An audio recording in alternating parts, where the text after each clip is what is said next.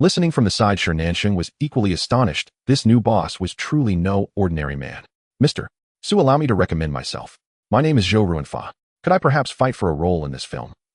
Seeing that Wu Mengda's matter had finally been settled, Zhou Ruinfa hurriedly spoke up. You will play Su Wenxiang, Su Heng said. Same as with Ada. Bring over your artist contract and sign it. Thank you, Mr. Su, thank you. Overjoyed by Su Heng's words, Zhou Ruinfa could hardly contain himself. He had only come to compete for a supporting role, yet the male lead had unexpectedly fallen into his hands. This trip had turned out to be more than worth it. This is Nansheng, general manager of Hengyi, Su Heng said. You can work out the minor details together. After speaking, Su Heng turned his head and said, Shengjia, I'm entrusting the film company to you. Rest assured, Chairman Su, she replied. I promise I won't let you down. The 2 scripts I handed over to you today can also begin production, Su Heng added. Understood, Chairman Su. After the guests left, Wu Xiaoqian came in to tidy up. Her previous clothes and styling had truly dragged down her looks. Now with her hair freshly done, a professional business suit on, and a light touch of makeup, she appeared far more radiant. With her tall, graceful figure, she was in no way inferior to a film star. With her back to Su Heng, Wu Xiaoqian was cleaning the coffee table when her whole body suddenly stiffened and her face flushed scarlet. A woman's sixth sense told her that a searing gaze was fixed on her backside. Her movements became faintly unnatural, and she proceeded to break 2 cups in a row, then scrambled in a fluster to clean up the mess. By the time she finally left Su Heng's office, her face was completely flushed. 2 weeks later came the premiere day of Shanghai Tan. Breaking with his old rule of finishing an entire drama before editing, Su Heng chose a new approach. Following the model of American dramas from his previous life, he decided to film and broadcast simultaneously, and in the future, even revise the storyline based on audience feedback. Though this demand left the entire crew somewhat unaccustomed, they still completed the first 2 episodes as required. After all, he was the boss. In the TVB lobby, senior executives of Hengyi Films and TVB clustered around Su Heng like stars encircling the moon, enthusiastic smiles lighting up their faces. In addition, many media reporters and special guests had arrived, making the scene extraordinarily lively. TVB had long been suppressed by the drama Da Dianqing on the rival channel Li's television. Ratings had plummeted, audiences had drifted away, and advertising revenue had shrunk sharply. Now they desperately needed a drama to challenge Da Dianqing and reverse the situation. Everyone knew that Shanghai Tan had been entrusted by the new boss with precisely this mission. This was the first blaze the new boss meant to kindle. Whether the fire would truly take depended on the broadcast results that very night. To the point that Zhao Yaji wanted to speak with the boss alone and thank him in person, yet never found the chance. She could only sit with fellow leads Wu Yusen, Zhou Ruinfa, and Wu Mengda nibbling on snacks and chatting idly. The premiere was set for 8 o'clock sharp, and it had not yet begun. A smile hung on Wu Yusen's face, but inwardly he was deeply uneasy. He knew this was his first real piece of homework to hand in, whether he could win the approval of the new boss and the audience was of vital importance to him. Zhou Huimin, by contrast, looked carefree, hiding in a corner with Fang Min as they ate pastries. The last 2 weeks had exhausted her. She knew Hengyi had pinned great hopes on this drama. He had even tailored the theme song for her to sing. Practice, recording, and re-recording had all been on a tight schedule, but at last the song was finally finished. Once everyone entered the small screening room next door and took their seats, the lights went out, and the hall was plunged into darkness. A moment later, the screen lit up. Waves rushing, waves surging, the rolling river never rests. A beautiful melody rose, Zhou Huimin's singing filling the room and sending a jolt through everyone present. It was truly enchanting. When the theme ended, the story began. Played by Zhou Ruinfa, Su Wenxiang appeared in tattered clothes, alone and desolate as he wandered the streets of Shanghai. Amid the student movements, he had lost not only his beloved, but also his freedom. 3 years in prison had made him resolve to turn over a new leaf and strive for his future. Alone, he came to the prosperous, dazzling metropolis of Shanghai. A stranger in a strange city with no one to rely on, he met Ding Li, a poor pear seller played by Wu Mengda, and the two became fast friends.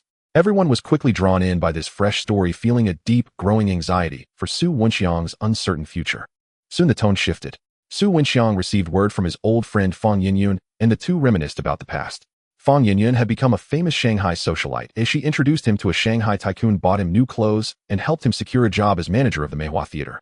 Before long, Su Wenxiang had found his footing at the Meihua Theater and won the boss's appreciation, his career finally showing a glimmer of light. At this moment, the antagonist entered a former acquaintance, a Bing, consumed by jealousy of the protagonist's talent, plotted against him only to have his schemes foiled by Su Wenxiang. Having failed once, a Bing devised a vicious new plan to buy off Ding Li and hire him to kill. He arranged for Ding Li to lie in wait by the roadside, ready to lunge out with a flashing blade and stab Su Wenxiang and Fang Yinyun as they passed.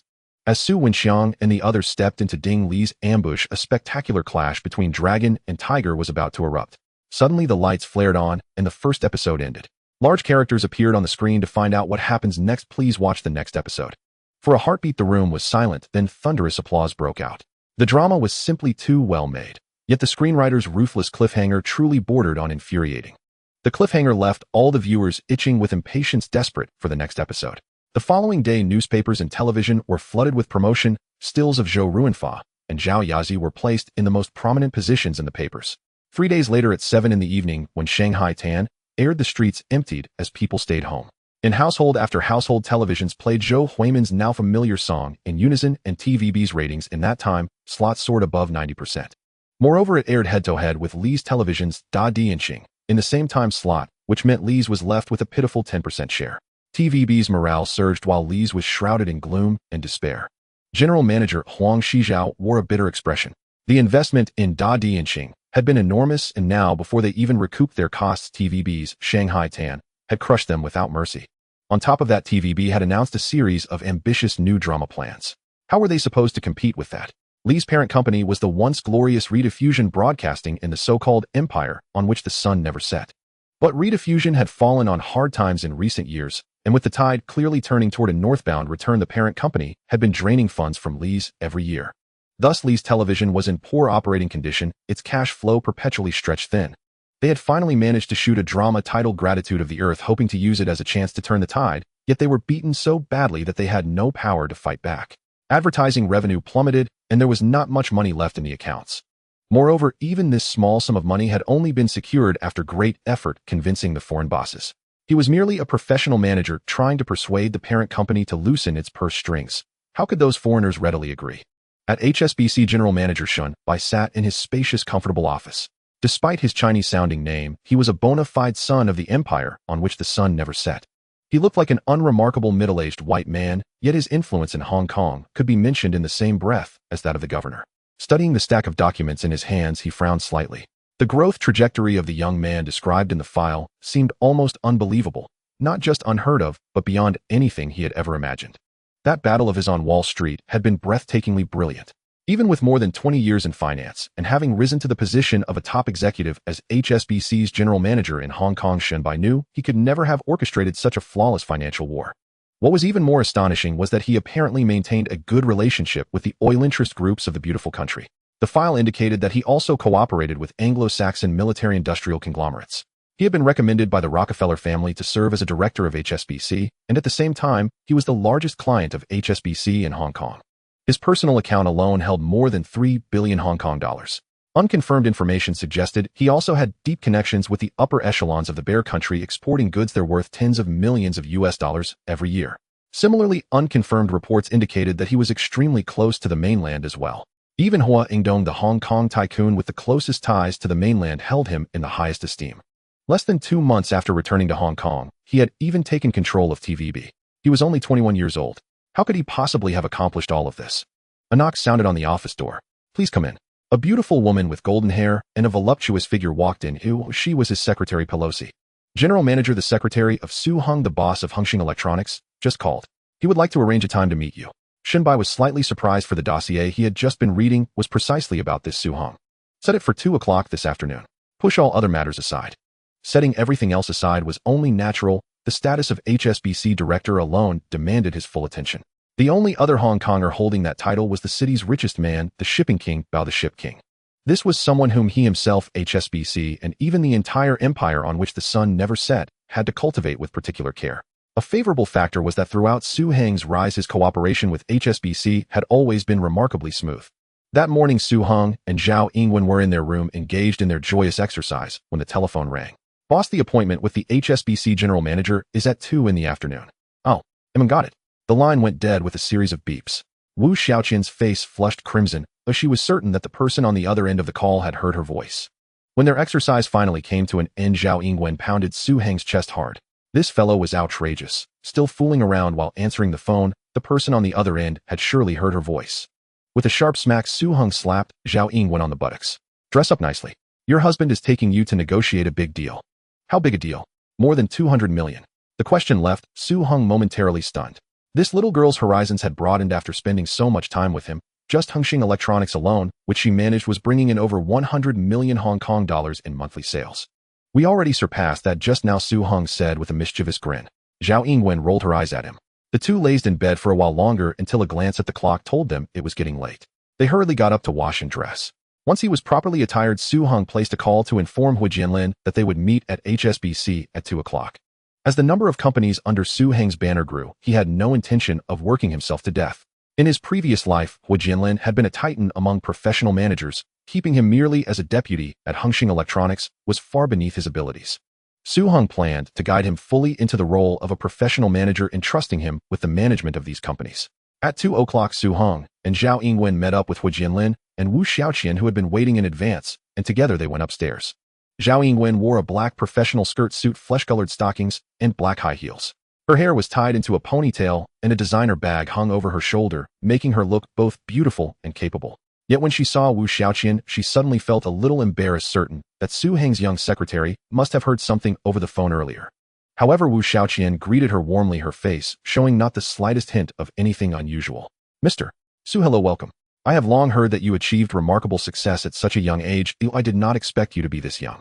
Mr. Shin, hello. I have long admired your name.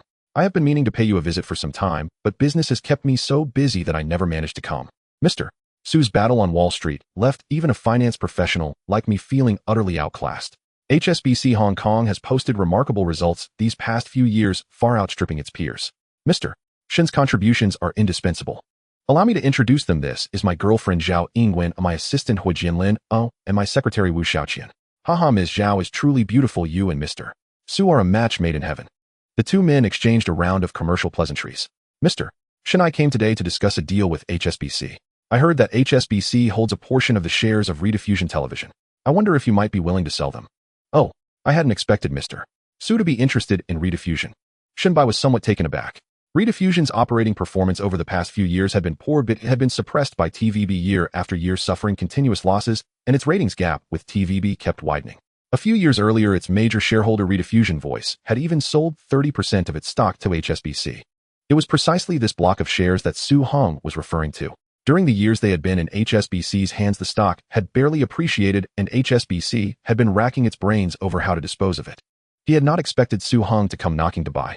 Rediffusion's current market valuation is 100 million Hong Kong dollars.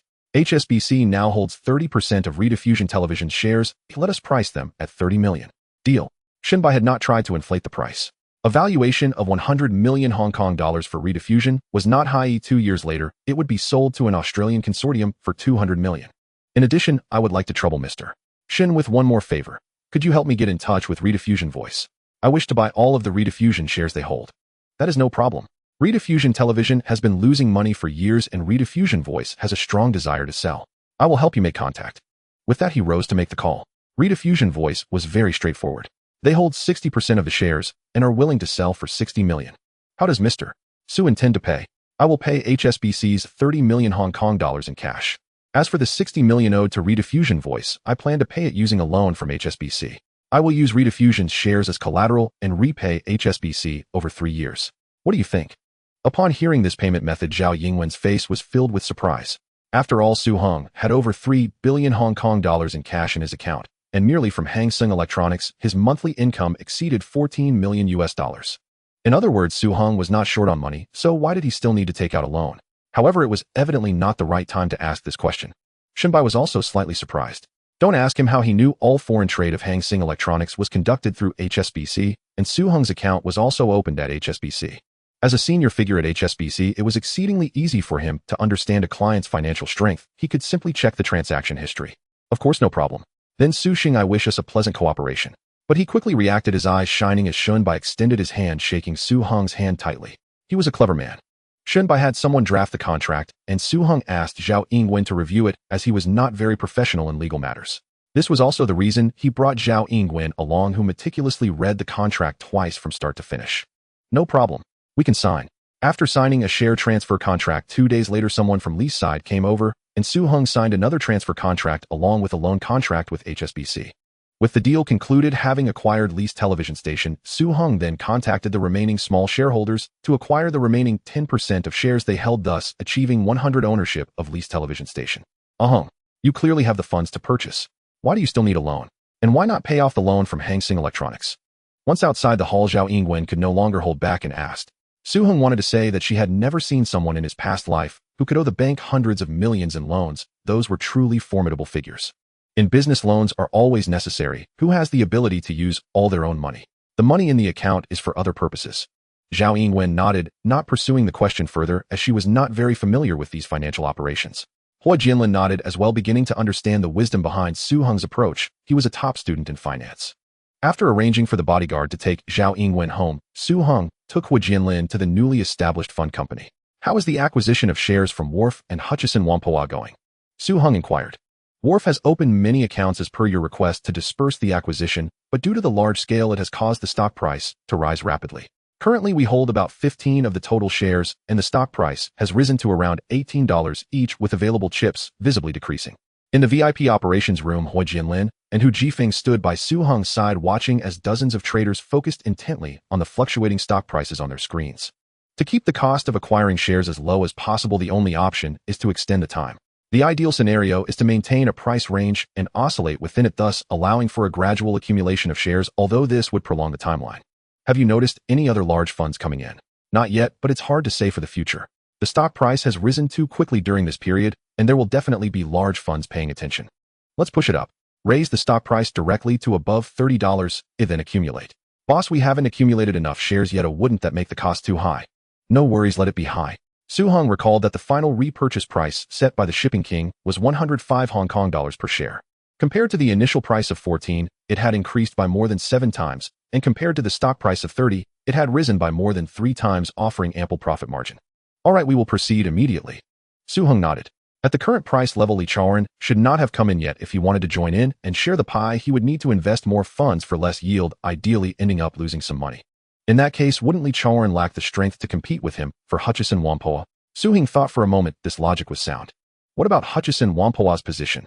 Hutchison Whampoa's market cap is larger, with over 6 billion Hong Kong dollars. We have currently accumulated about 10 million shares, and the stock price has slightly increased to around 22. There's no rush for this stock. We can slowly accumulate, stopping when we reach 30 million shares, and then assess the market situation before deciding on the next course of action. Okay, Old will go out and see if you can acquire a few movie lines. Additionally, check on newspapers, magazines, and comic companies. If there are good options, acquire a few.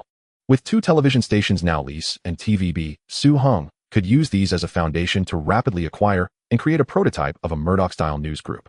Okay, boss.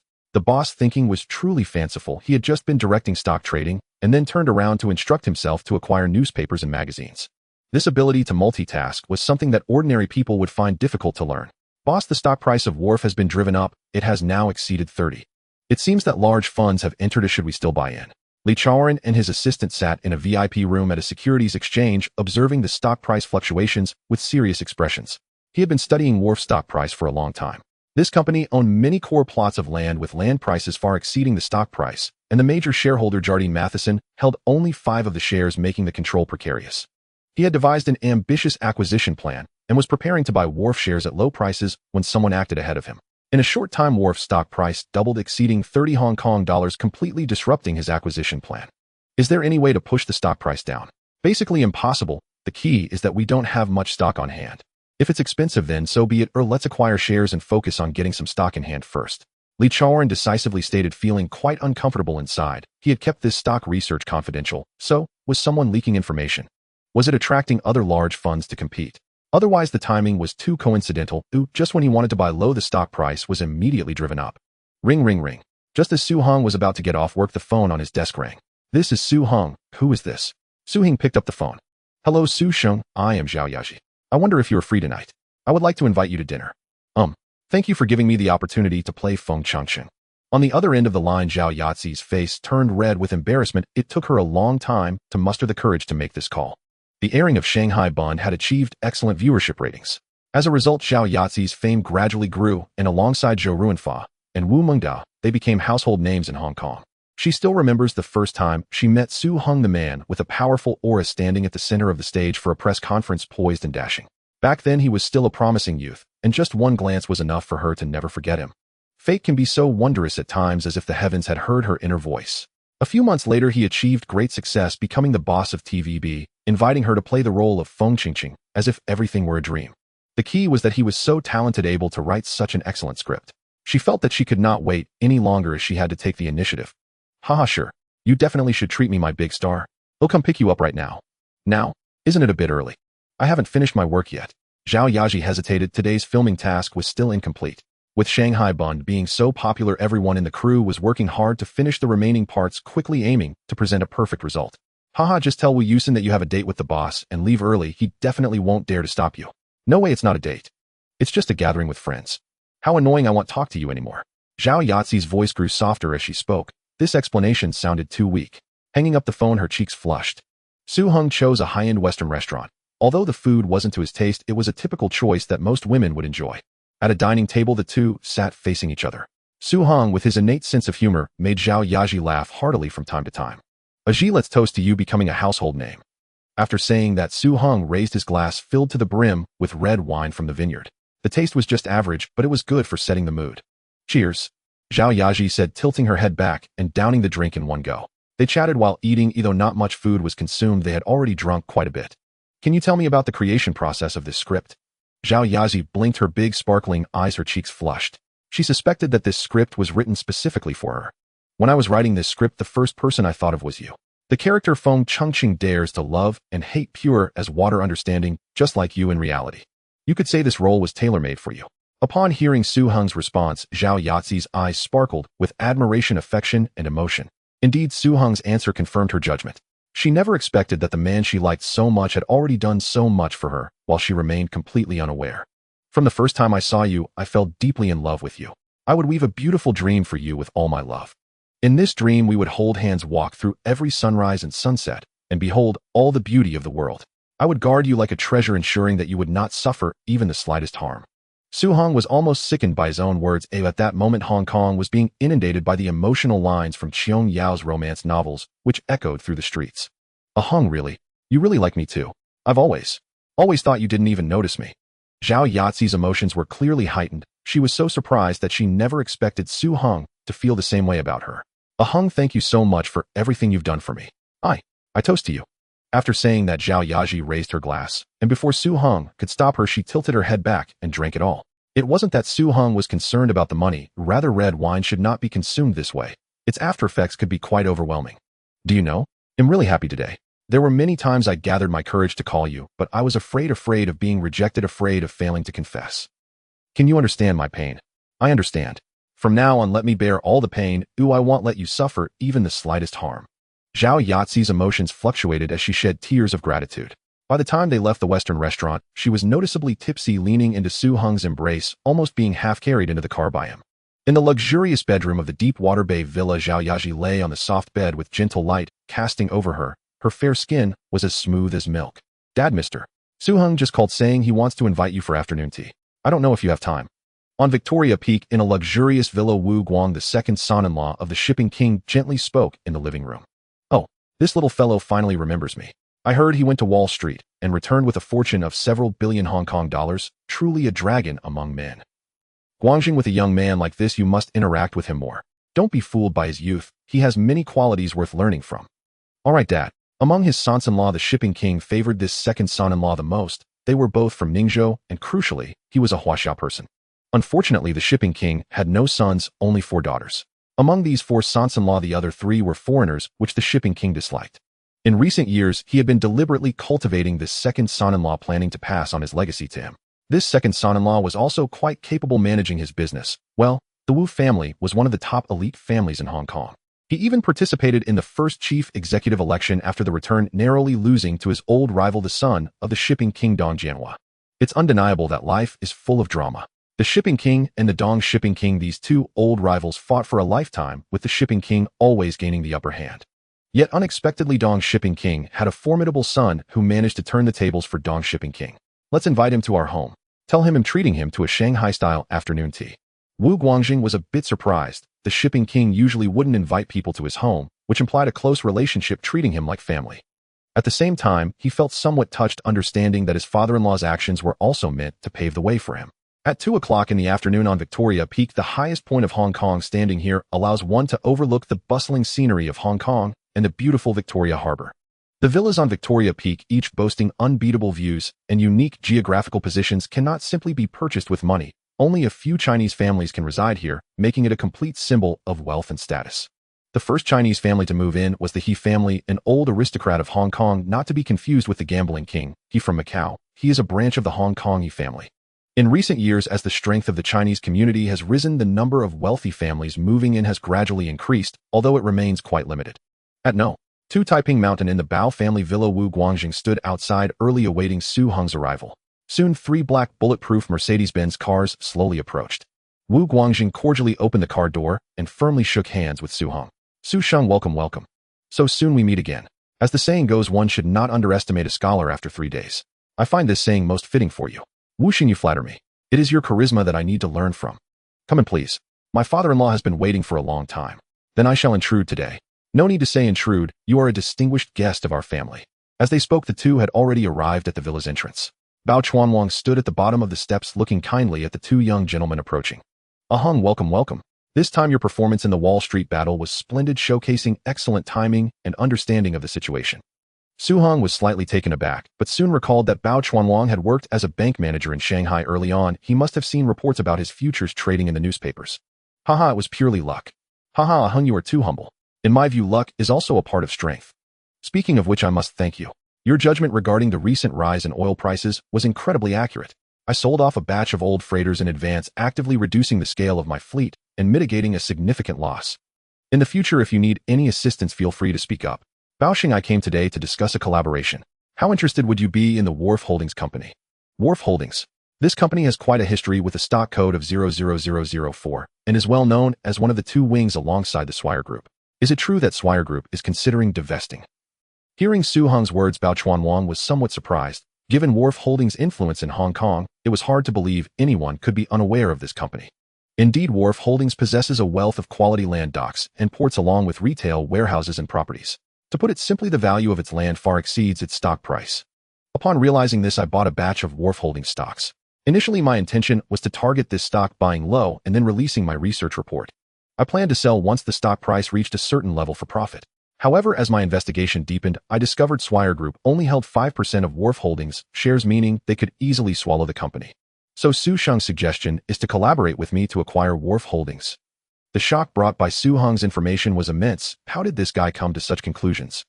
It seemed there was a reason he could make money on Wall Street. How did he analyze such key data about Wharf Holdings?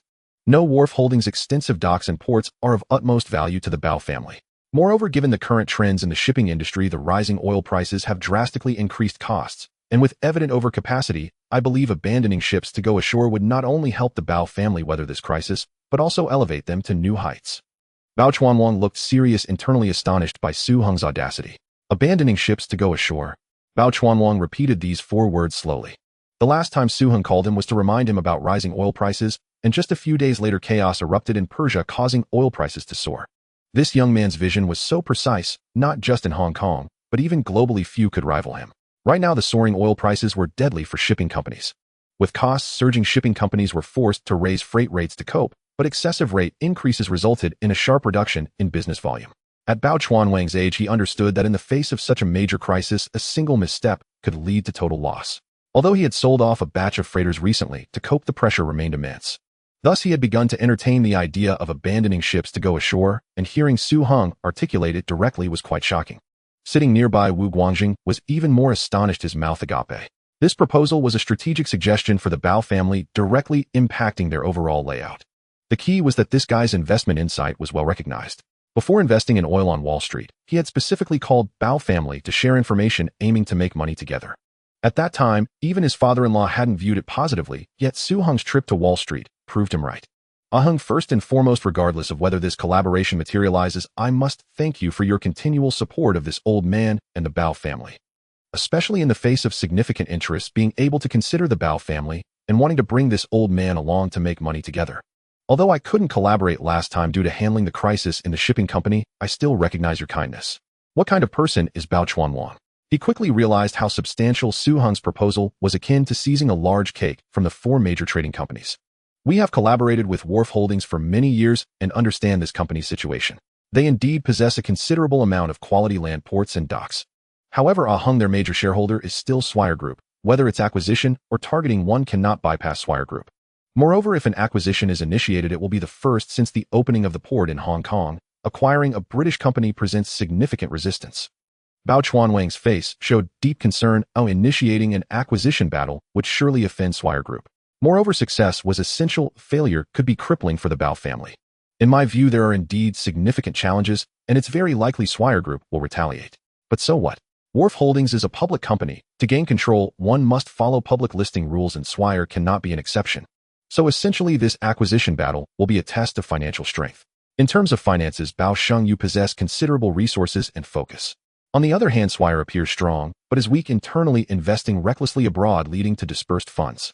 In terms of importance, Wharf Holdings is crucial to your family's future, potentially elevating your strength significantly. Conversely, for Swire, Wharf Holdings is just one of many companies. The importance cannot be compared. Once the battle begins, how much capital he is willing to mobilize for a repurchase remains uncertain. From this perspective, he Trading Company finds itself at a disadvantage. You are also a director at HSBC. As long as you can secure HSBC's support, I believe he will have no chance of winning. Upon hearing this, the Shipping King's face brightened, dispelling the clouds of doubt. The rumors circulating outside are likely true. The Ni family is reportedly offering a soda factory and shares in TVB to marry into this young man. Unfortunately, all 4 of my daughters are already married, otherwise I would genuinely consider competing with the Ni family. Talents are hard to come by. Looking at my second son-in-law Wu Guangjing, who is already quite remarkable among his peers, I realize he still pales in comparison to this young man. Alright, Guangjing, go arrange for the secret acquisition of shares in Wheelock. Is there property for sale at the Peak? Su Heng's eyes lit up at the mention. The mansions at the Peak are not only priced, but also scarce and hard to come by. A single mansion represents a wealthy family, and unless the original owner intends to sell, there are strict requirements for potential buyers. Such information typically circulates among elite families. As an established aristocrat, the Shipping King clearly has an advantage, indicating his goodwill. Villa No. 1 at the Peak belongs to the Portuguese family of Yizidi, who plan to leave Hong Kong and are willing to sell their property. Another impressive individual, the current governor of the Australian island, a noble from Portugal, holds substantial assets in Hong Kong. No wonder he can afford Villa No. 1 at the Peak. This villa is undoubtedly the #1 property in Hong Kong. It's worth noting that the Shipping King lives in Villa No. 2, while the governor's official residence is Villa No. 3. It's a rare opportunity, and I must seize it. Please, Mr. Bao, help me with an introduction. An independent estate occupies an entire hill. The estate consists of a main villa and 2 smaller villas, with the main building being a 3-story Victorian-style structure complete with a swimming pool and garage. Remarkably, there is even a large helicopter landing pad on the lawn behind the garden. The interior features classic Western-style decor and is fully equipped. It's astonishing that there is a grand double-height reception hall and 24 luxurious bedrooms, each with its own bathroom, allowing for 10 or 8 wives to live comfortably.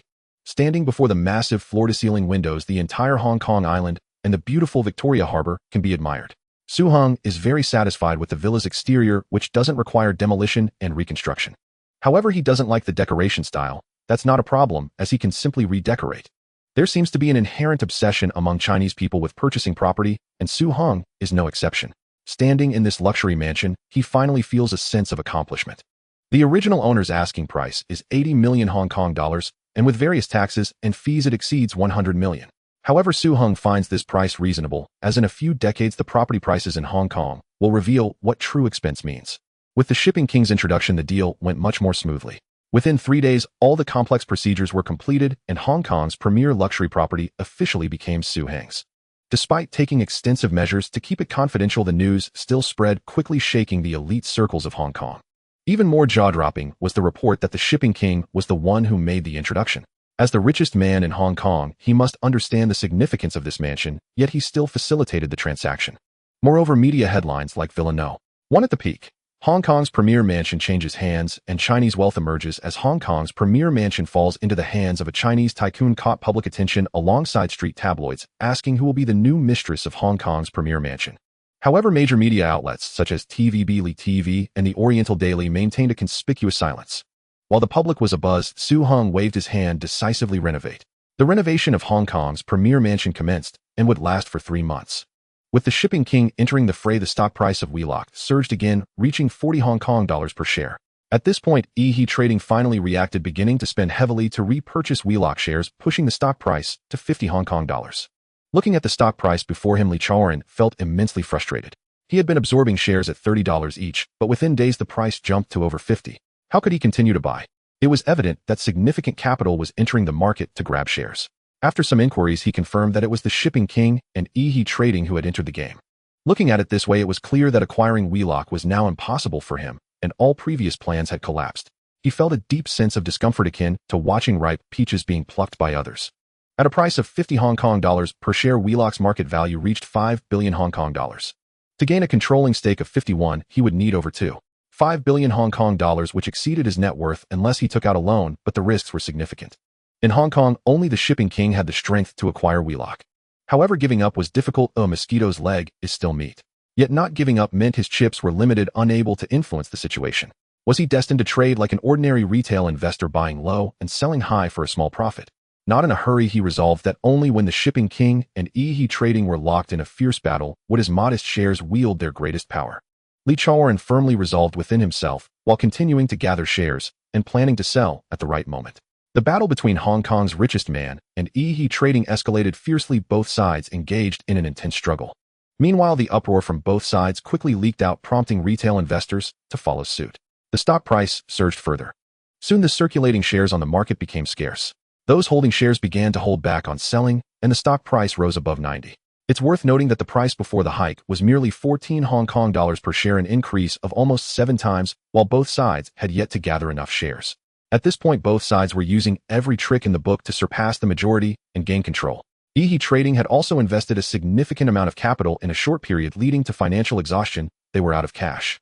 He proposed a share swap plan, exchanging shares of the property group for Wheelock stocks. The shipping king had also exhausted a large portion of his wealth, with funds running low. Facing He's desperate move, he followed Su Hong's strategy and approached HSBC Shun by hoping to secure a loan of 2 billion Hong Kong dollars. Meanwhile, He Trading also approached HSBC with the same request for loan support. In the end, the king of charter boats secured the loan thanks to his good relationship with HSBC. With the loan backing him, the king of charter boats confidently raised the price to 105 Hong Kong dollars per share, but the selling volume had almost vanished, making it impossible to acquire any shares even with the increased price. He only held 35% of the shares, which was roughly equivalent to what Iha had in hand. He knew it was time to call that little fellow. Can you come to HSBC? Let's meet and talk. The king of charter boats called Su Hong, choosing to meet at HSBC because he knew that Su Hong held a significant number of shares, possibly the largest cash transaction since the island's opening. In the office of HSBC's senior executive Shun by the king of charter boats, Su Hong and Zhao Yingwen were gathered around a tea table. I called you today because I want to acquire all the shares of the Wharf Holdings you have. Name your price. I have 20 million shares of Wharf Holdings, which at 105 Hong Kong dollars per share amounts to approximately 2.1 billion Hong Kong dollars. This offer was to exchange shares for mine, but I refused. The king of charter boats felt a pang of anxiety. Su Hong's shares were sufficient. A 20% stake could easily sway the outcome of this competition. If he sided with Iha, his efforts would be in vain. I will acquire everything in cash. Just name your price. The king of charter boats was somewhat anxious. Don't worry, Baosheng. Even if I hadn't suggested acquiring Wharf Holdings, I would still support you, because only you can manage Wharf Holdings well. Yes, investments are too diversified, and they dabble in various industries. They sold off a substantial amount of Wharf Holdings shares to invest in Mumbai Jalongpo and Xinjiapa, which led to Iha losing control over Wharf Holdings. You and I are both islanders. Wharf Holdings is indispensable to us. Therefore, I believe Baosheng is fully capable and motivated to manage Wharf Holdings well, and the long-term benefits that will arise from this are what I value. Hearing this, Shin Bis' eyes lit up. These words struck a chord with him. Iha had sought his support, but he chose to back the king of charter boats. The reason was quite simple. He was a pure financier who believed that finance should focus solely on finance, free from politics, factions, and ethnicity. Who to support or not was judged by one standard: who could manage the business well and bring long-term stable benefits to HSBC was his primary consideration. As a result, many in the British Empire criticized him as a white-skinned trader, which was indeed a misunderstanding. This guy was genuinely white-skinned and devoted to HSBC's interests. So I plan to sell 15% of the shares, and with my support for Baosheng taking over Wharf Holdings, I intend to offer a discount to 80 Hong Kong dollars per share, which totals 1.2 billion Hong Kong dollars. The remaining 5% will be for financial investment intended for long-term holding. All right, consider this old man indebted to you. The king of charter boats thought for a moment and readily agreed. Su Hong's price was quite reasonable. After all, the current acquisition price for retail investors had already reached 105 Hong Kong dollars per share. Yet Su Hong's discount was already quite a favor to this old man. This young man was truly remarkable, able to handle such a significant profit with ease. All of this also refreshed Shun Bis' perception. He called in professionals to draft the contract. After Zhao Yingwen checked it thoroughly, both parties signed the contract, marking the largest single transaction since the island's opening. Today's transaction truly overturned Zhao Yingwen's understanding. She initially thought it would be a difficult negotiation and had prepared a plan to help Hung secure the maximum benefits. However, she found that one was HSBC's senior executive and the other was the island's richest man. Figures she had only seen on television. Her boyfriend Hung, a young man in his 20s, was sitting at the same table as them, conversing easily, while she from beginning to end had not managed to interject a single word. In the end, she merely played the role of a personal lawyer reviewing the contract.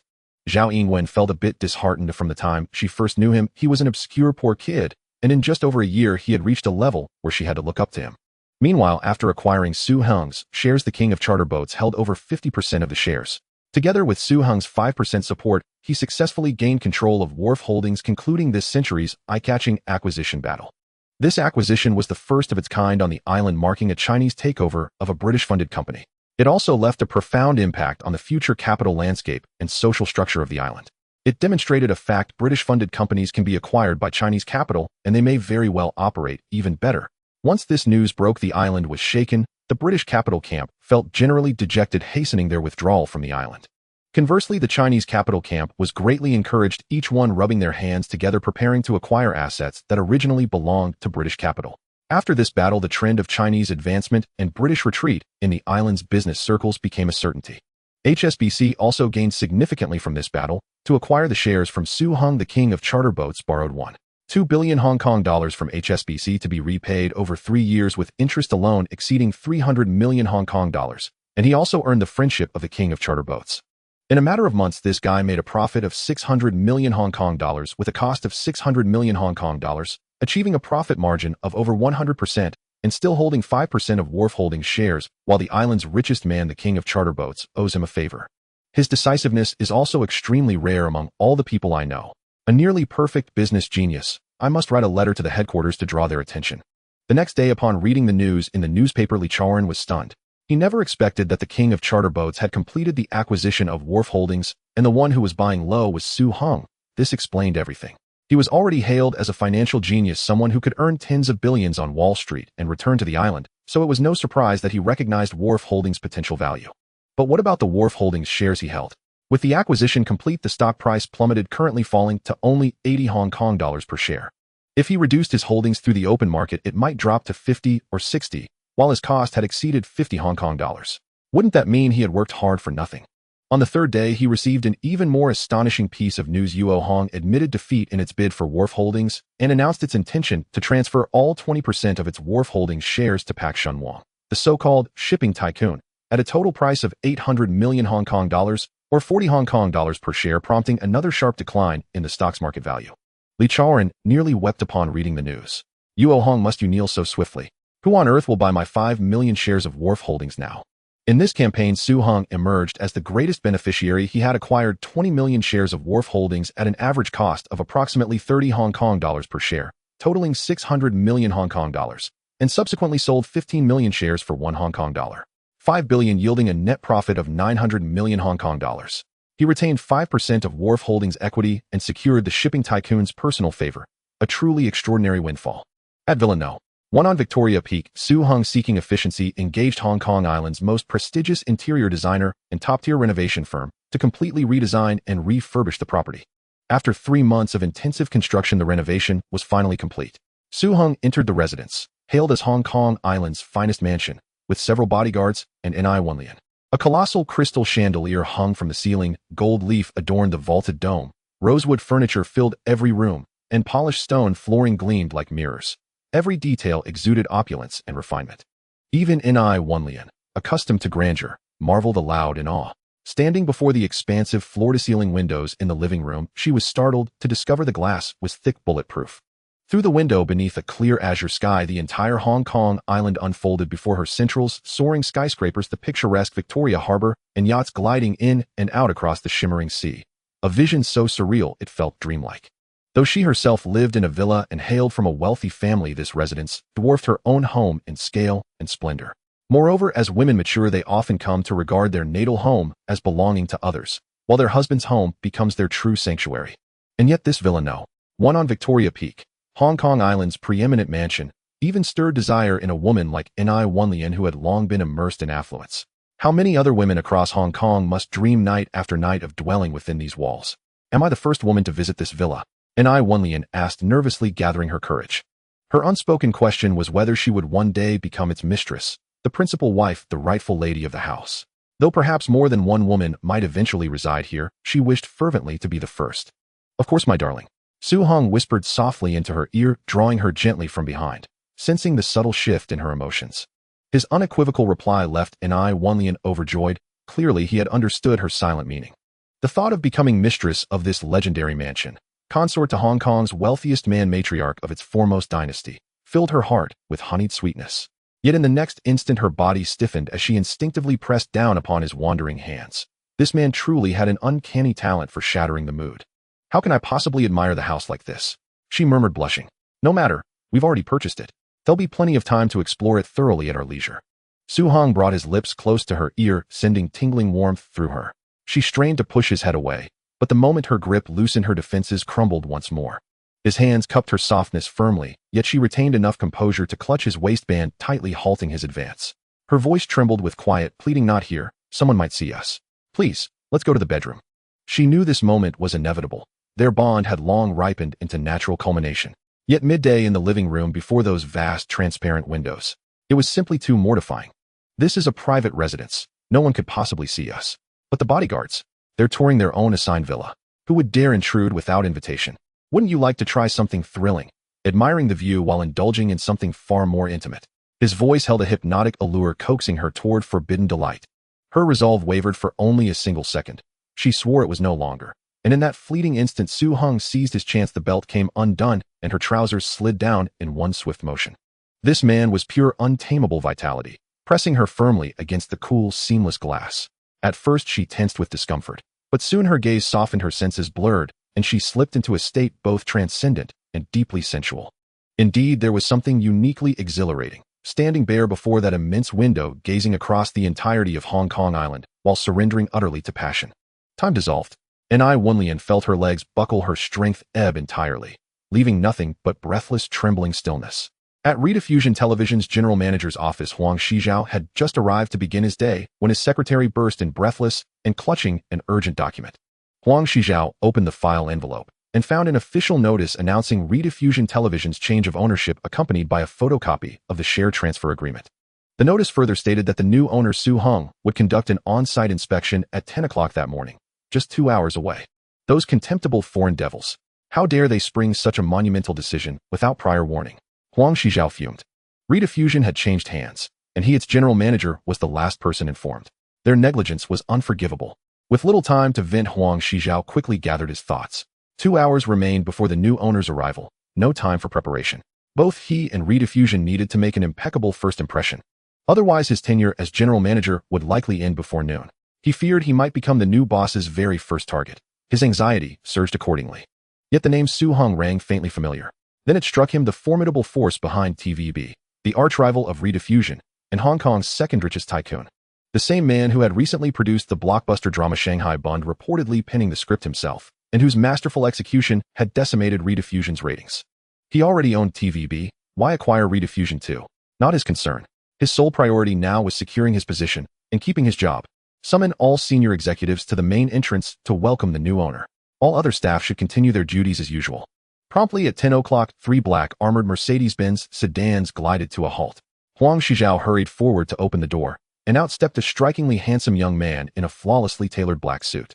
It was quite remarkable that the new boss could call out each of their names as he shook hands with the beautiful executives waiting at the door. He even exchanged warm pleasantries with them, indicating that the new boss had indeed put in some effort. Notify all mid-level and higher supervisors to gather in the conference room. I'd like to chat and get to know everyone.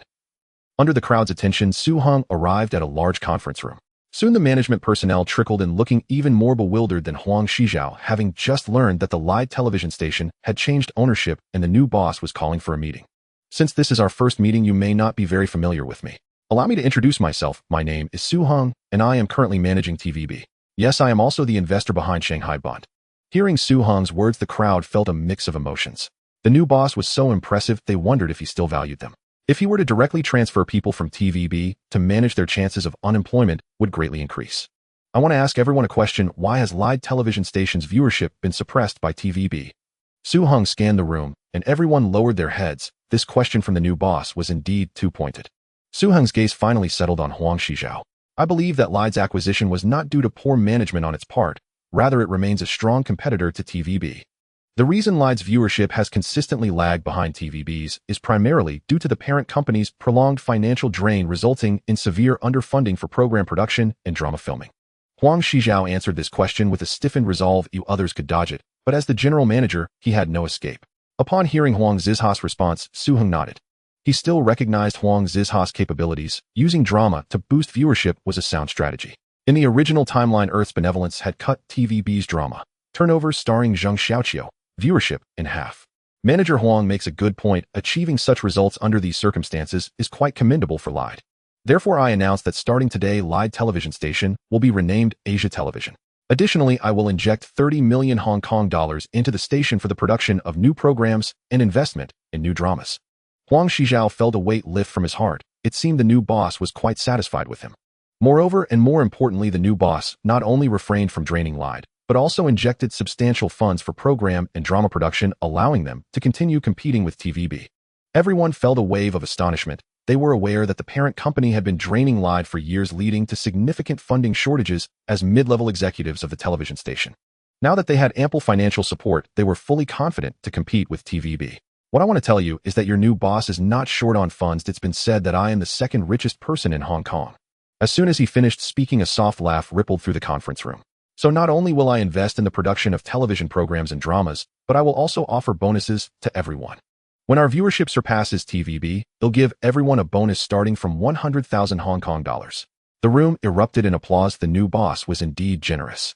In the chairman's office, Su Hung leaned over the large desk, rapidly jotting down something on a sheet of white paper. Seated opposite the boss desk were Huang Shizhao, the three bears of Lide, Mai Dongxiong, Li Zhaoxiong, Tu Yongxiong, and the screenwriter Sierra Lin, all with faces of astonishment. At the top of the white paper were three large characters program list. Having heard that the boss was wealthy and talented, capable of writing scripts, they wondered if he could also create programs and draft a program list himself. 700730 Finance Express. During this time slot, the head of the household typically wakes up and has breakfast before heading to work. Broadcasting their most concerned topics during this time would be ideal. What do they care about the most? Of course, it's financial news. The broadcast content consists entirely of financial news, stock market information, major announcements from listed companies, international commodity prices, etc. Two financial experts will provide professional analysis and commentary, while stock prices scroll across the bottom of the screen. 730930 Drama, Earth's Benevolence. In fact, this drama is quite excellent, hailed as a classic. In the original timeline, it outperformed TVB's hit drama turnover, starring Zheng Xiaoqiu, during the same time slot, which saw its viewership halved. The storyline centers around the family of Yang Dake from Guangxing Wei, Xiangshan County, Guangdong, depicting their life changes during the late Qing dynasty and early Republic of China.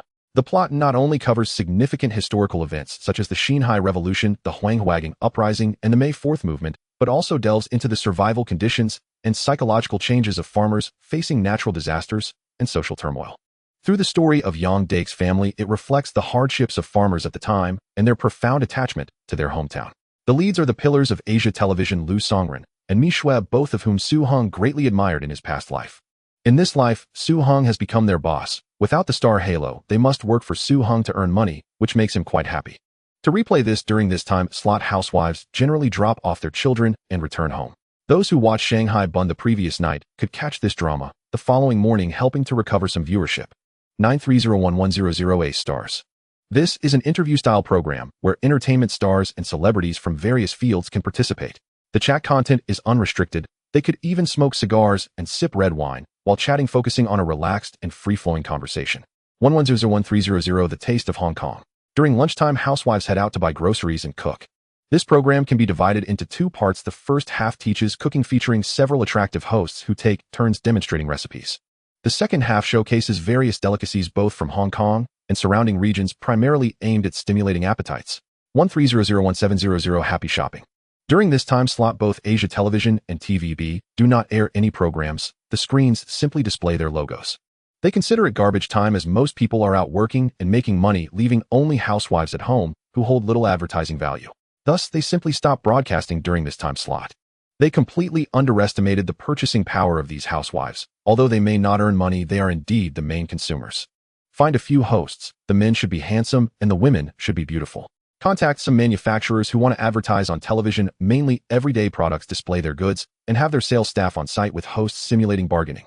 This piece of clothing is not $299 nor $199 today. I have invited the owner here to slash the price directly. Let me discuss with the owner if this price works. Alright, to give back to our old and new customers today, we will sell at a loss. The boss agreed 99 yuan, surprising isn't it? Unexpected isn't it? For the audience who enjoys it, please call the phone number limited quantity. First come, first served. Seeing this looks familiar. That's right, it's the live broadcast of the future, the same routine, only the form has changed. 17001900 Animated Series, Transformers. This time slot belongs to the children. Having just finished their homework, they sit on small stools in front of the television, and the animated series undoubtedly captivates them the most. Su-hung still remembers that in his childhood after school, he would write his homework at lightning speed just to free up time to watch cartoons. Before 5 o'clock, he would already be sitting in front of the television aback. Then it was Transformers, which truly accompanied Su-hung throughout his entire childhood. At that time, owning a Transformers toy was a dream for many children. Transformers hasn't even started filming yet. It seems a toy company from the island nation created it in '83, and in '84 it was adapted into an animated series by the American company Hasbro. There is still plenty of time. They can capture the market and develop a series of toys and comics. It can also be made into a movie. Thanks to Transformers, countless companies have been sustained, demonstrating the popularity of this animated series. Su-hung still remembers the dynamic melody of the opening theme. In the distant depths of the universe, there is a planet named Cybertron. Millions of years ago, a highly intelligent life form, the Quintessence, developed military and civilian robots for profit, exploiting the robots for gain or amusement, but over time the robots began to evolve. The robots gained consciousness, attained independence, but divided into two factions, the Autobots and Decepticons. They battled from Cybertron to Earth, and the grand tale of Transformers slowly unfolds. In Su-hung's memory, he didn't recall the plot at all during his childhood. What he remembered most clearly was the two factions of robots fighting fiercely over energy cubes. The Autobots assist humanity and protect Earth, deemed the righteous side, while the Decepticons plunder Earth's resources and conspire to destroy everything on the planet, naturally representing the evil side. Justice must prevail over evil, and under the leadership of Optimus Prime, the Autobots repeatedly thwart the schemes of the Decepticon leader Megatron. The story can be infinitely expanded. Today, they battle mechanical insects. Tomorrow, they seize farmers' grain, and the day after that, a duel between the two heroes. Su-hung wrote an outline and tossed it to the screenwriters. Let them pull their hair out. 19001930 Evening News. During this time slot, the routine evening news airs, covering politics, entertainment news, and quirky stories from the streets, with a focus on brevity. Moreover, there's no need to be as serious as the central media. After all, it's not a government outlet. The host can provide commentary leaning towards humor and lightheartedness. 1930-130 TV series, Gratitude to the Earth. This is prime time for the television station. After a busy day, the whole family finishes dinner and gathers in front of the television, initiating their family binge-watching time. The focus is primarily on one television drama, and of course advertisements are mostly inserted during this time. The weekend variety show Millionaire, which airs once a week, allows citizens from the island, regardless of whether they are workers, farmers, lawyers, or teachers, irrespective of profession, region, or education level, from legislators to commoners, to sign up and answer questions for a chance at a $1 million prize. Looking at the program list in front of them, Huang Shizhao and the three heroes of ATV were both astonished, unable to close their mouths. The three heroes of ATV were deeply captivated by the outline of the Transformers story, Autobots, transformation, Cybertron. All three were stunned by the new boss' creativity. Holding the script of Transformers in hand, they were all exhilarated. The boss had provided the story and the outline. This animated series must achieve a viewership rating of at least 70%, or they would consider it a failure. Although you are young, I have already heard of your names at TVB. The scripts you wrote are quite remarkable, and Gratitude to the Earth is very popular. But do you want to take it a step further? To create history with me? This animated series boosting the ratings in the island, I don't even consider it a big deal. Do you know what I am best at? At this point, Su-hung deliberately paused to pique their curiosity. What I excel at is making money from Westerners. I can write it into a movie, adapt it into a comic, turn it into toys, and sell them to the island nation, sell them to the beautiful country. Let this animated series become a global sensation, a shining light in every child's heart. What do you think? Do you have the confidence? Boss, is it really possible? Xiao Ruo Yuan stammered, unable to imagine that an animated series could reach such heights. If it truly could achieve such heights, he would indeed become a world-renowned screenwriter. This depends on your own abilities. Make the story as exciting as possible. Remember, think entirely from a child's perspective. I have acquired a comic company and an animation production company. I will place them under ATV managed by you to cooperate in creating the animation. The others were greatly astonished. It should be noted that manager Huang was known for boldly employing newcomers, and although they were employed, it remained controversial due to their youth and lack of notable works. The new boss was even bolder than manager Huang, directly having two companies cooperate with their work, showing remarkable support and trust. Besides, if you need any other support, you can speak to manager Huang or come directly to me. So what will it be? Do you want to be heroes or bears? You decide. Boss, we want to be heroes. From the perspective of the future animated series in this era were relatively crude, screenwriting was one aspect, and the other was comics which were drawn and then pieced together frame by frame into animation. However, from a global perspective, whether in technology, talent, or screenwriting, they had already far surpassed Asia, even rivaling Hollywood. Otherwise, in the 80s and 90s, the island style wouldn't have gained worldwide popularity. Huang Shizhao was somewhat pleasantly surprised by the program list. It included news, dramas, and variety shows, all perfectly timed to capture the free time of different audiences. The new boss is not only wealthy, but truly talented. It seems the rumors that the script of Shanghai Bond was personally written by the boss are indeed true, and I heard that several other scripts are currently in production. He is confident that although it hasn't been revamped yet, based on his instincts, the ratings of the new program will see a significant increase, possibly even surpassing TVB. Recruit a batch of broadcasting-trained hosts, young, eloquent. Men must be handsome, at least one. 8 meters tall. Women must be attractive, at least one. 7 meters with good figures. Each program must have no fewer than 2 pairs of hosts. Understood, boss. Register the copyrights for these programs and speed up preparations. 2 weeks at most. I want to see the new shows launched, and I will come to watch the pilot broadcasts. The registration of the copyrights was crucial. Su Hung remembered that in his previous life Yasi had acquired this show for 50 million Hong Kong dollars. The original copyright belonged to a certain Never-Setting network. This time they had intercepted it. There was no shame in beating those pale-faced rivals to it. The joy on Huang Shizhao's face vanished. His expression turned grave, as if the boss's invisible pressure made it hard to breathe. For Yasi, these programs were a total revamp, essentially starting from scratch, so 2 weeks was an exceedingly tight timeline. The new boss's capabilities were simply overwhelming, and that imposed an intangible strain on his subordinates. He was likely to demand a high level of personal competence from them. Yet one great advantage of such a capable leader was that he had already paved the way. The staff merely had to execute well. If ratings surpass TVB, everyone receives a bonus. If not, everyone's pay will be docked. Su Hung spoke with emphasis. Also continue the artist training classes. Promising talents in singing, dancing, and acting should be absorbed. To Huang Shizhao, that everyone the new boss referred to naturally included him. Frankly, this was a test, a trial for him and all the former Lied staff, and also the new boss's first decisive move after taking office. If a man could not even be fed when the food was put to his lips, then he did not deserve to sit in that seat. At that thought, a surge of determination rose within Huang Shizhao. He said, "All right, boss, I will organize it at once and deliver a satisfactory result." The next day's newspapers announced that Lied Television had been renamed Yazhou Television, abbreviated as Yasi, and unveiled a slate of brand new programs.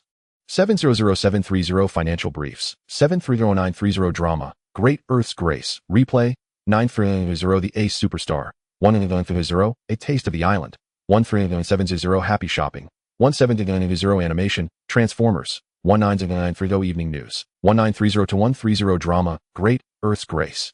Weekend evenings featured the variety show Millionaire. Housewives across the island were stunned by the lineup. Most items were understandable, but what on earth was Happy Shopping? Could one really shop on television? The paper said viewers could call to order a single phone call, and the goods would be delivered home. This sounded promising. A Taste of the Island also appealed. Food always draws the eye. 5-star chefs teaching recipes on television made mouths water even at a glance. The Ace Superstar was a celebrity interview show which sparked gossip and speculation. The men, on the other hand, paid more attention to financial briefs and the evening news. Another set of readers viewed the news from a completely different angle. They were the makers of daily household goods. The newspaper explained that Yasi was recruiting vendors. Products must be guaranteed in quality and be the cheapest across the whole island, and chosen products could be offered for sale on Happy Shopping free of charge to the island's entire audience. First, a free opportunity for television exposure was irresistible. Second, it was a chance to sell products. Why not seize it? Third, it saved the cost of renting stores and cut out middlemen. However, Yasi did not provide the service entirely free. They would charge 15% of the day's sales. Even so, it was far cheaper than selling through intermediaries. And since the fee was sales-based, even if the goods did not sell, there was little loss. Just consider it free advertising. Hongxing Electronics mainly sold to other regions and rarely advertised on the island as sales at home were limited. Why not use this chance to build a reputation locally? Sales Vice President Wang Weiming picked up the phone and called. Busy signal. He redialed busy again. Half an hour later, he tried once more, still busy. Ms. Zhao Yasi has a chance to appear on television for free to sell products. I want to try to secure it, but it's too hot. Do you know anyone at Yasi? Could you help make a call? Wang Weiming knocked on Zhao Yingwen's office door and walked in with the newspaper in hand. Which station is Yasi? Zhao Yingwen had not yet noticed the news that morning and looked puzzled. It's the former Lied Television. It's been renamed Yazhou Television, abbreviated Yasi. Wang Weiming explained with a smile. Although the boss lady was still an undergraduate since taking charge of Hongxing Electronics, she had prospered and become a well-known, powerful woman on the island with extensive connections. They will run live segments to sell daily necessities. Our appliances and electronics could be sold on TV too. It would also serve as an advertisement. Zhao Yingwen read the recruitment notice in the paper and pursed her lips with a smile. It was surely her husband's handiwork, always producing unexpected surprises. Not long ago, the share transfer contract for Lied Television had been signed at HSBC by her and Su Hong. Now they were launching new programs. Prepare a plan which products will go on television. How should they be priced? How will delivery and installation be handled? We sell appliances, large items that require in-home installation. Put together a scheme. All right, Ms. Zhao. Also draft an advertising campaign. We will place ads on Yasi in the future. Zhao Yingwen thought for a moment and added another brief instruction. Facing the same situation was Xun Jiawen of Liana Beverages. She was responsible for soda sales and did not want to miss a free advertising opportunity on Yasi. But the 3 phone numbers published in the paper were unreachable. The lines were busy all morning. Perhaps there were simply too many merchants with the same idea.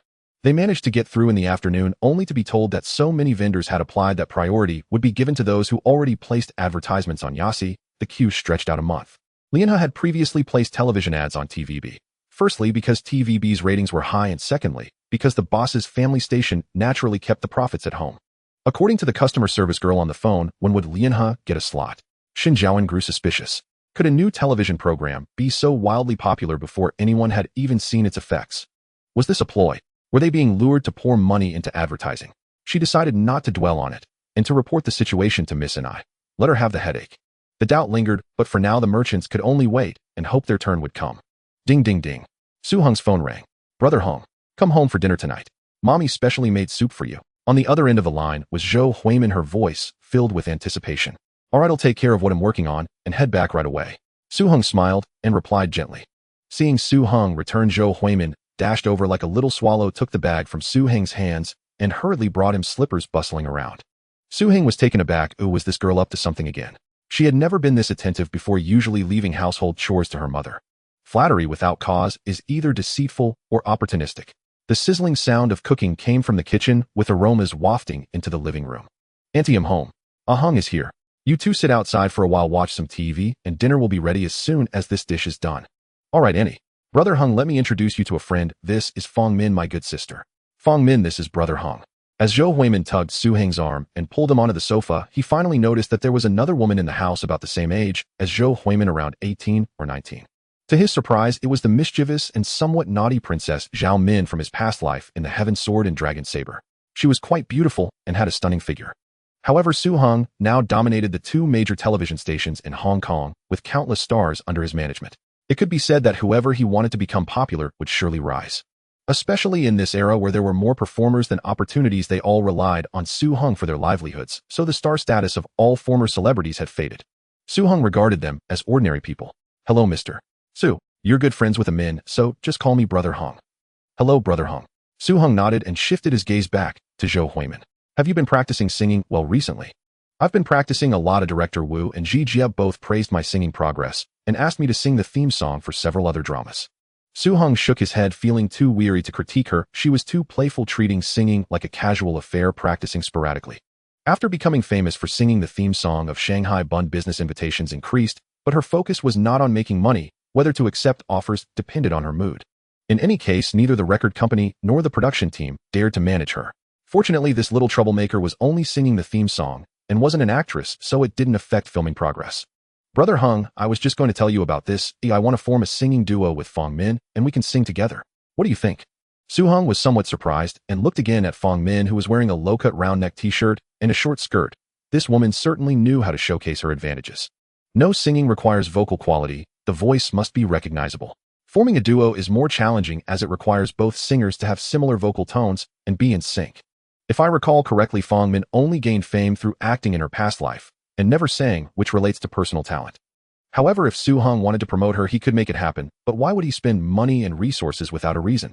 I think a Mint's voice is quite good. Oh, why not let her participate in the singing competition and give her a runner-up position in the end? Zhou Huimin, sitting beside Su Hong, held his arm and gently shook it, still advocating for her friend. No, the runner-up has already been decided. Just a runner-up, can't you remove her and let a Min take that spot? Such audacity. In a competition held at great expense across Hong Kong, merely reaching the finals is a coveted opportunity for many singers. Countless singers perform at bars and street corners, but how many can truly make a name for themselves? Only Zhou Huimin, this little girl, is oblivious to her own fortune. No, there's a girl whose godfather is a major client of a soda company who has already invested in 2,000 bottles of soda to donate to a charity abroad just to secure that runner-up position. Zhou Huimin and Fong Min were taken aback. That was indeed a significant investment. 2,000 bottles of soda, nearly $1 million Hong Kong dollars, just for the runner-up of this singing competition. At the same time, Fong Min felt a sense of loss, just as she suspected. This was essentially a feast of capital where the one who spends the most calls the shots. As for whether the singing was good or not, that was actually inconsequential. It seemed that the first reason about vocal recognition was just an excuse to prevent her from taking Zhou Huimin's resources. Feeling secretly aggrieved, she wondered why. Why couldn't she have such a good brother? Zhou Huimin, hearing Su Hong's words, understood that he indeed faced difficulties and didn't press the issue further. Soon Zhou's mother finished cooking, and the group gathered around the dining table. The simple home-cooked meal suited Su Hong's taste, and he devoured 2 large bowls. Zhou's mother chatted with Su Hong about the situation of the chain supermarket and the Hengyu Mahjong Hall, which had now opened 5 chain Mahjong halls alongside 5 chain supermarkets, all not far from the Hengyu Mahjong Hall. Su Hong inquired about the situation. Si Yulian was in charge of the Mahjong Hall, while Zhou's mother was responsible for opening the nearby supermarkets, and the two collaborated quite harmoniously. After dinner, Su Hong dropped Fong Min off at home on the way. Fong Min sat in the passenger seat, feeling somewhat down. Today's experience made her realize a harsh truth: for children from poor families, it is incredibly difficult to stand out. Almost everything enticing has a price tag unless you can offer resources in exchange. Su Hong was referred to as Zhou Huimin's brother, but what kind of brother was he? Zhou Huimin had long announced that everyone should call her sister-in-law, claiming she was Brother Heng's woman. Oh, was she not just a romantic interest? Why was it that Zhou Huimin never seemed to lack money? She could buy whatever she wanted, sing whenever she wished, and become a star if she desired. The lucky girl's godfather was willing to spend lavishly, buying 200,000 bottles of soda to vote for her. One could only imagine how ironic the title godfather was. If she wanted fame to be like Zhou Huimin and that unknown girl, what resources could she offer in exchange? It seemed the only thing left was her pretty face. What Zhou Huimin could achieve, she could also accomplish. Brother Heng, I want to be famous too. I want to have lots and lots of money like a man. Help me. I can pay any price. She knew that the man before her had such capabilities. That was why she had been planning for so long, finally having the chance to have dinner together tonight. If she didn't seize this opportunity, she didn't know when the next chance would come around. Have you made up your mind? Yes. Fong Min nodded firmly, her expression resolute. The opportunity for second place in the competition is gone. Upon hearing Su Hong's words, the spark in Fong Min's eyes gradually dimmed. However, other opportunities remain. Acting in television dramas or becoming a host. I want to act. At these words, Fong Min's eyes suddenly lit up with delight. Whether singing or acting mattered little to her. What truly mattered was seizing fame and earning substantial wealth. Given free choice, she would in fact prefer acting. First, join a production crew as a supporting actor. Once you've accumulated experience, I'll craft an entire series tailored specifically for you, starring you as the female lead. Su Hong believed in helping exceptionally diligent young women whenever possible. Reflecting afterward, he considered himself by nature a kind-hearted man. There's a hotel at the next intersection. 2 weeks later, ATV launched its brand new program. The special program superstar welcomed Chow Yun-fat, Ng Man-tat, Sherry Chan, and Chow Wai-min, the principal cast of the Bund. The 4 actors, joined by 2 hosts, sat together on 2 curved sofas. The atmosphere was relaxed and intimate, like an easygoing family conversation. Host, with the phenomenal success of the drama The Bund, all 4 of you have become household names across the nation. What are your reflections on this landmark production? Chow Yun-fat. First and foremost, I wish to express my deepest gratitude to Mr. Su, the mentor and benefactor who changed my life. Initially, I accompanied Ada to his audition, never imagining that Mr. Su would spot me instantly, and thus the role of Su Wenxiang in the Bund was born. Ng Man-tat, Afat has already voiced everything I intended to say. I'm left speechless. The audience chuckled warmly. Ng Man-tat, at the lowest ebb of my life, I met my current employer, Mr. Su. I owe him profound thanks for entrusting me with the role of Ding Li. It was Mr. Su who resurrected Ng Man-tat. Praising one's boss on live television was perfectly acceptable. In contrast, Cherry Chan's response sounded notably formal and rehearsed. I extend heartfelt gratitude to Hengyi Company and director Wu Yusin for their guidance. through which I gained invaluable experience. I believe the success of this drama rests entirely upon the collective dedication and hard work of every member of the production team. Chow Wai Mean, my greatest reward has been meeting Sister Chan, Brother Fat, Brother Da, and indeed every single person on set. They are all genuinely kind and wonderful. And the happiest thing, among all the performers on set, I sing the best. Her youthful charm and cheerful candor drew laughter from everyone present. Host, today alongside the stars of the Bund, we're honored to welcome a special guest, Director Wu Yusen. As he walks on stage, even the tycoons and socialites of the Bund rise to their feet, a single gesture revealing who truly commands authority in that world. In the program Happy Shopping, the moment the hosts appeared, viewers were instantly captivated. Handsome and radiant, both exuding effortless charisma. The male host stood 185 meters tall, the female host over 170 meters, both in their early 20s, a vision of elegance and vitality. A tiered display stand occupied the center of the stage, brimming with an array of women's footwear. Today's theme was exclusively shoes. Behind the hosts stood household appliances, electric fans, refrigerators, washing machines. Dear viewers watching at home, today brings extraordinary news. Behind me lie generous prizes provided free of charge by Hongxing Electronics for this very program: 6 electric fans, 5 refrigerators, 4 washing machines, 3 additional refrigerators, 2 televisions, and 1 pager. Simply call in to purchase any item featured on today's show, and you'll receive 1 complimentary entry into our prize draw. Buy more, earn more chances. Don't switch channels. This is unmissable entertainment. This exquisite pair is by Lee Footwear's latest summer crystal heel design, crafted from supple calfskin, sleek and luminous, enhancing a woman's silhouette with graceful height. Its durable sole ensures lasting wear, backed by a full satisfaction guarantee. Return or exchange, no questions asked. Retailing at 129 Hong Kong dollars in department stores, we've brought in the owner of By Lee Footwear himself and slashed the price to its absolute cost, not 129 Hong Kong dollars, or not even 99 Hong Kong dollars. Today, only 59 Hong Kong dollars. For just 59 Hong Kong dollars, no risk, no regret. For 59 Hong Kong dollars, step into poise, elegance, and commanding presence. Limited stock available, free home delivery. Call now to order. That afternoon, housewives across Hong Kong stared in astonishment at their television screens. Such a hybrid format, part game show, part infomercial, was unprecedented. And crucially, identical products were priced far lower than in retail stores. What were they waiting for? Watching the two hosts energetically pitch on screen, Su Hong smiled in quiet satisfaction. Their dynamic uncannily reminiscent of future livestream influencers. Half an hour later, all footwear was removed from the stage and replaced with shampoo. A fresh pair of hosts took the floor. Thus, 4 rotating host teams guided the broadcast while product lines cycled through several rounds. Meanwhile, the order hotline rang incessantly nonstop until the program concluded. Post-broadcast analysis revealed total sales exceeding HK 500,000 in a single afternoon, with profits surpassing HK 100,000. Even Su Hong was startled by the figure. Clearly, the purchasing power of Hong Kong's homemakers was nothing short of formidable. By day's end, ratings were released. ATV's viewership had surged to parity with TVB, exceeding 50%. When Huang Shijiao announced the news, jubilation swept through ATV. Higher ratings lifted everyone, especially ATV's artists, whose increased exposure inevitably elevated their market value. It marked the first time since TVB's inception that ATV had outperformed it in viewership, a result Su Hong had deliberately engineered. Equilibrium, fierce yet balanced rivalry between ATV and TVB. In ATV's staff cafeteria, festive energy filled the air. I heard the new boss is extremely pleased with the program. He might even issue bonuses. Really? Is that confirmed? I heard the new boss is extraordinarily generous with staff. Wow, look over there. A handsome man. Is he a new artist? Actresses Mi Shui, Zhang Manyu, Zheng Huaqian, and Wang Hong sat together at a table chatting over lunch, when the sudden exclamation drew their attention. Following the group's gaze toward the cafeteria entrance, a tall, strikingly handsome young man stepped into view. Even amid ATV's constellation of handsome talents, he stood apart. No wonder the commotion. That's no newcomer. He's our new boss. Don't try to fool me. Our new boss is that young. Don't stop me. I adore handsome men. Hopeless romantic. The voices of the two people were not low, and the nearby table with Mi Shui and Zheng Huaqian heard everything clearly.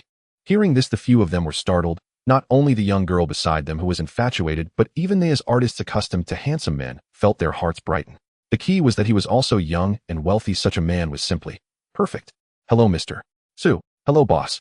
As they walked, people greeted him. Some were familiar faces, and some were not, yet Su Hong responded to each with a smile. In the employee cafeteria, Su Hong filled his plate with food and sat down at a nearby empty table. Zheng Huaqian picked up her plate and walked over, sitting across from Su Hong. This scene left Zhang Manyu and the others dumbfounded, thinking, Zheng Huaqian, you fickle person, do you really need to act so infatuated? Huaqian, aren't you at TVB? What brings you here today? Mr. Su, I'm here to admit my mistake. I left TVB because there are several scripts I like here at ATV. It's not that I have any issues with TVB or the boss. Haha, what's the matter? In the future, if you want to shoot scripts from either TV station, just let me know. Zheng Huaqian's heart relaxed. The new boss seemed genuinely generous. This could be a blessing in disguise, allowing her to work on dramas from both TVB and ATV, effectively doubling her opportunities. Moreover, even if there are issues, it's acceptable. It's all for the good of the company. You can bring it up with Manager Huang or come directly to me. Really, thank you, boss. We're about the same age, no need to call me Mr. Su, that's too formal. Just call me Hingo. Speaking of which, this is actually the second time we've met. We saw each other once at TVB and just exchanged a few hurried words back then. Now sitting across from her, Su Hong looked at her beautiful face, memories slowly resurfacing. In his past life, the character Miao Ruolan in The Flying Fox of Snowy Mountain was indeed a classic. Her beautiful face with bright and lively eyes, an oval face, and delicate features truly deserved the term stunning beauty. However, it seems she came from a good family background and had a somewhat willful and spoiled personality, clearly a romantic at heart. Su Hong remembered that in his past life, she ultimately remained unmarried, which was somewhat regrettable. The two chatted and laughed quickly, making Zheng Huaqian burst into joyful laughter. They must have talked about something amusing as she playfully tapped Su Hong's arm, almost like flirting. People occasionally came over to greet Su Hong, including several beauties. Seeing that Zheng Huaqian showed no intention of leaving, they also moved on. Su Hong ate quickly, but Zheng Huaqian was truly just counting grains of rice, having perhaps only half a bowl of rice. No wonder she was so thin. From a distance, Mi Shui watched Zheng Huaqian chatting warmly with the boss, irate as she stomped her foot. She had just missed the chance, being overtaken by the inexperienced newcomer Zheng Huaqian. She had previously declined the boss invitation to join Hung Yi Films. It wasn't a trivial matter. The key was that she had just signed with 8EV, which promised to promote her as the top actress there, skewing all the film and television resources in her favor. On the other hand, TVB was filled with talent, and going there would mean she wouldn't be able to secure good resources. Thus, her plan was to stay at ATV. Who would have thought? How long had it been since then? The boss had acquired ATV too, putting her in a rather awkward position. If the boss was generous, that would be fine. If he was petty and held a grudge against her, that would be disastrous. Before, she could choose between TVB and ATV, but now it could be said that anyone who fell out of favor with the boss would have to change careers. Finally encountering the boss, she intended to take the opportunity to explain, but unexpectedly Zheng Huaqian was too shrewd and took the lead. Knock, knock, knock. Come in, Mr. Su, may I take a moment of your time? I would like to report on my work. Mi Shui, come. Sit, Mr. Su, thank you for thinking highly of me last time and having your secretary call me to invite me to Hung Yi Films. I was mainly concerned that I had just come from Jia Yi to ATV and am not yet familiar with ATV. Jumping ship to Hung Yi would give others the impression that I am fickle. Moreover, everyone at ATV treated me well, so leaving without reason would go against the principles of friendship. Haha, Mi Shui. You shouldn't have any psychological burden about this. Whether at ATV or Hung Yi Films, we are all family now. Don't be distant, just work hard and do your best with the dramas. Mi Shui also asked Su Hong for his opinion on the drama Gratitude to the Earth, which Su Hong had not seen, so he couldn't provide any feedback. However, Mi Shui quickly found another topic to discuss. It was evident that she was very talkative, and they had a pleasant conversation. Hung Gu, I'm here to apologize. You're here to apologize? Su Hong nearly spat out his tea, as Mi Shui had just left, and Zhang Man Yu also came to the office to apologize. That day at KTV, I was the one who called Jiang Tai. A May later told me, and I realized there was a misunderstanding, a twist of fate. Although it was well-intentioned, it caused quite a stir. Later, Jiang Tai scolded me terribly, and I couldn't stay at the original film company anymore. After my contract expired, I came to ATV. Hung Gu, I truly didn't mean to. I was also worried about my safety and wanted to call someone to bring her back. Zhang Man Yu wiped her tears, feeling quite aggrieved. Others didn't know, but she certainly did. The seemingly harmless, handsome man in front of her was far from just a wealthy youth. He was a notorious bigwig in the underworld, even feared by Hong Xing. Her one phone call had triggered conflicts between two factions and indirectly caused the death of this bigwig's boss. If this were to be pursued as a small actress, how could she bear the weight of such underworld disputes? This revelation surprised Su Hong. He had not expected that it was Zhang Manyu who called Jiang Tai that night. However, strictly speaking, it had little to do with her as it pertained to the fundamental interests of the two factions. You didn't do anything wrong. On the contrary, I admire your loyalty to your friends. As for the gang disputes, they have nothing to do with you as a woman. Everything has passed. Since you're now at ATV, just work hard. If you encounter such matters again, remember to do what you believe is right. I, Su Hong, will be your strong backing. Thank you. Thank you, Hung Gu. Hearing Su Hong's authoritative voice, Zhang Man Yu felt deeply moved as a heavy stone in her heart finally fell. Taking the handkerchief Su Hong offered, she wiped her tears, endlessly grateful. The man before her suddenly became a towering figure in her heart. What others perceived as his youth and wealth seemed superficial. Being with him truly provided a sense of security. TSK, look at that shameless display. As she watched Zhang Manyu, who had clearly been crying past by Wang Hong, revealed a scornful look. Today truly opened her eyes. Usually they all acted so dignified and reserved, but upon seeing the new boss, young, handsome, and wealthy, they all revealed their true colors, acting as if they were lovesick, completely throwing themselves at him. Even in their first meeting, she wasn't even in the top 3. Where could she voice her grievances? She silently reminded herself that she must never befriend her colleagues. Wang Hong puffed out her chest, filled with confidence about her figure. Boss, there's a script I'd like you to take a look at. On the sofa, Wang Hong hugged her arms, and she could feel the softness from Su Hong's arm. It was evident that this woman knew how to act coy. Looking at the explicit script in front of him, Su Hong couldn't help but exclaim that this woman was truly diligent. Although the station is heavily promoting me, my development is hindered. I want to shoot some films with a bit more daring content to increase my visibility. Boss, what do you think? After putting down the script, Su Hong noticed that Wang Hong was looking at him with eyes that seemed ready to drip water, her ample cleavage on display. While her looks weren't extraordinarily stunning, her figure was particularly alluring. The key was that she had already taken off her high-heeled shoes, casually using her foot to tease his calf. A blatant seduction. It seemed that the pure maiden image was being compromised, and she was eager to undress to gain popularity. A girl who tried so hard surely deserved Su Hong's support. Then I'll take a look at how bold you can be today. Hee. Boss, you're so naughty. After Su Hong said this, he picked up the beautiful woman beside him and placed her on the desk. An hour later, watching Wang Hong's departing figure with her long creamy legs, the black stockings had long since vanished as she leaned against the wall, limping, her seductive expression still lingering. The little secretary Wu Xiaoqian cursed silently in her heart. Wretched woman. She spat inwardly. This woman pretended to be a pure maiden in public, but in private she was filled with desire. However, was that guy really such a stud? Thinking of this, a blush crept onto Wu Xiaoqian's face. At Xiao Yifu's villa, having finished watching the program, Xiao Yifu and Fang Yihua, who were waiting to see the spectacle, wore gloomy expressions. Although they no longer hosted at TVB, they still held 20% of the shares. This Asia Television, seizing TVB's ratings, was nothing short of robbing them of their profits. The key was that he had entered the television media industry and monopolized it so quickly. If he then shifted his focus to the film industry, what would become of Xiao's films? Ding ding ding. Su Hong was still embracing Fang Mingxiang's fragrant body when his phone rang. Who is it? What time is it? Are you still in bed? Are you going to leave me completely stranded on this cold sea cucumber island? On the other end of the line, Mei Yanfang had a look of resentment. Her time on Sea Cucumber Island was quite fulfilling, busy managing the foreign trade business for that detestable guy Su Hong. She felt she must owe him from a past life, as she had clearly come out to relax, but this guy made her work like a laborer.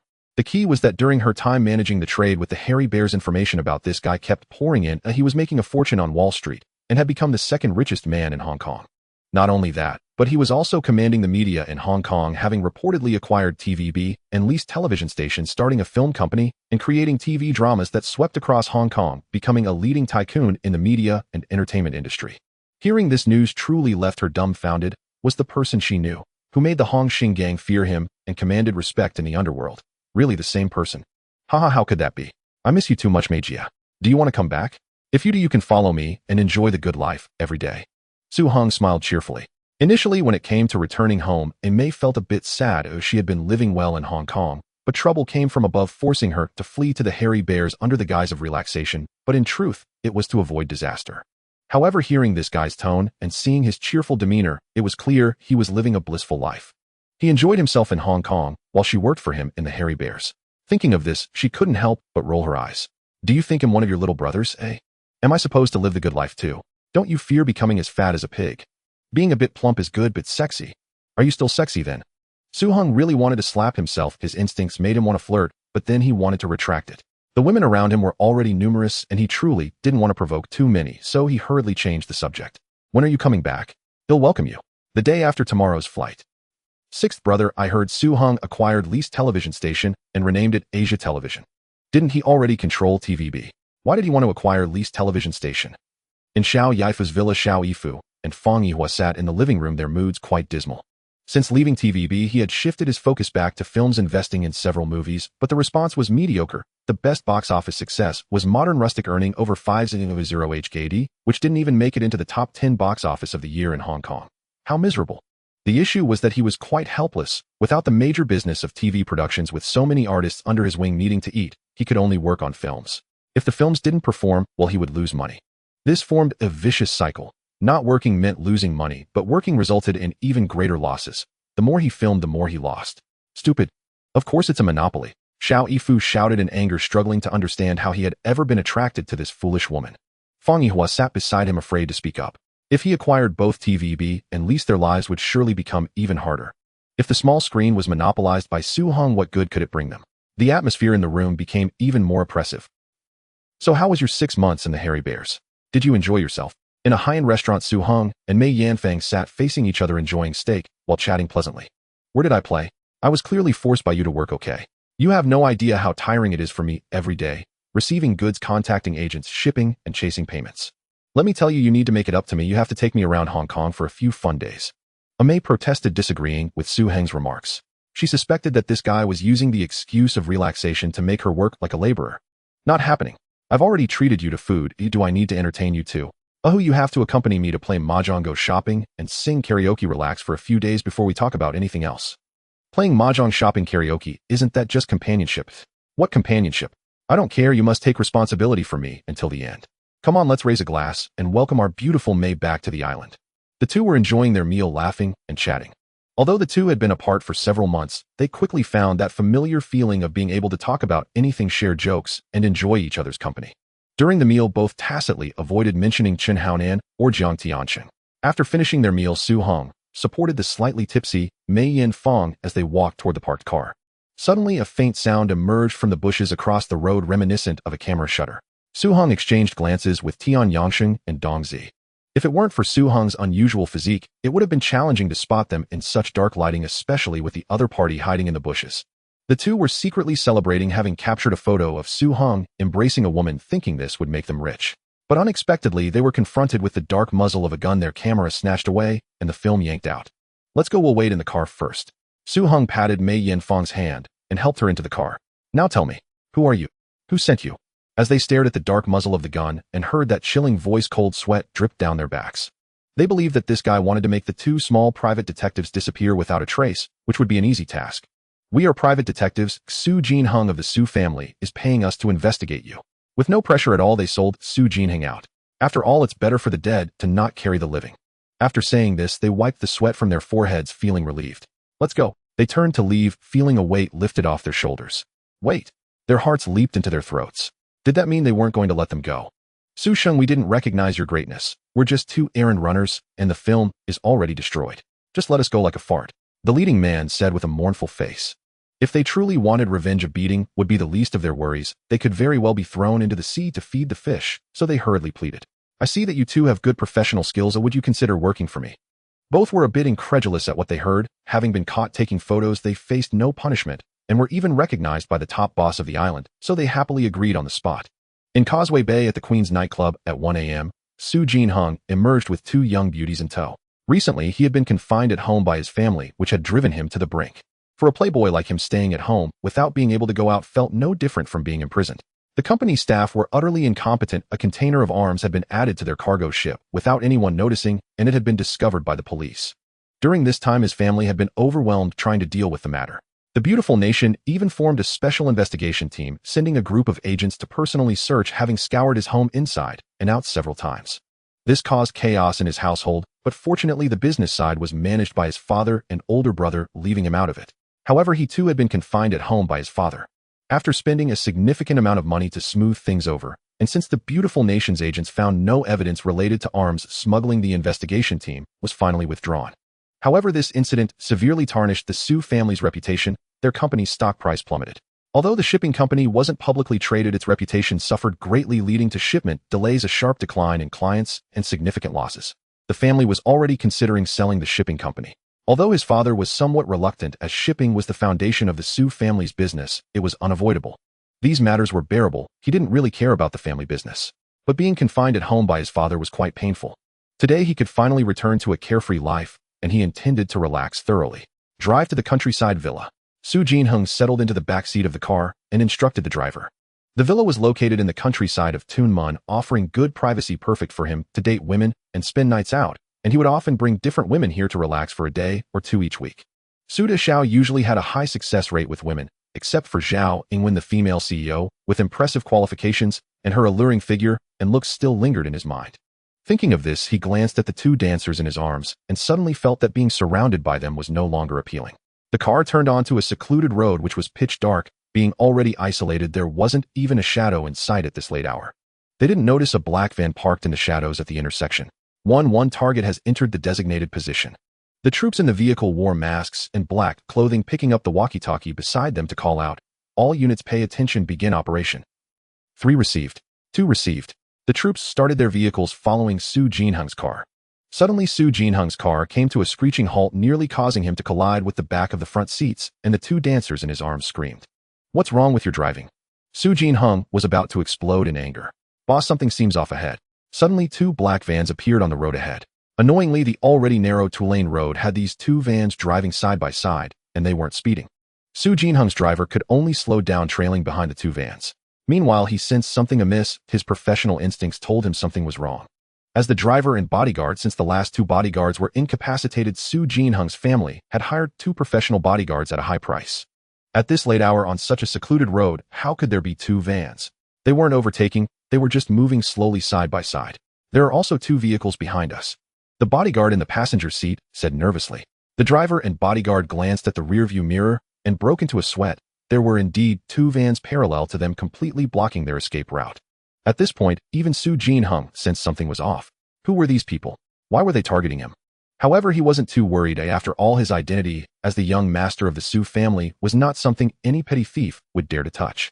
It could be said that before the infamous thief Zhang Ziqiang emerged, there had been no precedent of wealthy individuals being kidnapped. The sense of security among the wealthy was generally quite high, believing no one would dare to act against them. So it wasn't surprising that Su Jinheng had such a perception.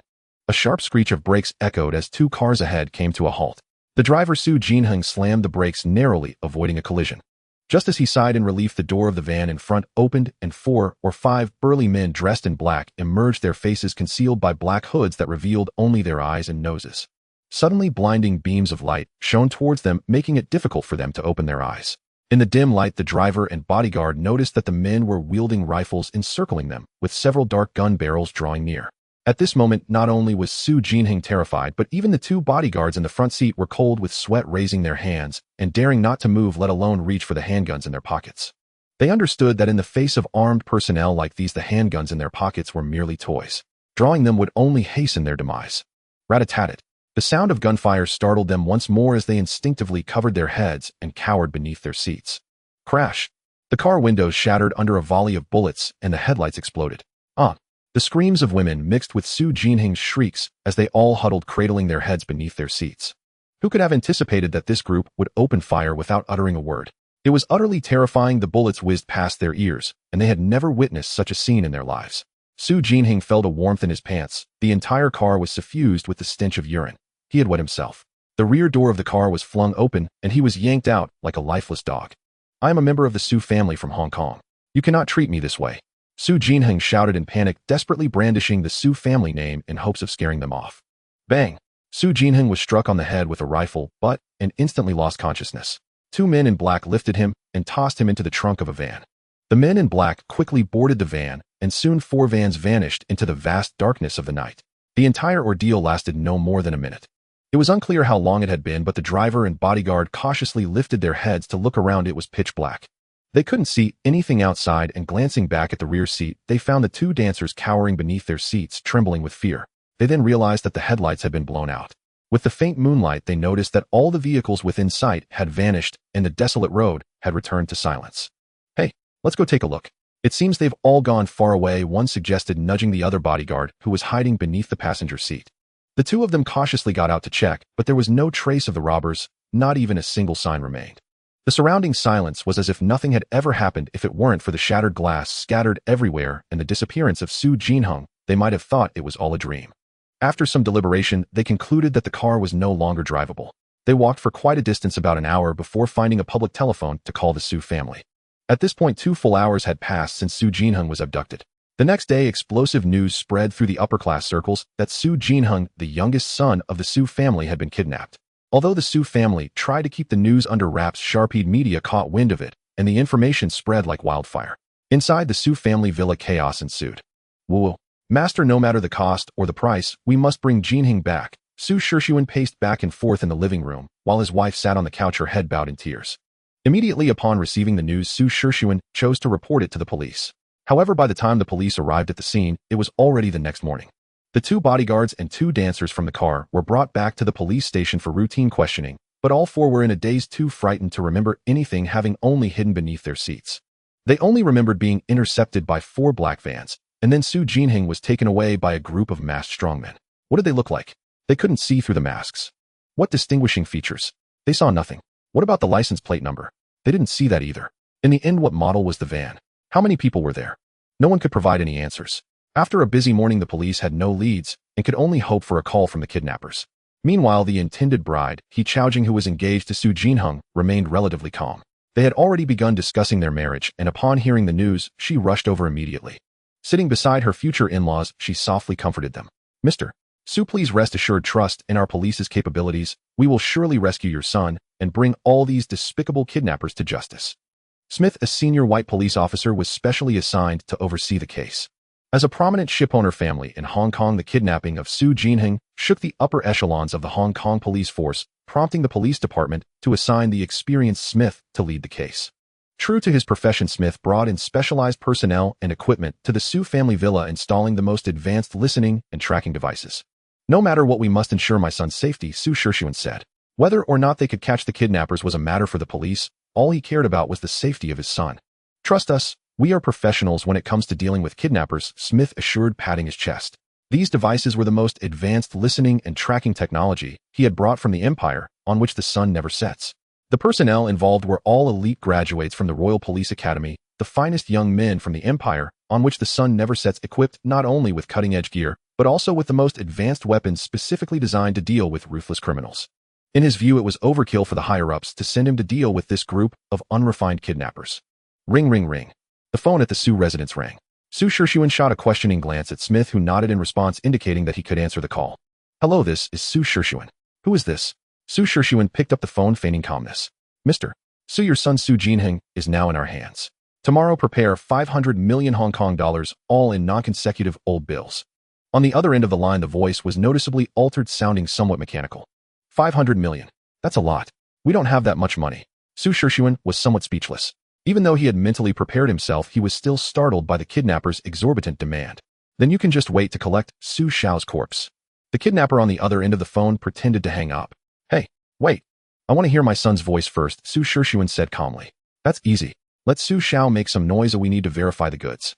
The kidnapper on the other end seemed to instruct a nearby accomplice. Oh, Dad, save me. Help me. Aunt. A pig-like scream came from the phone. Don't hurt my son, or we can talk. Su Shirshuan gripped the phone tightly, his fingers turning pale from the force. These kidnappers were utterly inhumane. He suppressed the anger in his heart and pleaded softly while nodding to Smith, confirming that it was indeed his son's voice. Smith signaled Su Shirshuan to delay for time, and Su Shirshuan understood. 500 million Hong Kong dollars is no small sum. No family could possibly keep that much cash. We would need to liquidate properties, real estate, and securities, which all require time. Moreover, even the bank can't produce that much cash at once, but certainly can't be gathered by tomorrow. How long will it take you to gather it? 7 days, at least 7 days to gather that much money. 7 days is too long. I will only give you 3 days to gather this 500 million Hong Kong dollars. If it's a day late, I will send a piece of Su Xiao to the Su family until the Su family gathers this 500 million Hong Kong dollars. Money can be discussed, but do not harm my son. Su Shirshuan was already extraordinarily furious, unable to hold back his loud shout. After all, he was the helmsman of the Shipping King family, with a degree of courage. Rest assured, Su Shang, we as kidnappers value our credibility the most. As long as the money is gathered, we will never harm Su Xiao. Then I will grant you 1 more day, at most 4 days. If you cannot gather the money, do not blame us for tearing up the ticket. Seemingly to comply with Officer Smith's request, the kidnappers did not hang up the phone and began to haggle with Su Shirshuan. Several monitoring technicians saw a flashing red dot on their instruments screen, indicating that the caller's location had been locked. Once the money is gathered, where will we meet for the transaction? 4 days later, I will call you again. Remember, do not report to the police or play any tricks. Otherwise, you know what will happen. The kidnapper threatened on the other end before hanging up. Special Operations Team, this is Smith. I command you to act immediately. The target is an island located 10 nautical miles northeast of Hong Kong. Island coordinates provided. Smith picked up the phone and dialed the number. Special Operations Team received. Upon hearing the reply from the other end, Smith revealed a relaxed smile. These bumbling kidnappers probably still didn't know they had been located. An uninhabited, deserted island 10 nautical miles northeast of Hong Kong Island. A helicopter and 3 speedboats sped towards it. The deserted island was not large, visible at a glance from a distance about 40 meters high, roughly a nautical mile in circumference, mostly bare rock, with only sparse bushes. Around only a few scattered fishing boats were operating not close to the deserted island. Smith and Su Shirshuan sat in one of the speedboats looking at the deserted island in surprise. These foolish kidnappers chose such an isolated, deserted island thinking it safe, but it is actually dangerous. Once surrounded, they will have nowhere to escape. Smith was anxious about the kidnappers' intelligence. Report, sir, there are no signs of activity on the deserted island. We spotted a cave halfway up the mountain. The hostage is likely hidden inside the cave. The police helicopter arrived first, hovering over the deserted island searching for the whereabouts of the hostage. However, they only saw a cave entrance. Other places were bare rock with no place to hide anyone. Keep a close watch on the movements at the cave entrance. Other team members move in and surround the cave to rescue the hostage. Smith instructed over the intercom. The 9 Sun Never Sets young men on the speedboat were clearly elite members of the police force, fully equipped in military gear, helmets, bulletproof vests, and new assault rifles. Even fully armed, they moved quickly and soon reached the cave halfway up the mountain. The cave was not deep, and one could see the bottom at a glance. What left these Sun Never Sets young men dumbfounded was that the cave was completely empty. Inside was only an old table on which sat a large mobile phone and a communication device resembling a square box with a green indicator light blinking. It appeared that the signal was being relayed from another large mobile phone to this one, which was then used to communicate with Su Shirshuan. Have the kidnappers become this cunning now? Reports are it's safe, but we didn't see the hostage or the kidnappers, only a few strange communication devices. Upon hearing the report from the team members who entered the cave, not only Su Shirshuan, but even Smith was dumbfounded. How could this be possible? Fall back and bring back all the communication devices. Yes, sir. The team member who entered the cave grabbed the large mobile phone on the table, completely unaware that a very thin iron wire was attached to the bottom of the mobile phone leading into the soil beneath the table. Just as this team member grabbed the large mobile phone, he suddenly sensed something was off, but it was already too late. Boom! A violent explosion sounded. Both Smith and Su Shirshuan were shocked. What happened? How could there be an explosion? Report, sir, there was a violent explosion in the cave, and the shockwave burst out from the cave entrance. All 9 action team members were inside. A mushroom cloud from the explosion rose into the sky, and both Smith and Su Shirshuan on the speedboat could see it clearly. Oh, no. Those damned kidnappers, I will make sure to dismember you into pieces. Smith's heart bled. This special operations team was made up entirely of elite young men, each one extraordinarily valuable. These were not Chinese officers. The higher-ups in Hong Kong simply did not trust Chinese people. Therefore, such a well-equipped special operations team had to be under the control of the Sun Never Sets. With all of them lost today, how was he supposed to explain this to their families? How to report to the governor of Hong Kong? His heart bled. Ding, ding, ding. Su Shirshuan's large mobile phone rang. Mr. Su, do you find this gift satisfactory? Next time it won't be so simple. Upon hearing the words of the kidnapper, Su Shirshuan's complexion turned a deep shade of liver red. Smith, standing beside him, heard the gleeful voice of the kidnapper on the phone and quickly snatched the cell phone. You damned kidnappers, I will personally capture you and hang you all on the gallows. Smith shouted furiously into the cell phone. Who are you? Su Hung was taken aback upon hearing the voice. I am Senior Inspector Smith, responsible for this case. You, a filthy yellow insect, have personally killed 9 Sun Never Sets lads. I swear I will make you pay a heavy price, and I will capture you myself. You foolish white pigs, so what if they are Sun Never Sets? So what if they are elites? They were all blown to bits by my bomb. If you have the guts, come and catch me. Smith was so angry that he rolled his eyes, but thankfully Su Shirshuan was quick, snatching back the cell phone and hastily hanging up. He didn't want the enraged Smith to provoke the kidnappers. If the kidnappers were angered and killed someone, it would be troublesome. He didn't care about the lives of those Sun Never Sets people. What he cared about was his own son. Mr. Smith, I am heartbroken over the sacrifice of the Sun Never Sets officers. Regardless, they sacrificed themselves to rescue members of the Su family.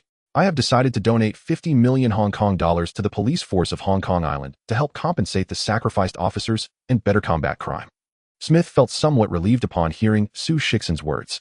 A donation of 50 million Hong Kong dollars was no small amount and would likely quell the anger of the higher-ups in Hong Kong Island. On the 3rd night, the money had been gathered almost completely. There were mortgaged assets from loans at HSBC borrowed from friends and relatives and funds drawn from the company accumulating to 1 billion, with 20 large boxes stacked in the living room. 8 armed bodyguards were hired and sat on the sofa in the living room, keeping watch 24 hours a day. Tomorrow was the day to pay the ransom, and there could be no mistakes. At 2 a.m, in the stillness of the night, the spacious living room had 8 bodyguards sitting on various sofas, some feeling drowsy. Boom. A loud explosion sounded piercing through the quiet night, and a massive shockwave directly knocked them to the ground. All 8 were stunned, and the living room door was blown open. Before they could react, bang, bang, several grenade-like objects flew in through the broken door. Not good grenades. A quick-witted bodyguard shouted out. There was no explosion, just a pungent odor. Cough, cough. The living room was filled with this smell, causing tears and snot to flow as they all began to cough. Tear gas. Soon, one by one, they crawled out from the living room door. The smell was simply unbearable. Staying any longer could result in being suffocated inside. Drop the weapons in your hands and lie on the ground with your hands on your heads. Before several bodyguards could understand what was happening, they were already being threatened at gunpoint. The money belongs to others, but our lives are our own. We only want the money and do not want to kill anyone. Looking at this group of heavily armed robbers in black uniforms and gas masks, all equipped with assault rifles. In the eyes of the robbers, their few handguns were truly insufficient. Moreover, this money belonged to the Su family, not their own. It wasn't worth risking their lives for someone else's money. Thus, one by one, they threw down their handguns, held their heads with both hands, and obediently laid down on the ground. As the 2 robbers collected their weapons, several masked individuals entered the living room and began moving the boxes filled with money outside to the van. In just 2 or 3 trips, all 20 boxes filled with money had been completely emptied. Subsequently, the 2 black-clad robbers guarding the hostages also hopped into the 4 vans parked at the door, and soon a convoy of 4 vans disappeared into the night, the entire process taking no more than 3 minutes. The Su family, who had just been startled awake by the bomb, watched this scene from behind the window stunned. These robbers were too audacious in broad daylight. No, it was late at night, coming in with guns to rob. Quick, call the police. Su Shirshuan finally reacted and shouted loudly. The 4 vans sped away, and soon the sound of police sirens could be heard from behind. The police station, upon receiving the report, called for all nearby patrol cars to rush for support. It turned out that the 2 closest police cars had arrived, closely tailing the 4 vans. The vehicles in front pull over immediately. Just as they were broadcasting to the front vehicles, suddenly the voice cut off. Stop, quick, stop. The police officer in the passenger seat saw 2 black gun muzzles protruding from the rear window of the front vehicle. Before he finished speaking, the driver hadn't had time to react. Da-da-da, da-da-da-da. 2 tongues of fire shot out from the front gun barrels. Bang! The car tires were shot flat, the driver slammed on the brakes, and the rear police car couldn't stop in time, crashing into it. Fortunately, it wasn't serious. Hearing the gunfire, the rear vehicle braked in time, or else the people in both police cars would have been wiped out. The police officers from the 2 police cars got out using their vehicles as cover and began firing back. However, their .38 caliber pistols posed no threat to the increasingly distant vans. They could only pick up the radio to report their location and call for support. At that moment, whoosh! A hot bullet was dazzling in the darkness like a fire line, flying directly toward their position, causing 4 Hong Kong police officers to duck down in fright, calling for support. Attention, the robbers have a sniper! Attention, the robbers have a sniper! Call for support! Call for support! Boom! The first police car's fuel tank was hit, followed by an explosion, igniting a blazing fire and blocking the entire road with the burning police car. The police cars that arrived later could only watch as the vans disappeared into the dark ahead. Off the coast of Hong Kong Island, on an unremarkable fishing boat, Su Xiaoheng's hair was disheveled, his face bruised and battered, his mouth stuffed with a rag, and his gold-rimmed glasses long gone. He was tied up with his hands behind his back, curled up in the cabin, his clothes ragged, far from the image of the well-known playboy of Hong Kong Island. It was clear that he had suffered a lot in the past few days. Tian Yangji, sitting at the bow of the boat, received a phone call, said a few words, and then hung up.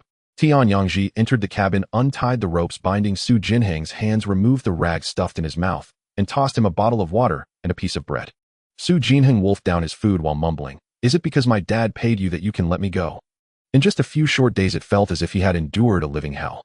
The renowned playboy of Hong Kong Island had never imagined that one day he would find an ordinary piece of bread so delicious. Soon he would be able to return home, ending this painful ordeal, and continue living as the young master he was meant to be. He knew that for rich heirs like himself, the kidnappers simply wanted money. They truly did not dare to harm him. "Eat quickly. Once you're full, we can send you on your way," as the boss instructed, to become a full ghost. After saying this, they looked at Su Jinheng, who had finished eating and drinking, and bound his hands once more. "No, don't kill me. My family is wealthy. If you kill me, you won't get any money. Please help." Su Jinheng was so frightened by Tian Yangzi's words that he wet himself, a puddle of yellow water forming as he shouted loudly. Tian Yangji and Tian Yangyi exchanged disdainful glances as they lifted Su Jinheng and unceremoniously tossed him into the vast sea. At a large oval conference table, 20 boxes were neatly arranged, all opened to reveal perfectly stacked stacks of red bills. 1,000 Hong Kong dollars, each totaling 250 stacks per box, equating to a staggering 25 million Hong Kong dollars, amounting to 500 million Hong Kong dollars in cash across all 20 boxes. Tian Yang's 7 sons, including Dashan Dongzi, Daju and Monkey, and Old, who were left speechless by this scene. Although the boss had distributed money several times before, it was their first time seeing such a massive amount. 500 million Hong Kong dollars was a sum that most people would never see in their lifetime, let alone be able to share. Tian Yangsheng felt a sense of nostalgia recalling the first time he and the boss had robbed Hong Han's money, netting 10 million US dollars, which had left him so elated that he couldn't sleep for several nights. Now this amount of money was several times more, and it could be said that each of them could directly become millionaires from this single event. In an era where a set of luxurious apartments cost 500,000 Hong Kong dollars, 10 million, was an unattainable goal for most Hong Kong Island residents. Following the boss, they had achieved this so easily. Dashin and the others didn't fare much better, staring blankly at the enormous sums, their vision blurred by the dazzling Hong Kong dollars. Yang and you are responsible for laundering this money, and then as per the old rules convert it to income and distribute it in batches to everyone's accounts. The volume of money was so vast that it was impossible to distribute it directly for spending, as such actions would easily expose them. It needed to be laundered through a money laundering agency, which would take time, at least a month or two to clean. Understood, boss. Although reluctant, they understood that the boss's arrangements were for everyone's safety. The next day, the newspaper published an astonishing headline, a shocking major kidnapping case. The second son of the wealthy Su family, Su Jinheng, was kidnapped, and after the kidnappers took away 500 million Hong Kong dollars in ransom, he was still not released, with his life and death unknown. A young man at a tea shop stared at the news in shock. It turned out that there were such ways to make money. Those wealthy individuals were not as invulnerable as they appeared in the newspapers. They were merely human. His dark and bleak life felt illuminated by a ray of sunlight. The seed of a desire for wealth and success quickly took root and sprouted. These heroes became his idols, his role models. What are you dawdling for? Get back to work. Zhang Ziqiang was lost in thought when he was slapped on the back of his head. Just as he was about to get angry, he realized it was his father. If you don't study well and don't work hard, just wait to starve. Zhang Ziqiang's father continued to scold him. Zhang Ziqiang slammed the newspaper on the table, completely ignoring his father's reprimands. I have something urgent to do. I won't be back for dinner tonight. After saying this, he threw the rag in his hand onto the table and hurriedly walked out.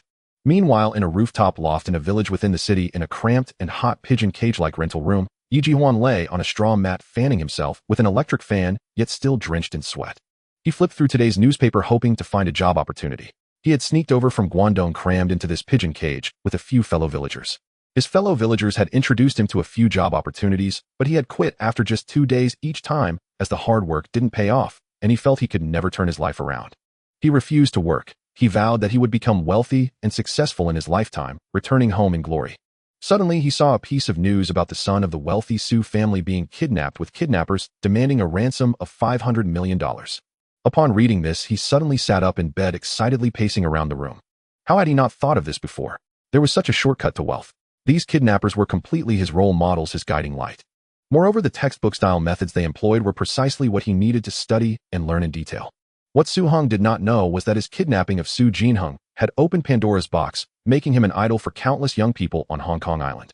In the following decades, as kidnappings and robberies became rampant, the unacknowledged patriarch among them was Su Jinheng's kidnapping case, involving several unnamed kidnappers. Xiao Yifu and Fang Yihua looked at the now-stopped television screen, remaining silent for a long while. The program that had just aired was Shanghai Bund, and both felt a heavy knot in their hearts. If it weren't for those 3 rebellious ones, Zhou Ruanfa, Zhao Yaji, and Wu Mengda, could he have made this film? Originally, I held the artist contracts controlling Su Heng. After all, how long could TV be, which couldn't produce dramas, last? However, to their surprise, they managed to shoot a film in just 2 weeks, and it became popular to such an extent. She directed all her anger at Zhou Ruanfa and the others. And Wu Yusin, Zhou Wenhui, who also left Shaw Brothers. What good can these 2-bit players achieve together? Fang Yihua grew increasingly angry, even scolding Zhou Wenhui, who had left long ago, and was now the boss of Jiahe, without feeling that they had ever mistreated them in any way. Are you saying that Zhou Wenhui was also involved? Xiao Yifu frowned tightly upon hearing this. Unlike Fang Yihua, he was not so superficial. He was worried about the collaboration between Jiahe and TVB. As for the few actors who had left, it was of no consequence. There were plenty of actors, they could just recruit more. In the face of capital, they had no voice. This play is directed by Wu Yusin, who was originally with Jiahe. Moreover, many people in the crew are from Jiahe. How could Zhou Wenhui possibly agree? As for the old rival Jiahe, she has her informants. Furthermore, I have learned that they are using Jiahe's film studio for this production. Otherwise, how could they possibly move so quickly? Oh, Xiao Yifu's heart sank. Things were developing in the most unfavorable direction. Shifting focus back to filmmaking is a last resort. But he knew very well that the film market is no longer what it once was. Over the past few years, Shaw Brothers had been completely outmatched by Jiahe, and reviving its former glory would be quite challenging. If that's the case, it would at least be difficult to compete, but there would still be a chance to play. I also heard that he established a film company called Hungyi Film with Shi Nanxing from Jiahe as the general manager. It is said that Shi Nanxing personally negotiated with Zhou Wenhui about these collaborations. The informant said the discussions went very well, and Jiahe is very supportive of TVB in producing dramas. As for any other collaborations, we don't know for now. Xiao Yaifu's brows furrowed. If TVB and Jiahe were to join forces with Jiahe producing dramas for TVB and even collaborating on dramas and films, that would be terrifying. He could barely handle Jiahe on his own, and with TVB's support the consequences would be unimaginable. Sixth brother, why not go back to TVB? You and Ni Sheng have been brothers for so many years, let's go plead with him. Xiao Yifu sighed heavily in his heart. This was no simple matter of pleading or softening up. When it comes to powerful families, it's still all about interests. They wouldn't agree to let him return easily without giving up some benefits. He wanted to leverage his contracts with artists to pressure that kid and reclaim some benefits, but who knew it would be easily resolved? He felt quite awkward about it. Sixth brother, there's even worse news. Fang Yihua hesitated for a moment, but decided to share this news. What news? I heard that Su Hung has recently acquired Lee's television station and renamed it Asia Television. Now both of Hong Kong's television stations belong to him. Really? This news shocked Xiao Yifu again. No wonder they transferred TVB's shares to the Ni family's name. They were waiting for this. I really underestimated this kid before. Young people are indeed bold and daring. I thought he only wanted to take over TVB, but it turns out he aims to monopolize the television stations in Hong Kong. Xiao Yifu couldn't help but sigh. Night at a bar, Huang Qianming and Su Ke sat face to face at a table drinking in silence. This pair of unfortunate brothers had a year of experiences that felt like an exciting movie.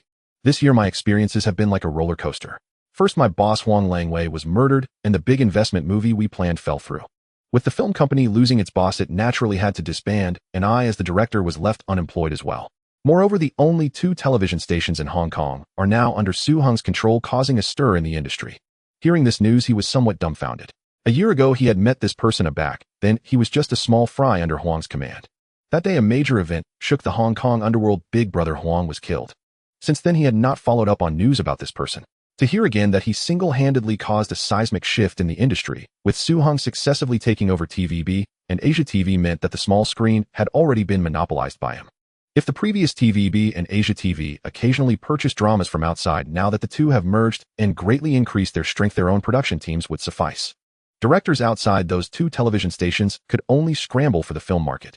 Even the long-declined Shaw brothers have increased their investment in films, reportedly aiming to regain their former glory, indicating the fierce level of market competition. Why don't we go seek Su Sheng? I have some connections with Huang Langhui from Yitzi, and I can ask him to introduce us. Oh, you know, my wife is not only the general manager of Hungyi Film, but also the head of TVB's production center. Mentioning Su Hung brings mixed feelings for Su Ku. His wife, Shi Nanxing, is thriving in her career as the rising star general manager of Hungyi Film, responsible for producing dramas for TVB. That's great. Let your wife introduce us. Huang Beiming was excited to hear Su Ke's words. Seizing such an opportunity is invaluable. Oh, there are already people out there spreading rumors saying that I rely on my wife to make a living. Now that she is the general manager of Hungyi, if we go to Hungyi and work under her, who knows what kind of rumors will arise. Su Ku also had his own troubles. He had been idle at home for half a year. Although Shi Nanxing had advised him to work at Hungyi, he had significant concerns. If not for his good relationship with Huang Beiming, he wouldn't have been able to confide in anyone. Sugu, I don't even know what to say to you. The economy is so poor now, and the films invested in each year are limited. If you don't take action soon, you won't even have soup to drink. If you rest for another year or so, I can guarantee that no one will remember who you are, and the rumors you care about will basically disappear. But is this what you want? Huang Beiming felt a bit exasperated as he had no opportunities. This guy simply had thin skin. Who is Su Ku? While they were chatting, a few thugs approached, looking rather intimidating, but thugs are common in bars. That's me. What's the matter? Su Ke's face paled. He didn't want any trouble with these thugs, and just wanted to drink quietly. Our boss wants to see you. Who is your boss? The owner of this bar, also the boss of this street. You'll know once you meet him. The thug said expressionlessly. Su Ku and Huang Beiming helplessly stood up and followed them to the manager's office upstairs. Upon entering, a flamboyantly dressed woman sat on a bald, burly man's lap. The bald man slapped the woman's backside. Get up, the guests have arrived. The woman stood up from the bald man's lap and looked at Su Ku and Huang Beiming, who had entered. Hello, Director Su. My name is Huang Tianhu. I brought you both here today because I intend to invest 1 million Hong Kong dollars and would like to ask you to film 2 movies. As he spoke, the man who looked like a leader stood up, a prominent scar across his face, and his bare arms were covered in tattoos, clearly not a good person. The female lead is her, he said, pointing to the woman beside him. At that moment, the woman puffed up her chest. Although her looks were not impressive, her figure was quite alluring. The male lead should be handsome. Remember to make it provocative and stimulating. I'll personally handle the intimate scenes, Huang Tianhu said, stroking his bald head, completely oblivious to the awkward expressions on Su Ku and the others' faces. The two felt speechless. They were being invited to shoot an adult film. At this time, the film industry was particularly chaotic. With no real barriers to entry and the presence of female stars, many clubs started film companies, some with dozens of people and others with only a handful, even just 2 or 3, without proper crews, shooting adult films that couldn't be shown in regular theaters, seizing small video halls, instead managing to make some money. However, both of them were somewhat well-known directors, and if they shot such adult films, they would truly lose face and have no future in the industry. Boss Huang, this kind of film is not my forte. Oh, I can't shoot it well. Haha, for this kind of film, just set up a camera and you can film it. Don't worry, the pay won't be less for you, 20,000 Hong Kong dollars per episode, Huang Tianhu said cheerfully. Boss Huang, I'm sorry, I really can't shoot this kind of film. Su Ku directly refused, not knowing whether Huang Tianhu couldn't understand his words or was pretending to be oblivious. So you were turning down an offer of goodwill and opting for punishment instead. Huang Tianhu's expression turned cold. As a powerful figure in the gang, he had his temper, and he hardly regarded the two small directors. Inviting you to shoot a film is already giving you face. Do you really think the gang is a charity? With more and more gangs starting film companies, Huang Tianhu, seeing others making money from filming, was also tempted and had long been planning to make films for profit. In his vision, he would attract girls and make money. Such a good deal, why not do it? Unfortunately, he didn't understand anything, only knew to find a director, set up a camera, and get 2 actors, and the cash would come pouring in. Let me tell you, if you don't agree to shoot these 2 films today, you won't be able to leave this bar, Huang Tianhu shouted, pointing at the 2. The gang was not that easy to deal with. It did Huang Tianhu not care about his face. Su Ku and Huang Beiming exchanged glances, not expecting such a mess to occur. While they were just trying to enjoy a drink, they had no choice but to comply. With no other option, Su Ku had to find a chance to sneak out to call his wife for help. At TVB in Su Heng's spacious office, Shi Nanxing led Su Ku and Huang Beiming into Su Heng's office, where Su Heng warmly invited the 3 to the sofa. Mr. Su, I sincerely apologize for the trouble caused last night. On the sofa, Shi Nanxing expressed her apologies. Although she was the general manager of Hengyi and a well-known domineering female CEO in the film industry, what could she do against a gang? When in doubt, seek the boss. With no other choice, she had to ask her boss for help. After the boss learned of the situation, he made a phone call to someone. Soon Su Ku and Huang Beiming were not only released, but also personally escorted back by the gang leader, who repeatedly apologized as they left. Today he personally came to thank them. It was a simple matter. Xiao Qian brew 3 cups of the Dongding Oolong I brought back last time to ease the shock for Director Su and Director Huang. Now these gangs have no rules at all. They are ruining a good business. They didn't trouble you last night, did they? In the conversation, Su Heng had a gentle expression, and the 2 felt like they were basking in spring. No. After receiving the call, they politely sent us back. Su Ku said politely, knowing that Su Heng was giving face to his wife. That's good. Su Heng nodded. Director Huang, speaking of it, we are acquaintances now. Oh, what film are you currently shooting? Huang Beiming was shocked. When he met Su Heng last year, he was still a small head under boss Huang, and now he had grown into a giant controlling the industry, a top tycoon in Hong Kong. Su Heng had now grown into a top boss in Hong Kong. He thought that he would have long forgotten this small director, especially since they had only met once. Unexpectedly, he still remembered him. Mr. Su, I feel embarrassed to say that I had originally agreed with Boss Huang last year to invest in a film, but then Boss Huang, unfortunately, the film shooting plan was shelved, and we haven't secured any investments until now. Director Huang, you are being too modest. You are Boss Huang's friend, which makes you my friend Su Heng. If you have any difficulties, feel free to come to me. If you need to raise funds for a film, or if you want to come work at my film company, we can collaborate. These 2 guys would later be among the 7 wonders of the new city, having shot numerous classic films. In the previous life, throughout the 1980s, they had made it so that both Jiahe and Shaw brothers could not withstand the competition, and both were directors. Since they were here, it would be good to bring them on board. Huang Beiming felt a surge of emotion. Such a top boss in Hong Kong could still be so humble. It seemed that his success was not without reason. Mr. Su, since you think highly of me, I would like to join Hengyi and make films for Hengyi, Huang Beiming said with some emotion. Good. Su Heng nodded. I have a script called Happy Ghost, Mr. Su, please take a look. If you think it's good, I would like to film this movie together with Su Ku. Opportunities are always reserved for those who are prepared. Huang Beiming had done his homework before coming and was determined to seize this opportunity. Su Heng picked up the script and glanced at it. He remembered that in the previous life, it had a decent box office, over 17 million Hong Kong dollars. One should not underestimate this amount, as during this era, the highest box office was only a few million Hong Kong dollars, and the box office champion of the year, The Brothers Apprentice, had just crossed 10 million. In the original timeline, Happy Ghost seemed to be released next year or the year after. In this life, Huang Beiming meeting Su Hong seemed to have brought its release forward. The key was that this was a low-budget film with production costs of less than $2 million. It could be considered a huge profit. The film's story revolves around 3 little girls and the ghost of a scholar who committed suicide during the Qing dynasty, depicting their journey from initial fright to becoming inseparable friends. Of course, this process was filled with jokes. Overall, it was a youthful campus comedy, a completely new genre at the time, and was rated as the pioneer of Hong Kong-style comedy. In the previous life, the male lead was indeed Huang Beiming, but he did not remember that the screenwriter was also him. However, Su Hong was not considering this. Rather, he thought about how Fong Min and Zhou Huimin could indulge in their acting aspirations, as both were youthful and beautiful, perfectly suited for this film. Alright, you will take the lead on this project, and Hung Yi will invest 2 million Hong Kong dollars. However, let me be clear, if the shooting goes well, we will increase the investment in the future, and there will be more resources available. If it doesn't go well, you'll have to go to other production teams to learn for a few more years. Su Hing thought for a moment and decided to give them some pressure. Rest assured, Mr. Su, I will do my utmost to ensure this film is a success. Huang Beiming assured him with a pat on his chest. Boss, I investigated the cinema market, and currently the cinema market in Hong Kong Island is basically a 3-way competition. Shaw has 16 cinemas, Golden Harvest has 19, and Lai Si has 18, along with the Yingdu cinema chain, which has 3 theaters.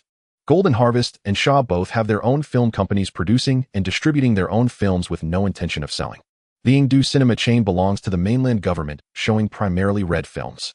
Although it suffers significant losses as a window for spreading mainland red culture, it is not for sale. The only one currently considering selling is Lai Si, which is owned by the Kadoorie family, a well-known family in Hong Kong.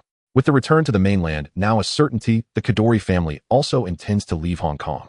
Lai Si holds 18 cinemas, of which 12 are owned and 6 are franchised. Although the number of cinemas is similar to Golden Harvest and Shaw, their locations are inferior to the latter, making them the weakest among the 3 chains. Moreover, they do not have their own film company and rely on purchasing films from other companies, resulting in inconsistent quality. Therefore, the box office performance of the chain is also lackluster, which is another reason the Kadoorie family wants to sell. The Kadoorie family has quoted 100 million Hong Kong dollars for Lai Si, which I believe is somewhat high. A reasonable price would be around 70 million, so my offer is 60 million Hong Kong dollars. After one round of discussions, we have yet to reach an agreement. Su Hong flipped through the detailed investigation report submitted by Hui Jianhua while listening to his narration. A month ago, Su Hong instructed him to seek out opportunities to acquire a cinema chain, and this was the result of his work over the past month. Su Hong nodded. Hui Jianhua's valuation of Lai Si was fundamentally reasonable. 70 million Hong Kong dollars was a fair price, especially since those 12 cinemas included land value. In the original timeline, Lai Si was ultimately acquired by Kowloon Bus Lei Jukin, forming the Golden Princess cinema chain, yet when it came into his hands it still lacked a film company. Just when he was at a loss, he encountered the new City 7 monsters who could make films but lacked a cinema chain. The two sides quickly hit it off and established the New City Film Company, which later became known for its fierce competition against Golden Harvest and Shaw, dominating the entire 1980s. However, the seeds of division were also planted at that time. Lei Jukin was not an industry insider, he was just a wealthy young man considered an outsider in the film industry. Although he controlled the cinema chain, he could not manage the film company. After the team achieved significant success, internal strife began within the film company, and ultimately it lasted only a decade in glory before collapsing in the early 1990s, leading to the forced sale of the Golden Princess cinema chain, a lamentable end. Yet this left a remarkable mark on the entire film history of Hong Kong. In this lifetime, let me Su Hong amend this regret. Knock, knock, knock. Come in. A blonde, blue-eyed woman with a stunning figure walked in, holding a document. In the Lai Si Cinema's general manager's office, Kadoorie had just hung up the phone, feeling very happy.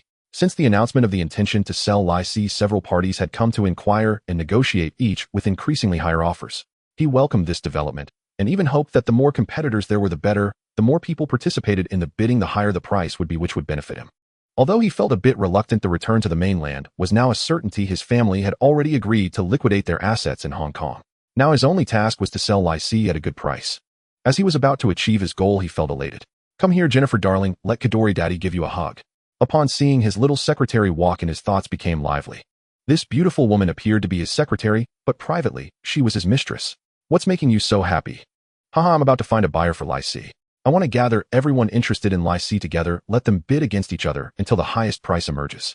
How about that? Am I a genius? You're truly impressive, Kadoorie. Does this mean we can sell for several million more Hong Kong dollars? Yes, darling. After a series of indescribable sounds, the blonde little secretary walked out of the general manager's office with a face full of resentment. This Kadoorie was really getting worse. Night in a dance hall, scantily clad young men and women frantically twisted their bodies on the dance floor. A blonde, blue-eyed woman sat at the bar drinking alone. Her mood was inexplicably low. Kadori would definitely not divorce his wife, which meant that marrying into the Kadori family was out of the question. However, she accepted this fact. Having a lover was quite normal. But now that Lycée was up for sale and the Kadori family was returning to the mainland, where would she go? Having been the general manager's secretary for so many years despite Kadori's sweet words, he was quite stingy in reality, and the money he gave her was limited, so she had little savings. "Beautiful lady, why are you drinking alone?" A man's voice whispered in Jennifer's ear yet another boring pickup line. She was about to refuse, but in the instant she turned her head, she unexpectedly saw a handsome face.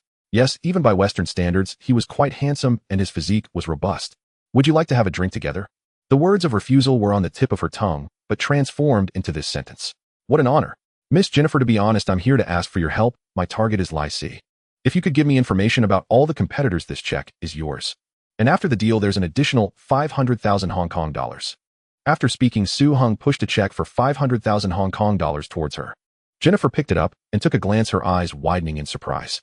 In a place where an ordinary worker earns 1,000 Hong Kong dollars a month, 500,000 is a considerable sum, and to earn an extra 500,000 after the deal was incredibly enticing, especially since it only required disclosing some information.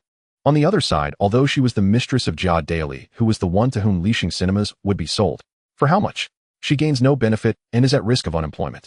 Without much hesitation, she made her decision. "Which company are you from?" "Hungy Film. Currently, there are two main bidders. One is an Australian consortium, and the other is the Kowloon Bus Company, led by Lei Jukin.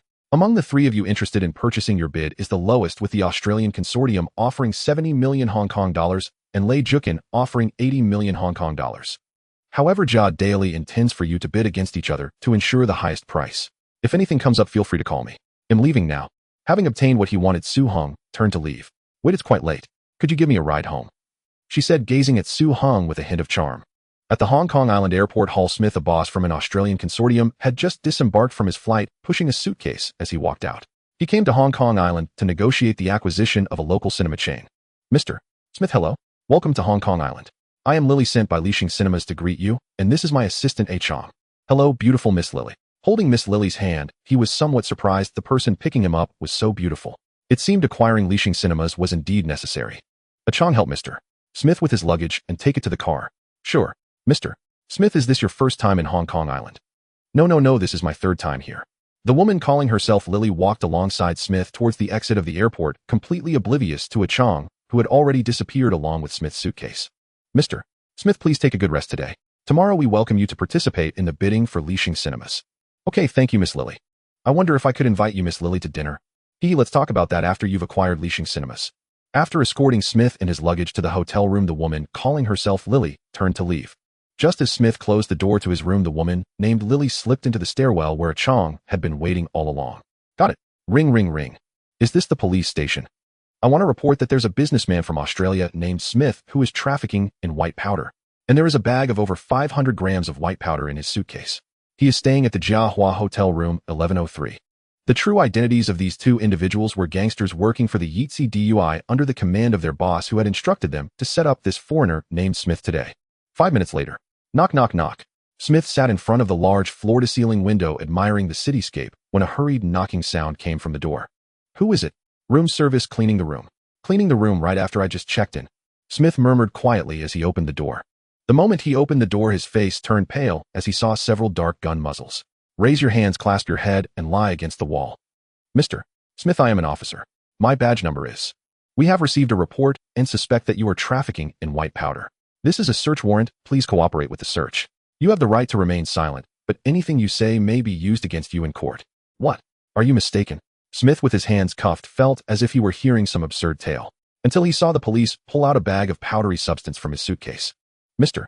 Smith, please come with us." "No, what is that? How did it end up in my suitcase?" Smith could not have imagined that he would be arrested by the police for suspected trafficking in white powder just after arriving in Hong Kong Island, still not adjusted to the time difference. How unlucky could he be? "Boss, here is the information you requested." Su Hung glanced at the materials handed to him. The two individuals sitting across from him were the private detectives who had been caught last time while spying on him, one named Hu Yong and the other Fong Songming. They had now been recruited by Su Hung. Lei Jukin, a wealthy heir from Hong Kong Island, married with a wife and 3 children and 2 mistresses named. And he attended the Kowloon bus board meeting and holds 20% of the company's shares. "You did well this time. This is a reward for you." "Thank you, boss." Su Hung finished speaking and took out a bag containing 100,000 Hong Kong dollars. These two fellows were reliable in their work. He had asked them to investigate Lei Jukin, and they had dug up his entire family history. In the Hung Yuan Fund's trading room, Su Hung, Hu Jinlin, and Hu Jifeng were looking at the screen. The stock price of Kowloon Bus was $5 per share with little fluctuation recently, and historically, it was at a relatively low level. As a public transportation company, the government controls the prices, so profits are relatively limited. Thus, the stock price tends to be stable, falling into the category of low-risk stocks. Boss, the major shareholder of Kowloon Bus, holds a small number of shares and the stocks are quite dispersed. Such stocks are the most suitable for a strike. Not necessarily a strike, it depends on the situation. A acquisition is also within the scope of options.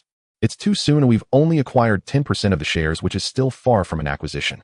The chips in the market have begun to be hoarded and the trading volume has also dropped significantly. Then let's make a move. Let's see how the Lei family responds. Their conversation reminded Su Hung of Lu Fengshan from his past life, who started out selling fans, then transitioned to the stock market, earning a vast fortune through strategic strikes, earning the title of stock market sniper. In his past life, his reputation was not good, which was indeed related to this method of making money, as he always struck other stocks, making him quite hated. However, in this life, Su Hung followed Lu Fengshan's path, and he was still working as a contractor for Hongxing Electronics.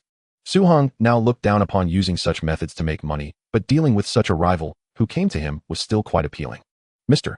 Lei, today our company's stock price seems a bit abnormal. What's going on? The stock price has risen. Isn't that a good thing? Hearing the report from the professional trader Lei Jukin was somewhat surprised. For a listed company, an increase in stock price is good news. Kowloon Bus is a public transportation company, and normally its operating conditions have been quite stable with profits not being very high. Therefore, reflected in the stock price, it has remained stable with little fluctuation. However, something has been off these past few days. The stock price has fluctuated significantly, and today it even surged by 40%, which is quite unusual. This situation can only mean one thing: someone is making a large purchase of Kowloon Bus shares. After listening to the explanation from the trader, Lei Jukin felt a sudden jolt in his heart, sensing an ominous premonition. Is someone planning to acquire Kowloon Bus? Not necessarily, it could also be a short attack. Regardless, we need to increase our stock holdings to respond, as our ownership percentage is too low. A short attack involves targeting a specific stock, buying it at a low price, then selling it for a profit after driving the price up, leaving a mess behind. These two scenarios are not absolute and can transform into each other. If during the short attack the major shareholder responds poorly or remains indifferent, it turns into a direct acquisition. Conversely, if the other party intends to acquire Kowloon Bus but finds our strength formidable, they may abandon the acquisition and instead cash out at a high price, thus turning it into a short attack. However, whether it's a short attack or an acquisition, it only works when the major shareholder's ownership is relatively low. If the major shareholder has absolute control, it would merely lift the major shareholder's status, risking a counterattack. Seeing Lei Jukin look somewhat bewildered, the trader provided a detailed explanation again. Moreover, judging by the trading methods of the other party, their strength should not be underestimated. President Lei may need to prepare a substantial amount of capital to respond. The significant rise in Kowloon Bus attracted the attention of retail investors.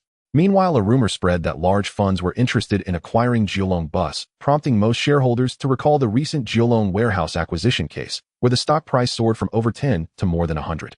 The trading methods of Kowloon Bus were somewhat similar to the stock price movement of Kowloon warehouse. Both experienced intense fluctuations to accumulate shares before a surge. Additionally, the major shareholders' ownership was quite low, providing a basis for acquisition. Initially, shareholders were reluctant to sell, while external funds began to buy and causing the stock price to rise by an additional 8. Watching the continuously rising stock price, Lei Jukin felt a pang of pain. He couldn't understand how rumors of Kowloon Bus being acquired had circulated, leading retail investors to flood and forcing him to raise his acquisition price. The 30 million Hong Kong dollars he had mobilized in the morning was quickly depleted. Thus, he had to produce 80 million Hong Kong dollars he had prepared for acquiring Lixing Cinemas to increase the share buyback efforts, as Kowloon Bus was fundamentally vital for the Lei family's survival and could not be allowed to be acquired by others. With the influx of large capital, the stock price immediately surged. Coupled with the retail investors' support, the stock price jumped to 9, 10, 11, doubling in just a few days. In these few days, Lei Jukin was extremely anxious. Previously, he had sold stocks to acquire Lixing Cinemas at around 5. And now he had to repurchase at more than double the price, causing his heart to bleed.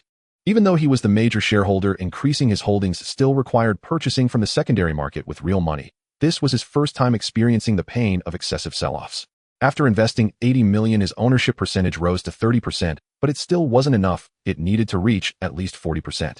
With some small shareholders supporting him, that would enable a majority. Otherwise, it would still be unsafe. However, the Lei family was also a large family. After receiving Lei Jukin's plea for help, other members of the Lei family rushed to assist, even mortgaging their own villas to raise funds. With everyone's collective efforts, they gathered another 80 million to continue increasing their holdings. Unfortunately, this news leaked out, and the stock price continued to rise. Sell it, Su Heng commanded Hu Jifeng as he stood before the screen. Understood, boss. The traders under him began to take action. With Su Heng's large sell order, the stock price ceased its rise and fell back to around 11 Hong Kong dollars. The Heng Yuan Fund, including Hu Jifeng and others, had become quite experienced. The remaining operations no longer required Su Heng's concern. As Su Heng's sell-off neared its end, the stock price fell to 8 Hong Kong dollars. Su Heng's investment of 80 million earned him 160 million, netting an 8 million profit. In this battle, people learned about a fund company called Heng Yuan with Hu Jifeng as the general manager. His trading methods were fierce, but once he set his sights on a stock, he would not rest until he took a piece. Many of his past exploits were brought to light, with reports indicating he had also participated in the Kowloon warehouse acquisition battle, reaping considerable profits. This Kowloon bus acquisition battle was hailed by many as a classic example of a short attack included in the finance curriculum at the Chinese University of Hong Kong. At the same time, Hu Jifeng earned the nickname Wolf of Hong Kong Stocks and the grand title of Stock Market Sniper. In response, Hu Jifeng humbly expressed that he did not deserve such accolades. The overall direction was set by the boss, and he was merely an executor unworthy of such titles. Moreover, he resolved to learn more from his boss. Just this one short attack had made his name known throughout Hong Kong, further elevating his admiration for his boss. 60 million Hong Kong dollars is my highest and final offer. Mr. Ka Tao Li, if you do not agree, I regret to inform you that this transaction will be cancelled. Our company will no longer engage in acquisition negotiations with your esteemed company. Ka Tao Li looked at Hui Jianlin on the opposite sofa, feeling as if he had swallowed a fly. 3 companies were supposed to compete for the bid, with the highest bidder winning. Yet one company announced its withdrawal, and the other, an Australian consortium, could not even be contacted. Is this just a game? Without competitors, the price simply can't rise. If this negotiation fails, who knows how long it will take to sell the cinema, and he'll have to find new buyers and renegotiate. The key is that with the return of the North, fixed asset prices have fallen. If I miss this opportunity, who knows if I can sell at this price next time. Deal. After weighing the options, Ka Tao Li ultimately agreed to the transaction. The old cinema leashing on Hong Kong Island changed hands, and Su Heng renamed it Heng Yi Cinema. During the summer vacation, Hong Kong high school girls Lin Xiaohua Lin, Jingjing Yen Ruyu, and a group of friends planned a camping trip together. After setting up tents, they suddenly noticed a group of boys tracking their movements and also came to camp by the seaside. That night, while they were grilling, the weather suddenly changed and a torrential downpour hit. The strong winds blew their tents over, and to escape the rain, they ran into a dilapidated temple. The boys who had followed them intended to scare the girls with ghost stories, but unexpectedly, the mischievous Lin Jingjing frightened them to shivers. At that moment, a ghost dressed in traditional attire floated behind the girls, sending the boys fleeing in terror. Just as everyone thought this was a horror film, the scene shifted to a sports event, where a tall guy was bullying Lin Jingjing and even injured a happy-go-lucky ghost. Thus, the mischievous spirit began to play tricks on the tall girl, holding her back at the starting line during the sprint, knocking her pole down, during the high jump blocking her, during the long jump, and grabbing the shot put ball to help her break the lowest record. The screen froze and 3 large characters appeared. Happy Ghost. This is a comedy about youth, premiering in 3 days. Stay tuned. During primetime, TVB and Jia E both aired trailers for Happy Ghost. In the 70s, when martial arts films dominated, this movie was like a refreshing breeze, deeply shocking every viewer. It turned out that movies could be made like this without serious contemplation, without intense battles, but instead light-hearted, humorous, funny, and inspirational, capturing the interest of viewers, especially teenagers, in front of the television. 3 days later, the premiere of Happy Ghost was held at the Heng Yi Long Tu Cinema, brightly lit, with the screening room's 300 seats fully occupied. The front row was completely empty, while the second row was occupied by Huang Beiming, Su Kuzeng, Huazhen Feng Min, and other crew members, and in the third row sat stars like Chow Yun-fat, Wu Mengda, Zhao Yaji, Mei Yanfang, Mi Shui Zeng Huazhen, and Zhang Manyu, radiating star power, with journalists and media personnel mainly behind them. All screening equipment was ready. At 8 o'clock in the VIP entrance, Su Heng walked in wearing a fitted black suit, white shirt, and black leather shoes. Zhou Huimin, who was linked to his arm, sported a high bun that showcased her long swan neck, wearing a stunning custom gown. The two looked like a handsome man and a beautiful woman, as if they had stepped out of the cinema's big screen. Following them were executives from Asia Television, TVB, and Heng Yi Film. Everyone in the front rows stood up and warm applause erupted. Su Heng and Zhou Huimin waved to greet everyone before sitting in the 2 empty seats in the middle. Who are the 2 people in the front? Their aura is so powerful. The owners of Heng Yi Film and Heng Yi Cinema. I heard they are also the owners of Asia Television and the behind-the-scenes big boss of TVB, the ultimate tycoon of the film industry. Why are they so young and so handsome? Many reporters who had not seen Su Heng began to murmur quietly. As soon as everyone in the front row settled down, the lights in the cinema dimmed completely, plunging the venue into darkness, and then the big screen lit up as the film began to play. In the film, Hong Kong high school girls Lin Xiaohua, Lin Jingjing, Yen Ryu, and a group of friends planned to go camping together. After setting up their tent, they suddenly discovered a group of boys had followed them to the beach to camp. The screen featured 5 lively and lovely young girls played by Zhou Huimin, Zheng Huazhen, Fong Minzhong Manyu, and Wang Hong. With tight skin, rounded limbs, youthful faces, and charming smiles, even their lips were plump. In the previous life, this film, constrained by budget limitations, featured all newcomers, and the 3 leading ladies could only be described as average in appearance, with Li Lizhen being slightly prettier.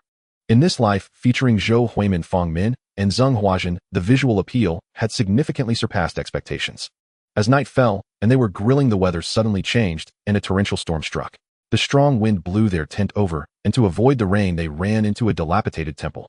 The boys who had followed them planned to scare the girls with ghost stories, but unexpectedly the playful Lin Jingjing frightened them instead, causing them to tremble, just as a ghost dressed in Qing dynasty clothing played by Huang Beiming floated behind the girls, scaring the boys away.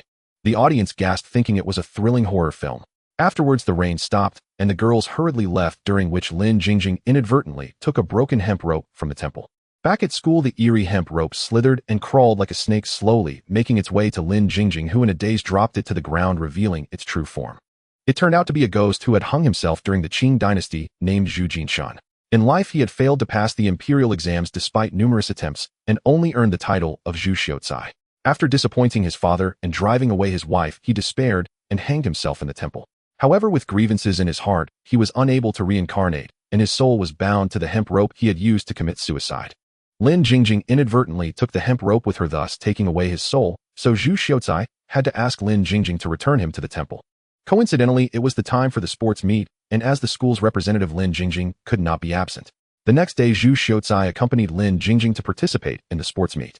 During the sports meet, a tall boy kept bullying Lin Jingjing and even hurt Zhu Xiaocai. Thus, Zhu Xiaocai began to play tricks on the tall boy, holding her back at the starting line in the sprint, knocking her pole down during the high jump, blocking her during the long jump, and grabbing the shot put ball to help her break the lowest record. In addition, Zhu Xiaocai did everything he could to assist Lin Jingjing, helping her break one record after another, successfully surpassing the tall boy to win the overall championship. The cinema erupted in laughter, as strictly speaking this can be considered the ancestor of Hong Kong-style nonsensical comedy. With such valuable assistance, how could Lin Jingjing bear to let him go? So she persuaded Zhu Xiaocai to stay, and she introduced him to Lin Xiaohua and Yen Ryu, causing a chorus of screams.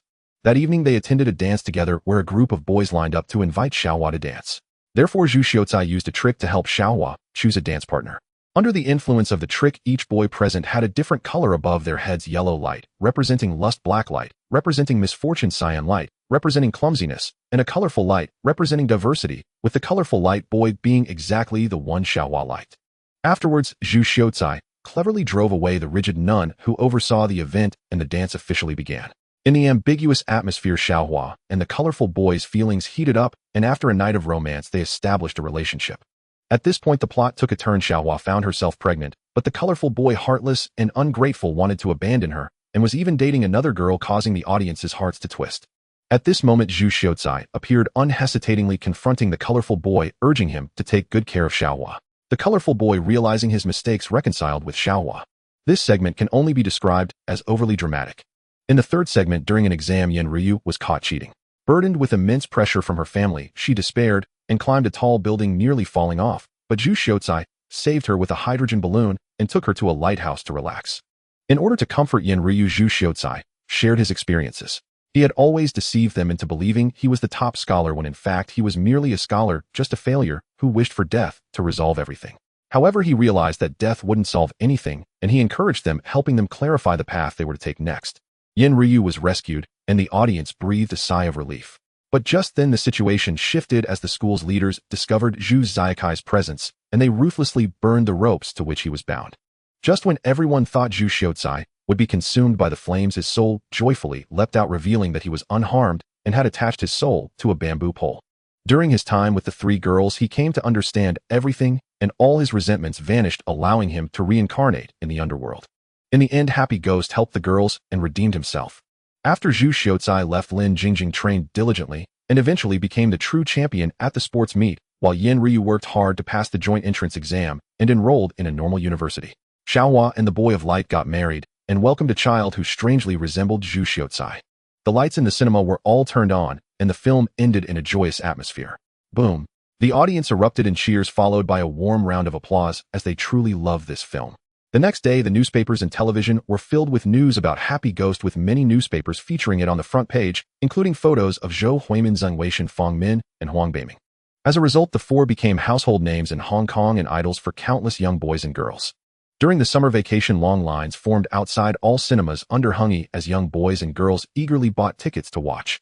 On the first day of its official release, ticket sales surpassed 2 million Hong Kong dollars, recouping costs on the very first day and setting a box office record in Hong Kong. The first film to exceed 10 million at the box office was Shitty Chuma, which was scheduled for release this year, with a total of 12 million originally expected to be the box office champion. However, this champion was snatched away by Su Hong. A month later, statistics showed that Happy Ghost had reached a total box office of 20 million Hong Kong dollars, shocking Hong Kong. It should be noted that no film in Hong Kong's cinematic history had ever seen a box office exceeding 10 million. Moreover, this was a low-budget film with total investment of only 2 million Hong Kong dollars, and it grossed 20 million at the box office, yielding a net profit of over 16 million after all expenses, an eightfold profit, making Su Hong a fortune. In the hotel banquet hall, stars shone brightly. Executives and artists from TVB, ATV, and Hungy Film were present, with the happiest among them being Su Ku, Huang Beiming, Zheng Weishan, and Fong Min from the Happy Ghost crew, their smiles impossible to hide. Today was the celebration banquet for the Happy Ghost crew. The massive crystal chandelier illuminated the luxurious hall as snacks and drinks filled the positions along the walls. Guests held their glasses, gathering in small groups, their faces rosy and happily chatting. In the hotel's parking lot, a pink sports car drove in, clearly expensive. A pair of crystal high heels and a long leg emerged first, and the person getting out was a young lady. In her 20s, she was slightly plump, perfectly fitting the description of a top figure in the slightly overweight category. Tall and with a round face, she sported ear-length short hair and wore a black knee-length skirt. While her looks might not stand out in a film company filled with beautiful women, she possessed a unique air of competence. The woman was none other than He Chaoping, the beloved daughter of the gambling king of the Isle of Australia. Once she was such a proud girl. With a prominent family background, a high education, beauty, and exceptional social skills, she received praise wherever she went. She was also an object of admiration for many males, never lacking suitors throughout her life. She seemed to succeed easily in everything she undertook. 2 years ago, she established an advertising company without relying on her family's connections, achieving success and quickly becoming Hong Kong's top-ranked advertising firm. Internationally renowned brands like LV, Hermes, and Gucci became her loyal clients. Consequently, among the wealthy families in Hong Kong, she was recognized as one of the finest young talents. Today, a friend called to invite her to a celebration banquet. Initially, she had little interest, but upon hearing that Su Hong would attend, she inexplicably agreed. Jing, hurry up. We've been waiting for you for ages. Achong A Rong, AFA, you three look handsome again. Are you busy lately? How about helping me shoot an advertisement? No problem. Achong, you are forgetting your loyalty so quickly. How can you agree so easily? What about a Rong and me wanting a high price? Helping a friend, and you still expect a high price. That's too much. Who said a Jing just got a big contract? Internationally renowned brands, the advertising fee is substantial. As He Chaoping entered, she saw Chun Baichang, Zhou Ruanfa, and Zhang Guorong chatting together. She walked over to greet them, engaging in lively conversation. However, her gaze occasionally wandered to the entrance of the hall, as if waiting for someone. Just thinking about meeting him soon, the legendary finest young man in Hong Kong, made her heart flutter with unease. At 8 o'clock, a bulletproof Mercedes slowly entered the parking lot. Su Hong, holding Zhou Huimin's delicate hand, walked into the banquet hall. Su Hong was dressed in a fitted black suit, his hair standing upright, his face resolute, and his eyes like stars. Just by his appearance, he overshadowed many male stars present. Beside him, Zhou Huimin wore a pink, youthful evening dress, her delicate features quite beautiful. As they appeared, they captured everyone's attention. Mr. Su, Miss Zhou. Hello, Mr. Su. Mr. Su. As they walked by, everyone greeted them. Executives from Hungy, such as Shi Nanxing and Huang Shizhao from ATV, as well as TVB executives, approached, forming a small circle around Su Hong as they happily chatted. Seeing this scene, He Chaoping snapped back to reality. Just as Su Hong entered, she felt as if she had been electrocuted, her body tingling all over. It seemed the rumors were true. His face was indeed incredibly handsome. Perhaps it wasn't just her. Any woman in the world who laid eyes on this man would find it hard to forget. Now please welcome our boss, Mr. Su Hong, to the stage to say a few words.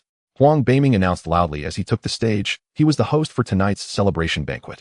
Firstly, I would like to congratulate the film Happy Ghost for achieving the box office champion title. I hereby announce a reward of 1 million Hong Kong dollars for all members of the Happy Ghost crew. Furthermore, I hope to hold such celebration feasts regularly in the future. All films produced by Hung will be rewarded based on box office performance, and the ratio will not be lower than today's standard. The hall erupted with applause and cheers that shook the heavens. This was the first time in Hong Kong that a film crew received a bonus of 1 million Hong Kong dollars. One must understand that a film's box office might not even reach 1 million Hong Kong dollars. Secondly, the crew of the television drama Shanghai Bund will be rewarded 50,000 Hong Kong dollars. In the future, any television drama with a viewership rating exceeding 80% will also receive a reward of 50,000 Hong Kong dollars, while those exceeding 60% will receive 25,000 Hong Kong dollars. The boss is the coolest. The boss is generous. The happiest of all was Zhao Yaji in the audience, as the surprises that this man had promised her were indeed happening here, bringing her endless joy. The surprises just kept coming. Most of the cheers stemmed from the signed artists of Hung Film, and this time nearly all the artists present were from there, especially those from TVB. In the past, the stingy Shao had barely provided even meager salaries, let alone bonuses. The artists from Asia Television were slightly better off, but they had never encountered such a generous boss. I announced that Hung will invest 10 million Hong Kong dollars to produce a science fiction film titled Transformers. The audience erupted in exclamations of surprise once again. A 10 million production had set a new precedent. Aside from Happy Ghost, there were currently no films in Hong Kong that had surpassed 10 million in box office, let alone a film that required an investment of 10 million. Additionally, Hung will implement a producer responsibility system. The producer will be responsible for script selection, casting, filming, and distribution, thus also bearing the responsibility for the box office. At the same time, Hung will not impose any upper limit on film investment. The room was once again filled with warm applause. The boss was truly generous. Having no upper limit on investments meant that as long as the script was good and the company agreed, filming could commence. Naturally, priority will be given to our own people, meaning there will be plenty of opportunities for artists from Asia Television, Hung and TVB. Su Hung's approach mirrored the Hollywood system of the later years. At this time, the film and television culture in Hong Kong was just beginning to explode, soon to lead the trend in the Chinese community for 20 years. However, it later declined, being surpassed by the island nations and South Korea, not to mention competing with Hollywood. This is undoubtedly a regret.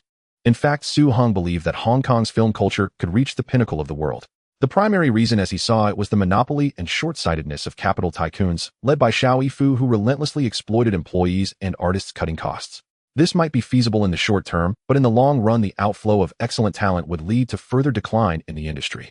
The development of the industry and the company follows the same principle. To thrive, one must allow capable individuals to earn a lot of money, thereby attracting outstanding talents from around the world, creating a positive cycle.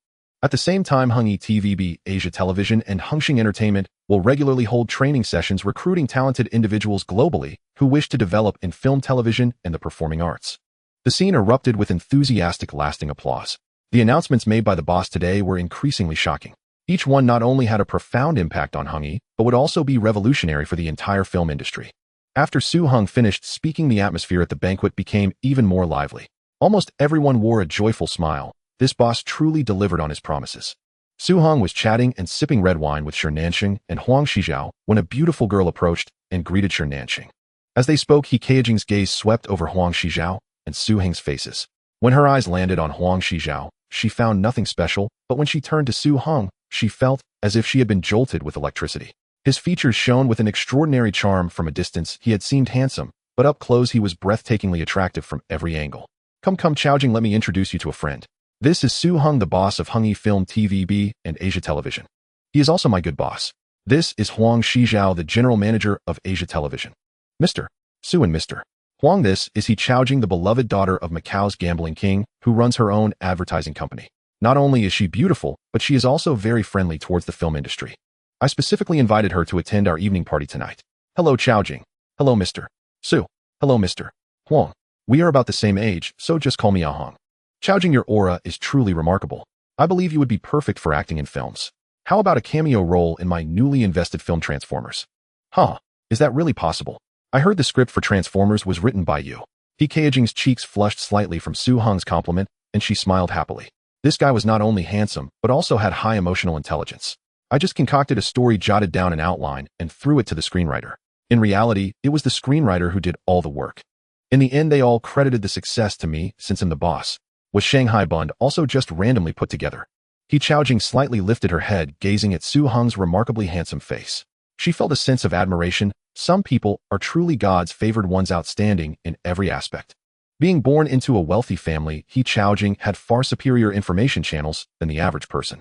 Her family had thoroughly researched this emerging super-rich individual in Hong Kong. He was incredibly skilled in business. Wall Street battles, Hongxing Electronics, United Beverages, Kowloon warehouse battles, TVB, Asia Television, Hongyi Film. All were grand enterprises. He Chaojing had previously thought that founding her advertising company was impressive enough. After returning from abroad, she didn't join her family's company, but independently established an advertising firm, which in just a year became the largest in Hong Kong. Not only her peers, but even the business community regarded her as a legend. However, compared to the man before her, the disparity was glaring. She was attractive, but this guy stood out among so many stars. She was adept at business, yet he had scaled his enterprise to such heights, becoming a top tycoon in Hong Kong in just a few years. Compared to him, her only advantage remained her family background. The key was that this guy was so talented, able to write scripts and produce television dramas that captivated all of Hong Kong. She truly wanted to know what window God had closed for him. He Chaojing raised her head slightly, her face filled with admiration, holding a wine glass in one hand, while the other rested on her chest, accentuating her alluring figure. Perhaps she was completely unaware that such an action was incredibly alluring to a man. How old are you? You tell me your age first. Is this how you ask a girl's age? You don't have to ask. Oh, I can read palms. Let me see your hand, and I can tell. You can read palms. Can you really tell? How old do I look?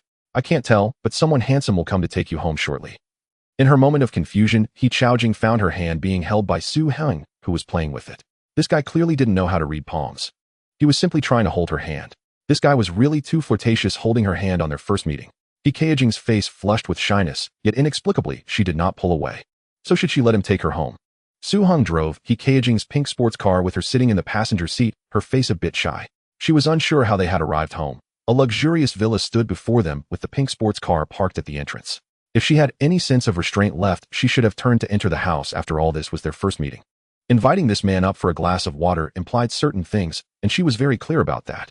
Thank you, Ah Hong. See you again. Goodbye. Aren't you going to leave me a phone number?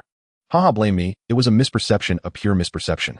We had such a good time tonight that I mistakenly thought we were old friends who had known each other for a long time. Saying this, he took out a business card and handed it over. So what's your number?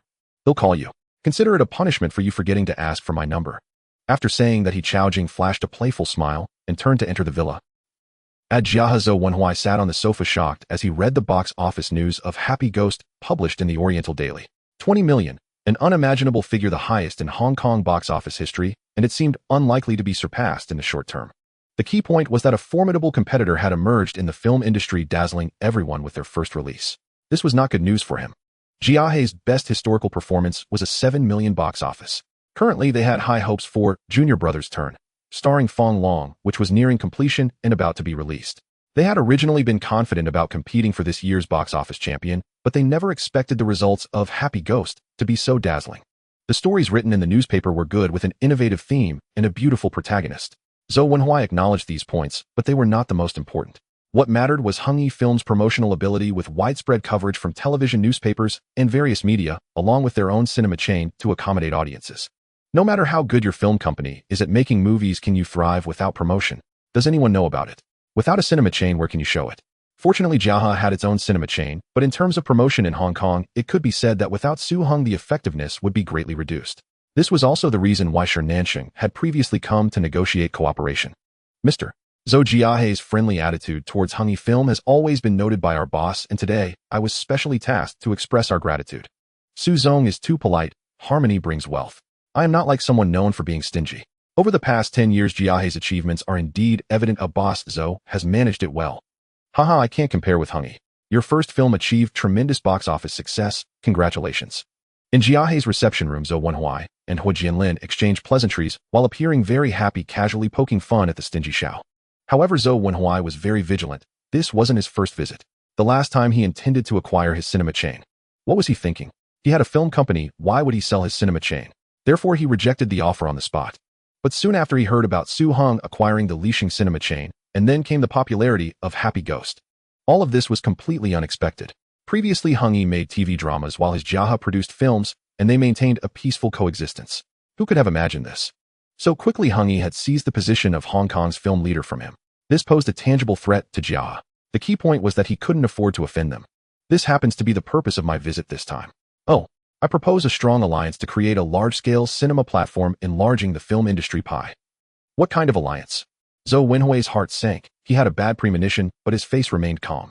I propose two plans. One is that Hungee Cinema takes 40% of the shares in exchange for 60% of Jiahe Cinema shares.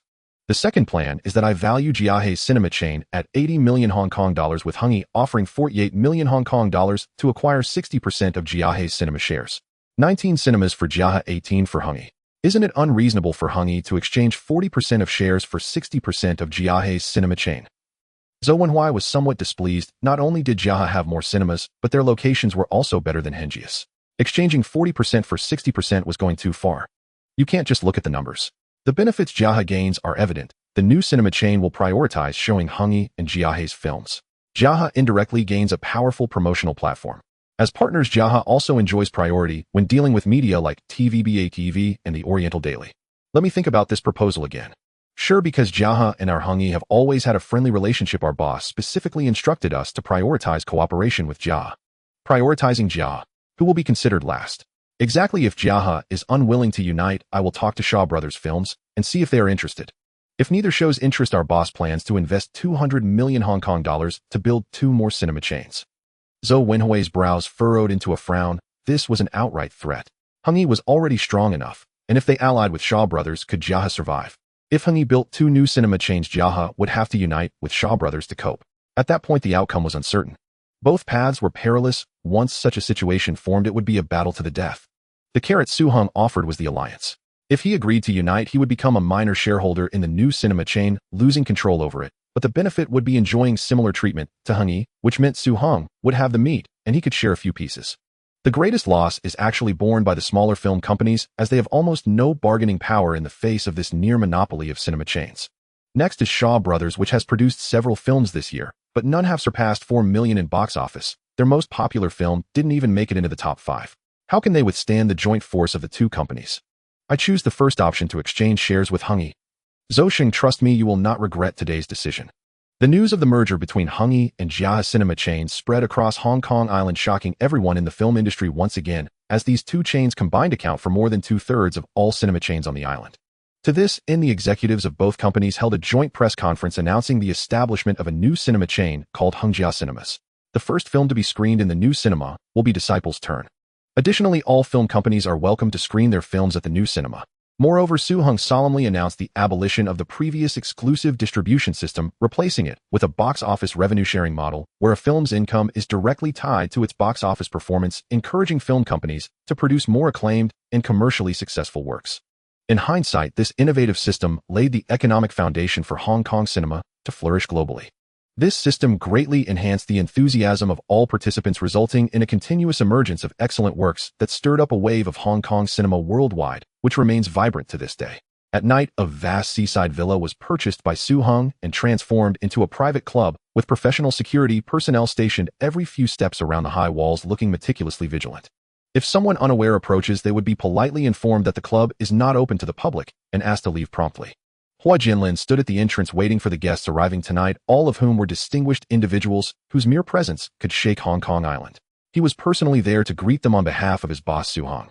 A black Rolls-Royce slowly drove into the villa, and a Caucasian man stepped out, none other than HSBC's top executive Shin Bai. Mr.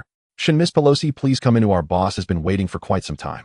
Hua Jinlin led the way as the two walked briskly into the club.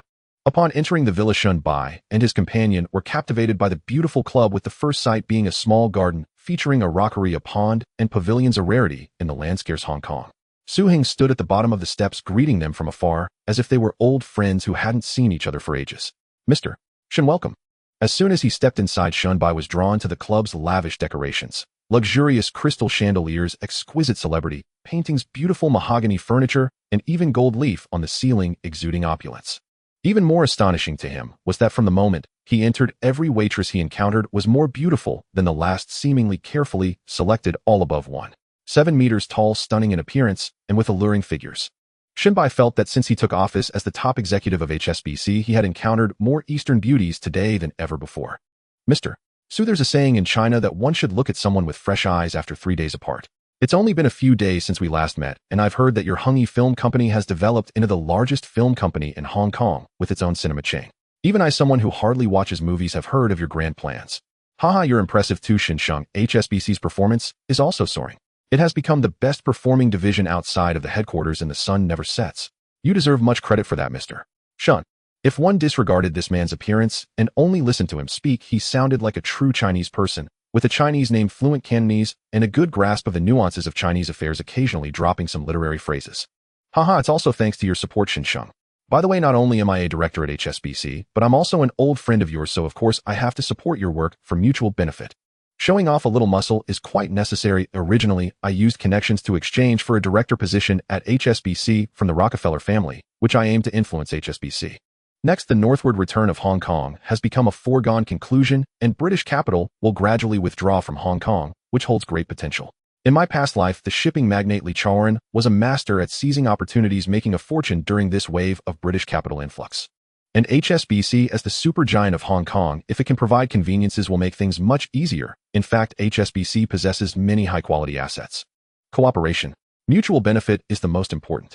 If Su Sheng has any need for my assistance, feel free to ask. Today I invited Mr. Shin not only to thank you for the help you provided during the acquisition of Li Sheng TV, but also to introduce you to a few friends. Come please. The guests are already gathered. Oh, we are just waiting for you. Entering a spacious private room, several people were already chatting. Come, let me introduce everyone. This is Mr. Shin, by the top executive of HSBC. This person you are already familiar with, shipping magnate. This is Mr. Huang Dong, chairman of Hua Group, and this is Director Huang Qichan from the mainland office in Hong Kong. Shin Bai and the others greeted each other warmly, with the shipping magnate being a familiar face as he had a good relationship with Su Hong, which Shun Bai was aware of. The other two, Hua Dong was someone he had heard of, but did not know well, while Director Huang Qichan from the mainland office in Hong Kong was completely unfamiliar. However, he had heard some news. Hua Dong was seeking support for the mainland and advocating for the northward return of Hong Kong, which was widely known among the elite, as the current British authorities were suppressing them. What surprised Shin Bai, however, was how good Su Hong's relationship with them appeared to be. Why did Su Hong invite him to the banquet today and introduce them to him? Shin Bai seemed to have thought of something, but couldn't quite grasp the main point. The look of astonishment on his face quickly faded, and he began chatting warmly with them, as if they were old friends who hadn't met for a long time, which was a basic skill in the business world. Everyone took their seats, and the waitstaff brought out dishes, each portion modest in size. Not exactly delicacies, but every dish was particularly exquisite as the group ate and chatted. Ladies and gentlemen, the mainland is about to embark on reform and opening up, with the primary aim of opening up to foreign investment. On behalf of the mainland, I welcome you all to invest and set up factories in the mainland, which, besides having the world's largest market, also boasts advantages in labor, land taxes, and more. At such a simple statement, Shun Bai was startled, causing his hand to tremble and spill red wine on his trousers. The dish that the boat king had just picked up fell onto the dining table. The two exchanged glances, both seeing immense shock in each other's eyes. Su Hong was already aware of this significant policy from his previous life and felt no surprise.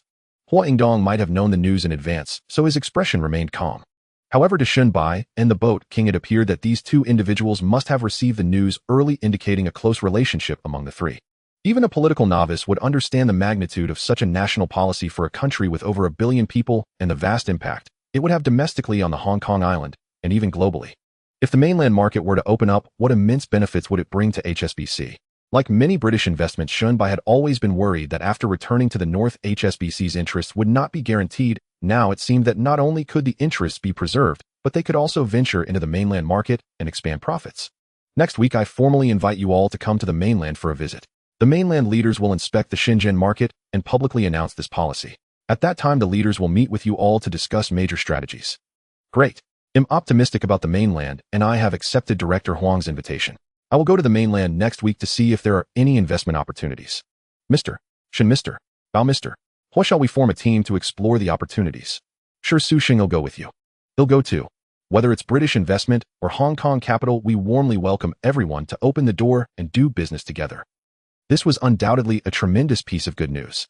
Although it had not been officially announced yet, it was at least a positive signal. No, Shun Bai suddenly realized, with Su Heng's character of not getting up early without profit, constantly showing goodwill to HSBC and himself, there must be an ulterior motive. What could he possibly want? However, until the end of the dinner, Su Hong did not broach a single topic. The dinner felt more like a platform for Director Huang, who spoke about the latest policies from the mainland. Including Su Hong, everyone listened attentively. Mr. Should I propose a business deal? I have heard that HSBC holds shares in Hutchison Whampoa. I wonder if Mr. Shin would consider parting with them. Hutchison Whampoa. Shin Bai was somewhat surprised, and the reception room fell into a brief silence. Speaking of Hutchison Whampoa, it was well known on Hong Kong Island, being the second largest trading company after Jardine Matheson, a commercial giant with a preeminent status. However, due to its overly large scale and severe losses, the shares fell into the hands of HSBC, which spent 150 million Hong Kong dollars to acquire 20% of Hutchison. Firstly, it has a long history and a vast scale formed by the merger of the Hong Kong Trading Company and the Whampoa Company. It possesses an extensive business system and rich assets involved in multiple fields, such as ports, retail, and real estate, making it the largest listed company on Hong Kong Island, with a total market value of 6 billion Hong Kong dollars. Not to mention other businesses, just to highlight two areas of significant influence. First, it owns Whampoa Dock, capable of repairing and constructing vessels of 10,000 tons of manufacturing capacity that was quite impressive at the time. Furthermore, Hutchison Whampoa holds vital port resources and operational businesses in Hong Kong, playing a key role in the trade and logistics of the region. As a city named after its port, the importance of port operations in Hong Kong is self-evident, and Hutchison Whampoa has a tremendous influence in this regard. The second area is real estate. To put it plainly, Hutchison Whampoa is currently the largest landlord on Hong Kong Island, owning a large amount of land, most of which is high-quality land located in the core areas of the island. While it may not surpass the first landlord Jardine Matheson in quantity, if you take out Jardine's two real estate companies, Wharf and Chung Kong, in terms of both land quantity and geographic location, they fall short of Hutchison Whampoa. Moreover, Wharf has already been incorporated under the Boat King. Thus, Hutchison Whampoa is undoubtedly the land king of Hong Kong Island. HSBC currently holds 20% of Hutchison Whampoa's shares, totaling about 60 million shares, which at the current market value is worth approximately 1.2 billion Hong Kong dollars. How many shares do you wish to acquire? All of them. After the meal, Shunbai and the others were led by Su Hung to a tea room where they sat across from each other. Shunbai was also calculating in his heart. He realized that despite having done enough homework and having adequately understood this young man before him, he had underestimated Su Hung. A young man in his early 20s was coming to discuss the acquisition of Hong Kong Island's largest listed company. I have always believed that banks are not charitable organizations, nor political institutions, nor clubs for the British. A bank is simply a bank, and its purpose is to be profitable. Whoever can make money for HSBC is a good friend of HSBC, and I can maximize HSBC's interests. If Mr. Shin agrees to transfer the shares of Hutchison Whampoa, all financial-related business of Hutchison Whampoa in the future will be entrusted to HSBC. Personally, I definitely support Mr. Su, but this deal is too big. I need to consult with the headquarters before getting back to you, Mr. Su. All right, then I appreciate your help, Mr. Shun. Su Hung glanced at Shunbai, who remained calm. On the surface, Shinbis' response seemed proper, but in reality, there was a significant issue. For HSBC, holding shares of Hutchison Whampoa was essentially a hot potato. Financial firms have always looked down on the meager profits from real industries, and moreover, Hutchison Whampoa's operational status had not been good, so HSBC should be eager to divest. At most, it was just a matter of negotiating the price. However, Shinbis' response was actually a rejection. Did he have other intentions? Boat King, I hope to gain your support. I know you have some shares in Hutchison Whampoa. Would you consider parting with them? I will certainly support you, but I don't have many shares, only 15 million shares. Name your price, and I'll transfer all of them to you. Currently, Hutchison Whampoa's stock price is 20 Hong Kong dollars per share, valuing it at 300 million Hong Kong dollars. The stock price of Wharf is now $60 per share. I will exchange 5 million of my Wharf shares with you. How does that sound? Deal. Su Hing no longer hesitated and turned to look at the Boat King, who had just recovered from his shock. This young man had grown to this extent in such a short time. Previously, there were rumors that he was the second richest man on Hong Kong Island, ranked just behind himself. Now it seemed his wealth had likely already surpassed his own. Not long ago, the Kowloon warehouse I acquired was valued at only over 10 billion Hong Kong dollars. Later, I fully acquired it and spent tens of billions, draining a significant portion of my fortune, and even took a loan of 2 billion Hong Kong dollars from HSBC. The current valuation of Hutchison Whampoa is over 60 billion Hong Kong dollars, making it the largest listed company in Hong Kong. If a takeover were initiated, it would require at least tens of billions of Hong Kong dollars, even without any foreign firms standing in opposition. However, apart from the personal favor I owe him for my previous acquisition of Kowloon warehouse, standing within the same Chinese capital camp, if Su Hung were to acquire Hutchison Whampoa, it could also lend him support. Moreover, Su Hung holds 5% of Kowloon warehouse's shares, making his backing crucial. After a moment of thought, King of Charter Boats Wong readily agreed. Mr. Hu, I hope to gain your support. Hung, last time you went to the beautiful country to trade oil futures, you helped me, Hua Ingdong, earn over 100 million Hong Kong dollars in profit. Moreover, this acquisition is good news for the Chinese capital and all Chinese in Hong Kong, as we can compete fairly with British enterprises in the future. I am definitely committed to this cause. What do you need me to do? Just let me know. Without affecting your business, buy as many shares of Hutchison Whampoa as possible. Okay, you'll make arrangements right away. Hua Ingdong has been eyeing the mainland. In many businesses, including real estate, he has been ahead of Lee Chaoran for many years, but has faced significant pressure from the British Hong Kong government, making development difficult. Having an ally like him, who is also focused on the mainland, is quite gratifying. Mr. Su, if there is anything I can do, feel free to ask. The director of the mainland office, although an official, has certainly heard of the illustrious Hutchison Whampoa. Moreover, it is a great thing for a Chinese to acquire it, especially a Chinese close to the mainland. Director Huang, there is indeed a place where I need your help. If possible, I intend to set up a new factory in the mainland. I am not very familiar with the local leadership and policies, and I will need your assistance in many areas. Haha, what you need is not help from me. Rather, this is more like a favor to me. Your investment in the mainland is something we have been longing for. When are you going? I will report to the leaders. Whatever you need, I will ensure it is met within the permissible policies. Huang Qichen was pleasantly surprised. Su Heng is truly his lucky star. Last time in oil futures, he made a substantial profit for the mainland and has already caught the attention of the highest levels. As for this time, what help does he need? Isn't this a chance to earn political capital? Who wouldn't be happy encountering something like this? If this guy were to propose some conditions, as long as they are not too unreasonable, how could he not agree? This fellow is so young, yet the people sitting here. Wang Shun by Huangdong. Who among them isn't a figure who could shake Hong Kong with a stomp? While many in Hong Kong might not know him on the mainland, he directly reports to the highest level.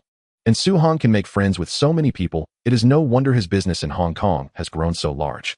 Now with the mainland just beginning its reform and opening up, his investment as a highly influential businessman from Hong Kong will have an immeasurable demonstration effect. It is likely that the highest levels will take notice. Continue to accumulate shares of Hutchison Whampoa, buy as much as possible until all bullets are expended. All bullets expended. Boss, do you know how much money we currently have in our account? The 10 billion Hong Kong dollars you transferred last time, coupled with the 9 billion Hong Kong dollars profit from Kowloon warehouse, means we currently hold 10% of Hutchison Whampoa's shares, along with over 14 billion Hong Kong dollars in cash. With such a large volume, if all were used to buy Hutchison Whampoa, the stock price would certainly rise significantly. In the stock VIP room, Hu Zhifeng looked incredulous. 14 billion used to acquire shares of Hutchison Whampoa. This is indeed a stunning move. Boss, you are both a director at HSBC and have swapped 5% of shares with the king of charter boats. Currently, we already hold 15% of the shares. Adding HSBC's 20%, that is enough for a controlling stake. Even if the deal with HSBC does not go through, acquiring an additional 10% would total 25%, which is sufficient for control. There is no need to rush to acquire a large amount. That would raise the cost too high. Moreover, with such a large volume, some savvy individuals will surely notice that significant funds are buying in. If the news gets out and retail investors follow suit, pushing the stock price higher would not be beneficial for us in acquiring that part of the stock from HSBC, leading us to pay more. Standing aside, Hu Jianlin advised, today's command from the boss clearly defies common sense. Not only Hu Zhifeng, but he too was puzzled. You don't understand Shinbai. He has been the head of HSBC in Hong Kong for nearly 10 years.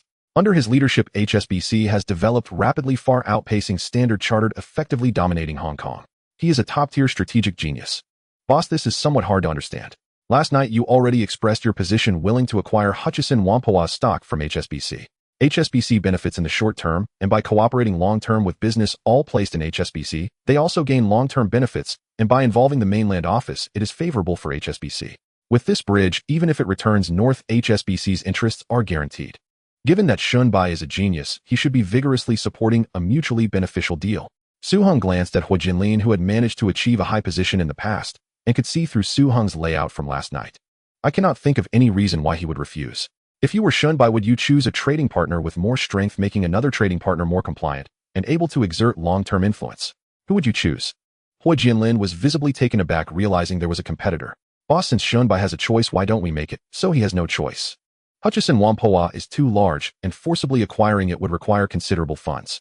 This means the competitor must have a similar funding capacity to qualify to compete with us. However, in Hong Kong, among individual families apart from us, who else has such a large capital base? Su Heng's eyes brightened. Hu Jianlin is indeed quite insightful. Su Heng's previous strategies were actually driven by his caution regarding Shunbai. Su Heng's feelings towards Shunbai are complex. This man's strategic vision is so precise and far-sighted that few can match him. He truly stands at the apex of the pyramid in that era. Before visiting Huaxiao for negotiations, Iron Lady specifically sought the opinion of HSBC's senior executive Shunbai, who said, "The sun never sets, must retain control. Surrendering sovereignty is merely for show." The opinion of exchanging sovereignty for governance gained consensus from the British side. Ultimately, the two systems in Hong Kong were a result of mutual compromise. Therefore, starting from the 1970s, HSBC began to nurture promising and potential Chinese individuals who would become the main force in governing Hong Kong in the future. In his past life, Shunbai chose Li Chaoran, and at that time, HSBC sold 20% of its shares in Hutchison Whampoa to Li Chaoran for a price of $6 39 billion based on a share price of $7 1. The preferential condition was that Li Chaoran only needed to pay a 20% deposit while the remaining amount could be paid in installments, meaning he could acquire this long-established trading firm valued at $6 5 billion for merely $1 28 billion. Later it was confirmed that the 20% deposit paid by Li Chaoran was actually a loan personally approved by Shun by just a day prior. In other words, Li Chaoran spent no money at all and gained control over Hong Kong's largest listed company at the time. Strangely, during the HSBC board meeting discussing the transfer of shares in Hutchison, the directors of the two major British firms, Jardine Matheson and Swire, surprisingly did not attend. At that time, Jardine and Swire had a very poor relationship with Li Chaoran, but why did they miss such an important meeting, allowing Li Chaoran's acquisition proposal to pass so easily? In the world of capital, how could there be so many coincidences? Behind every clever coincidence lies an exchange of interests. Though HSBC was powerful, it was not without its vulnerabilities, which was why Su Hung hosted Shunbai along with the boat king, Hua Yingdong, and Huang Qichon yesterday, wanting to flex his muscles and connections. Now Su Hung has passed the ball to Shunbai and wants to see how he chooses. However, there is now another line of thought to knock down the opponent, leaving him without the strength to compete for Hutchison. Buy the stock of Chung Kong Holdings. After 3 days, released the news saying, I want to acquire Chung Kong. In poverty, there are schemes and tricks. In wealth, there is overwhelming firepower. Su Hung will no longer pretend, I will lay my cards on the table. I want to snatch meat from the mouths of you, Shunbai and Li Chaoran. I ask you, are you afraid? Shunbai lay on the spacious bed of the hotel, holding a cigar with a young and beautiful Secretary Pelosi lying in his arms. What is so difficult to handle? I've never seen you so worried. Pelosi nestled affectionately against Shun by looking up at his somber face. Since she became Shunbai's secretary, this was the first time she had seen him so troubled, and he was absent-minded even during their earlier encounter. One company, two people want it. One is powerful and cannot be offended. The other is easy to control and is the most cost-effective for HSBC. Who do you think I should sell it to? Pelosi's eyes flickered with displeasure, feeling a bit uncomfortable, but did not show it on her face. Unfortunately, I really am too stupid and unable to help you at all. In my eyes, you will always be the most important, so I hope you choose the party that is most beneficial to you. Pelosi looked tender as if saying nothing, but upon closer inspection her support was for the former. Shunbai looked at the gentle Pelosi in his arms, sighing slightly in his heart. This little secretary truly understood him well. Just then, Shunbai's mobile phone rang. Mr. Shun, this is Mingyue. I have an urgent matter and want to see you. On the other end of the line, Li Chaoran was as anxious as an ant on a hot pan, urging his wife to call Shunbai. At first, he brought his wife along to business discussions with Shunbai because he couldn't speak English, having her translate. Over time, his wife became familiar with Shunbai, and he received significantly more support from HSBC. So later on, it was his wife who directly talked to Shunbai. If he said there was nothing going on between them, he wouldn't believe it. Perhaps when taking his wife to meet Shunbai, he had some hidden expectations. He thought of many ways to improve his relationship with Shunbai, but none succeeded. The senior executive of HSBC, a person on par with the governor, had too many people trying to curry favor. Unexpectedly, in the end, it was his sociable wife who managed to win him over. However, now was clearly not the time to consider these matters. All right, I'm in the Peninsula hotel room. Thinking of the dignified, graceful, and gentle woman, Shunbai's mood brightened. Compared to her, the secretary in his arms seemed less appealing. Slap. Get up, you need to go back to the company and help me handle a loan business. There are benefits for you. Shunbai slapped the secretary's bottom and turned to say, You're really heartless, working like a dog for you all day. Can't you let me rest for a bit? The secretary complained while getting up to put on her clothes, turning away with a look of disdain. What was so special about Mingyue compared to herself? Captivated by Shunbai, she even planned to sell Hutchison to her family at a low price. Casually helping someone could at least save that woman several hundred million HKD, which was quite a lot of money. Thinking of herself after following Shunbai for so many years, being both a worker and a mistress, just receiving a little favor and being dismissed, she felt completely like a fool. Shameless bitch, already married and still out flirting with others, putting on an act of being dignified and virtuous in front of others. As Pelosi went downstairs, she happened to bump into Mingyue, who was rushing in. The two brushed past each other, and Pelosi inwardly cursed. What did Shunbai say? Mingyue asked with concern after hanging up the phone. Ah Chung, don't be anxious. I will meet him right away. After we meet, let's see if Mr. Shun has any good solutions, and then we can discuss what to do next. Mingyue comforted her husband while preparing to dress up to meet Shunbai. We must find a way to persuade Shunbai to help us secure a loan to repurchase Chung Kong stock first. Li Chaoran was momentarily stunned by the sudden news. Su Hung had already made his move. His subordinates returned with intelligence. Several days earlier, Su Heng's Heng Yuan Fund had quietly acquired a substantial block of Chung Kong Holdings shares at depressed prices. and far from halting, it continued aggressively accumulating more on the open market even after the news broke. The opponent advanced with overwhelming force, clearly determined to seize Chung Kong Holdings at any cost. Li Chaoran felt a flicker of panic. A chilling suspicion stirred within him. He had recently attempted to acquire Hutchison Whampoa shares held by HSBC, but through conventional means such an acquisition was impossible for Chung Kong Holdings. The cornerstone of his entire fortune was valued at merely 600 million Hong Kong dollars. His total net worth amounted to no more than a few billion Hong Kong dollars, insufficient even to purchase HSBC's stake in Hutchison Whampoa. He had previously held multiple negotiations with Shun Bai, who had expressed willingness to transfer his Hutchison Whampoa shares. Yet now an unforeseen intervention had occurred. Su Hong had not only declared his intent to acquire those very shares, but had also launched a direct assault on Li's own Chung Kong Holdings. At the mere mention of that name, Li Chaoran's heart lurched violently. Having risen from nothing himself, he knew better than anyone just how formidable Su Hong truly was.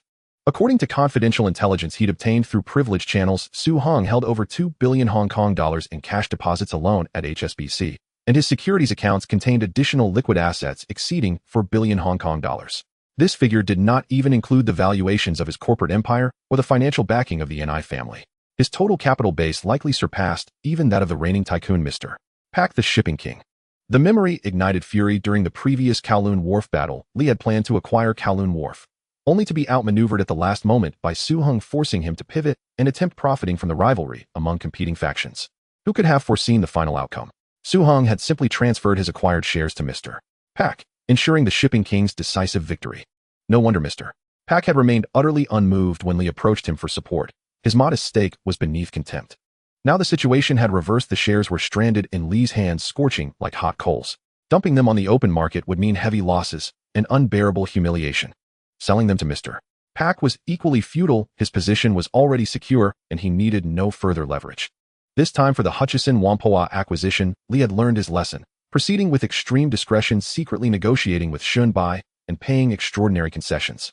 Yet who could have guessed that Su Hong had set his sights on Hutchison Whampoa as well? Worse still, he had targeted Chung Kong Holdings itself. Mr. Shin, you must assist us this time. Su Hong has launched a hostile takeover bid against Chung Kong Holdings. My father recently sold part of his Chung Kong shares to fund the Kowloon Wharf acquisition, leaving us financially exposed. How much do you require? 200 million Hong Kong dollars. The loan itself is straightforward. I can approve it immediately. But what is your subsequent strategy? Cradling the warm, supple form nestled against him, he found himself inexplicably captivated by this woman. They had first met when Li Chaoran brought her to discuss a business partnership, and he was instantly drawn to her refined eloquence.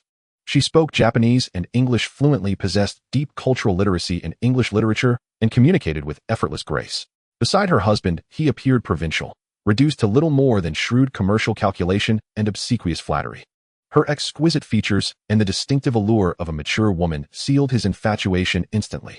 At his age, physical desire was no longer paramount. As the senior executive of HSBC, he could command the attention of any beautiful woman he wished. Perhaps it was precisely her status as a married woman that lent their encounters an intoxicating edge. Otherwise, why would he have aided her repeatedly? Of course, shared interests mattered, but when mutual benefit coincided with intimacy, the arrangement became all the more exquisite. Naturally, we intend to repurchase a controlling stake. But now that the bid is public, the share price has surged. Repurchasing will incur enormous expense. Do you still possess sufficient funds to acquire Hutchison Whampoa? Not at present. We must wait until this crisis passes, then sell our Kowloon Wharf shares to raise capital. Could you delay him even briefly? That sum remains woefully inadequate. What if we proceed as previously discussed? Installment payments, with your assistance securing another loan to cover the initial down payment. Had he remained unaware, conducting the transaction discreetly and announcing it only upon completion, the plan would have been viable. But now that is impossible. He has already intervened. If he simply offers a higher bid, I cannot sell you these shares at a discount. Moreover, as a director of HSBC, I would be unable to justify such a decision before the board or before him. This man far surpasses Wally in capability. Wally, mentioned by Shun Bai, was Hutchison Whampoa's managing director, a man Shun Bai had personally recruited to revitalize the company. Though undeniably talented, Wally's defiant temperament had long been a liability.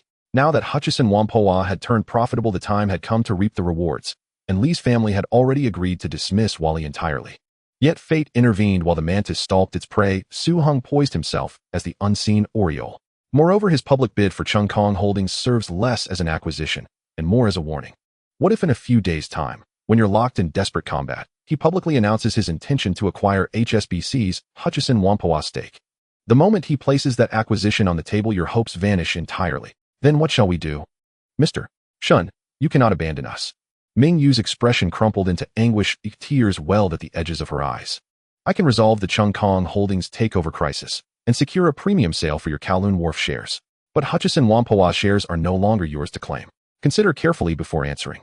Gazing upon the delicate, vulnerable woman before him, Shun sighed inwardly. Were it not for her, he would have dismissed the entire affair without hesitation. Let the strongest bidder win, let the highest offer prevail. Yet this woman, her singular charm held him spellbound. Still, regardless of his personal inclinations, the contest had already grown untenable. The disparity in strength was too vast. Su Hung had unveiled only his opening gambit, and Li's side was already paralyzed. What hope remained for the moves yet to come? May I return home, to deliberate, and then respond to you? Yes, but swiftly. Once he secures control of Chung Kong Holdings, resolution becomes infinitely more complicated. Yes, I'll return shortly. Listening to the options brought back by his wife, Li Super sighed helplessly. Even a fool knew how to choose in such a dilemma. He couldn't fight back, so he had to accept it. Yet watching such a large piece of meat like Hutchison Whampoa being snatched away by others made him feel quite uncomfortable. In fact, even thinking about his wife's unclear relationship with Shun didn't feel as uncomfortable anymore. Mr. Su, do you have time tonight? To thank you for your generous invitation last time, I would like to invite you to dinner today. Mr. Shin has helped me multiple times. How can I let Mr. Shin treat me? Let's go to the same club as last time tonight, Mr. Shun, and I won't return until we're drunk. All right, see you tonight. After hanging up, Su Hang's lips curled into a smile. As Shunbai had anticipated, he had already determined his next step, regardless of whether Li Super was willing to fight as long as Shunbai refused to sell him shares of Hutchison Whampoa. Next, he planned to publicly announce the acquisition of Hutchison Whampoa shares held by HSBC, crushing them with strength. At that point, it would depend on whose offer was higher. Li Super and Shunbai's little tricks would be of no use. However, that way, while harming the enemy by 1,000, they would damage themselves by 800. Su Hong's acquisition price would certainly be much higher, and he wouldn't proceed unless absolutely necessary. However, it seemed that Shunbai was a clever man. Su Shin, congratulations. This time I bring good news. Haha, what a coincidence. I also have good news to share with Mr. Shun. In a seaside room, the two enjoyed the sound of waves and the gentle sea breeze while eating seafood and sipping red wine, engaging in hearty conversation. I have relayed your intention to acquire Hutchison Whampoa to the board. Well, under my strong persuasion, the board has in principle agreed to your acquisition plan. Haha, thank you so much, Mr. Shun. How much does Mr. Shin intend to offer? 630 million Hong Kong dollars for 20 of Hutchison Whampoa shares, and you can pay in installments over 2 years. A down payment of 20, which is 126 million, will suffice. Su Hong smiled knowingly. He was quite satisfied with this outcome. No problem, tomorrow I will bring my lawyer to sign the contract. Pleasure to cooperate. Su Xing, I have an unusual request today. Shinbai put down his knife and fork, wiping his mouth, looking a bit troubled. Rest assured, Mr. Shin, your matters are my Su Hong's matters. Just ask as long as it's within my ability. I heard that your Heng Yuan Fund intends to publicly acquire Chung Kong Holdings. Personally, I have some connections with Li Super. He asked me to intercede on his behalf. Oh, is that so? It truly is a case of the flood flushing the Dragon King's temple. Mr. Shin, you also know that I employ professional managers in my fund company to manage the operations. Oh, I generally do not interfere in these small matters. Since he is a friend of Mr. Shin, I will call and have them abandon the acquisition and dump all the previously purchased Chung Kong Holdings shares without regard for the cost. Su Hong's fabricated words flowed easily. Since interests had already aligned, of course, he would shift the emotional burden to his subordinates. Also, he asked me to inquire if you would be interested in taking over some Chung Kong Holdings shares he holds, which he bought at a high price. Sure, no matter how much, let him quote a price, so I want bargain. Tomorrow, I will have the manager of the fund company bring the money for the transaction. Thank you so much, Mr. Su. I also thank Li Super on his behalf. The two understood each other without words, and the exchange of benefits was accomplished. Earlier you mentioned that you had good news. I wonder what it is. Clap, clap. Su Hong clapped his hands twice, and soon the door of the room opened and two beautiful waitresses pushed in a cart. On top of the cart, a stainless steel cover concealed what appeared to be a dish. Once the waitresses exited and the cover was lifted, it revealed a check, which Su Hong pushed in front of Shinbai. Just a small gesture to thank Mr. Shun for his many kindnesses towards me, Su Hong said with a smile. Shinbai picked up the check, counting the digits, and feeling dizzy from the long string of zeros. When he finally saw it clearly, it was a full 10 million, and in US dollars, nearly dropping his jaw in shock. He had never encountered such a significant gift before. Shinbai couldn't help but admire internally. This young man before him surely gained success, not by chance, possessing outstanding business acumen, remarkable strategies, and crucially understanding how to share profits. It would be difficult not to succeed, and Li Super truly wasn't wronged in this defeat. The next day, a shocking news broke in Hong Kong. HSBC would transfer its 20 stake in Hutchison Whampoa priced at $630 million. Along with the 15 shares previously held by Heng Yuan Fund after the transaction was completed, Heng Yuan Fund would hold 35 of Hutchison Whampoa's shares. From this point on, Su Heng became the largest single shareholder of Hutchison Whampoa, successfully taking control of the company. Thus, Hong Kong's largest listed company with a century of history officially changed hands. Simultaneously, it was also the first British-owned firm in Hong Kong to be acquired by a Chinese person. Upon the news, the entire Hong Kong business community was abuzz. Especially among Chinese businessmen, the humiliation of no entry for Chinese and dogs became a thing of the past. Their status gradually rose, eventually dominating the mainstream, while British capital gradually withdrew from Hong Kong. The stock market was also bustling. Hutchison Whampoa's stock price surged in response, with all shareholders of Hutchison Whampoa celebrating. Some astute investors even dug up Su Heng's previous achievements with Hongxing Electronics, United Soda, and Asia Television, noting that even the poorest performing Asia Television turned a profit within 2 months.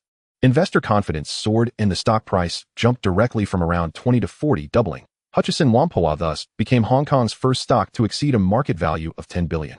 Some newspapers took the liberty of compiling Su Heng's current visible assets and listed them: Hutchison Whampoa, Hongxing Electronics, Hengyi Films, Hongxing Cinema, United Soda, Asia Television, Hengyu Mahjong Hall, and others. Since most were not listed companies, they could only be evaluated based on some sales data. Additionally, there were some undisclosed hidden assets, ultimately concluding that Su Heng's personal wealth exceeded that of the shipping king, surpassing 10 billion Hong Kong dollars instantly, making him the new richest person in Hong Kong. The former general manager Wei Li was arguably the most unfortunate person in this acquisition battle. He had finally turned the situation around, only to have the fruits of his labor picked by someone else. He had originally planned to pack up and return to the land of the setting sun, but unexpectedly, he was retained at the board meeting the next day. As the new boss, Su Heng fully acknowledged his achievements over the years. After experiencing such a roller coaster of emotions, Wei Li truly didn't expect the new boss to be his patron. He immediately resolved to follow the new boss faithfully from now on. Since the news broke, Su Heng's phone has been ringing nonstop. Heng, why didn't you inform me in advance about such a big deal? Are you worried that this old man will hold you back? I only learned about this news when the shipping king called me. What you've done has really put me in an awkward position. Ni Wenlian lay obediently beside Su Heng, completely drained of energy. The two had just finished their exercise, and this guy was truly remarkable in that regard. Su Heng held on to Ni Wenlian's little bunny while continuing the call. The caller was Ni Xiaohe, this cheap father-in-law of his. Despite his complaints, there was no hiding the pride in his tone. Ni Sheng, I'm really sorry this time. It was my oversight. I didn't expect this matter to be resolved so quickly. Next time when you have time, I'll have Wenlian call you, and you can come over to our house. It's been ages since our family has had a meal together. All right, Ni Sheng. Ni Wenlian lay beside Su Heng, hearing everything clearly on the phone. Once her father hung up, she could no longer contain her excitement. She laughed, her face slightly flushed. Looking at the incredibly handsome man beside her, she felt utterly satisfied in every aspect. Even her father, a big shot, praised him endlessly. She had always been outstanding and exceptional among her peers, but compared to him, she felt so ordinary. A young man in his 20s who started from scratch successfully acquired the largest listed company in Hong Kong in just over 2 years. His personal wealth not only surpassed that of established families like hers, but also outstripped the shipping king, earning him the title of the new tycoon of Hong Kong. Moreover, he was so incredibly handsome that even her own looks, which she had always been proud of, seemed somewhat ordinary in comparison. Perhaps the only thing left that could surpass him was his education. Congratulations. In such a short time, you've taken over Hysan Development. In the future, there will be more and more acquisitions of British companies by Chinese firms, and the status of Chinese people will continue to rise. You truly are remarkable. It seems this old man, am truly getting old. From now on, Hong Kong will belong to the younger generation. The caller was the shipping king. Since Su Heng's banquet, he transferred his shares of Hysan Development to Su Heng. Now, in less than half a month, Su Heng had swiftly acquired Hysan's shares from HSBC at an incredibly low price. This operation left him, a seasoned veteran of the business world, utterly astonished. It's too early for you to call yourself old, in my opinion. You can still strive for another 50 years. Soon I plan to gather the top families of Hong Kong to establish a mechanism for regular meetings and mutual exchange of resources. Shipping king, with your esteemed reputation, you would be the most suitable to lead this effort. I think this idea of regular meetings is excellent. It's rare for someone as young as you to think of others. This intention is truly commendable. We Hong Kong people should unite. I'll take the lead on this. Ding ding ding. Wah. I was hit. The voice of Zhao Yaji on the other end was full of grievance. Hit. Where are you now? At the Peninsula Hotel Cafe. Wait for me. I'll be there right away. Su Heng rushed to the Peninsula Hotel. In the manager's office, he found Zhao Yazi, whose eyes were red from crying, with a clear handprint on her face. His heart felt like it was shattering. Seeing this scene, Su Hong felt a wave of guilt. Although he had developed some awareness of safety, it was still insufficient. Zhao Yaji was his woman, and he intended to marry her in the future, so he should pay enough attention to her safety. However, the reality was that she didn't even have a bodyguard. This incident served as a wake-up call for Su Hong, who from now on security measures for all the women around him must be in place. Seeing Su Hong approach, Zhao Yaji suddenly threw herself into his arms, crying her heart out. All right, it's okay now. I'm here for you. Su Hong softly comforted her. Sir, Miss Zhao, I deeply apologize. Our cafe failed in its duty to protect. Su Hong turned to see a bald, middle-aged man standing beside the sofa, who should be the cafe manager, bowing repeatedly in apology. I will deal with the cafe's responsibility later. Su Hong glanced at the cafe manager and ignored him. Deng Zai, go find out who did this. Su Hong's face turned ashen, giving orders to Deng Zai. How could anyone have the heart to harm such a beautiful face? Fei Fei. Zhao Yaji hesitated slightly. Who is Fei Fei? Su Hong clearly paused, confused by the strange name. Her name is Shun Yanxia and Fei Fei is her nickname. She used to be a host at TVB, and her husband was also a TVB artist, Jin Xiaoqiu. Su Hong had no real impression of her, but he did remember her husband Jin Xiaoqiu, who was once a top star at TVB. After Xiao Yifu left TVB, he followed him, and as rumored went to make movies with him. Why did she hit you? And how did she know you were here? With this question, Zhao Yaji cried, even more pitifully. Jin Xiaoqiu called me and invited me here for afternoon tea. Zhao Yaji's face turned slightly red, feeling a bit shy. Moi. Su Hong's expression became interesting, staring into Zhao Yazi's eyes. Oh dear, what are you thinking about? We were just good colleagues at TVB. After he left TVB, with Xiao Yifu, life at Shaw Brothers was not easy. He made a few movies, but they performed poorly at the box office. Now he didn't even have any films to shoot. Zhao Yazi felt a tightening in her heart and quickly explained. This man, despite appearing like a sunny boy, had a very dominant personality. If she didn't clarify, she would definitely suffer. All the movies connected to Shaw Brothers lost money, and now the entire Shaw Brothers studio is basically at a standstill. After hearing about my relationship with you, he invited me over for afternoon tea, saying he wanted to switch over to Hungee Film and wanted me to help ask for your opinion as the big boss. Zhao Yaji lay in Su Hong's arms, recounting the events. He is also thinking of you. Jin Xiaoqiu is quite talented and hardworking, and he has some fame. He is a pillar at Shaw Brothers. If he comes to Hungee, he can help Hungee earn money. I never expected his wife Fei Fei to suddenly walk over. Before I could understand what was happening, she started hitting people, saying, does it still hurt? Su Hong lifted Zhao Yazi's chin, gently stroking her face. I told her, it doesn't hurt anymore. I just feel very angry that she actually said I was seducing her husband. Su Hong couldn't help but laugh. So how did you respond? I slapped her twice and said my husband is Su Hong.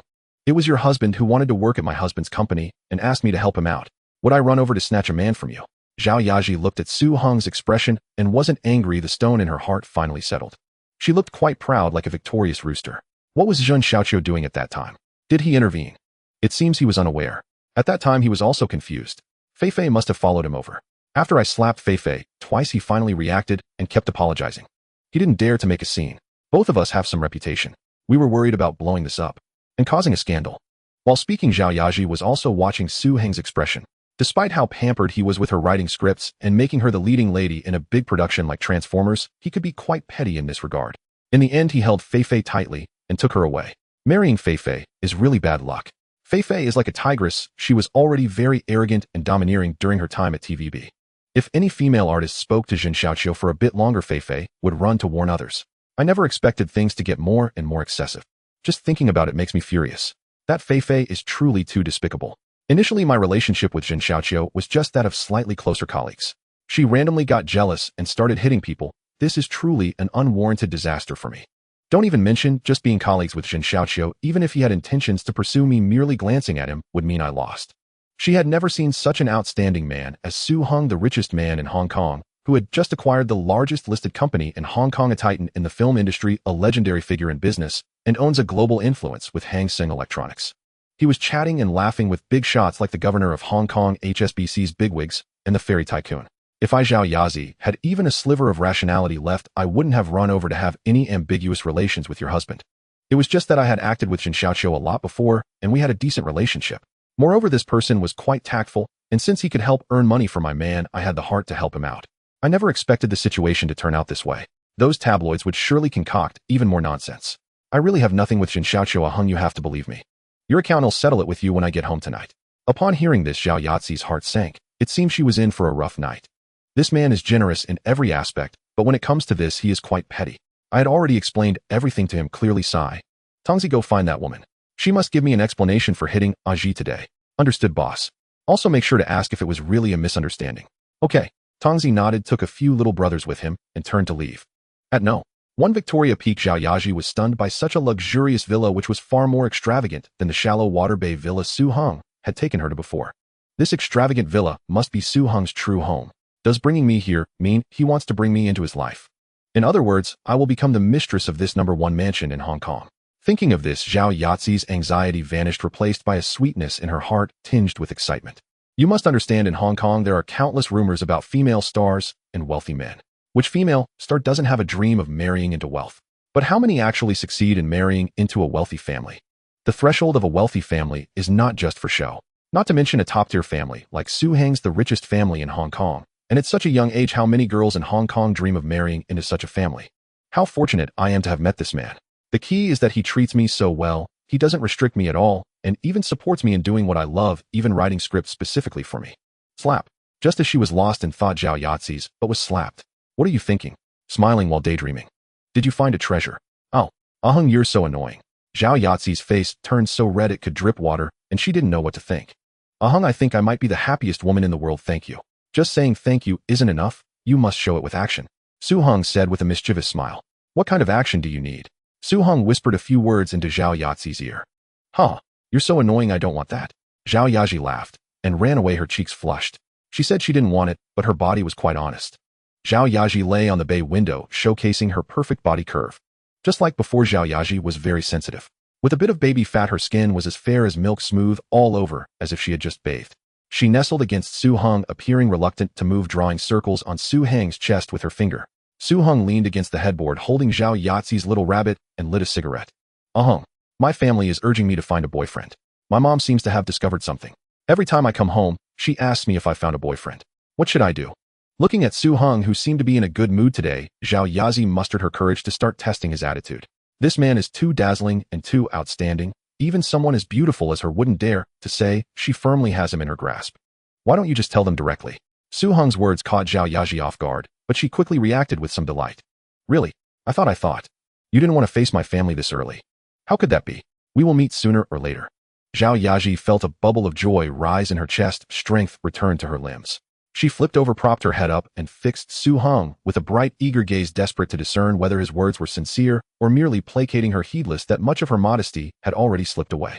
When will you be free? They'll take you home to meet my family. How does that sound? Next week I have to go inland, I'm busy these days. Wait until I come back next week and I'll invite my uncle and aunt to dinner. With that, Zhao Yaji planted a fierce kiss on Su Hang's face and excited said, Wonderful. We'll tell my parents in advance. Stupid, truly stupid. In a villa, Fei Fei sat on a sofa with an air of nonchalance. A middle-aged man paced before her, cursing furiously. He was furious that she still had not grasped the gravity of the situation. This was her sworn elder brother Deng Guangrong, who ran a film company. The two had worked together for a long time and were especially close. Deng Guangrong was more than a film boss. He was a significant figure in a Gangdao Shituan and heir to a family-style organization passed down from his father. In short, a second-generation scion. In the entertainment world, everyone afforded him a certain respect. Can this be blamed on me? Shaoshi's filming schedule is halted right now. Even Ichio and I keeping things private has already been a headache. Then I got the call saying Ichio and that woman were having an affair. My blood just boiled. Though being scolded, Fei Fei sounded unrepentant. Then tell me, what did you catch them doing? Ichio said he was only trying to pull some strings for a job. You stormed in and beat the person without asking a thing. Deng Guangrong felt a stab of anger. His sworn sister could be infuriatingly foolish. One can strike a person, but at least ascertain the facts first. Back when I was at TVB, if I scolded her, she wouldn't dare so much as fart. Now she has latched onto a rich man. What's so remarkable about that? You have me Rong Ji covering you. What are you afraid of? Besides, she even fought back. This is my fault. I protected you too well before, which made you arrogant and reckless, daring to pick fights with anyone. Deng Guangrong managed a rueful laugh. Asia, you overestimate me. Things were different before. The past and the present are not the same. Asia, don't trivialize it. This isn't merely a wealthy man. He's the newly minted richest man of Gangdao, do you understand? Her man was not only a powerful figure within the Shituan, but someone who could banter comfortably with the Gangdu himself. In other words, he wielded influence in both the legitimate and underground spheres. Even were he without a Shituan background, if he were to put up a sum of money, every society would scramble to have him. Both black and white worlds would give him due face. On what grounds do you imagine you and I can afford to provoke such a man? Deng Guangrong found himself without retort. In the old days, others would not dare offend you, because those entertainers were at heart ordinary wage earners without any Chituan backing. Naturally, they showed restraint. But to genuine big shots, the Chituan hardly matter. Besides, his own Chituan was only a small group of 200 or 300 people. Picking on common folk is one thing, but that does not put them on the same stage as true powerhouses. Su Hong's reputation in the Jianghu was not widely known among ordinary citizens. Most had no idea he was a man of real clout. Yet among the Jiang's more influential figures, everyone knew that within the Yitzi Dui, his word carried decisive weight. He was a bona fide big shot. Who called you? Fang Yihua. Use your head. If she told you to jump into the sea, would you do it? Deng Guangrong's face flushed with anger, and he nearly stumbled. Is Fang Yihua a good person? Who in TVB and Xiaoshi films doesn't have a complaint about her? Why would she know a Qiu met Zhao Yaji? She said she happened to pass by and saw a Qiu and Zhao Yaji being intimately affectionate in a cafe. She saw it with her own eyes. Yes, otherwise I wouldn't be so furious. You are called foolish and you still won't admit it. Deng continued incredulous. They are so famous. If they really had an affair, would they do it in a public cafe? Are they idiots? Not worried someone would see. Not afraid of paparazzi photos. Not afraid of scandal flying everywhere. Fei inwardly acknowledged Deng's logic, but still tried to find herself an excuse. You have been used as a pawn, do you understand? Deng Guangrong, seasoned as a Chituan leader, immediately recognized Fang Yihua's hand in this. Fang Yihua has grown cunning. With such a scheme, once you make a scene, you and a Qiu will be forever tied to Xiaoshi films. Fei was baffled. What do you mean I can't switch studios in the future? At present, Gangdao has only 2 cinema chains, Xiaoshi and Hengyi. If you and a Qiu leave Xiaoshi, where will your films be screened? Which studio would still hire you? Secondly, they aim to besmirch Zhao Yaji. She is Hengyi's top star, isn't she? Xiaoshi cannot defeat her on merit, so they will simply ruin the rival's reputation. Third, they intend to drive a wedge between Su Heng and Zhao Yaji, manufacture a cheating scandal to sow Su Heng's doubt and discontent. Fei said, isn't that perfect? Perhaps the big shot will be preoccupied with his woman's infidelity and won't have time to trouble me. Deng snapped. You are truly foolish. Such a simple ploy. Do you think big shots are so easily duped? As they spoke, the telephone on the table began to ring. This is Deng Guangrong. Who is this? Rong Gu, the Yitzi Dui, is searching everywhere for Sister Xiao. The mobilization is considerable. I cannot reach her. If you can contact her, tell her to flee and lie low for a while. Understood. Deng Guangrong hung up, his brow clouded. He had not expected the Yitzi Dui to move so swiftly. They are out there searching for you, he announced. Upon hearing this, Fei froze in horror. Any earlier relief, defiance, or secret relief vanished. All that remained was fear. Only now did she grasp the gravity of the situation. Ronggo, what should I do? She was a small-time artiste with no experience in such matters. Completely panicked, she was at a loss. Deng Guangrong sighed heavily, reluctant to deal with this mess. They'll give you 2 options. First, run immediately, flee to Wandao, and hide there for a while until the uproar dies down. Or have a Qiu call Zhao Yaji, let him go to her and apologize in person, explain that you were manipulated by Fang Yihua, and beg her forgiveness. What you must give in return depends entirely on what she demands. A Qiu has stopped speaking to me. A sharp rapping, knock knock knock, sounded at the door. Fei flinched, a sudden chill of foreboding creeping down her spine. Deng Guangrong, alerted by the noise, opened the door. What are you? He began, but his voice choked off abruptly as if a hand had seized his throat. Cold sweat broke out across Deng Guangrong's brow. Before him loomed a dark, unblinking gun barrel pressed hard against his forehead. Moments later, several broad-shouldered men in immaculate suits strode inside. Brother Tan, we found her. Fei is right here. One of the men glanced at Fei slumped on the sofa, then pulled out a photograph and compared it carefully before confirming. Take her away. Tanzai commanded coldly. Who are you? Brother Rong, save me. Save me, Brother Rong. They arrived swiftly and departed just as fast. From parking the car to forcing Fei into the vehicle and speeding off, the entire operation lasted less than 3 minutes. At 6 a.m., Su Heng rose dressed and set out for his daily run. Perhaps it was a habit carried over from his past life. No matter how late he stayed up the night before, he never failed to rise at dawn, his body thrumming with vitality even after only 4 or 5 hours of sleep. When Su Heng returned from his workout, he found Zhao Yaji curled on the bed like an octopus, clinging tightly to the quilt, sleeping soundly, perhaps mistaking its warmth for his own. Sunlight streamed through the floor-to-ceiling windows, gilding Zhao Yaji's smooth, milky back in golden light. Her long legs sprawled freely, her silhouette radiating irresistible allure. Morning yang energy surged within him, and at that sight Su Heng felt his nose nearly bleed. Darling, don't tease me. Let me sleep a little longer. Who knew this man possessed such inexhaustible stamina? Last night, he'd kept her awake half the night, and now barely dawned, he was already stirring again. By the time Su Heng descended for breakfast, Zhao Yaji lay utterly spent on the bed. His boundless energy had drained her completely. She would need a full day's rest to recover. The shrill ring of a brick phone pierced the air. Su Hung picked up the receiver. Boss, we've uncovered something unexpected. That fat woman confessed everything. She received a call from Fang Yihua, who claimed she'd happened to pass by a cafe and seen Miss Zhao and senior brother Zhen enjoying coffee together, so she rushed there. Later she learned Miss Zhao and Zhen were entirely innocent, and that she herself had been manipulated by Fang Yihua. Oh, that was intriguing indeed. Such amateurish scheming could hardly inflict any real damage, not on Su Hung or Hungy Entertainment, nor even on Zhao Yizhi herself. He wondered whether Xiao Yifu knew anything about it, and eagerly anticipated his reaction upon learning the truth. Prepare a gift for Xiao Yifu. Understood, boss. That morning in a two-story villa nestled in Repulse Bay, Xiao Yifu and Fang Yihua sat side by side on the sofa sipping morning tea while leafing through today's newspapers.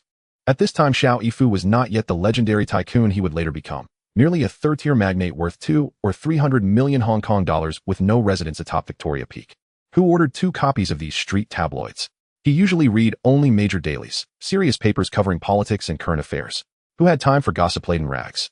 Wuma brought them home while grocery shopping. Fang Yihua replied absently, "Don't buy such trivial tabloids anymore." Xiao Yifu frowned. The principle he lived by was frugality above all. Just as he prepared to set the paper aside, his eyes locked onto the front-page headline, Zhen Xiaoqiu's marital infidelity with Zhao Yizhi. Fat woman catches them red-handed. The story instantly gripped him, not out of scandalous curiosity, but because Zhen Xiaoqiu was the rising star and top box office draw of Xiao Film Studios. Moi. Xiao Yifu assumed it was fabricated, until he saw the photographs. Though taken from afar and slightly blurred, they clearly showed Zhen Xiaoqiu, Zhao Yizhi, and Fei Fei inside a cafe, sipping coffee together. The final image froze the moment Fei Fei struck Zhao Yizhi across the face. The photo evoked the visceral image of a scorned woman publicly shaming a mistress. "Mr. Xiao, someone just delivered a brown envelope outside. It's said to be a gift for you." Xiao Yifu lowered the newspaper and reached for the envelope Wuma handed him. It was light, barely heavier than a trinket. "Oh. Who sent it? What's inside? Where did the messenger go?" He left immediately after dropping it off, got straight into his car, and drove away. Opt. Xiao Yifu opened the envelope. Inside lay a transparent plastic bag. The instant he pulled it free, he recoiled in horror and hurled it away, only for it to land squarely in Fang Yihua's lap. Fang Yihua let out a blood-curdling shriek, flinging the bag aside. She scrambled backward, kicking wildly at the floor, her composure shattered, her terror raw, her dignity gone. It was horrifying. Inside the clear plastic bag lay a severed human finger. Ring, ring, ring. Opt. The room had already been thick with tension. Then the jarring telephone ring shattered the silence, sending Fang Yihua into another ear-splitting scream. Xiao Yifu fared no better, his face paled, lips trembling, whether from rage or fear impossible to tell. "Hello, this is the Xiao residence. May I ask who's calling?" Xiao Yifu steadied himself and lifted the receiver. "Fang Yihua, you wretched harlot. You schemed against me. You'll die a miserable death." "Who is this? What did Fang Yihua do to you?" Xiao Yifu was utterly bewildered, pretending ignorance. "This is Fei Fei speaking. I'll remember every betrayal by that vile Fang Yihua and settle accounts with her soon enough. But first, get my severed thumb to the hospital within 10 minutes. I'm waiting for surgery to reattach it. If it's too late, I swear I'll tear you both apart with my bare hands." The voice on the line screamed with unrestrained hysteria. Had they stood face to face, Fei Fei would have devoured Fang Yihua alive. Could she possibly stay calm? It was Fang Yihua's reckless lies that drove her to strike without inquiry. And the consequences of that single slap were catastrophic, not only severing her marriage to her husband Zhen Xiaoqiu, but costing her a finger. Those men were truly terrifying. She swore, never again would she dare cross paths with Triad syndicates. Every ounce of pain she endured, every wound inflicted, she laid squarely at Fang Yihua's feet, even extending her hatred to Xiao Yifu himself. She didn't blame Zhao Yizhi, not even the syndicate members who cut off her finger. "What's going on?" This, we must deliver the finger to her immediately." Fang Yihua's gaze darted away, her expression guilty and evasive. In the hospital, the doctor took the transparent plastic bag and turned to enter the operating room. Outside the operating room, Deng Guangrong and Zhen Xiaoqiu sat on a long bench in the corridor, their eyes filled with hatred as they saw Xiao Yifu and Fang Yihua approaching. "What on earth is going on? Achio, you explain." Xiao Yifu inquired with a darkened face, looking at Zhen Xiaoqiu, who was glaring at him. "It's Fang Yihua's doing. You let her explain herself."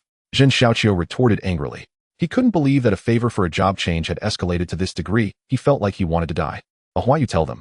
Fang Yihua, her face alternating between red and pale, nervously recounted the events without daring to hide anything.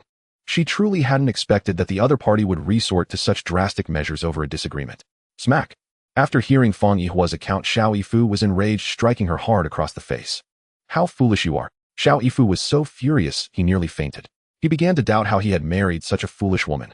Schemes may have their place, but it depends on who they are used against and how. Even if such petty tricks succeed, how much damage could they truly inflict on the other party? Moreover, leaving such a glaring flaw makes it far too easy for others to exploit. Hung, come sit. In a tea restaurant, Su Hung had just entered the door when he saw Xiao Yifu waving at him. How formidable you are. In just a few months you've made such a name for yourself. I truly feel old. Perhaps it's time for me to retire like brother and I. This guy is still trying to leverage his seniority. What does mentioning an I Xiaohua do for him? If he truly had brother and I in his corner, he wouldn't have repeatedly clashed with me, considering him also a son-in-law of an I Wei. He exactly. Xiao Sheng, at your age you have enough money to live comfortably. Why must you work so hard? Let us younger folks take care of it for you. Therefore my suggestion is, why not transfer all your TVB shares to me? Let me bear this burden instead. Xiao Yifu's face flushed with anger. This guy's words dripped with sarcasm. By suggesting he was old, he was clearly eyeing the 20% of TVB shares that Xiao Yifu held. TVB was founded by me, brother, and I, and a few other friends. It embodies all my efforts. I will never sell my 20% of the shares. Find another condition. Xiao Yifu replied brusquely.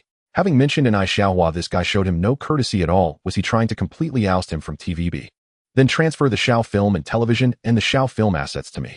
I find this asset acceptable. Xiao Yifu exclaimed. The Xiao Film and Television are the foundation of my career. I cannot sell those. Xiao Yifu was once again infuriated. This guy must surely be his nemesis, having first acquired TVB shares, forcing him to leave TVB, and now dominating 2/3 of the cinema market on Hong Kong Island, pushing Xiao Film and Television to the brink of survival. And now he proposed a low-price acquisition. Why not just rob him instead? So no negotiation. Since we can't come to terms, I will have to seek justice for Aji according to the rules of the Underworld. I'm old enough. What kind of storms haven't I weathered? What kind of threats could scare me? Xiao Yifu trembled with rage, finding his speech somewhat disjointed. Having lived such a long life, he had never faced such a threat before. Truth be told, he was genuinely afraid. How much are you willing to offer? 2 billion Hong Kong dollars. Why don't you go rob someone instead? Don't be so harsh with your words.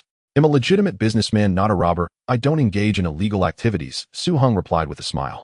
Xiao Yifu realized for the first time that the man before him was thick-skinned and dark-hearted, lying without a hint of shame.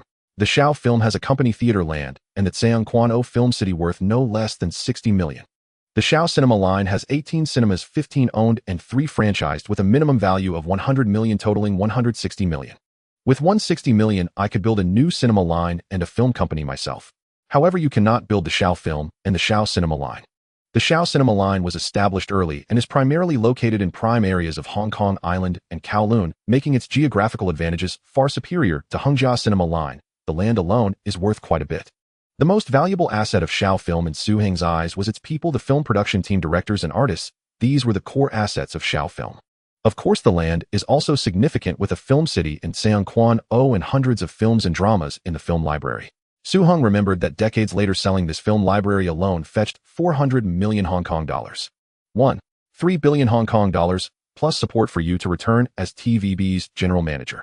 You want me to manage TVB? If TVB had been handed to you to manage back then, Xiao Sheng, do you think you could have achieved the current results? Xiao Yifu fell silent.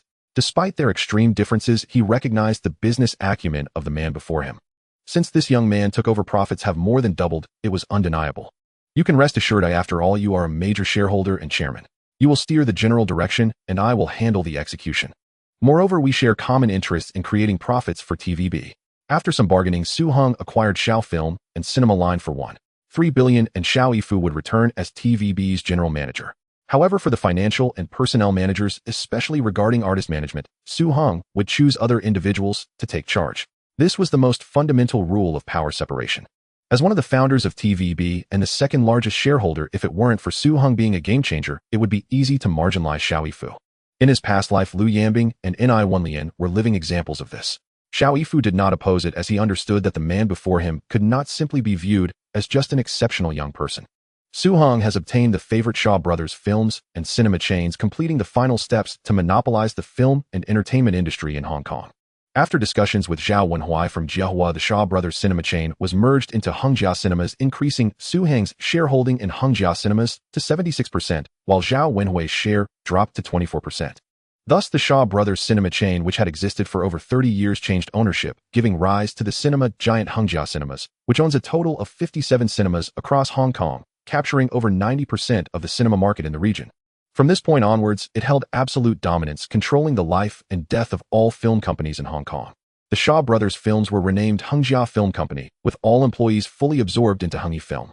Su Hong, abandoning the stinginess of Sha Yifu, immediately announced a 20% salary increase for all staff, equating their pay to that of the original Hengi employees, while also implementing a producer responsibility system where each film would be rewarded based on box office performance and television series would be rewarded based on viewership ratings. The former Shaw Brothers Film Company was brightly lit with the cheers of employees, nearly lifting the roof off. Fei Fei Xindianxiao had suffered greatly in her previous conflict with Zhao Yaji. Not only did she lose a finger, but she also exhausted the last bit of patience from her husband Jin Xiaoqiu, leading to their eventual divorce. The key issue was that she had been manipulated by that wretched Fang Yihua, treated like a fool, leaving her unable to swallow her anger. In terms of seeking revenge on Zhao Yaji, she truly lacked the courage as she deeply understood the terrifying nature of the man behind her. Those gangs were not just talk, they were genuinely fearsome and ruthless in their actions. She was genuinely afraid the pain of her severed finger etched into her memory. After this incident, she fully realized that even seeking revenge on that wretched Fang Yihua would not be easy. The main reason was still that her own power was too weak. Including her sworn brother Deng Guangrong, his small gang was insignificant among the various gangs in Hong Kong, let alone in the presence of true big shots. They were hardly worthy of notice. She fell into deep despair, crying all day, afraid to go out or to the company. At home, her husband left heartbroken, leaving her all alone. At the company, that wretched Fang Yihua targeted her at every turn. She felt as though her world was collapsing. As for the idea of changing jobs, as her sworn brother Deng Guangrong said, offending Hengi Film meant she could only remain with Shaw Brothers Film, and if Shaw Brothers couldn't accommodate her, she would essentially bid farewell to the entertainment circle in Hong Kong. Even with shares in Hengjia Cinemas and her own film company Jiahua, she didn't dare offend Hengi, demonstrating just how powerful Hengi Film was. "Xiao, come to the company, there's good news." The caller was her good friend Xia Xian, also the fourth brother among their sworn siblings.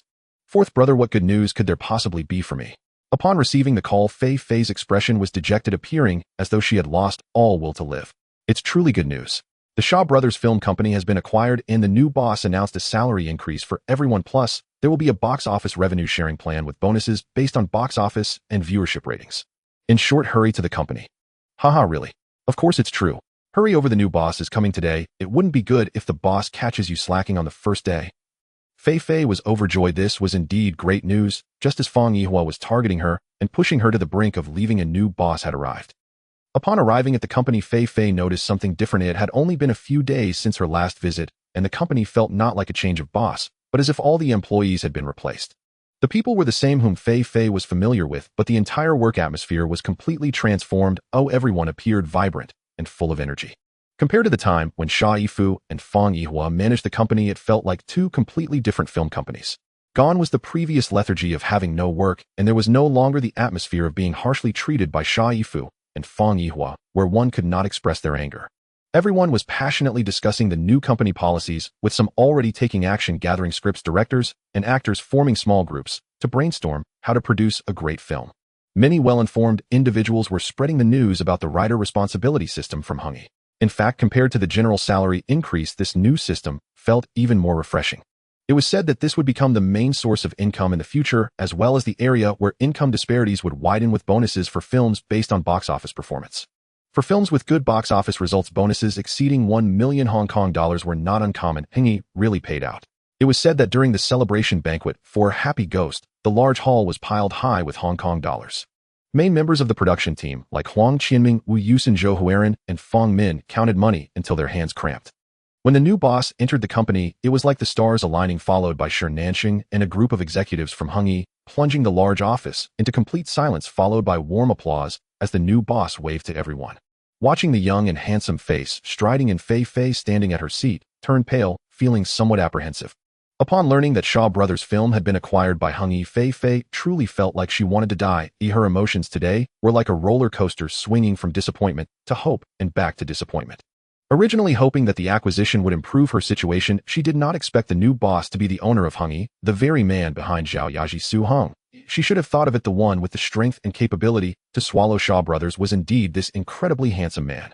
It wasn't until the new boss hurried away into the office that Fei Fei reacted, feeling a bit self-deprecating. She had truly overthought things. The new boss had not even seen her. Or perhaps he had seen her, but simply didn't care. "Xia, how was it? The new boss looks handsome enough, right?" Xia Xian leaned over, nudging Fei Fei's shoulder, teasing her. Knowing that Fei Fei had divorced Jin Xiaoqiu in recent days and was feeling down, he specially came over to lighten the mood. At this moment, Fei Fei realized that besides Deng Guangrong and Xie Xian, no other colleagues had come over. In the past, Fei Fei was undoubtedly the #1 sister of TVB, hosting the popular show Happy Tonight, which had always been a flagship program of TVB. However, after following Xiao Yifu to Shaw Brothers Studio, her status became awkward. Her specialty was hosting shows, not making movies. In Shaw Brothers Studio, there was no place for her talents to shine, and her status plummeted, not to mention, she was recently targeted by that wretched Fang Yihua. As a result, everyone avoided her like a plague. At this moment, she finally experienced the coldness of human relationships, though fortunately her sworn brothers still showed some loyalty. Xia, if you're not welcome here, there's bound to be a place for you elsewhere. I have some good news for you, do you want to hear it? Don't tease me.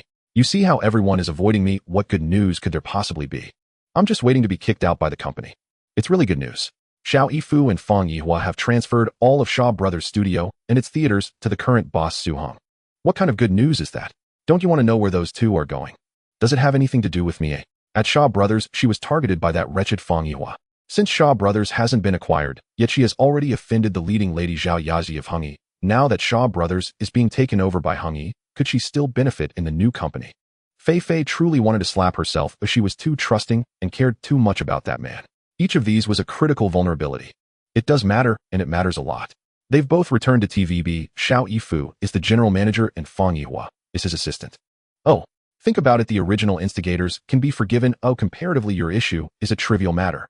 Fei Fei nodded, acknowledging Deng Guangrong's analysis, which meant her situation might not be as bad as she imagined, but that was all there was to it. Knock, knock, knock. Come in. Boss, there's an artist named Shun Dianxia asking to see you. Would you like to meet her?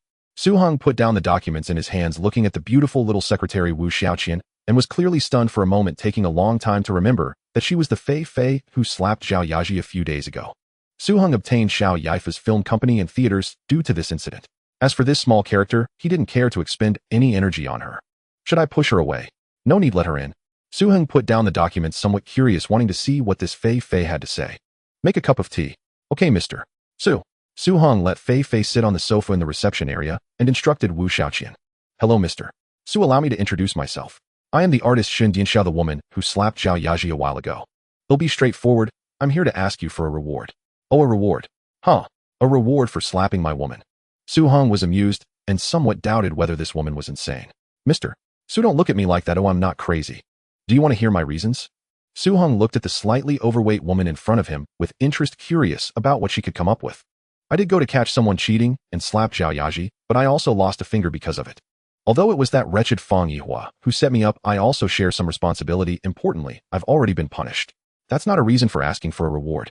Su Hong put down his teacup, looking at Fei Fei with a bland expression. Yes, Mr. Su. What I want to say is that since I arrived at the company this morning, I've heard many people praising you for being clear on rewards and punishments. I made a mistake and was punished, that is as it should be. Similarly, because of this incident, because I testified against that wretched Fang Yihua, you now have leverage over her, which ultimately enabled you to acquire Shaw Brothers Studio and Shaw Brothers Theater, unifying the film and television world. Mr. Su, don't you think that this unfortunate pawn of mine deserves some credit? This remark left Su Hong startled. In his past life, Su Hong vaguely remembered this woman as a famous host who made a living with her words. Her mouth was indeed quite powerful. Su Hong admitted that he was somewhat persuaded by this woman. This successful acquisition indeed made Fei Fei an unfortunate catalyst. However, if she could remain so calm, why did she rush in and hit someone indiscriminately? But if that were the case, how could Su Hong have acquired Shaw Brothers Studio and theaters? It seemed this incident had changed her significantly. Now tell me what kind of reward you want. I want to go back to be the personnel manager for TVB and Hengyi Film, managing all the artists under TVB and Hengyi.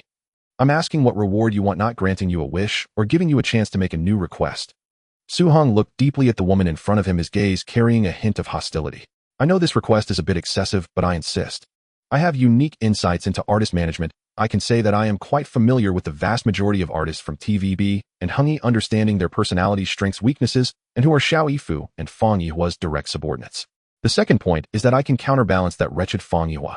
The most important point is that, Mr. Su, I will be your loyal subordinate. Wherever you point, I will strike. Sitting on the opposite sofa, Su Hong smiled. There were plenty of people who wanted to be his loyal subordinate, but he had never encountered someone who so boldly came to express it.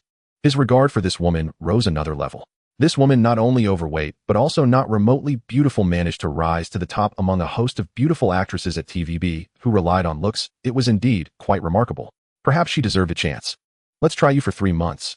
Personnel manager, just to let you know beforehand, if your performance is unsatisfactory, you will be dismissed at any time. Go ahead. The next day, TVB held a senior management meeting where Su-hung announced his resignation as general manager, delegating the chairman's duties to Ni Wenlian, while Xiao Yifu was appointed general manager responsible for TVB's daily operations, and Fong Lulin, who transferred from United Beverage, was appointed as the financial director in charge of the company's finances.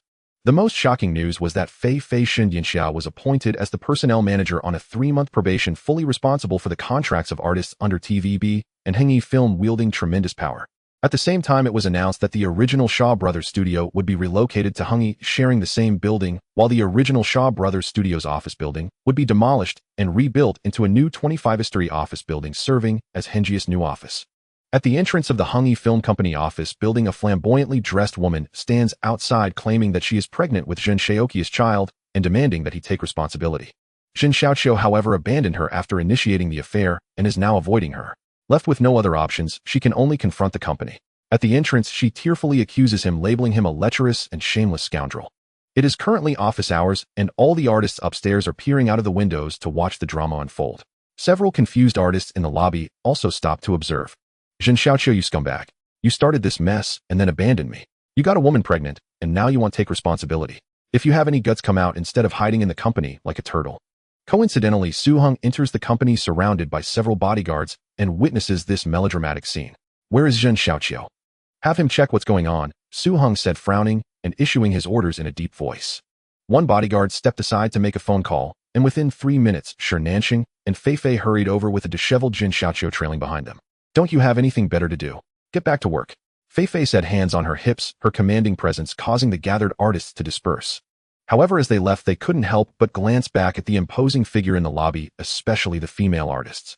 Su-hung was not a frequent presence at the company, and many, especially the newcomers, were still unaware of who he was.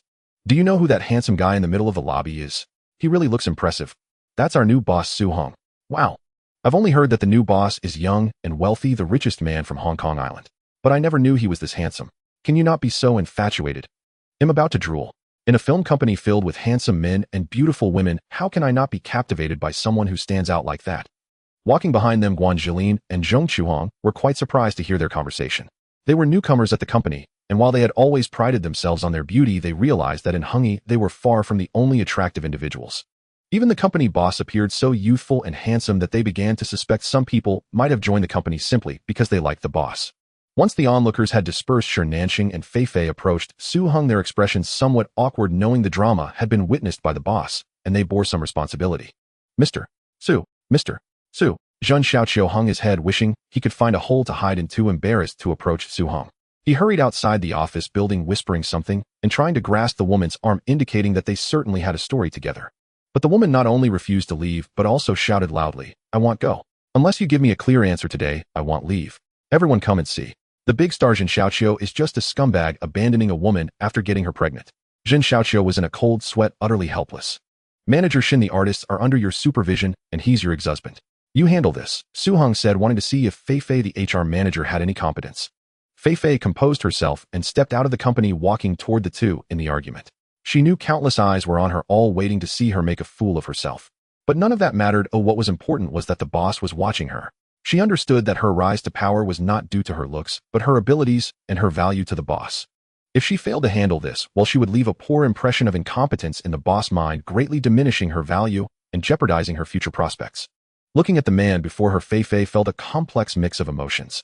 This man had once been her everything, someone she would have sacrificed all for, including her career. After so many years of marriage, his scandals never ceased, and she had fought with other women over him.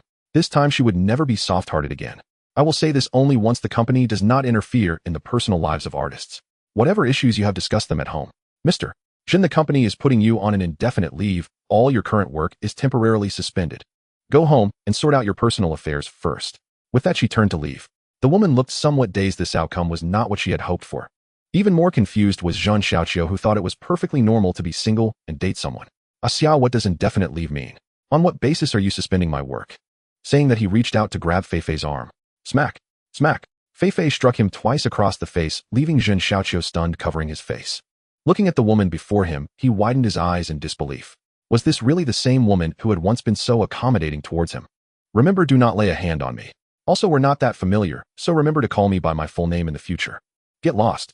With that, Fei Fei turned and walked back into the company, and Zhun Xiaoqiu finally realized that her demeanor was completely different from before. Boss, I take responsibility for this matter. Turning around, Fei Fei put on a humble face, appearing as if she was admitting her mistakes. Su Hong nodded with satisfaction, turning back to his office. He was too lazy to pay attention to such trivial matters. Sitting in his office, Su Hong smiled as he looked at the documents presented by the HR department.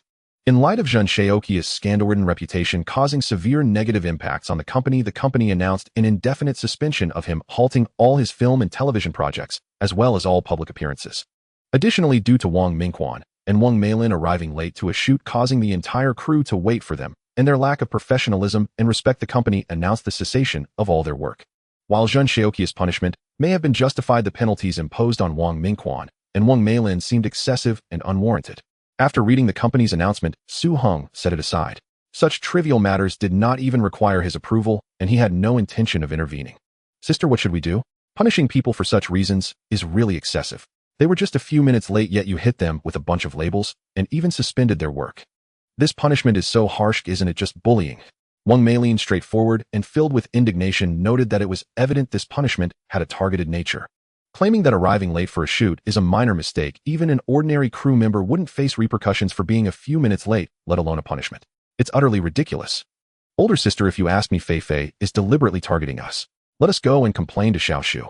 Or we could confront Fei Fei directly. In any case, she must revoke this punishment. If we go, what will we say? That the penalty for being late is too severe. Then what sort of punishment would be appropriate? Besides, even if Xiaoshu speaks on our behalf and spares us this time, next time they may invent another excuse. Claim I am unprofessional, arrogant, lacking in acting ability, that the film suffers because of me, and find any reason to shelve us. What will I do then? Wang Mingquan's brows drew together in a deep frown. She had considered this course of action before. If Xiao Films had not been acquired, she would never have swallowed such an insult. Back then she was the studio's leading lady, favored and untouchable. No one dared treat her this way. But times had changed. Xiao Films had been bought by Su Hong. In a new environment where nothing is clear, rashly picking a fight could be fatal without even understanding why. Sis, do you think the new boss, Mr. Su, knows about this? If you ask me, we should go to Mr. Su and appeal for justice. When they were both at Xiao Films, Wang Mingquan and Zhun Xiaoqiu were the studio's top stars, both much favored, surrounded by a circle of artists. Among them, Wang Meilin had been especially close to her. Wang Meilin, speaking, remembered the joint soda launch. Su Hong, that outrageously handsome young man, stood on stage before a sea of reporters and artists, brimming with vigor and speaking with confident eloquence. She remembered every movement, every word, even every smile with crystalline clarity, as if it had happened only yesterday. Mr. Su does not come to the company often, and even when he does, he is extremely busy. The company has hundreds of people and countless matters. How could we possibly trouble the boss over being a few minutes late? The unspoken reason for both Wang Mingquan and Wang Meilin was that their acquaintance with Su Hong was merely a single encounter. There was no true rapport between them. If she were to complain to Su Hong over a few minutes' tardiness, she probably would not even meet his secretary. After Wang Meilin stepped out of her office, Wang Mingquan could no longer hold back. She buried her face in the sofa and wept softly. Since joining Xiao Films, she had never felt such a grievance. What she did not know was that Wang Meilin, standing outside the door, heard her sobs as she felt a pang of pain and sympathy, and above all, a regret for a missed opportunity. She still recalled that quick glance he gave her at Su Shifa's fruit beverage launch, a look that carried a different light from the way he looked at others.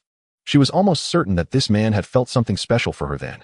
Matters of the heart can often be perceived in a glance, a word, a single gesture. She was utterly convinced. That one look had quickened her pulse as she had never forgotten it. Yet afterwards, for reasons unknown, the man ceased to contact her. Apparently, he went on to busy himself with his career. She later wondered if, had she been slightly more forward, the outcome might have been different. She assumed that their chance had slipped away. But fate seemed to play a cruel joke.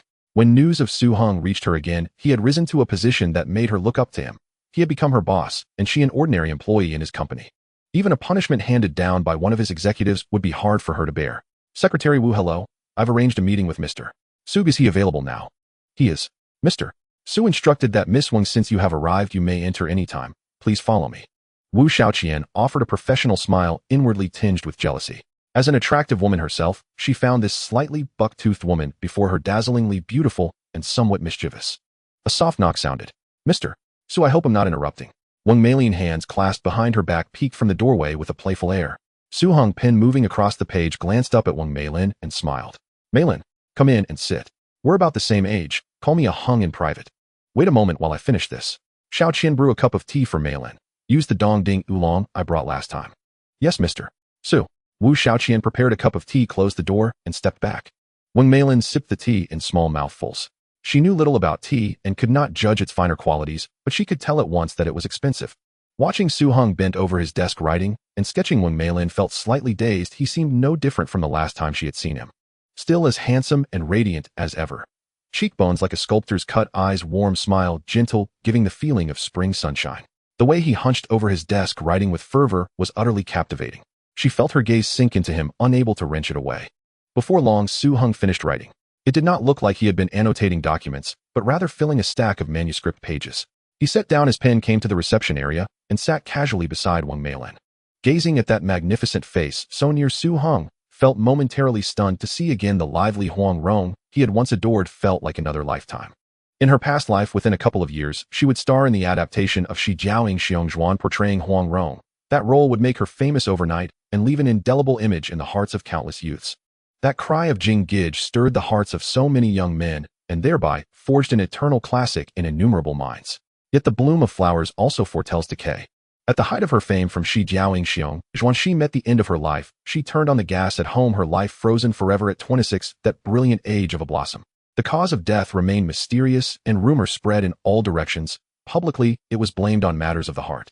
But in Su Heng's view, whether boy or girl being too handsome or too beautiful does not bring only benefits.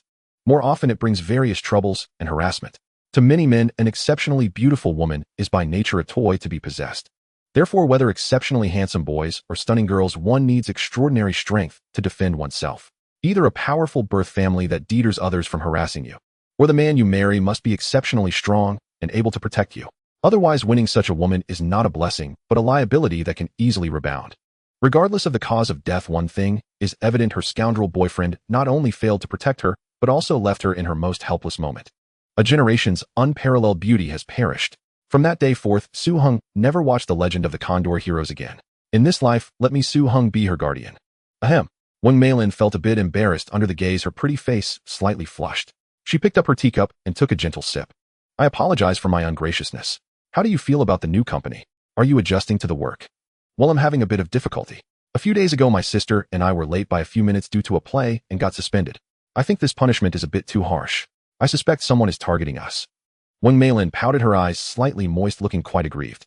It was only their second meeting, and they shouldn't be this emotional, but for some reason this big boy in front of her gave her a feeling of complete trust. Su Heng looked into Wang Meilin's eyes and smiled, pulling out a handkerchief from his pocket and handing it to her. Oh, that's annoying. You are the boss of the company, yet you don't help to speak a fair word, and instead make fun of me. Wang Meilin took the handkerchief, her aggrieved emotions instantly dissipating, leaving her somewhat speechless. This man's smile gave her an unparalleled sense of reassurance. Have you considered that the reason behind your temporary suspension might not have much to do with you? Not much to do with us. Wang Meilin's eyes widened in confusion. Yes, and while this punishment seems severe, halting all work, it can easily be reversed after a while. But that's not the crux of the problem. The key issue is, what are you and your sister currently filming? Filming a drama. What's wrong? Oh, are you implying that there's something wrong with the drama we're filming? Su Heng silently gave a thumbs up in his heart. This girl from Hong Kong was both clever and sensitive.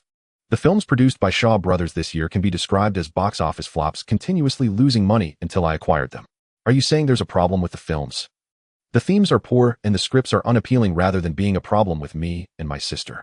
Wang Meilin appeared enlightened, the gloom in her heart finally lifted. It wasn't her fault. Then why not directly announce the suspension of this production group? Why use the excuse of punishing me and my sister for being late? The drama you are filming is not seeing results, and considering you and your sister along with Jin Xiaoqiu, who were formerly the leaders of Shaw Brothers, this is a perfect opportunity for her to establish authority as a new director. Don't you think she would want to deal with you all? How do you know all this? Is Feifei reporting to you? That wouldn't make sense. If she reported every little thing, you'd be too busy to handle it. Then how did you come to this conclusion? Wang Meilin was quite curious about this man, completely shedding the awkwardness of facing the richest person in Hong Kong and her boss, now just two good friends sharing everything. Guess. There's a prize for the correct answer. Is it because of me, eh? As soon as the words left her mouth, Wang Meilin realized it was a bit embarrassing, turning her face away, her cheeks flushed. You guessed right. Hey, race your reward. Saying this, he turned and picked up a stack of manuscripts he had been writing at his desk and placed it in front of Wang Meilin. What is this? Wang Meilin picked up the manuscript, and on the first page, several beautiful characters were written. Script: The Legend of the Condor Heroes. She hadn't read this novel before, but had heard of it, and it was very popular in Hong Kong. Turning to the second page, the characters were listed: Guijing, honest and loyal with a strong sense of justice and patriotism. Huang Rong, intelligent and resourceful with excellent culinary skills, deeply in love with Guijing. First act, their first encounter. Time: late Southern Song Dynasty. One day. Location: Zhangjiago Street. Scene: Guijing rides a little red horse arriving at Zhangjiago, looking curiously at the bustling market. Guijing leads his horse, looking around for an inn. Voiceover: Guijing, having entered the Central Plains, finds everything new. Burdened with deep-seated grievances, he is kind-hearted, unaware of the fate awaiting him in Zhangjiago. Scene: Huang Rong, disguised as a man, wanders through the market. She sees Guijing and finds him honest and amusing. Just from the beginning of the script, Wang Meilin was deeply captivated, unable to wait to read on. This script was exceptionally well adapted. She had a premonition that once it was made into a drama, it would surely be a hit. Before Shaw Brothers was acquired by Hungee, Wang Meilin had heard that the scripts written by Hengi's boss, Su Hung, were extremely brilliant. There were even rumors that the script for Shanghai Bund was written by Su Hung. Previously, Wang Meilin had some doubts about these rumors. Did you adapt this? Were you just adapting the script? Yes, the copyright has already been purchased from the original author. Looking at this exceptionally handsome young man in front of her, Wang Meilin could hardly believe her eyes. Is there really such a perfect man in the world? Perfect to an unbelievable degree. His business acumen was outstanding, and at a young age he had become the richest person in Hong Kong. With a fortune of billions, his enterprises include TVB, ATV, Hangzhou Cinema, Hungee Film, United Beverages, Hongxing Electronics, and Hutchison Whampoa, each of which is a leader in its industry. Moreover, he was incredibly handsome, more so than the male actors and stars around her who relied on their looks. He could have easily relied on his looks, but chose to rely on his abilities instead. Writing an excellent script is a rare talent, even among industry insiders. However, for this man in front of her, it seemed like an effortless task. Is this written specifically for me? Su Hung smiled and nodded. Wang Meilin tightly clutched the manuscript in her hands, looking at Su Hung, her eyes sparkling. He was so busy with so many things, yet he not only cared about her situation, but even wrote a script for her. At this moment, she silently made up her mind that this time she would never let go. Do you have time tonight? I want to treat you to dinner. Consider it a thank you for writing such an excellent script for me. But I have to say I can't afford an extravagant meal. I do know of a place over on Guangbo Road that serves a unique clay pot rice. Would you like to try it together? Wow, you're too much. You think you can exchange a meal for the script I worked hard on for 3 nights? Then what do you want before you'll hand me the script? 1 million Hong Kong dollars. Consider it a debt you owe me, payable in installments. 1 million Hong Kong dollars. My monthly salary is only 5,000. Do you expect me to spend my entire life repaying you? Wang Meilin was both exasperated and amused, and secretly touched. This man had adapted an outstanding script in just 3 nights. A feat even Hong Kong's most brilliant top-tier screenwriters could not match. His demand for 1 million Hong Kong dollars was surely a jest. Yet how many people in all of Hong Kong could claim such an extraordinary privilege to have the city's wealthiest tycoon personally craft a bespoke screenplay for them, working late into the night? Such heartfelt devotion transcends mere monetary value. If women across Hong Kong learned of this, they'd surely die of envy. Exactly. I want you to remain indebted to me forever. Tonight's dinner is merely an advance on interest. Su Hung grinned playfully. Moi? Unprepared, Wang Meilin brushed a fleeting butterfly-like kiss against Su Heng's cheek. Don't get ahead of yourself. This kiss is worth 2 million Hong Kong dollars. You now owe me an additional 1 million Hong Kong dollars. When I'll collect, that depends entirely on my mood. Let's go. Back to read the script. Go on, go on. Wang Meilin strode out of the office with triumphant flair, like a general returning from victory, radiant with joy. Watching her retreating figure, Wu Shaoqian couldn't help but glance twice. Even as a woman herself, she found Wang Meilin breathtakingly beautiful. The shrill ring of the telephone startled Wang Meilin. She'd been utterly absorbed in the script. Let's go. Dinner time. Oh, but it's not even quitting time yet. No matter. Just tell your boss you're dining with your boss. Fat won't dare penalize you. By the way, after dinner, shouldn't our relationship deepen? Perhaps holding hands, or sharing a kiss? Wang Meilin blushed and smiled, offering no reply. Just wait for me a moment. I'll be ready in about 20 minutes. 10 minutes later, 3 luxurious, armored Mercedes-Benz sedans pulled up before Hungee Company's headquarters. Black-suited bodyguards, all wearing sunglasses, fanned out in disciplined formation. Su Hung leaned casually against a car, door lighting a cigarette, his gaze fixed expectantly toward the building's entrance. Look, our boss is seriously wealthy. That's his motorcade, isn't it? Inside the office, Guan Jilin, like a child discovering treasure, called out excitedly to fellow newcomer Zhong Chuhong, urging her to join at the window. Wow, identical armored Benzes. When will I ever ride in one like that? Guan Jilin's eyes locked onto Su Hung leaning against the Mercedes, smoking, her gaze utterly entranced, unable to break free. Then you'd better work hard and earn well through acting. The car doesn't come cheap. Zhong Chuhong approached, joining Guanji Lin at the window to admire the opulent fleet below. Not necessarily through acting. You could always find a wealthy man like him instead. But men like him are rare indeed. Hong Kong's youngest self-made billionaire, truly one of a kind. That's certainly true. Zhong Chuhong's words left Guanji Lin quietly disheartened. Indeed, how many would vie for such an exceptional man? Who's that handsome young man across the street, holding flowers, riding a bicycle? I've seen him here every day near closing time waiting for someone. At Zhong Chuhong's remark, Guanji Lin nearly wished she could vanish. He was her newest boyfriend, whom she'd intended to use as a short-term meal ticket. Her previous boyfriend had been a small fur trader, modestly affluent yet stingy to a fault. Guanji Lin hadn't managed to extract much from him at all. Never heard of him. She hastily withdrew from the window, not even glancing again at the youthful wealthy man across the street, terrified he might spot her and call out publicly. She'd likely leap from the building in sheer embarrassment. Without comparison, things seemed fine, but beside the boss standing at the gate, her new boyfriend paled into utter insignificance. No, she'd need a plausible excuse to end things with him within the next few days. Soon the rapid, crisp click-clack of high heels echoed down the corridor. Wang Meilin hurried toward them. Sorry for keeping you waiting so long. Emerging from the company's main entrance, Wang Meilin immediately met Su Heng's warm sunlit smile, his gaze radiating kindness and quiet assurance. Not long at all. I only stepped outside moments ago. Before him stood a vision of grace. Su Heng momentarily lost in reverie. Her skin was porcelain pale, her face softly rounded with a delicate tapered chin. Her large sparkling eyes seemed alive with speech, lively, mischievous, and intelligent, utterly enchanting. Most distinctive were her lips, full, luscious, and faintly pouty, even at rest, adorably charming. When she smiled, her eyes curved like twin crescent moons, revealing rows of gleaming white teeth, radiant with vitality and warmth. Her naturally wavy shoulder-length hair cascaded like a silken waterfall, glossy raven black, exuding feminine tenderness. Among Hung Film's constellation of beauties, her allure remained nothing short of stunning. Thank you for everything you've done for me. Her light makeup enhanced her natural beauty, subtle yet meticulously refined in key features. She'd swapped her earlier sneakers for elegant heels. Su Heng estimated her height at approximately 175 centimeters, perfectly proportioned beside his own. It was my pleasure. What I've done pales beside the brilliance of the script you wrote for me. Then let's go, dinner awaits. With that, Su Heng gently took Wang Meilin's hand and escorted her to the rear seat of the armored Mercedes. He then circled to the opposite side, opened the door, settled inside, and the vehicle glided smoothly away. A narrow alleyway, twisting and winding, led to a modest yet classically styled eatery. Claypot rice, with handmade lap, Chong honey glazed char, siu blanched Chinese broccoli, roasted goose supreme, and a simple nourishing Hong Kong-style, slow-simmered soup. That's plenty. We'd never finish more. Once served, Su Heng confirmed the portions were generous indeed. Usually when I dine alone, half a portion of claypot rice, one serving of broccoli, and a bowl of slow-simmered soup suffice. Try it.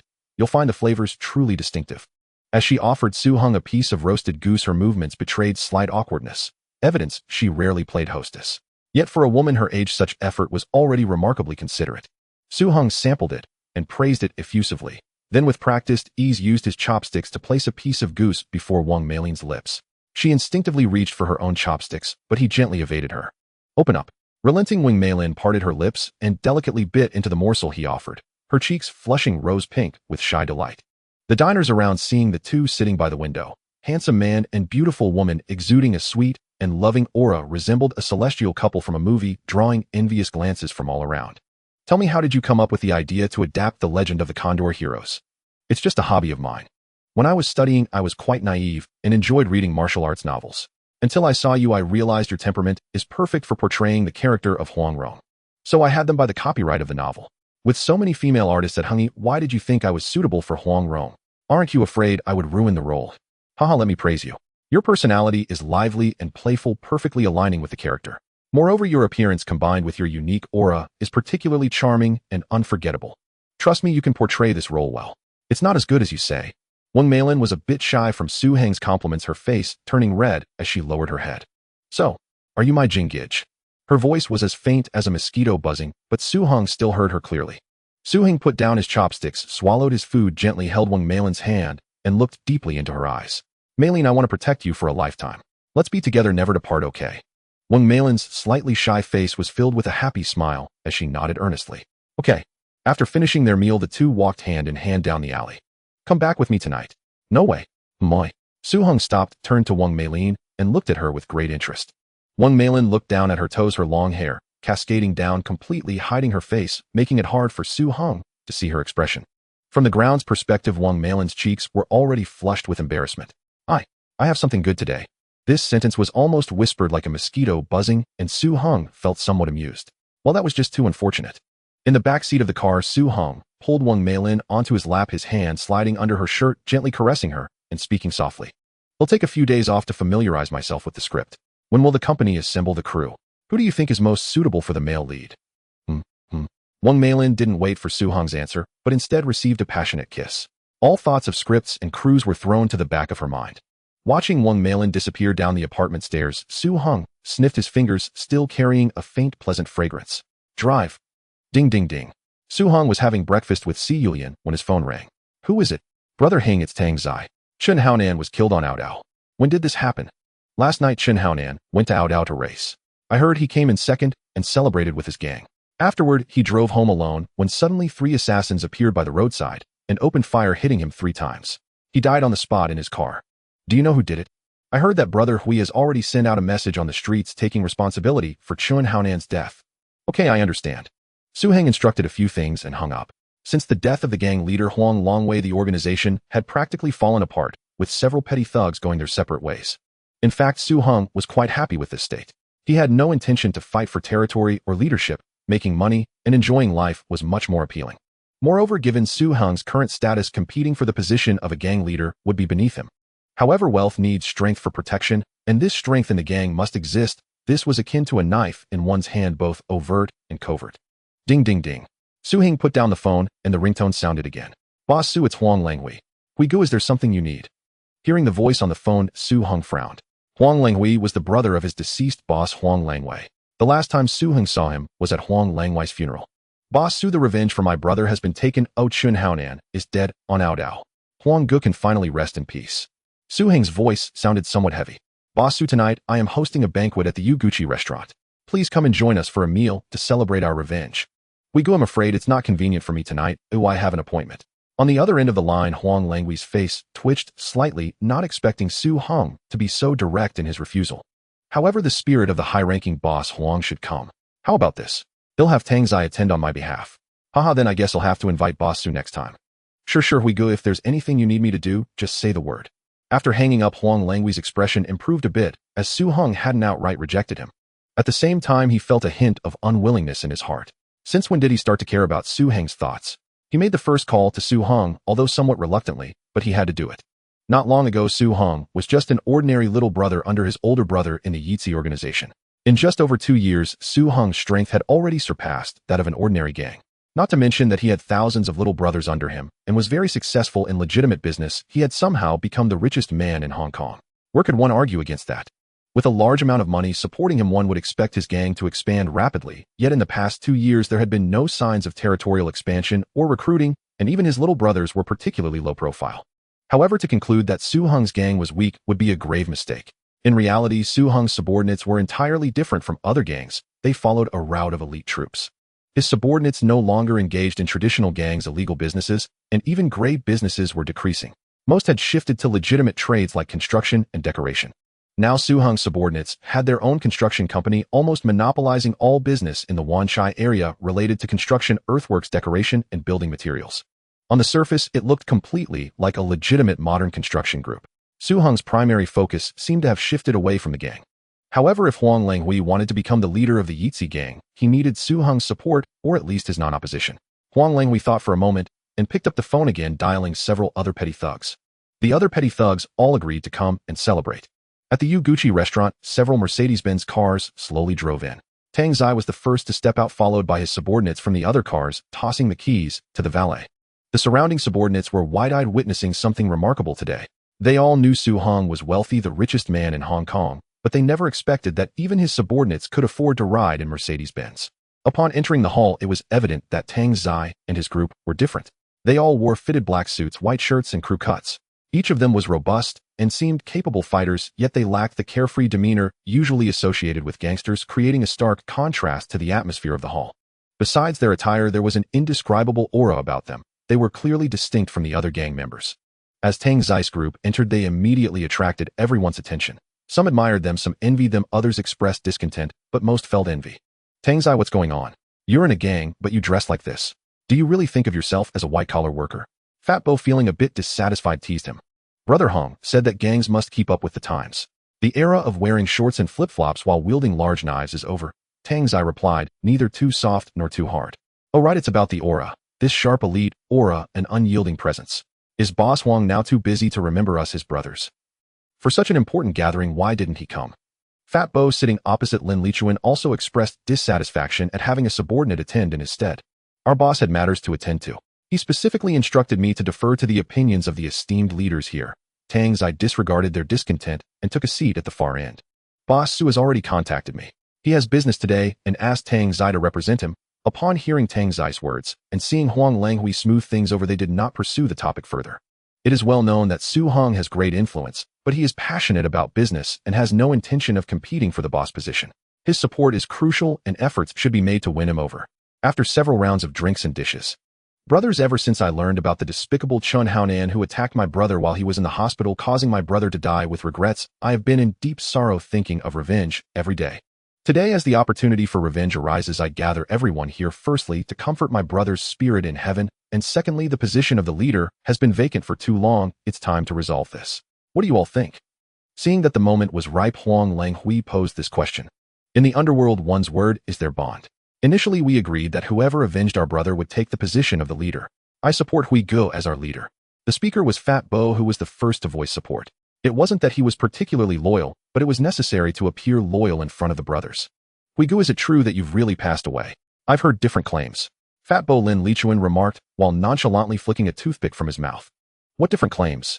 Huang Langhui was furious. He had hired the assassin to avenge their brother, yet some still disbelieved him. I heard that Jiang Tianqing, under the pressure of our brotherhoods, might chose to clean up his own ranks. Can we trust the rumors outside? Did the Hongxing Society really clean up their own ranks? If they wanted to, they would have done it long ago. Why wait until now? Let's talk about the details. Were there any photos taken? Lin Lichuan, you're just being unreasonable. How can something like this be photographed? Are we supposed to leave evidence for the police to catch us? Another Fat Bo was extremely dissatisfied. This Lin Lichuan wanted to be the boss himself, and the two had already become antagonistic. You send your subordinates out to do tasks, and do you expect them to bring back evidence for you? Hui Go is the younger brother of Wei Go and has avenged Wei Go. I support Hui Go as our leader. Raise your hands if you support Hui Go as our leader. Hui Go, Fat Bo, and another close associate of Fat Bo raised their hands. The scene was clear-cut, and even the core members under these two Fat Bo raised their hands as well. 3 individuals remained who did not raise their hands: Lin Lichuan, a close associate of his, and the last one was Tang Zai. Everyone at the table turned their gaze towards Tang Zai. His vote was crucial. Everyone knew that his stance represented Su Hong's stance, and they were eager to find out whom Su Hong truly supported. If he supported Huang Langhui, it would be 4 votes to 2, and Lin Lichuan would be forced to submit, at least on the surface. If he supported Lin Lichuan, it would be a tie of 3 to 3, which would lead to trouble and possibly infighting. Brother Hong said that in our gang, what matters is loyalty. Whoever avenges Boss Huang will have his support to become the leader of our brotherhood, and we support Hui Go. After saying this, Tang Zai slowly raised his hand, and his subordinates raised their hands as well. Seeing Tang Zai raise his hand, Huang Langhui was pleasantly surprised, not expecting Su Hong to support him at such a critical moment. With 4 votes to 2, the position of the leader was his. Where there is joy, there is sorrow. In front of the Chun family's mourning hall, a person named Ji Kong, originally named Chun Haokong, the younger brother of Wan Chai's tiger Chun Haonan, knelt. Alongside him were De Tian, Air Bao Pai, and Chao Pai, several subordinates.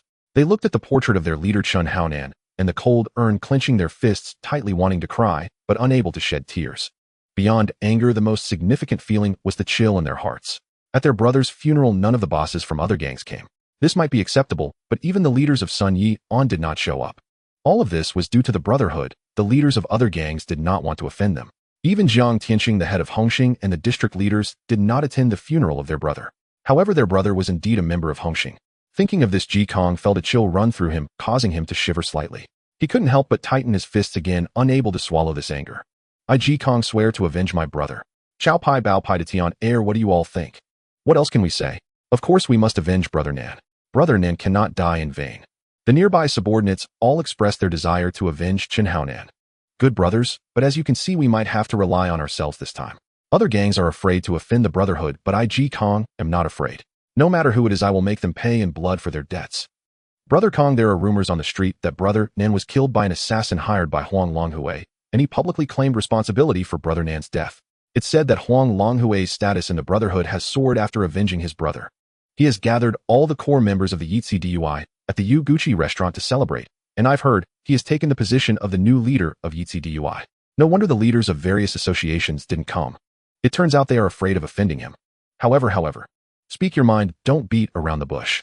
There are rumors outside that it was not anyone else who killed Brother Nan, but that we at Hongxing, fearing the might of Yitzi DUI, cleaned up our own house. That is definitely a rumor not to be trusted. It is clearly meant to incite infighting within Hongxing. He has heard such rumors to some extent, saying that after his brother killed the leader of Yitzi DUI, Huang Longwei, the big shots of Hongxing were quite dissatisfied, and these are things he has personally felt. After all, in the rules of the Jianghu, both sides can spar in a fight, but murder is clearly crossing the line. With Huang Longwei of Yitzi DUI, killed, the relationship between Hongxing and Yitzi DUI, as well as with 14K, has become quite tense. Both sides have over 20,000 members, and while there may have been plenty of dirty dealings in the past, overall they mainly cooperated to make money. Since his brother Chun Haonan broke this delicate balance, both sides have completely torn off the facade, constantly at odds, not to mention the significant losses to their interests. The key point now is that the big shot of Yitzi DUI, Su Heng, has significantly increased in power, unifying the cinema market. Other associations' films must get Su Heng's approval to be shown at Hengzhou Cinema. In this situation, several film companies under Hongxing find themselves in a very awkward position, a situation that was already clear before his brother passed away. His brother's important business was providing protection for Jiang's film industry, and since Su Heng unified the cinema market, Jiang's film industry has been greatly affected. Although he doesn't understand business matters too well, he knows that their performance has noticeably declined. He and his brother had met with Jiang Tai several times, but they never even got to see Su Heng. Only a cinema manager from his side received them, and he was very polite. "I'm very sorry, Jiang Tai, Mr. Chen, we are a cinema, and all films can be shown here. As for which film has high box office sales, which audience prefers which film, we cannot decide. Can you arrange for a better time slot? For example, after 7 p.m. during weekends. We at Hengzhou Cinema welcome all films from all production companies, treating them equally. We schedule based on each film's popularity, reserving prime slots for the most popular films, while average films can only be scheduled for early morning or afternoon. The implication is that the film you've made is not popular and can only be shown during off-peak times. The worse the time slot, the lower the box office, and the lower the box office, the worse the screening time becomes, creating a vicious cycle." This left Jiang Tai feeling quite frustrated. Rumors often have some basis. He was also deeply suspicious. In short, regarding his brother's death, Hongxing's role was certainly not honorable. However, at this moment, with his elder brother gone, he lacked the prestige of his brother Chun Haonan in Hongxing. Currently, Chun Haokong wants revenge and must rely on Hongxing's strength. Now is not the time to turn against them. But today is Brother Nan's funeral. Why did none of Hongxing's big shots show up? De Tian Air was about to say more when he was immediately interrupted by Ji Kong. "I have a clear understanding of this. If first kill Huang Langhui to avenge my brother. De Tian Air, take a few trusted brothers to follow Huang Langhui and keep track of his whereabouts. Oh, Chow Pai, go prepare the tools, get some black stars, just in case. I want to take him down myself." As he spoke, determination filled his eyes. "Alright, I'll go now. Wait, remember, it must be kept secret. Only the 5 of us know for now, and don't tell the other brothers in the association." "Understood, Brother Kong." "Brother Kong, we found out news about Huang Langhui. He didn't expect anyone would seek revenge. These days he's been treating people to meals and building connections, and even what? He even invited Hongxing's Liang Kuan Hanbin and Defei." Ji Kong frowned. His elder brother had been gone for so many days, and he had tasted the ups and downs of the world. Not only did no one from other associations come, but also none of Hongxing's significant figures showed up, yet they turned around and were having a great time with Huang Langhui. The situation was very unfavorable for him. However, this was not the time to dwell on that. He had to quickly deal with Huang Langhui, otherwise once he solidified his position as the leader of Yitzi DUI, it would be difficult for Ji Kong to take revenge. Not to mention Yitzi DUI's influence. At that point, even within Hongxing there would be strong opposition to his seeking revenge. "To kill my brother and still be so arrogant, Huang Langhui, you are going too far. Brother, I found out that tonight Huang Langhui will be at the Blue Harbor Bar treating the East Stars Crow and Smiling Tiger to drinks and karaoke." Chun Yaokang's brow furrowed even deeper upon hearing De Tian Air's intel. This Huang Langhui was indeed not simple. No wonder he dared to publicly declare that he killed his elder brother and acted as if nothing had happened. Huang Langhui's activities are primarily in Yitzi DUI, and the Blue Harbor Bar is under Su Heng's territory. He has invited East Stars Crow and Smiling Tiger. If he makes a move, he would not only offend Yitzi DUI, but also East Star, which is still acceptable. The troublesome part is Su Heng, the most powerful scoundrel in Yitzi DUI. Oh, but so what? His boss Huang Langhui had been killed for so long. Not to mention revenge, even Yitzi DUI has not been unified. The leader has let Huang Langhui sit on the throne, and this alone shows that this guy's so-called power is just that he is merely a slightly more influential scoundrel. Apart from his position in the association, he is also the richest man in the port, which makes him quite intimidating. But what if he is the richest man in the port? Can wealthy people have more lives than others? When a gun is pointed at their head, don't they still have to kneel and call someone grandpa? For the sake of avenging my brother, I cannot delay for a moment. Shun Haokong immediately summoned Chao, Pai de Tian Air, and Bao Pai a few brothers to deploy an action plan. Strike fast and decisively. Huang Langhui must pay the price.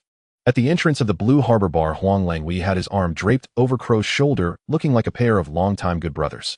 Sure, brother Hui, the enemy's enemy is a friend. As long as you give the order, our two sides will join forces to drive Hongxing out of Wanchai. Brother Crow, you are indeed straightforward. As per the old rules, whoever takes it down gets to keep it. How about it? It's settled then. Once we take down Hongxing's territory, they'll treat you to drinks and girls. The two parties that reached an agreement drove away with their subordinates, the vehicle disappearing into the night. Brother Hui, can we trust that guy Crow? He is infamous for being ruthless in the gang. I'm not afraid of his ruthlessness. I'm afraid if he is not ruthless. Shun Haonan is dead and the territory of Hongxing is a big piece of fat meat. He wouldn't be able to resist. Brother Hui is indeed formidable. Starting off with a bang, by taking down Hongxing's territory, will only increase your prestige, Brother Hui. Inside the van, Huang Langhui and a few of his trusted subordinates became increasingly excited as Chun Haonan was dead and it was time to reap the rewards. Crack! A sudden screech of tires echoed as Huang Langhui almost slammed into the front seat. What kind of driving is this? Boss, don't blame me. The car in front suddenly slammed on the brakes. Everyone looked forward. There was another identical van ahead with several of Huang Langhui's trusted subordinates inside. Several subordinates exited the van and walked forward seemingly to check on the situation ahead. Bang! Bang! Suddenly gunfire erupted. From the car in front, a few masked men in black got out silent, raising their guns and shooting at the subordinates, checking the situation. The caught-off guard subordinates quickly fell to the ground. It's an ambush, quickly reverse. Huang Langhui shouted in panic. Boss, we can't reverse or we're blocked in the back. Bang! Bang! The attack from the black-clad gunman was swift, reaching the front of Huang Langhui's car in no time. Before the driver could finish his words, he was hit by 2 bullets. Huang Langhui and a subordinate inside the car drew their guns and started shooting while opening the car door. Retreat! The attack from the black-clad men slowed down only upon encountering resistance. Seizing the moment, Huang Langhui ran to the back of the car, joining the subordinates from the rear vehicle, using the van as cover to shoot back at the black-clad men. For a while the standoff continued.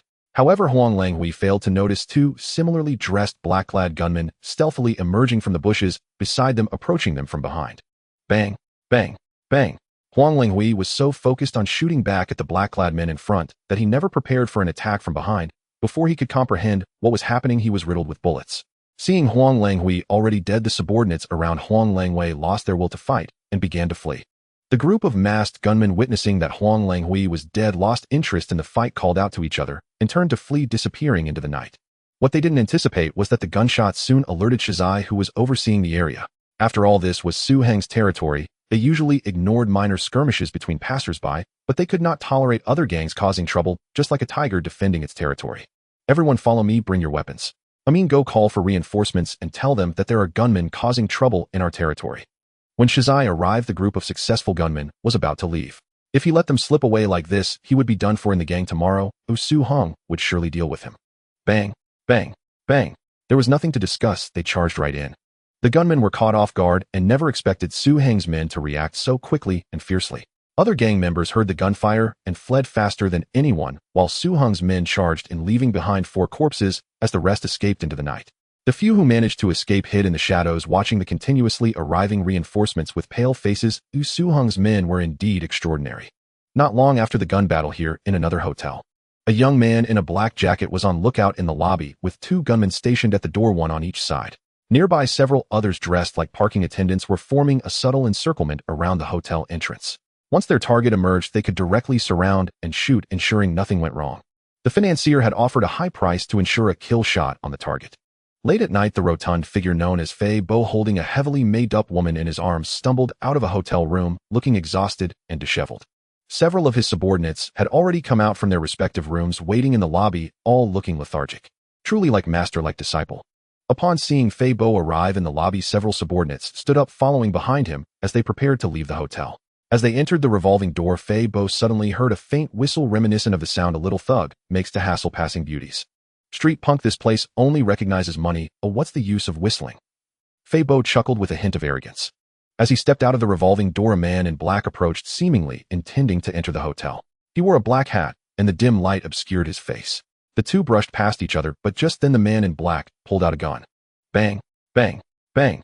Several shots rang out, and Fei Bo collapsed in a pool of blood. Bang, bang, bang. Immediately a barrage of gunfire erupted. Fei Bo's subordinates hadn't even reacted to what was happening before they met their end. After confirming that Fei Bo and his men had breathed their last, the assailants quickly fled, disappearing without a trace. Meanwhile, Su Hong was not idle. He was hosting a banquet for the managers of his foundation company, including Hu Zhifeng, at a private club. Hu Zhifeng had come to report to Su Hong about the Hong Kong Island Grand Hotel, which was significantly undervalued and a prime target for a short sell. However, after analysis, he and his colleagues believed that acquiring the listed company would be more profitable. However, the major shareholder was a long-established British family, the Jardines, a Jewish family that started from opium trafficking with assets second only to the four major trading houses and influence spread throughout Hong Kong Island. The Li Xing cinema chain was acquired from them. Hu Zhifeng was somewhat unsure and came to seek Su Hong's advice. Boss, the Hong Kong Island Grand Hotel is severely undervalued, so we should short sell it. However, it owns quality assets like the Peninsula Hotel, and I believe acquiring it like Chung Kong Holdings would maximize benefits. However, the Jardine family holds 60% of the shares in this listed company, which is absolute control and makes acquisition quite difficult. Listening to Hu Zhifeng and Hu Jianlin's reports, Su Hong nodded. Su Hong recalled that in his past life, Luda also attempted to short sell this company, made some money, and left without achieving acquisition due to the Jardine family's absolute control. This line of thought is correct, but there's no need to rush. First, we need to understand the Jardine family's background before considering our next move.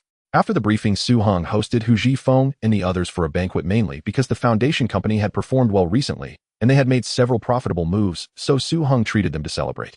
Aki and I saw great potential in you back at TVB. Xiajia, I've always been deeply grateful for your constant support. Thank you. Inside a BMW parked beneath the Hungyi Company building, Fei Fei sat in the driver's seat, while Zheng Huaqian occupied the front passenger seat. They had known each other since their days at TVB, though back then Zheng Huaqian had still been a newcomer. Their interactions had been few and far between. Yet after Fei Fei was promoted to Human Resources Manager, she began paying noticeably more attention to Zheng Huaqian and extended her patronage on multiple occasions.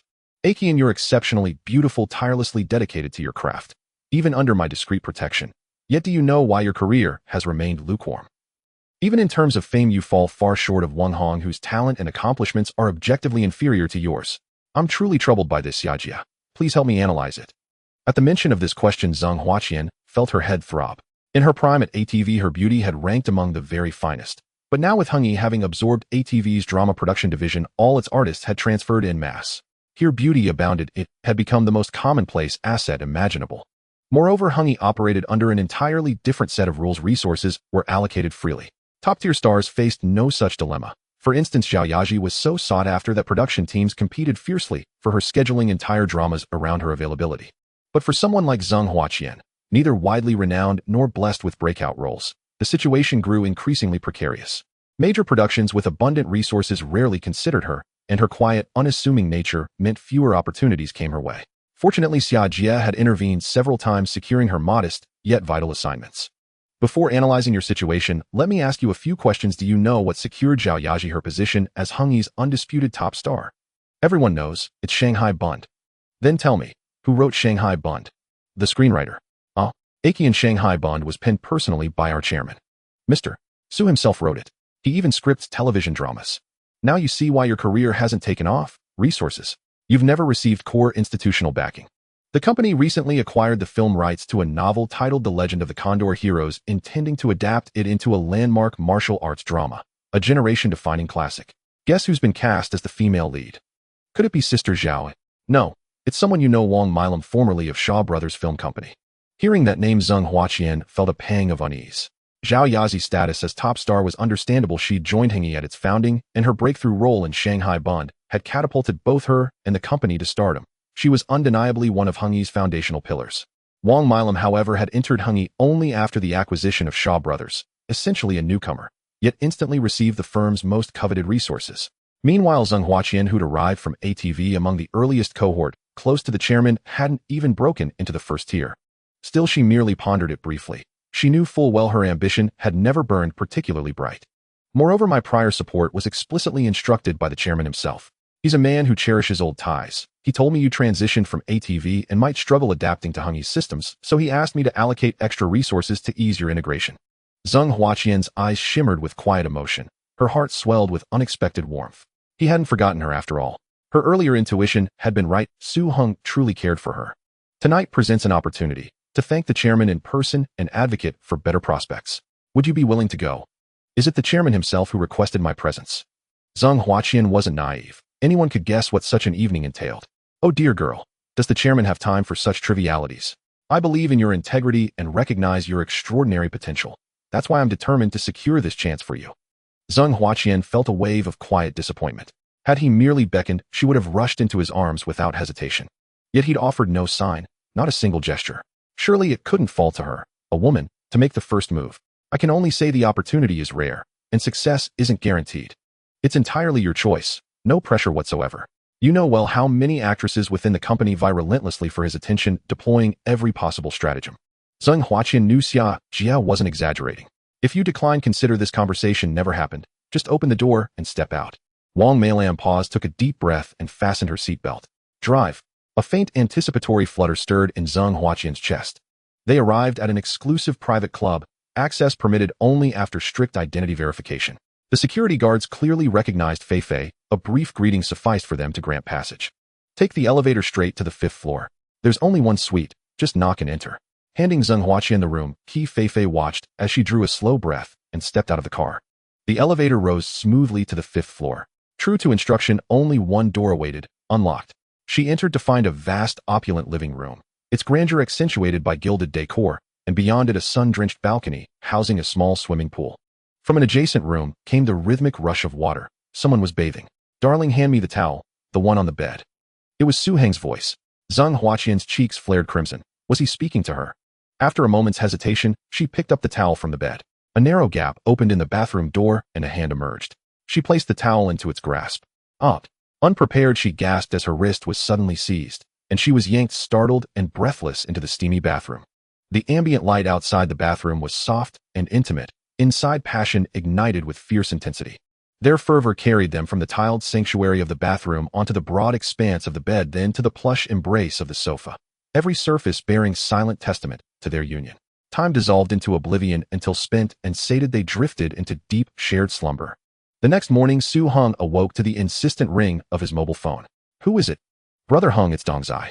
Last night, Brother Hui was ambushed by armed assailants on Shizi's turf. Our men arrived too late. Brother Hui didn't survive. 4 gunmen were left behind. 4 of Chicken Kwang's junior brothers under Chun Haonan's command. It was too dark to identify them clearly. Chicken Kwang fled with several underlings. Understood. Shizi handled this well. Were any of our men injured? One sustained a minor wound. Visit him on my behalf and double his medical compensation. Yes, Brother Heng. One more matter. Last night, Fable was gunned down outside a Kowloon hotel. Fable was killed too. Several of Fable's senior enforcers have come to me, seeking your intervention to uphold justice on his behalf. Understood. Tell them I'll conduct a thorough investigation into this matter. Issue orders to the brothers tonight, seize all Heng Hing's territories in Wan Chai and drive them out. Vengeance for Brother Fai and Fat Bo. Su Heng no longer sought territorial expansion or the violent infighting of Triad affairs. Even his underlings had gradually begun transitioning into legitimate ventures. Yet when a plump opportunity presented itself, refusing it would be sheer folly. Understood, Brother Heng. He hung up the phone, and only then noticed his other hand still clutching Zheng Huaqian's plush rabbit. Both lay utterly bare beneath a fallen duvet. Clothes were strewn across the floor, bearing silent testament to last night's fierce passion. Zheng Huaqian faced him, curled slightly on her side, sleeping soundly, as if undisturbed by his call, yet her flushed cheeks betrayed her. Su Heng playfully teased her, his hand drifting downward toward her long, elegant legs. "Oh, you're so annoying." She lifted her delicate fist and lightly pounded his chest several times, burying her face deep into the pillow to hide her blushing, radiant cheeks. Su Heng chuckled as he rose and dressed, glancing back at her one last time, her lower body swollen and tender. "Rest well here. Order whatever you'd like, I'll have it sent up. You're off to work now, eh?" "Yes, I've got quite a bit on my plate today. I'll see you again tonight." "Then what am I to you?" Zheng Huaqian, no longer shy, sat upright, hugging her knees, her eyes shimmering with quiet hope. "Naturally, you're my woman." Hearing those words, she felt a pang of disappointment. Of course he only meant to play. How could a man so young, wealthy, and charismatic ever lack for companionship? "The kind I'll keep, forever." At that, Zheng Huaqian's face lit up, bright and unmistakable. She scrambled bare-kneed to the edge of the bed, threw her arms around Su Heng's neck, overcome with emotion. "Aheng, do you know, I love you, truly, deeply. From the very first moment I saw you, my heart was yours." I love you too, Qian, and I know how deeply you value family, how little weight you place on career or acting fame. I also knew you loved me, so I waited to see when you'd finally speak your heart. Su Hong grinned, gazing into her sparkling, wide-set eyes. Ugh, you're absolutely insufferable. She playfully thumped his chest with her small fists, her heart fluttering between shyness and sweetness. News of Wang Long Fai's assassination spread swiftly across Hong Kong Island, sending shockwaves through the underworld. Many were stunned by Chicken Kang's ruthlessness, simultaneously eliminating 2 senior leaders of the EZDUI. But those privy to the inner workings were even more astounded by Stone's lightning response, arriving at the scene within mere minutes and leaving behind several concealed sharpshooters. What speed, what reflexes, what discipline, what operational precision. It rivaled even the elite police tactical unit. And Stone, merely an ordinary red pole under Su Hong, distinguished only by having joined early. One of Su Heng's original 4 red poles. Even with all prior estimations of Su Heng's capability, last night's display by his subordinate Stone revealed just how profoundly underestimated he truly was. Brother Hong. Su Hong strode confidently into the Blue Bay bar. Junior members along the way saluted him respectfully. He hadn't visited in ages, and his sudden appearance instantly rekindled their morale, drawing them close like iron to a magnet. Especially the core members formerly under Fat Bo, they looked dejected and hollow. Brother Hung, you must deliver justice for us. Brother Fai was murdered and Brother Bo was slain too. Hung Hing treats our EZDUI with utter contempt. Stand tall. Though Brother Fai and Brother Bo are gone, the EZDUI still has me, Su Hong. Tonight I shall claim the first installment of vengeance on their behalf. Go back and steady your men. Wait for good news from me. Night fell. Su Hong personally took command at the Blue Bay bar, an exceedingly rare move given his current stature. Below him a sea of loyal followers stretched into the distance. Dong Zai Stone, Ali Ah Chong. Once junior associates, now formidable figures in their own right. Su Hong nodded satisfied. Brothers, the Hung Hing brooks no code of brotherhood, respects no chivalric tradition. First they killed Brother Y, now they've gunned down our new leader Brother Fai right on our own turf, and slaughtered Brother Bo at the entrance of Lihua Hotel. This is open defiance, spitting in the face of the EZDUI. Whether they killed every victim or not matters little. The blame rests squarely upon Hung Hing. After all 4 of their men were left behind at the scene. Tonight I declare war upon Hung Hing, to avenge Brother Fai, to avenge Brother Bo. Dong Zai, you lead the charge. Drive Hung Hing from Wan Chai, and let the world witness the might of the EZDUI. Understood, Brother Hung. Along the contested border between Su Heng's and Hung Hing's domains, over 2,000 AY members gathered. 13 red poles present in full force, their ranks stretching endlessly into the night. On the Hung Hing side, Chicken King assembled several hundred men. Nearly all of Hung Hing's regional leaders, from other districts, dispatched reinforcements save those physically unable to attend. Some even led their men in person, not because Chicken King commanded great loyalty, but because Wan Chai was Hung Hing's most lucrative territory, its primary source of revenue and influence. Its defense was non-negotiable. Jiang Tianxing himself coordinated troop deployments. Nearly 3,000 Hung Hing members mobilized for battle that night. Chicken King, excellent work. We Jianghu men live by swift retribution and righteous vengeance. Rest assured, both I and the entire society stand firmly behind you. Though Jiang Tianxing inwardly seethed with fury, why provoke anyone but him, this Su Hong? Thank you, Mr. Jiang, and thank you, elders. In the Jianghu, loyalty and righteousness are my creed. I accept responsibility for killing Wang Lang Fai. He was my elder brother's killer. But Fat Bo's death is none of my doing. Nor are we without backup. Who wins or loses tonight remains to be seen in blood and steel. In the Jianghu, all alliances are forged in interest. Last time they held back, not out of mercy, but because you hadn't yet threatened their vital interests. Now you've invaded their turf and spilled blood there. Do you truly believe they'll simply look away? These short-tempered thugs live only for violence and chaos. Sigh. How exhausting. Yet outwardly he still backed Chicken King, because tonight he needed this reckless fool to bleed for him against the EZDUI. Wan Chai's sovereignty was non-negotiable. This was the largest force he could muster. Within Hung Hing, unity was illusory. The chief instructor eyed the Jiang family with open hostility, while others pledged nominal allegiance, but obeyed only when convenient. Moreover, several factions of the 14K had already mobilized. Other territories demanded defenders too. Yet Jiang Tianxing came in person. He had to. Victory would cement his legend, resolve external threats, and empower him, riding the wave of triumph to purge internal rivals and ascend unchallenged as the supreme lord of Hong Kong's underworld. Tonight he may be facing the strongest forces in Hong Kong, a peculiar entity with vast territory and wealth in the underworld, backed by the richest man in Hong Kong. Experienced merchants knew what to do. They hurriedly closed their shop doors and watched the spectacle from behind their windows, as such a grand display was indeed rare. Both sides had taken their positions. Tang Zai understood that today would be a fierce battle and recognized this as a chance given to him by Brother Hung to step into the limelight. In the realm of the Yi faction, Su Hung was indeed an anomaly, having mostly withdrawn from gang affairs for nearly half a year, displaying a complete hands-off attitude. However, his reputation was enormous and had a significant impact on all his subordinates. Not to mention, he provided these brothers with their livelihoods, especially in the construction business, where most of the work came from companies under Su Heng's name.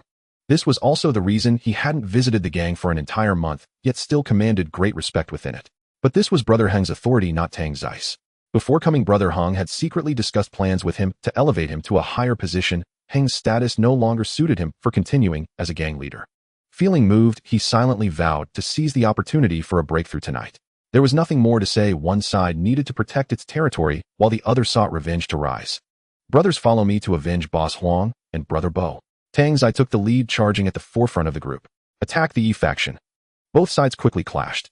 In close combat, Tang Zai faced off against Ji Kong, fighting with remarkable skill, clearly indicating he had undergone deliberate training. Ji Kong was startled. Within a few exchanges, he was knocked to the ground, and his subordinates hurried to assist him in retreating. Had it not been for their swift actions, Ji Kong would likely have been finished off on the spot. Ji Kong has been taken down. Brothers, charge. Wealth and glory await us today. With Tang Zai's voice ringing out, some in the crowd also began to shout, causing the Hongxing front lines to waver. Tang Zai, wielding a machete, charged forward with the attitude of a killer who would slay anyone in his path. Soon he was covered in blood. Ji Kang's subordinates were dumbfounded. It was just a turf war. Did it really require such desperate efforts? Following closely behind Tang Zai, the younger fighters, although numerous, remained organized, forming subtle groups of 3, demonstrating remarkable teamwork. Against such an opponent, within 5 minutes, the frontline fighters could no longer hold their ground and began to retreat. Ji Kang's combat effectiveness and charisma were significantly inferior compared to his brother Chen Haonan. As Ji Kang's men retreated, fighters from Hongxing, sensing the tide, had turned, discarded their machetes, and fled faster than anyone else. After all, they were merely there to help. When the tide of battle turned, it crumbled like a landslide, especially since they were just a disorganized mob. They arrived with full confidence, but left wishing they could sprout wings and escape. Tang Zai would certainly not let such an opportunity slip by. He led his subordinates in a relentless pursuit, determined not to allow Hongxing to regroup. In truth, he had overestimated Hongxing. Thousands had come from various territories, most of whom did not know each other. During the retreat, chaos ensued, as everyone focused solely on their own escape, leaving no thought for others. Even if each leader wanted to reorganize their subordinates, they found it impossible. Jiang Tianxing, stationed in the back, was left dumbfounded upon hearing the news. The tea was still warm, yet his side had been defeated, and it was an utter rout. Tang Zai, rallying his brothers, pushed forward and drove Hongxing entirely out of Wanchai. Meanwhile, on the other side, Lin Lichuan of the Yi faction led over 1,000 subordinates, marching grandly towards Su Heng's territory. A few days prior, Hongxing's Ji Kong had approached him, proposing an alliance to exact revenge on Huang Longhui, while he only needed to eliminate Fei Bo to claim the position of the Yi faction's leader. With the two most significant obstacles removed, he was now on the path to leadership. As for Su Heng, he had lost interest. What was the point of abandoning the underworld business? His subordinates dressed in suits, earning less by forsaking the black market. The idea of wearing suits was even more ludicrous. They were becoming white-collar workers, leaving them with no combat abilities. Let them all become white-collar workers. The territory and the Yi faction would belong to him. With Hongxing at the front bearing the banner, he would reap the benefits from behind. This was a profitable deal, as Su Heng's main forces had all been dispatched to confront Hongxing, who were likely embroiled in fierce battles. Brothers, as you all know, Su Heng's territory is affluent, and his subordinates have switched careers to become white-collar workers. What a waste. Since we are all from the Yi faction, why not let us manage it while they continue their legitimate businesses? Today, the bounty for killing medical fees and settlement costs will be 3 times the usual rate. Whoever claims the territory gets to keep it. Brother Chun is mighty. Just as Lin Lichuan had anticipated, Su Heng's subordinates were entirely unprepared on this street. Who could have imagined he would stab from behind? Charge. Just as he spoke, he felt something was amiss. While they were unprepared, how was this usually bustling street so eerily quiet with so few people? Bang! Just as he wondered, a loud gunshot shattered the silence of the night, a blazing line of fire shooting across the sky from a rooftop far away. Puff! Lin Liken's head burst open like a watermelon struck by a hammer, splattering brain matter on his several nearby subordinates. All the subordinates were stunned. What was happening? After a moment, someone shouted, "Not good, there's a sniper." Only then did everyone realize what was happening. But how could there be a sniper on Su Heng's territory? The turf war hadn't even begun, and with their leader gone, should they still fight for the territory? Everyone looked at each other in confusion. However, there was little time to ponder. Suddenly, doors of shops on both sides swung open, and over 30 masked men in black rushed out drawing guns and firing into the air. Bang, bang, bang. In an instant, gunfire erupted and Lin Lycan's subordinates were caught off guard. It turned out gunmen had been lying in ambush all along, scaring them into tossing aside their weapons and fleeing. That night, one of Hong Kong's four major gangs, Hongxing, was completely wiped out, and Wan Chai, all their territory, seized by the Yi faction. The next day, all major gangs in Hong Kong were stunned by the news. In the most prosperous area of Hong Kong, Wan Chai was completely under Yi faction control. At the Yi faction headquarters, all the core members gathered with over 200 subordinates managing traffic in the surrounding area. Tang Zai stood at the entrance filled with spirit. After yesterday's battle, his prestige soared, and tales of his legendary confrontation with Hongxing spread throughout the underworld. At 9 in the morning, a convoy of black, bulletproof Mercedes-Benz cars slowly drove up to the entrance of the Yitzi DUI headquarters. One car, parked neither too far nor too close, stopped right at the entrance. A young man named Tang Zai quickly opened the car door, shielding his head with his hand as a shiny leather shoe emerged from within. A handsome man in a black suit and sunglasses stepped out. Brother Hong, Brother Hong. The younger brothers greeted in unison as Su Hong smiled and waved. Upon entering the headquarters, Su Hong took the lead and sat at the center of the conference table. Brothers, yesterday we expelled the Hongxing gang from Wan Chai in one fell swoop. Ji Kong has also faced the consequences of Hongxing's internal discipline, and Brother Hu's revenge has been avenged. As for Lin Lichuan, that traitor who colluded with Hongxing and betrayed Brother Hui, even hiring hitmen to kill Fei Bo, such a person is not worth mourning. However, this is not related to you. You are still our good brothers in Yitzi DUI. After finishing his words, Su Hong looked at the red sticks standing nearby, who used to be under Lin Lichuan. Last night, after eliminating Lin Lichuan, Su Hong had sent a few younger brothers to pacify them. Originally, they were all part of the same group, so upon seeing Su Hong send people to recruit them, they were overjoyed, fearing they would be implicated by Lin Lichuan. Now I announce that I am withdrawing from the underworld, and from now on Tang Zai will be the leader of Yitzi DUI. The future of Yitzi DUI will be entrusted to him. Polygram is currently just an inconspicuous entertainment company under Hung-Yi Films, but it is home to a plethora of star talent. Su Xiaofeng, Mei Yanfeng, and Zhang Guorong are all figures who have taken the Hong Kong music scene by storm, along with special status singers like Zhou Huimin and Fong Min, though most of them are newcomers. In the artist training class, a group of newcomers is undergoing intensive training. They are engaged in grueling closed-door training, practicing singing, stage presence, and dancing for over 10 hours a day, 7 days a week, without a single day off. In this way, they dare not relax, even for a moment. It is not that the company is too harsh, but rather that there are too many girls dreaming of becoming stars. The competition they face is incredibly fierce. Due to Henjia's immense fame, over 1,000 handsome men and beautiful women applied for the artist training program, and they made it here after rounds of brutal eliminations. Your team now consists of 32 members. You could say that all of you are quite excellent, but only 7 spots are available for advancement. In other words, the company needs to select the 7 most outstanding artists to participate in next week's concert. Wang Chuan, you practice very hard, but your stage performance needs improvement. Xiao Shuzhen, your singing skills need more practice. Yuan Yongyi, pay attention to the rhythm and stay in sync with everyone. Yamaguchi Momo and Kudo Shizuka, you both need to strengthen your Cantonese practice. These words were somewhat harsh. The 5 girls who were called out felt a chill run down their spines. After 4 months of grueling closed training, without a single day off, what was it all for? Of course, it was to gain fame, become stars, and earn big money. And all of this hinges on making the cut, showcasing their talents at a major concert in a week. Everyone's heart was filled with anticipation, hoping to make the cut. However, whether they could stand out among the crowd depended on the nod of the general manager in front of them. I know you are all working hard and each of you is putting in effort. But remember, this is an elimination round. Your sole aim is to make it through. I can assure you that as long as you make it, you will achieve instant fame. However, only a few of you are destined to be among those lucky ones. Standing before them was Hu Jinsong, the general manager of Polygram. He was not just painting an idealistic picture for these newcomers. The training for these artists was conducted entirely according to the personal instructions of the boss, Su Hong. A few tall girls on stage were energetically singing and dancing. The rhythm of the music was explosive, completely reminiscent of the former South Korean girl groups. These costumes were also custom-made to the boss specifications, with shorts so short they barely covered their backsides, while the tops were hot halter crop tops that emphasized their hot figures and long legs. Su Hong planned to turn this group into a weapon to attract otaku. Initially, these newcomers were not accustomed to the outfits, but Hu Jinsong insisted that they wear them during practice so they could gradually get used to it and not feel awkward on a stage with tens of thousands of people. It was evident that the boss had a clear vision for training these newcomers, and with the boss near monopoly over Hong Kong's media, while other places might be uncertain, there was no doubt that in Hong Kong a group crafted with such effort would be hard not to succeed. Whether you make it or not is entirely up to you. Moreover, I want to emphasize once again that none of you are allowed to engage in romantic relationships. You should know that scandals not only affect you, but can also impact the entire team. This is strictly prohibited by the company. If anyone wants to date, let me know, and I can let you go home and date freely. Chiao Shujin felt a bit anxious knowing she had to break up with her boyfriend immediately. She planned to call him right after the training ended. She couldn't afford to delay for even a moment. Fortunately, the others were unaware.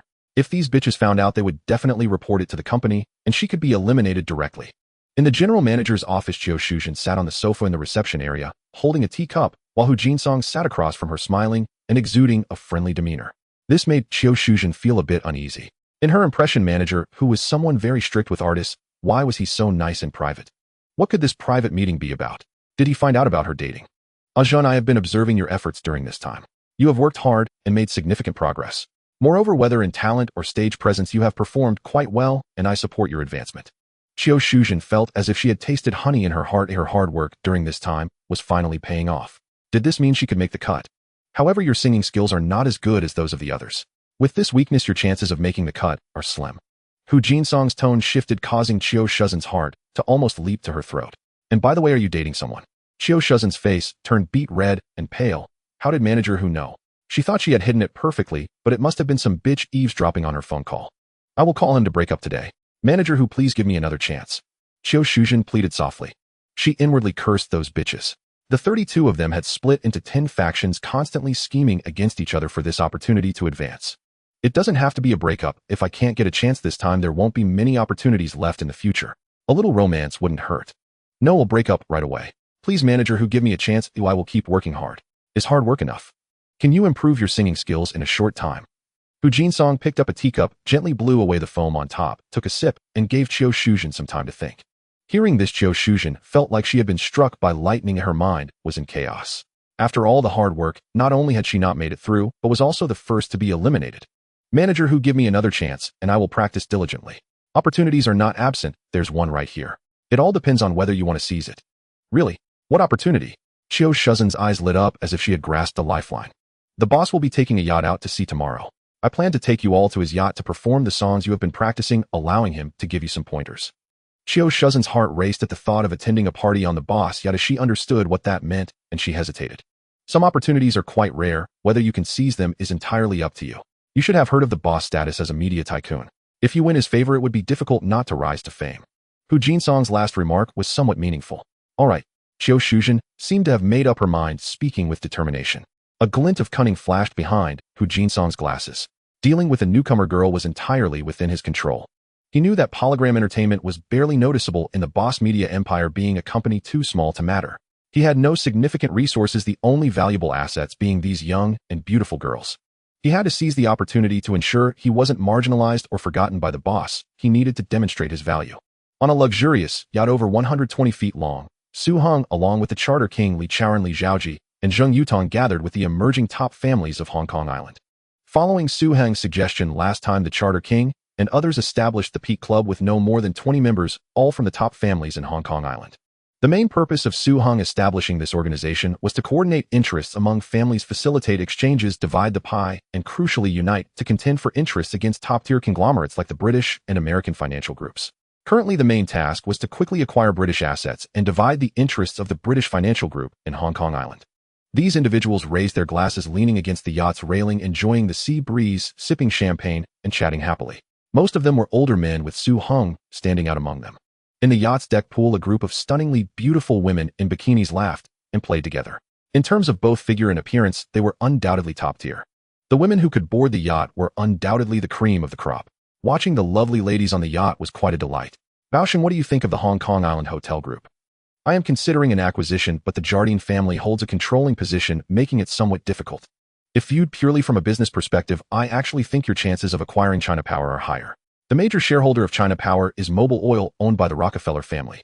You are familiar with the Rockefeller family. Their business focus isn't on Hong Kong Island. With the oil crisis, their situation isn't great either. I heard they are considering selling their shares in China Power recently. The Rockefeller family is selling shares in China Power.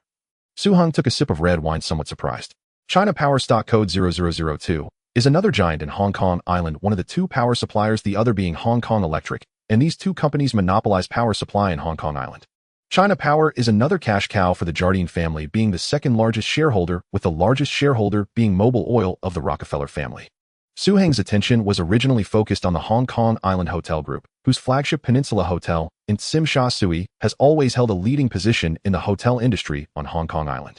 In his past life, DeLu had set his sights on it, but ultimately failed and exited after making some money. However, in reality, the two companies are incomparable in terms of scale, market value, or importance. The market value of China Power exceeds 10 times that of the Hong Kong Island Hotel Group. Recently, he felt somewhat lost in indulgence too attached to the kindness unique to his previous life, that kind of kindness exclusive to the underclass, particularly drawn to beautiful women. Moreover, being mired in trivial matters such as film company management and TV station personnel arrangements had led to poor sensitivity to such major news. Fortunately, learning about it now is not too late. The market value of China Power exceeds 3 billion Hong Kong dollars, with the Rockefeller family holding 60% of the shares valued at about 1.8 billion Hong Kong dollars.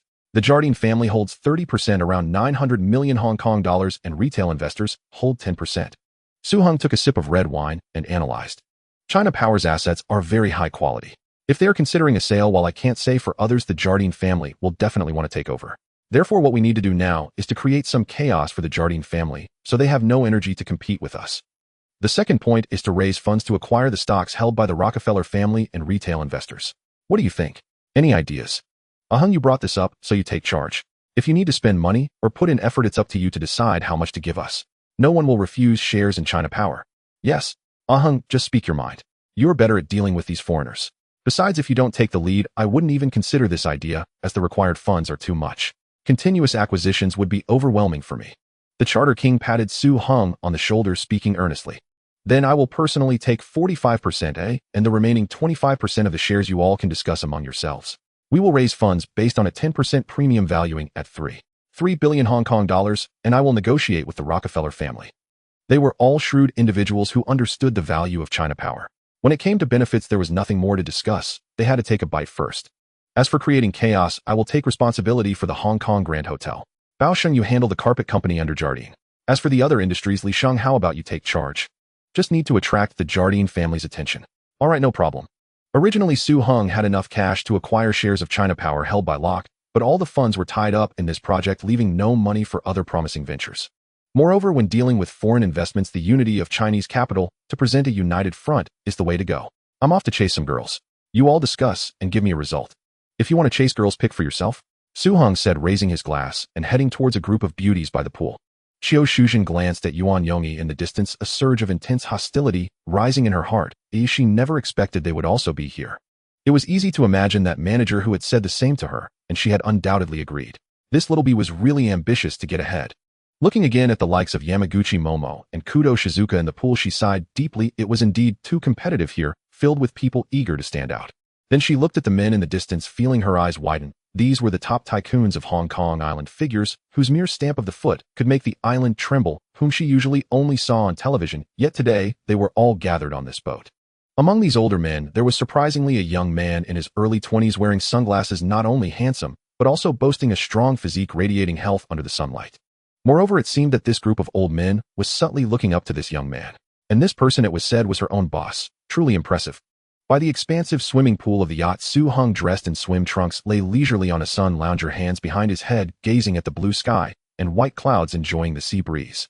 Surrounding him were a bunch of charming women clad in colorful bikinis with long legs, fiery figures, beautiful faces, and fair skin, each with their own appeal, all scoring above 80 in looks. There wasn't a single unattractive one.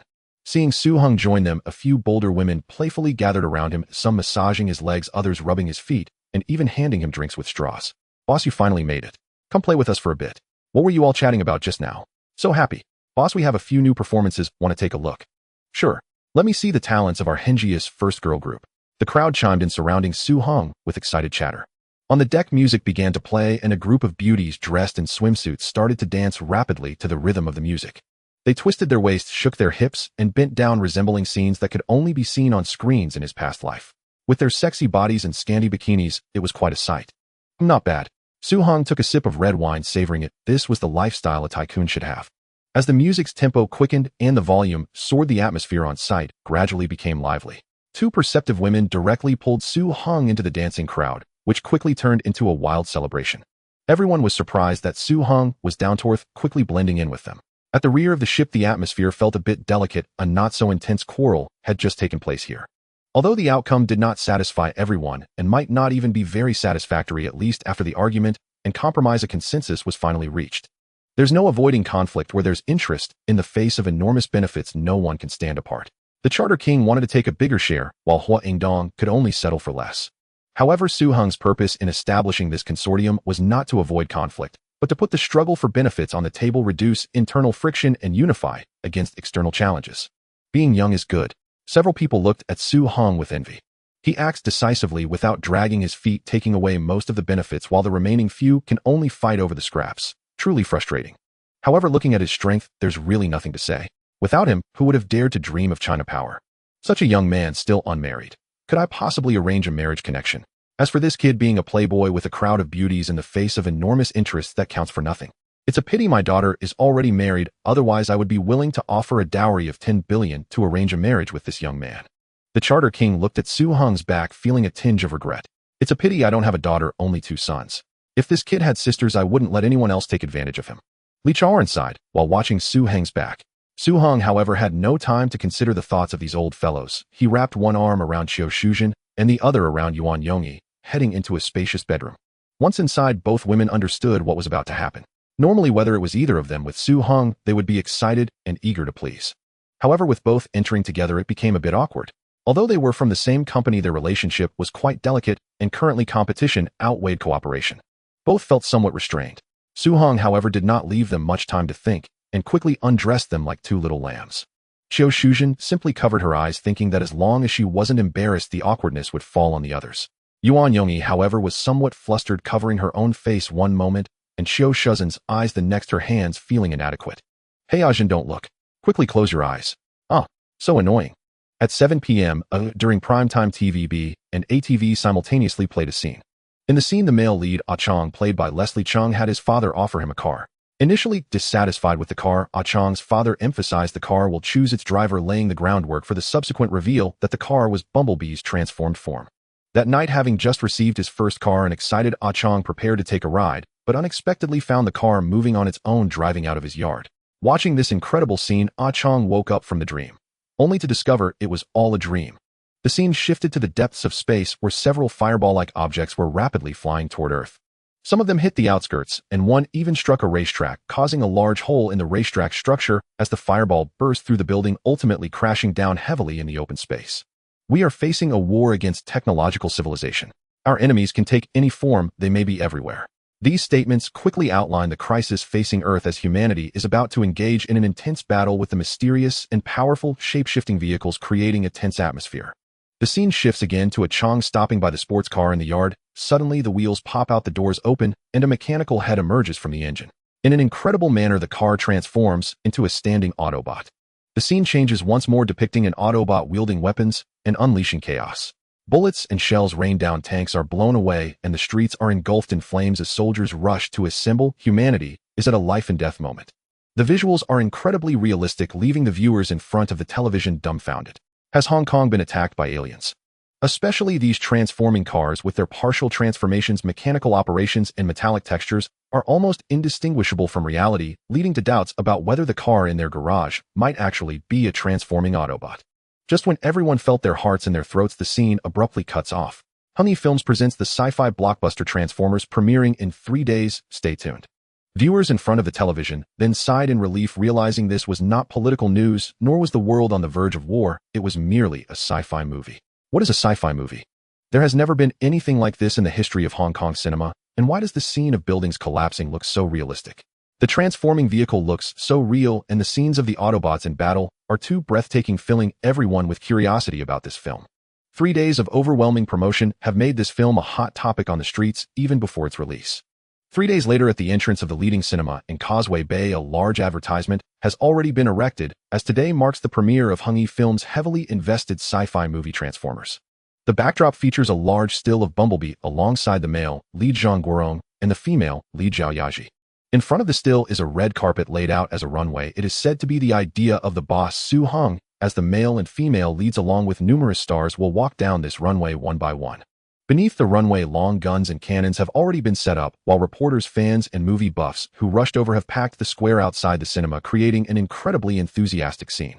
30 minutes before the film starts, the atmosphere is filled with noise as Zhou Ruanfa and Wu Mingdao walk onto the red carpet signing autographs and taking photos while happily answering reporters' questions and sharing behind-the-scenes stories from the film. Although they each played supporting roles in Transformers, thanks to the fame of Shanghai Bun, both of them maintain high popularity and have quite a number of fans. Stars from Hungee including Feifei Mi Shui, Wang Mingchuan, Zhang Huazhen, Zhang Manyu, Mei Yanfeng, and the male lead Zhang Guoro. Almost all the first-line stars are present dressed in formal attire as they walk past the red carpet one by one. This is a major production by Hungee. Even if they do not have roles in the film, they come to show support and to ride on the wave of its popularity. Even second-tier artists do not get such an opportunity. Brother Hung, why don't you walk the red carpet with us? In the back seat of the Benz, Zhou Huimin looks at the sea of people in the square, feeling a bit anxious. This is her first time experiencing such a grand event. She shakes Su Hung's arm and acts coy. I want go, you should go with Xijia. For someone like me who has seen so many such events, it's no big deal. Su Hung is a big shot going to walk the runway and take photos for others. How does that look?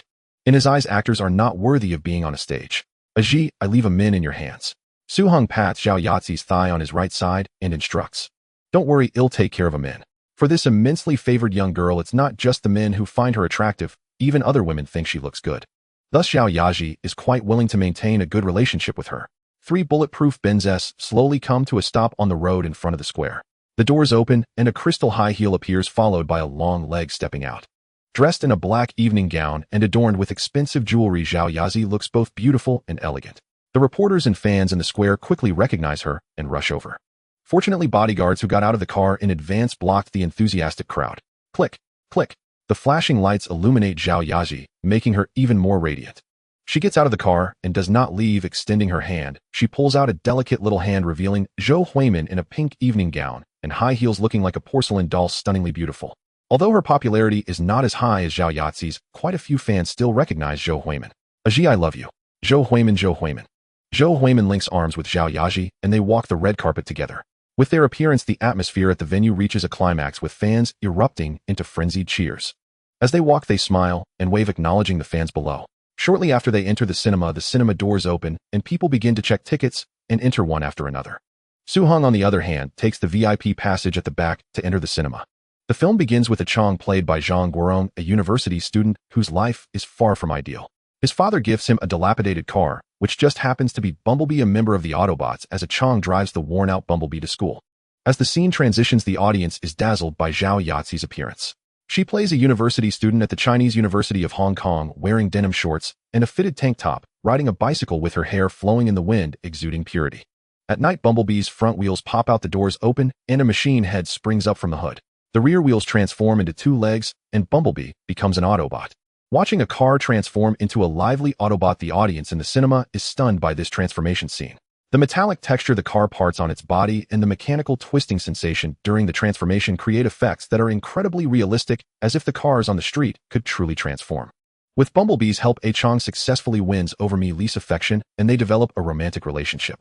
Just as Chong revels in the joy of newfound love, an unexpected attack occurs as they encounter the Decepticons. It turns out that not long ago, Chong acquired a pair of glasses with a mysterious history at an auction, but they went unnoticed.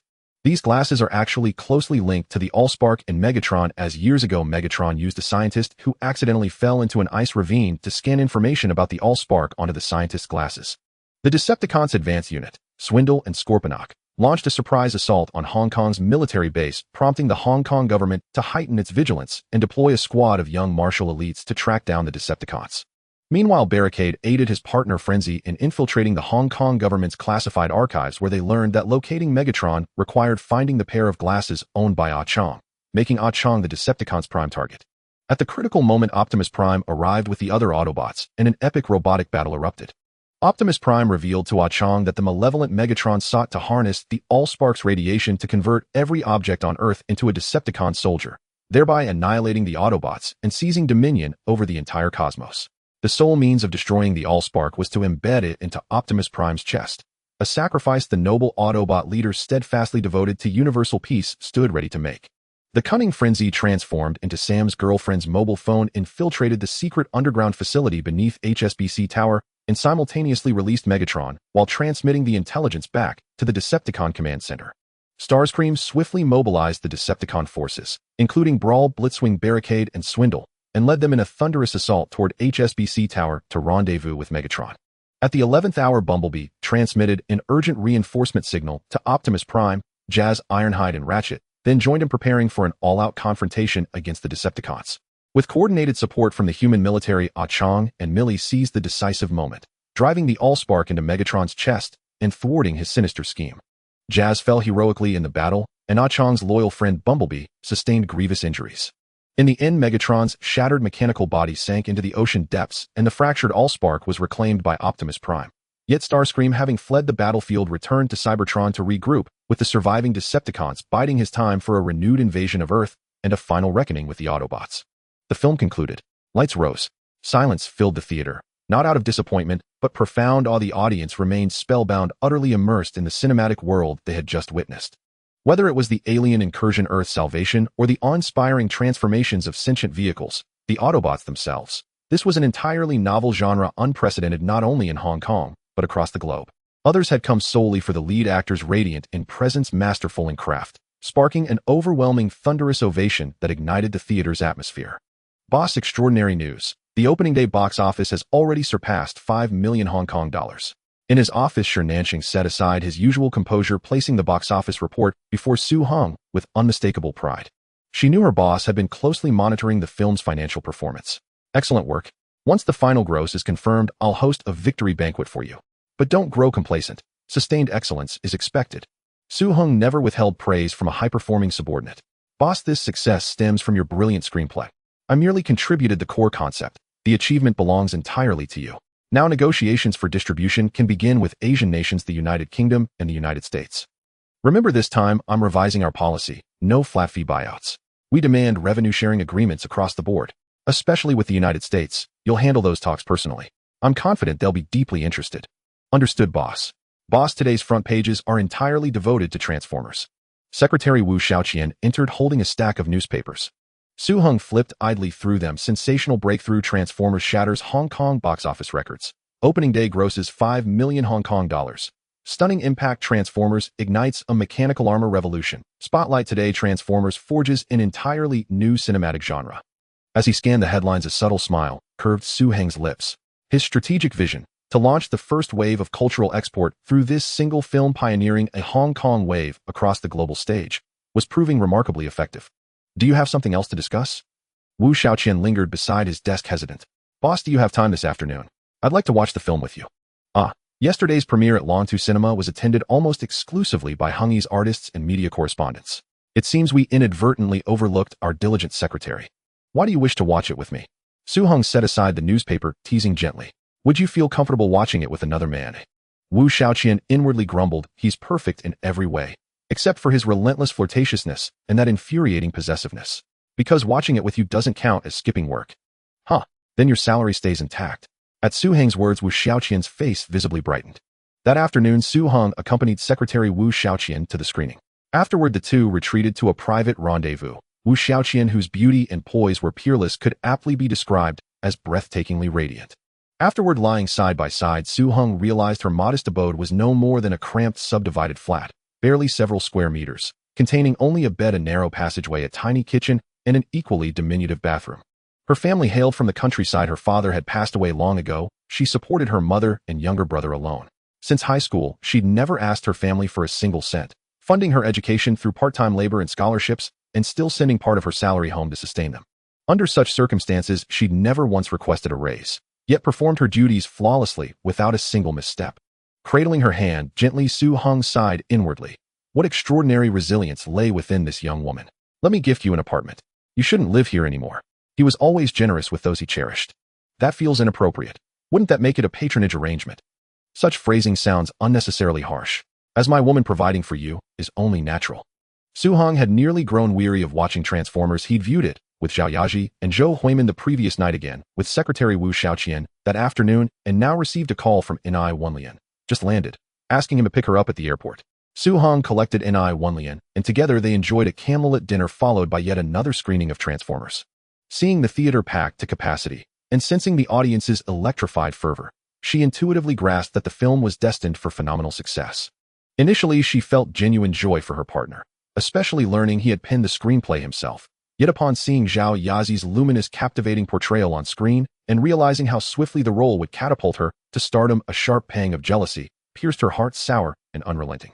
Zhao Yazi is truly a consummate actress. Her performance is remarkably fine. Among the island's top magnates, however, praising someone's acting, can that really be called a compliment? After the film, I felt she and the male lead really looked like a couple. You are unbearably dull. Su-hung felt a twinge of helplessness. With so many women, jealousy was inevitable. That night, Ni Wenlian did not return to the Ni household. She went straight with Su-hung to the Taiping Shanding Villa. It was her second time here. The first Su-hung had brought her. This time, she insisted on coming. Su-hung sensed she had come to assert possession. On the boat, Ni Wenlian seemed provoked by something as she cast off the restraint of last time and demanded him with a relentless hunger, draining him utterly. Mr. Lookfile, this is Su-hung.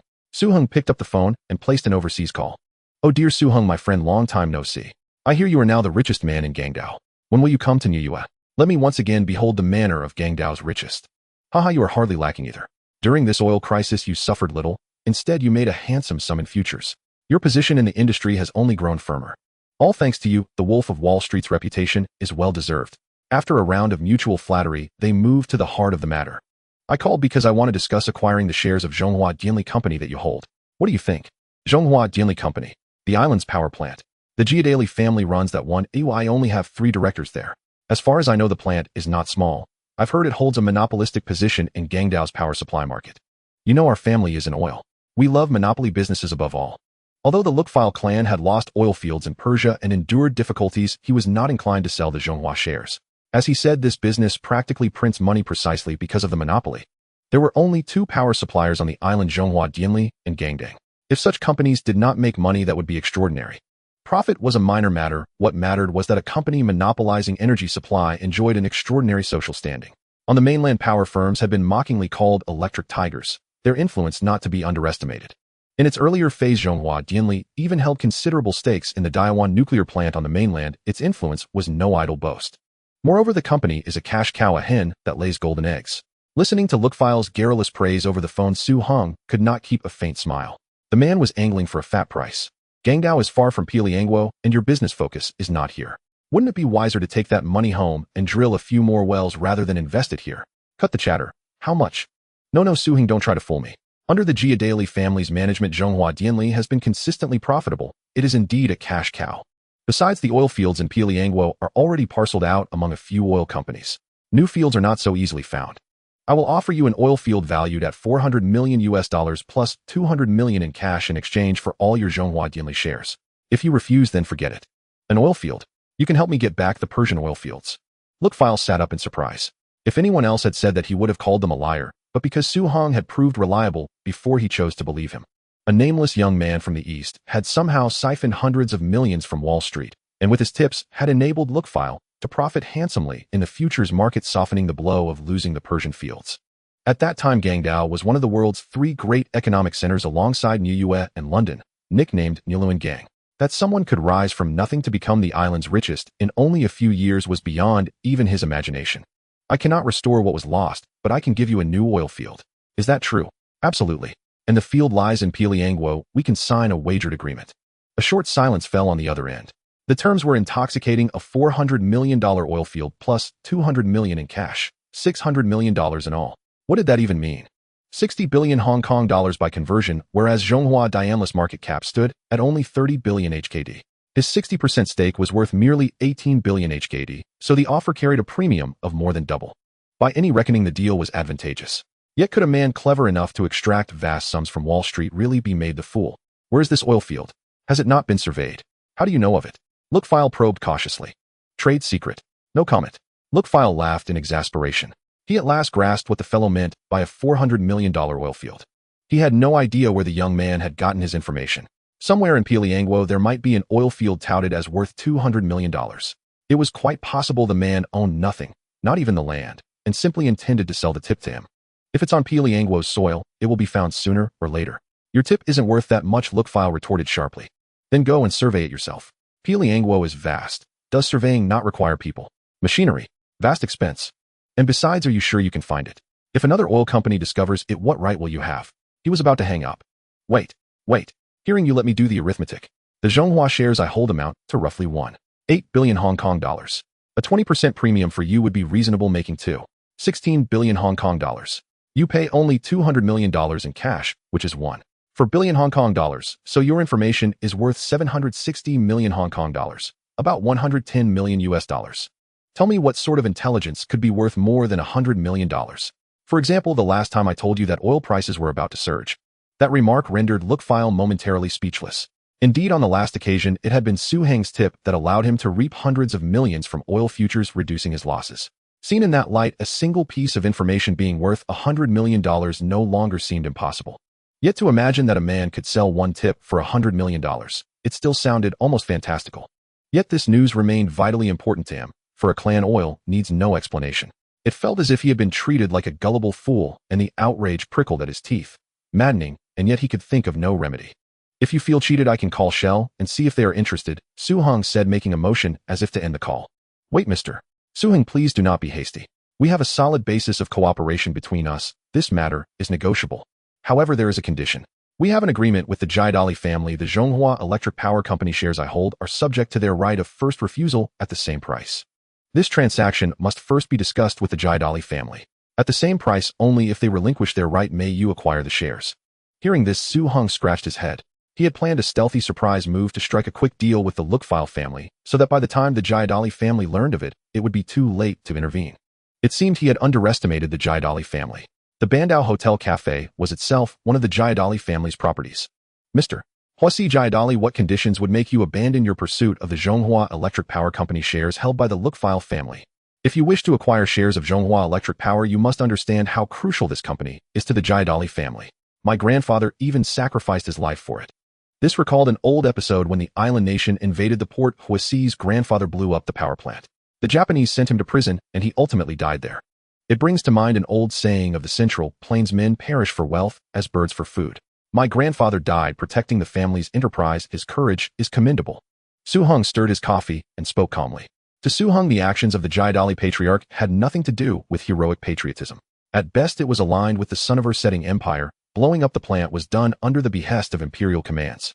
As for that Jewish family who had once been prominent traders in opium to the Central Plains during the Opium Wars, Su Heng harbored little fondness. And this time, would Mr. Or rather die than let me take the shares from the Lookfile family, he asked. Are you threatening me? Huasi's expression hardened. He leaned forward, fixed his gaze on Su Heng, and enunciated each word slowly. Threat is not the right word, but I wish to know how resolute Mr. Hu truly is. I would never relinquish them even unto death. Having said this, Huasi put down his coffee cup and, visibly enraged, departed without a farewell, rude beyond measure. The intelligence they had gathered earlier proved accurate. This man was like a stone in a cesspit, stubborn and foul. And as the helm of the Jiadali family, he was not an easy opponent. The profligate who had sold the Lixing cinema to Su Heng last time was his elder brother Kowloon Jiadali, and that fellow was far easier to handle. Kowloon, the Tycoon nightclub, one of the island's most lavish venues, was an investment of Su Heng's. He ran scores of bars and clubs in Wanzai to cater to every walk of life, for different occasions required different places. More importantly, these establishments served to cultivate loyal underlings. In the super VIP room, the lights were dim and many bottles lay empty. Kowloon Jiadali was slightly tipsy, enthralled with the pretty Persian cat at his side. Mr. Kowloon, I have an even more substantial gift for you, Su Heng said. He slid a check across the table.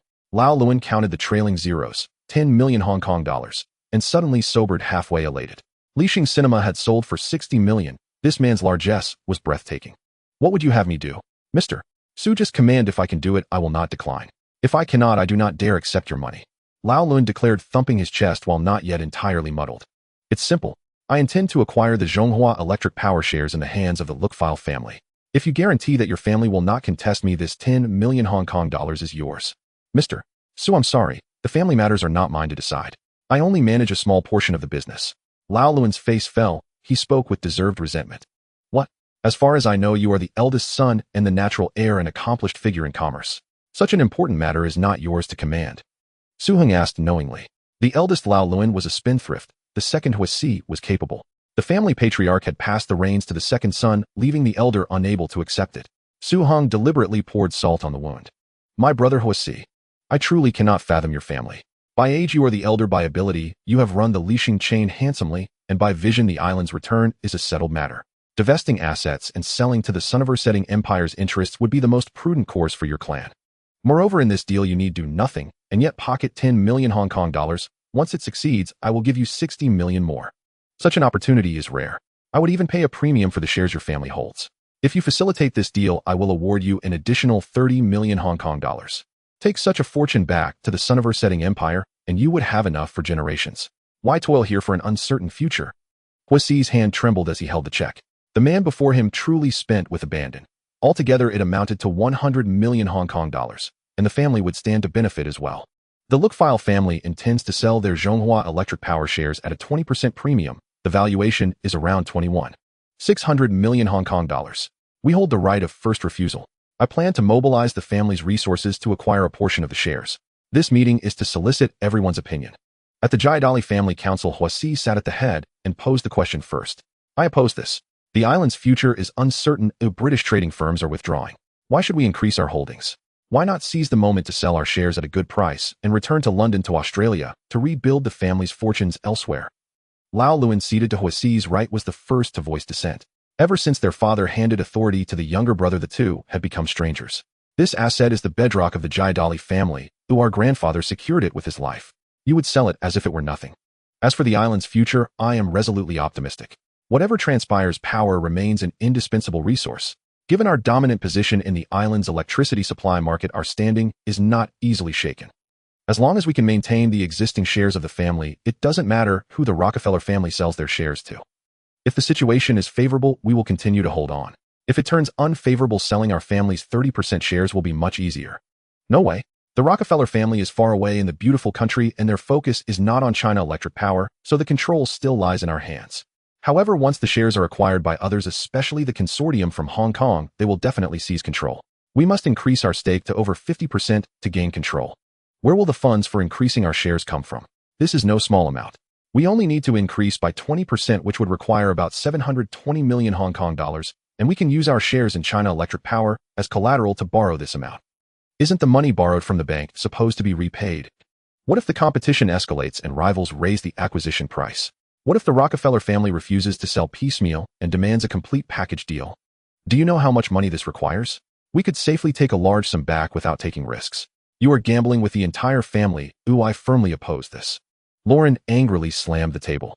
The amount of money Su Hong offered was indeed tempting, but Lauren was not as frivolous as he appeared. A shrewdness was ingrained in the Jewish people. Ever since Su Hong started discussing with him, he had weighed the pros and cons repeatedly. Although he knew Su Hong was not a good person, the acquisition proposal he offered would benefit everyone. Why not proceed with it? The Rockefeller family sold their stocks at a premium, their family also profited from the sale, and they would gain an additional sum. He couldn't think of a reason to refuse such a mutually beneficial deal. The meeting ended in disagreement. This family meeting was not as one-sided in favor of Horse as before. Some members supported Lauren's viewpoint. Su Hong was of course unaware that the Kaidoli family was in turmoil. Even if he knew, he would smile knowingly this was the outcome he desired, letting them be chaotic for a while. I'll phone buy shares in the Hong Kong Island Hotel Group. Buy as much as you can. The Hong Kong Island Hotel Group is another enterprise of the Kaidoli family, and the famous Peninsula Hotel in Tsim Sha Tsui is one of its properties. It is also a publicly listed company, but much smaller, with a total market value of about 200 million Hong Kong dollars. Years ago, Liu wanted to acquire this company, but lacked the strength. He even teamed up with another wealthy individual at the time, and after acquiring a large number of shares in the hotel group, Liu demanded a board seat. Naturally, the Kaidoli family refused to surrender easily, leading to a confrontation with the Hong Kong Island Securities Commission, which only ended when Liu withdrew. Liu ultimately did not acquire the Hong Kong Island Hotel Group, but he made a profit of 100 million Hong Kong dollars, though that was 7 years later, and at present the market value of the Hong Kong Island Hotel was not that high. Okay, boss. Su Hong's fund team has matured significantly. They have a professional trading team, which has become one of Su Hong's major sources of profit. They are very familiar with Su Hong's instructions and have developed a strong rapport. Boss, as of now, the local box office in Hong Kong has exceeded 20 million Hong Kong dollars. The distribution deals with various Asian countries have been finalized, and the price offered by the distributor from the island nation, which has the highest revenue potential, is $2 million. In the conference room, the executives of Hongyi gathered together, and the general manager, Shi Nanxing, was reporting on the work. Not bad, Su Hong nodded occasionally. How's the distribution in the beautiful country going? Boss, the distributors in the beautiful country are very interested in this film and have expressed a desire to purchase the rights to it. The rights to Transformers are not for sale. They should give up on that idea early. Make it clear to them that the distribution price can be lowered appropriately. Su Hong added, without any alternatives, the beautiful country is the primary audience market for Transformers, and its car culture is almost tailor-made for them. The rights will definitely not be sold. The distributor there can be offered a slightly lower price to first penetrate the beautiful country market. Okay, boss. At this time, the film industry in Hong Kong was just starting, and it was far too early for the Hong Kong wave to sweep through. Besides the movie Happy Ghost, only Master Brothers' Turn had crossed the 10 million mark at the box office, and there were no sales abroad. No one was buying. This film, Transformers, is the first truly global movie. The $2 million for the film rights has already set a record. Riding the wave of success from Transformers, Hung Films has become a leading force in the Asian film industry. Artists and distributors from various countries have been flocking to seek cooperation and partnerships. The biggest beneficiaries are still the male lead Zhang Guorong and the female lead Zhao Yaji. Both originally had a high profile only in Hong Kong, but now have a large fan base across Asia, making it not an exaggeration to call them international superstars. Brother Hung, will you come to the concert tonight? Zhou Huimin on the phone made Su Hung rub his forehead. He's been quite busy lately and had forgotten about it. Riding the wave of Transformers' success, Henjia's Polycon Entertainment launched a large-scale concert where Henjia's popular stars Zhang Guorong and Zhao Yaji would perform. Of course, in addition, there would also be a dazzling young girl team, at least that's what the promotional poster claimed. As a result, within half a day the concert tickets were sold out. It is said that scalpers have driven the ticket price up to 1,000 Hong Kong dollars, each equivalent to the monthly wage of an average worker. Zhou Huimin knew he was busy and had informed him a week in advance, asking Su Hung to come to support her at the venue. All right, let me see if you've been practicing well lately. Su Hung always doted on Zhou Huimin, the young girl. After hanging up, Zhou Huimin was so happy, she almost bounced up. Her joy was evident on her face. So will Brother Hung come to see our concert? Her friend Fong Min, sitting beside Zhou Huimin, asked knowingly. Zhou Huimin nodded heavily.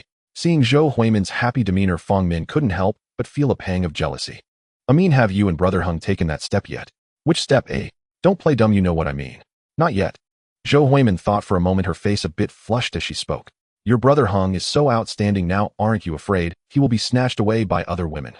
But Brother Hung has always seen me as a little sister. Zhou Huimin felt helpless. Was this just her problem? Do you have any good ideas? You could be a bit more proactive. What's wrong with women being proactive in this regard? After hearing Fong Min's words, Zhou Huimin's face turned even redder, her eyes sparkling, lost in thought. In the Peninsula Hotel, a couple resembling lovers just walked into a room, quickly shutting the door behind them. Unlike ordinary couples, they did not exhibit affection. This luxurious room costs a night's fee equivalent to my monthly salary. It would be a pity not to stay for a night, Guanjolin remarked as he sat on the bed admiring the opulent decor and lamenting the cost. It's not your money being spent, so what's there to lament? Once I take that bug out, you might never want to stay at this hotel again. We need to prepare quickly. This is a task assigned by the company, and if we mess it up, we can't afford the consequences. Zhen Xiaoqiu had no interest in the room's luxury. He was here on a mission. In the past 6 months, while others may not know, he truly understood the formidable nature of Hung. Since being sidelined by Hung, he adopted a not here there will be a place for me mentality, but resulted in hitting walls everywhere. No film company dared to take him. Once a rising star at TVB, he seemed to have vanished from Hong Kong Island over the past 6 months. Besides being absent from newspapers and announcements, he couldn't even land a minor role. He had approached his ex-wife Fei Fei several times for help. It was evident that she still had feelings for him, but she mentioned that when reporting to the boss, he said let him sit for a while longer. That single statement had led to his ongoing sidelining. In Hung there were at least 800 entertainers. Why would a small actor like him incur the boss' wrath? After much contemplation, he concluded it must be his scandal with Zhao Yazi that had led to the boss holding a grudge against him. He felt wronged and had no outlet for his grievances. Had it not been for Fei Fei securing this opportunity for him, he wouldn't even know how long he would be sidelined. He couldn't afford to jeopardize this hard-won chance. Isn't it just acting? This is my area of expertise. However, that bug looks genuinely terrifying. Zhen Xiaoqiu did not lift his head, opening his bag to reveal the tools he had prepared in advance: a camera and several transparent plastic boxes with small holes containing various bugs, including one that appeared particularly fearsome. As the man prepared, the sound of running water echoed from the bathroom. Moments later, Guanjolin emerged wrapped in a towel, having truly taken a shower for better effect. Ring, ring, ring. Hello, TVB News Department.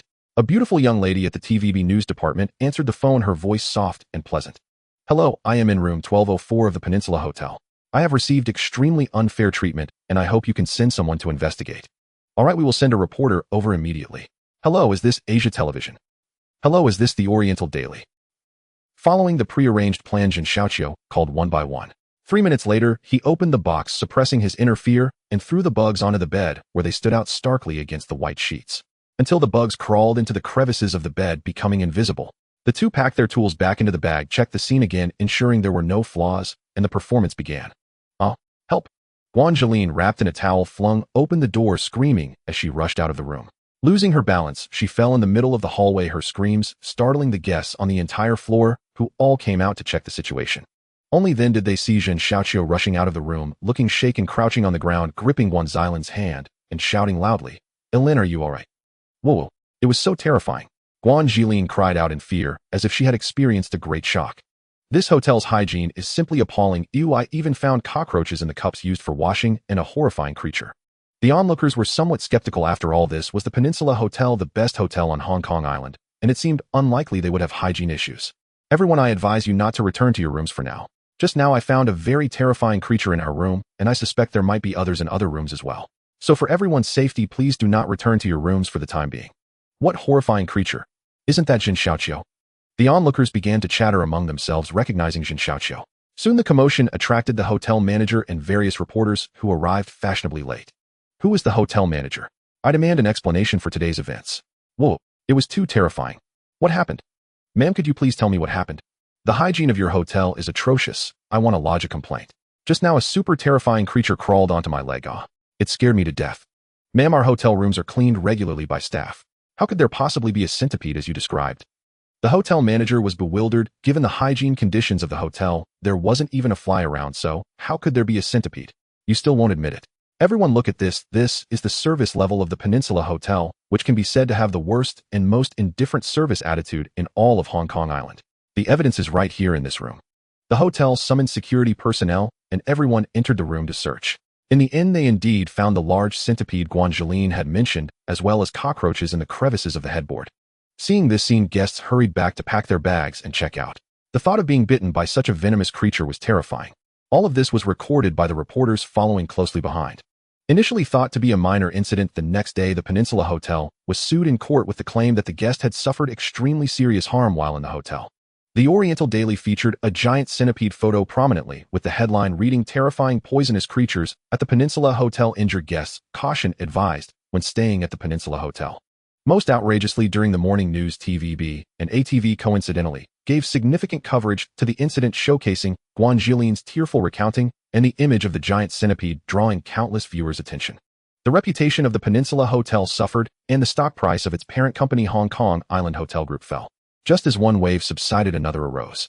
2 days later, someone dining at the Peninsula Hotel found a cockroach in their meal, leading to immediate vomiting and disgusting all the patrons in the restaurant. Mainstream media in Hong Kong Island relentlessly pursued the story, and the Peninsula Hotel was once again thrust into the spotlight, suffering a heavy drop in stock price, while Huasijia's face turned green with rage. Another business of the Jia Daily family, a carpet company, was exposed as a sweatshop, with workers facing harsh working conditions and inadequate sanitation, leading many to suffer from lung disease. Once the news broke, the carpet company faced a united boycott from most of its clients, resulting in a sharp decline in business. While Huasi was overwhelmed by these troubles, Hu Jifeng was ecstatic, as he was worried about how to quietly acquire shares of the Hong Kong Island Hotel Group without causing a significant rise in stock prices. He seized this opportunity when the stock price plummeted, eagerly buying up shares. Experienced investors noticed that the stock price of the Hong Kong Island Hotel Group had stabilized. Within 3 days, it not only returned to its original position, but also surged significantly. Hung Yuan Fund publicly announced that it now held 30% of the shares, making it the second largest shareholder, and requested 2 board member seats. Faced with the aggressive situation, Huasi felt pressured and proactively called Su Hong. His attitude drastically changed to one of servility.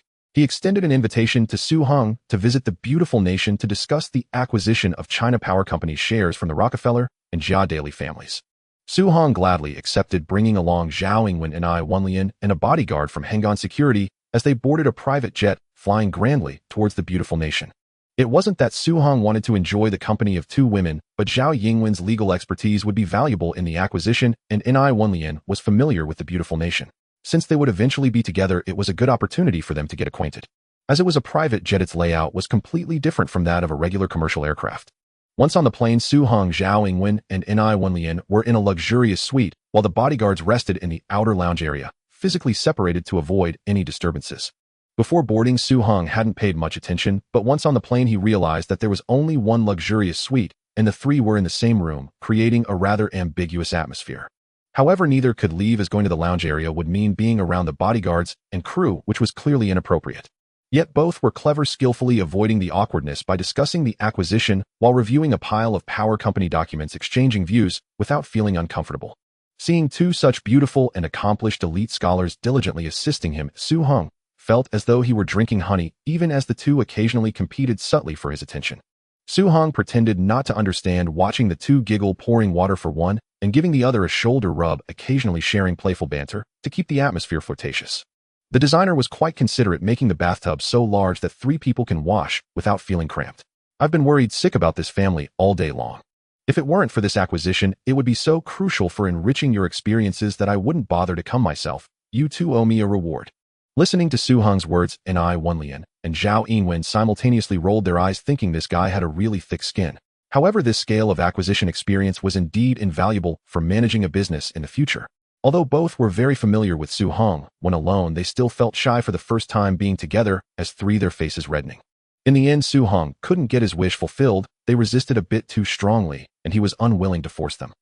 Su-hung's group arrived in New York in the dead of night.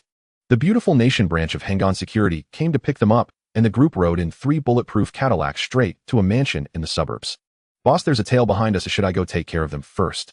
A voice from the intercom broke in. For these elite soldiers, tracking and counter-tracking were child's play, especially since the other party didn't seem to be trying to hide their tracks at all. Su-hung smiled slightly. He had already noticed in advance, and was surprised that someone had come to deliver a gift so soon. Don't alarm the snakes. Oh, just pretend we don't know. Is everything ready? Ready. They're following closely behind us. The branch has legal gun permits equipped entirely with American military gear. These guys are truly wealthy. Dongzi couldn't help but sigh. Taking another look at the M16, M21 sniper rifle shotguns, and M79 grenade launchers stored in the trunk, he thought that with these weapons they could easily handle a small war. Ever since Su-hung collaborated with the military-industrial interest groups of the Beautiful Nation, they had never lacked for weapons and ammunition, not to mention that they could even obtain tanks and armed helicopters. That's good. I was worried they wouldn't come. After putting down the intercom, Su-hung felt a twinge of excitement. Arriving in the Beautiful Nation and receiving such a heavy gift could not be ignored. Suddenly, the convoy came to a slow stop on the flat and wide outskirts. A large truck blocked the small road leading to the mansion, occupying both lanes and obstructing their way. The 4 cars that had been following closely stopped in parallel, trapping Su-hung's 3 vehicles in the middle. Bang! From the front, 2 searchlights illuminated Su-hung's 3 vehicles, blinding the occupants with their glaring light. More than 20 armed white men emerged from behind the truck, all pointing their guns at the 3 vehicles in the center. From the 4 vehicles behind, a dozen people also got out, similarly armed, tightly surrounding Su-hung's 3 vehicles. Haha, Oriental Lamb, welcome to the Beautiful Nation's Mafia. The 2 leading men had fierce looks on their faces, unable to suppress their sinister smiles. This money seemed to come too easily. Someone had put out a considerable bounty for the person inside the car. In their eyes, the people in the vehicle were already a piece of meat on the chopping block, their security awareness almost non-existent. Ha ha ha, the girl in the car is mine. Ha ha ha. Amidst the laughter, the leading man pointed his gun at the driver's head, signaling him to roll down the window. Zhao Yingwen and Wenlian, sitting beside Su-hung, turned pale with fright. Even though they knew Su-hung was prepared, facing over 30 dark muzzles made their bodies tremble slightly. Don't worry, I've got this. Su-hung pulled the 2 into his embrace, burying their heads in the crook of his arm and whispering softly to reassure them. Previously, both had some competitive spirit, but at this moment it vanished completely. Only when facing such danger did they realize what this man could bring them. A sense of security. In the face of danger, feeling jealous or competing for status as a first or second wife seemed utterly trivial. Bang! Bang! The 2 piercing gunshots rang out, and 2 long fire traces shot from afar, starkly piercing the darkness, heading straight for the 2 leading men. Puff! Puff! The bullets, carrying immense energy, exploded the heads of the 2 white-skinned pigs like watermelons, splattering red and white brain matter and blood all over those nearby, looking particularly gruesome under the bright lights. There are snipers. Take them out. Those bastards are prepared. Someone realized and shouted. Chaos erupted on the scene, with curses, cries, and the sounds of collisions as everyone scattered in search of cover. Bang! Bang! As everyone searched for cover, they began shooting at the 3 cars in the middle of the road, aiming to turn the vehicles into Swiss cheese. The employer's request was clear: alive or dead, it didn't matter. At that moment, Su-hung and his 3 vehicles had their side windows shot out, and several dark gun barrels extended from inside, unleashing fierce tongues of fire. Da-da-da, da-da-da-da. In this vast wilderness, there were hardly any good places to take cover. Some guys were darting around like headless flies, while some smart ones hid behind the cars in the back, and others retreated into the darkness while firing. However, against the firepower of high-caliber rifles and machine guns, all of this was futile. Their cars were not bulletproof, and before machine guns they were as thin as paper. Uh, uh. The screams arose one after another. The situation overwhelmingly tilted at such a close distance, and with so many people packed together, they were practically live targets. Bang, bang. The handguns in the hands of the mobsters seemed like toys against these weapons, with sporadic return fire hitting the surface of the bulletproof cars, leaving only a few dents, as if merely scratching an itch. Bang, bang. The enormous gunfire echoed, standing out amidst the dense gunfire, as two fiery lines cut through the night sky, silencing the last two mobsters. Juan sat behind the large truck, his face filled with terror. Luckily, he had reacted quickly and had directly dropped to the ground, crawling under the truck during the chaos, watching his side get picked off one by one, filled only with fear. These people were terrifying. They treated others as prey, unaware that their adversaries were fully prepared and waiting for them. He swore to himself that if he made it out alive, he would ensure that Ho-Si, that bastard, was ground into pieces. The information Ho-Si had given them was that he was merely a little lamb here to do business in the beautiful country. They had collapsed his side after just one round of exchanges. Such combat power was likely stronger than that of elite special forces. Juan quickly got up, dodged, and disappeared into the night, his handgun long forgotten. A mobster with a wounded thigh opened his eyes wide, watching as several fully armed men stepped down from the vehicle, approaching him. He pressed hard on his thigh, which had been shot, with one hand supporting himself on the ground, while the other leg strained to push against the ground, moving backward with great difficulty, beads of sweat the size of peas streaming down as the pain nearly made him faint. However, at that moment, he couldn't think of anything else. Looking at the corpses scattered around, and then at the dark gun barrels in front of him, fear took over. If he wasn't taken to a hospital soon, he would soon die from blood loss. Please don't kill me, don't kill me. I still have value, or I can tell you who sent us. It's Ho-Si. He understood that if he wanted to live, he had to prove his worth. We know. Bang. With a gunshot, his suffering came to a complete end. Clean up the scene, then let Bill handle it. Let a professional legal team handle the aftermath here. In the beautiful country, try to utilize their rules. After speaking, Dong Zi put on gloves and picked up several unclaimed firearms, putting them into a cloth bag. Watching a few fish that slipped through the net flee into the distance, a smile crept onto his lips. Have we clarified Ho-Si's location? We've located it. It's not far from here at a manor, waiting for news from these mobsters. First, send the two ladies back to the manor. Let's go return the favor. Having just arrived in the beautiful country today and received such a grand gift from Ho-Si, they must return the favor, otherwise it would seem terribly impolite. Ho-Si, come, let's have a toast. I can assure you there is no need for any worries. Just wait for the good news. Don't think this was a surprise attack. Even if the young man from the harbor island was unprepared, I would make sure he understands that this is the beautiful country. It's a pity only when he meets God will he understand this truth. Ho-Si raised his glass to the other party and took a small sip. Opposite Ho-Si sat a short, fat, middle-aged man in his 40s, somewhat balding, looking rather sly. If it weren't for the four sturdy white bodyguards standing in the room, the atmosphere would feel like two old friends simply catching up. Mr. Ho-Si, I assure you your decision is truly the wisest one. This guy was a broker navigating between the wealthy and the underworld, handling unsavory matters for the affluent. Such people are everywhere, and with Ho-Si's influence, finding him was a piece of cake. However, after all, a tycoon from the harbor island, if he were to be shot dead under the protection of security forces, would likely shock the world, and the police would certainly need to give an explanation. The aftermath would cost a fortune. Ho-Si frowned slightly, feeling some displeasure in his heart. If it weren't for necessity, he wouldn't want to have any dealings with such scum. They were like rats in the sewers, not fit for the light of day. Yet if it weren't for necessity, he wouldn't want to reach this point. Faced with Su Heng's aggressive full-scale attack with several families, he hardly had any time to respond. Rockefeller had already issued him an ultimatum. If within 2 weeks their family hadn't exercised their right of first refusal, it would be considered a voluntary abandonment, and then the China Power Company would change hands. This was something his grandfather had fought for with his life. How could he easily relinquish control? Moreover, he couldn't afford to compromise. As long as he dared to take a step back today, tomorrow those Chinese families would swarm in, leaving nothing but bones of the Jia Daoli family. Don't worry. As long as the job is done, there won't be a penny less. On top of the agreed $1 million as a reward, I will add another 20%. Lawrence, go bring out another $2 million. When Ho-Si spoke, he didn't even blink, turning to instruct the bodyguard behind him. To him, such a large sum of money was no different from a few cents in the eyes of ordinary people. Money can solve problems, those are not real problems. The bodyguard turned and took another box out of the room, placing it alongside the previous leather cases, opening them up, and then returning to his original spot. Seeing the floor filled with boxes of US dollars, Jack's eyes sparkled. These foreigners were indeed generous. Haha, the ones receiving the task will surely complete it at any cost once they know their employer is so generous. Actually, this is on the soil of the beautiful country. Even if Su Heng had 3 heads and 6 arms, he wouldn't escape the web of assassins laid by the mafia tonight. He was merely taking the opportunity to ask for more money. If you want someone to do dirty work, you have to pay a little more. At this moment, he was overjoyed. As the middleman, he could easily pocket the extra $2 million. This amount was enough to ensure a peaceful rest of his life. Huasi took in the face of the broker across from him, secretly despising him. With $2 million, you might have the life to take it, but not the life to spend it. Why find a broker instead of going directly to the mafia? This dirty glove is just something to be discarded after use. Haha, that's good. In New York, who doesn't know your reputation, Mr. Jack? As long as the money is taken, there is nothing that can't be done right. Then I look forward to your good news, Mr. Jack.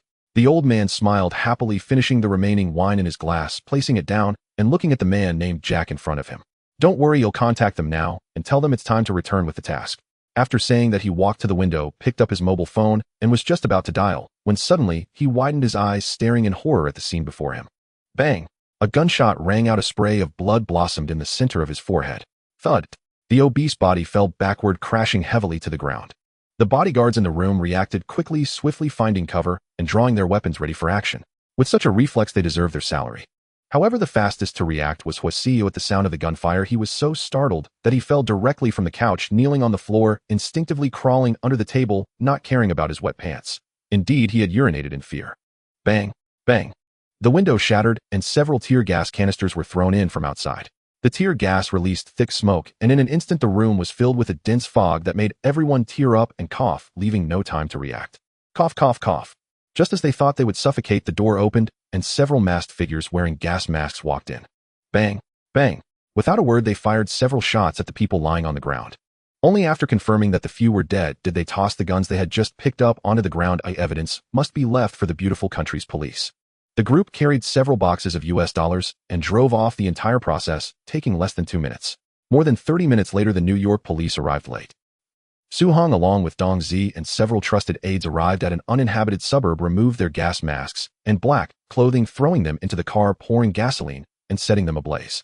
They changed into suits and took the car that had been stored here back to Su Heng's mansion.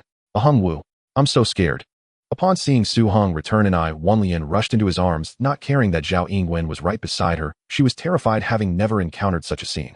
With dozens of gunmen surrounding them, had Su Hong not been prepared, the consequences would have been unimaginable. She cried sadly, mainly out of fear, realizing how well this man had protected her in the past. She used to think business battles were about strategy and tactics. But today reality taught her a lesson. Real business battles involve gunmen attacking and leaving no stone unturned. She was truly terrified, never before fearing so much the loss of this man holding her tightly. Hung, are you okay? We were all so worried about you. Zhao Yingwen was somewhat stronger, but not by much. She stood up almost simultaneously with Wanlian and walked towards Su Hong, but was still a step behind Wanlian, standing awkwardly to the side. I'm fine, can't you see him standing here well? Su Hong treated them equally gently, pulling Zhao Yingwen and wrapping both of them in his embrace. Leaning against Su Hong, Zhao Yingwen finally felt her heart settle, tears flowing uncontrollably, feeling a sense of surviving a disaster. His shoulder was so broad, his embrace so warm, and his arms so strong, providing an overwhelming sense of security. This moment of surviving a disaster made her realize the terrifying power of this man. Wealth needs strength to protect it. She had known this truth before. Wealth requires power to safeguard it. She recalled how after her parents' death their factory was almost taken away, and in her panic it was Su Hong who stood up to protect her and her family's business. And this time Su Hong used his strength to once again safeguard her safety. Both were still immersed in the joy of having survived the ordeal, and in a daze Su Hong took her hand. This guy truly didn't want to miss any opportunity. Don't. Zhao Yingwen covered her face, then her eyes, and then protected her modesty, flailing about, but was quickly stripped down by Su Hong, becoming a little lamb. Wanlian, however, did not make any unnecessary movements, just covering her flushed face with her hands. After an intense session of passion, Su Heng fell into a deep sleep. Indeed, one had to thank Huasi. Had it not been for this guy, handling two proud and confident women at the same time would have required quite some effort. While Su Hong was enjoying himself, the New York Police Department was going crazy. In one night, 2 large gunfight scenes occurred. The richest man in Hong Kong had just arrived in New York and was attacked by over 30 gunmen on his way back to the mansion. Luckily, the security personnel were effective, preventing casualties. Based on the dozen corpses left at the scene, they were all members of the New York Mafia. The New York Police Department took this very seriously. Even the police chief was disturbed in the middle of the night, but the gunfire here had not yet subsided. A manor 30 miles away, another family member from the Hong Kong island, Huasi Jia Daily, and his friends were ambushed by a group of gunmen, resulting in the death of 6 people, including security personnel. Based on the fingerprints found on the firearms at the scene, it was determined that they belonged to members of the Mafia. These individuals had criminal records in the New York Police Department, making the comparison a trivial matter. Has the mafia gone insane? Arrest them, capture all the mafia members, leave no one behind. The police chief roared angrily. Little did he know at that very moment the atmosphere at the mafia headquarters was just as tense as that of the police station. Those guys from Hans are too much. Not only did they escape during the mission, but they also went and killed the employer. The promised $10 million in hiring fees has also vanished without a trace. The police have no idea why Hans and the others went to kill Huasi, but they are quite clear about it. They certainly went to rob that hefty $10 million hiring fee. Send everyone out. We must find those few. The mafia boss commanded, though he understood in his heart that the money could not be recovered. Don't move. Raise your hands. Don't move. Just as several people were secretly discussing countermeasures, a team of heavily armed police suddenly burst in. The next day, Rockefeller grandly welcomed Su Hung and his party at the manor. Without the Jia Daly family as a rival, both parties had previously agreed upon a deal of $200 million and an oil field. After review by both sides' legal teams, the final contract was signed, granting Su Hung 60% of the shares in China Electric Power. Now you can tell me, where is your oil field? Rockefeller emphasized the word your. Bring me the map. Looking at the map of the beautiful country, Su Hung circled a spot near the Arctic Circle north of Alaska. Here there is an oil field worth no less than $1 billion. Su Hung was unsure of the exact location. He had only seen related news reports in his previous life and remembered the approximate location. I'm really curious, Mr. Su Hung, how did you know? Haha, just a guess. Both sides had their needs, and thus they were both very satisfied with this transaction. Su Hung had considered acquiring the oil field in Alaska for himself, but upon reflection, it seemed too difficult. Only a few companies in the world could handle oil, all backed by powerful nations.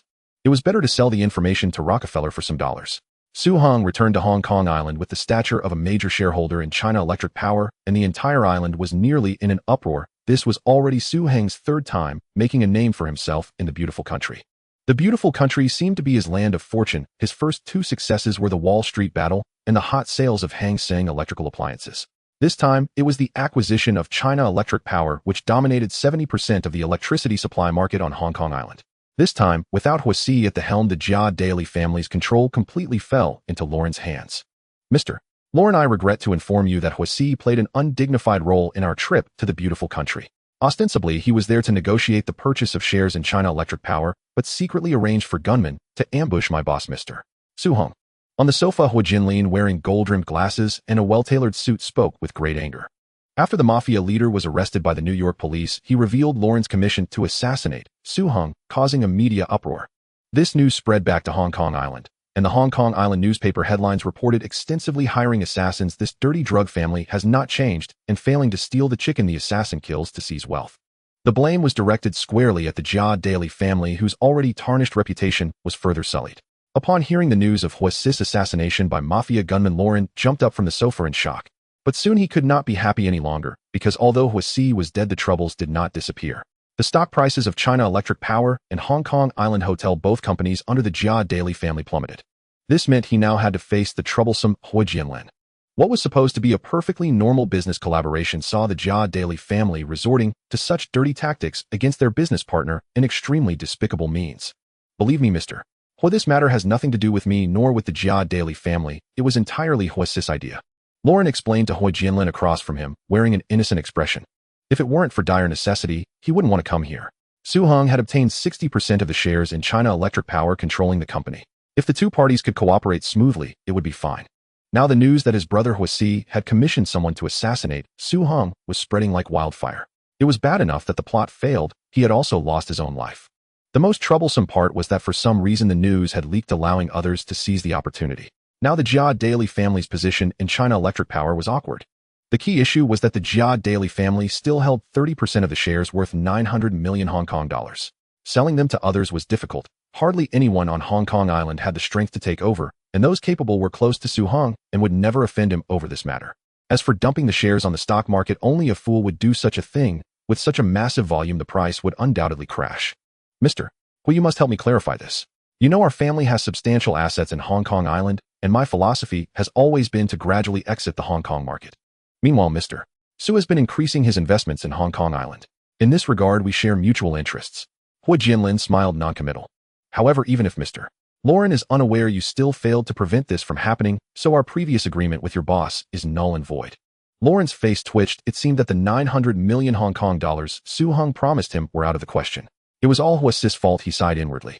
Since you found us, we are willing to acquire the 30% shares of China Electric Power and the shares of the Hong Kong Island Hotel Group for 800 million Hong Kong dollars. What? Only 800 million Hong Kong dollars. The shares of China Electric Power are worth 900 million Hong Kong dollars, and we hold 70% of the Hong Kong Island Hotel Group, with a market value of 1.4 billion totaling 10.4 billion. With a 20% premium, it should exceed 1.2 billion Hong Kong dollars. Leyland's eyes widened with fury. This man was unbearably ruthless. Mr. Laoluan, I do not know how you arrived at that market valuation. As far as I am aware, Zhonghua Dianli and Gangdao Judian Group shares have plunged. Their combined market value is under 900 million. 800 million is already our greatest show of sincerity. Laoluan was momentarily at a loss for words. Who in Gangdao did not know you held large quantities of Zhonghua Dianli and Gangdao Judian Group stock? If you want the share price to fall, simply dump some shares and plant a story in the media. Wouldn't the price then be at your mercy? Moreover, Mr. Laoluan, do not forget that Huasi breached the rules of the game. If this deal is completed, Su Sheng will abandon any pursuit of losses against the Giadaili family. Otherwise, we will ensure the Giadaili family witnesses the true extent of our measures. That is a threat, a blatant threat. Leyland's face trembled with anger. I, Laoluan, have seen every manner of scene. Do you think I would be cowed by threats? In truth, he was afraid. Su Heng's reputation within the circles was no mean thing, and he also knew Su Heng ran a legitimate security company licensed to carry firearms. His brother had not tangled with them abroad on Gangdao's home turf. How could he possibly be a match for Su Heng? 900 million is the minimum. After a round of bargaining, Zhonghua Dianli and Gangdao Jiujian in the hands of the Giadaili family were transferred to Su Heng for 850 million Hong Kong dollars. How splendid! Su Heng obtained the company he desired, and Laoluan pocketed a large sum and returned to the land where the sun never sets. Unlike that fool Huasi who got nothing and lost his life. Once the news broke, Zhonghua Dianli and Gangdao Judian Group stock prices more than doubled within a single day.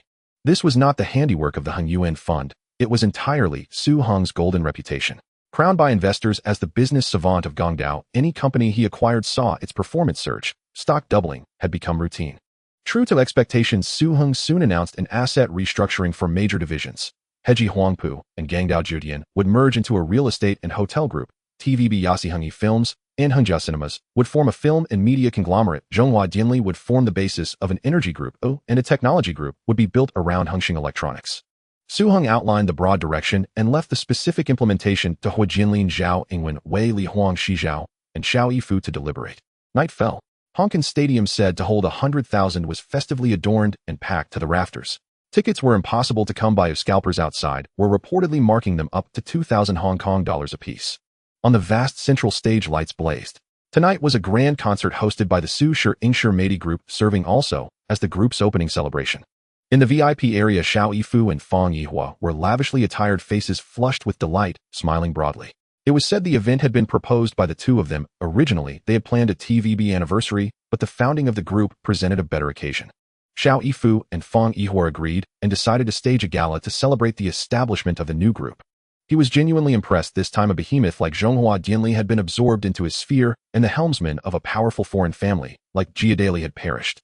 This thought buoyed him for a long while. Luckily, he had reconciled with Su Heng earlier. Now, as a TVB shareholder, they were in the same boat. An ideal chance to draw closer. Very well.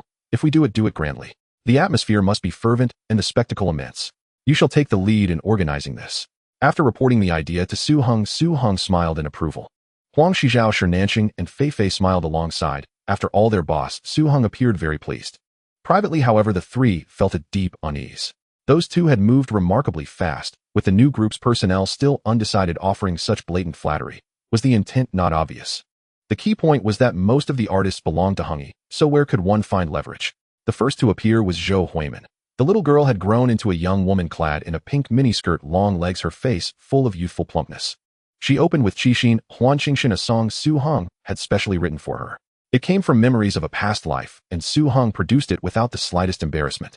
At Hengyi, she was treated like a little tyrant. At first, during the filming of Kaisen Gui, she had worked diligently, but after 2 films the novelty faded. She became lax and unreliable, and the crew could only count themselves unlucky. Her drawing power was limited, but she was beautiful and a decent dancer, and the live atmosphere warmed up. The second to take the stage was Zhang Guorong. Riding the success of the film Bianqing Jing'ang, his fame surged. He became Gangdao's hottest movie star and even gained considerable recognition abroad. He had barely appeared before the fans erupted in screams. His performance of Chenma, Shijin, instantly set the crowd alight. Backstage, Yuan Yongqiu Shuzhen, Wan Qiwen, and Gongting Jingxiang felt nervous. This was their first formal appearance. Although the audience is large, do not be anxious. Relax, just as in rehearsal, and show your best side. Hu Jinsong, manager at Polydor, offered encouragement to the newcomers. In star-studded Hungary, they were pure rookies, not even on the lowest rung of fame. This performance could be their only chance at making a name for themselves. Watching Zhang Guoron walk backstage, facing their idol, the girls were understandably tense. Everyone has a first time. Don't be nervous, just perform as you normally would. Zhang Guoron saw the waiting girls backstage, greeted and encouraged them without any star airs, warm and approachable. Next, the happy girls will bring us the song of Guang. As the host announced the act, the girls walked onto the stage, and the audience's eyes lit up. Coordinated sexy figures, long legs, shorts, so short they barely concealed anything. The crowd gasped, especially the otaku in the audience, practically salivating. Then deafening heavy metal music blared, and the girls moved their bodies in rhythmic, energetic choreography. Waiting for a luck and a shock, what a wondrous encounter. The chubby fans below had never seen such a scene before. They were instantly carried away. The cheers rose like a tidal wave. Su Hong smiled knowingly. Girl groups were always beloved for men's aesthetic taste, had not changed. They would always favor beautiful women. Seeing the audience's reaction, Hu Jinsong finally breathed a sigh of relief. He had been more nervous than the newcomers. After all, his boss was seated in the front row.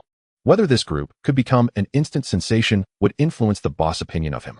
At the villa in Qianshui Bay, Su Hong stood by the window in his pajamas, feeling the sea breeze and listening to the rhythmic sound of the waves, his thoughts ebbing and flowing like the tide.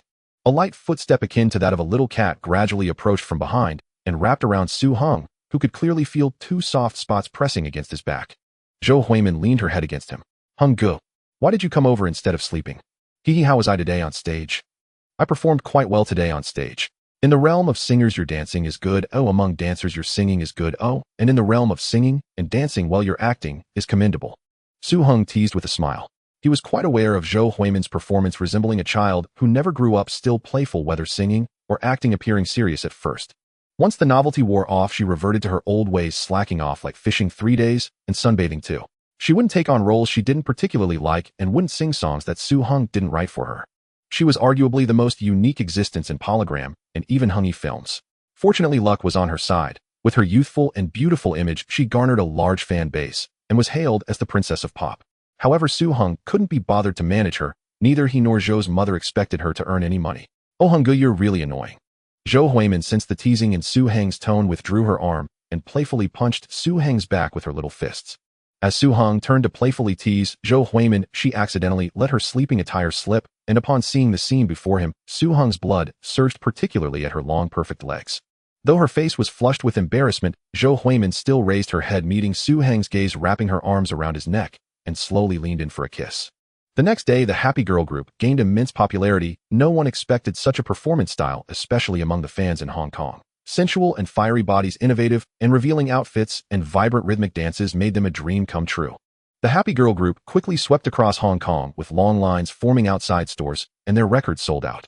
Polygram urgently produced a batch of records for the market, which sold out immediately, leading to another production run that sold out again. Within a month, the record factory's machines had no time to rest, and Polygram Entertainment was raking in profits. Boss, the Happy Group's record sales have exceeded 1 million copies, making it the first record in Hong Kong history to surpass 1 million in sales. This also boosted the sales of all Polygram records by 20%. Hu Jinsung, the general manager of Polygram Entertainment, sat on the sofa in the reception area, appearing calm on the surface, while inwardly overjoyed. Polygram had lacked presence within the Su Media Group, but today he finally had the opportunity to report his work achievements directly to the boss. Old Hu, you did well. Your results this time are commendable, and I see your efforts. Boss, this is all your credit. I wouldn't dare take the glory. Not to mention, all these popular songs were personally written by you. Hu Jinsong was not being modest. The more he interacted with the boss, the more he admired Su Hong. From the overwhelming popularity of the Happy Girl group, it was evident that the boss had a profound understanding of the trends in popular music and the public's musical preferences, which even left him, a professional with over a decade of experience in the music industry, deeply impressed. Next, you need to seize this opportunity and create a wave of Hong Kong music promoting the Happy Girl group to increase their exposure, organize a global tour, and cultivate a large number of fans worldwide. Understood, boss. Night fell, and the city of Tokyo was illuminated by a huge venue like a shining pearl in the darkness. Outside the venue, large posters of the Happy Girl group hung everywhere. In the square outside the venue, crowds of fans gathered from all directions, holding glow sticks, posters, and merchandise, their faces filled with excitement and anticipation. The air was thick with an excited atmosphere as if every molecule was stirring in anticipation of the upcoming concert. The large stadium capable of accommodating 100,000 people was packed to capacity. This was the first stop of the Happy Girl Group's Asia tour. As the lights dimmed, the large screen on stage lit up, and a creative and passionate opening video instantly ignited the audience's enthusiasm. In the video, the Happy Girl's figure traversed various fantastical scenes, her smile radiant, her gaze determined, as if declaring her musical dreams to the world. As the video concluded, the stage lights suddenly illuminated, music began to play, and the concert officially commenced. Amidst the dazzling lights and powerful music, the Happy Girl Group slowly rose from the stage's lift, dressed in magnificent performance outfits resembling princesses stepping out of a fairy tale. Kudo Shizuka and Yamaguchi Momo stood in the center. In Japan, they were the lead singers, which was also the reason Suhung initially recruited trainees worldwide. Their voices were clear and melodious, like the chirping of birds in the morning, instantly penetrating the entire venue, captivating the audience, who waved their glow sticks, creating a vibrant sea of colors. The Happy Girl Group's performance on stage was vibrant, their dance moves graceful and fluid, bursting with youthful energy. At times, she leaped joyfully, at times, she spun elegantly, and at times, she perfectly synchronized with her backup dancers. Each movement showcased her solid dance foundation and love for the stage. Her gaze met that of the audience, conveying her inner joy and gratitude, allowing them to feel the close connection she shared with them.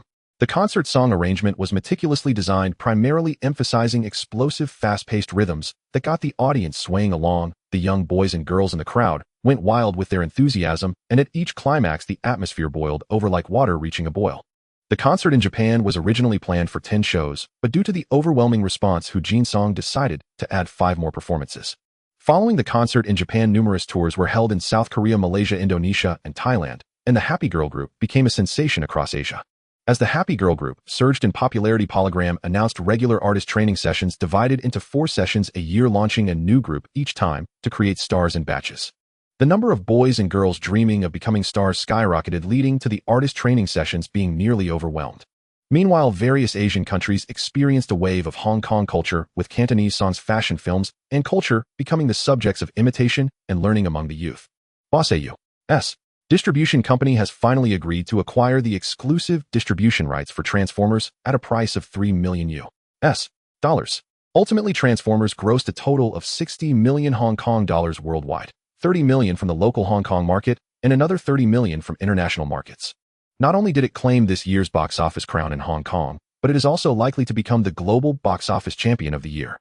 At the routine executive meeting of Su Media Group, Shi Nanxing spoke with extraordinary confidence and verve, reporting on Transformers' box office triumph, his voice noticeably livelier than usual. Wow, so much. It's broken yet another Hong Kong box office record. Is filmmaking really this profitable? The assembled executives collectively drew sharp breaths and murmured among themselves. I heard the script for Transformers was written personally by the boss. Be more confident. Drop the words, I heard. These people must be raking in money hand over fist. I've heard the boss once stated that bonuses would be awarded at no less than 5% of the box office revenue. That amounts to a full 3 million Hong Kong dollars. So much. No wonder manager Shi's face is practically glowing with delight. Beyond its outstanding box office performance, the company's reputation has surged dramatically. Numerous foreign firms have extended collaboration proposals, particularly American film studios, all expressing keen interest. Additionally, 2 automobile manufacturers have submitted sponsorship requests offering no less than $1 million US each to feature their vehicles in the next film. A faint, satisfied smile curled at Su Heng's lips. This film had been meticulously crafted for the American automotive industry. Inevitably, given the era's dominant American car culture, the film's setting, narrative, sensibility, and primary audience all pointed squarely toward the United States as its largest market. Use an American script. Earn American dollars. Flawless logic.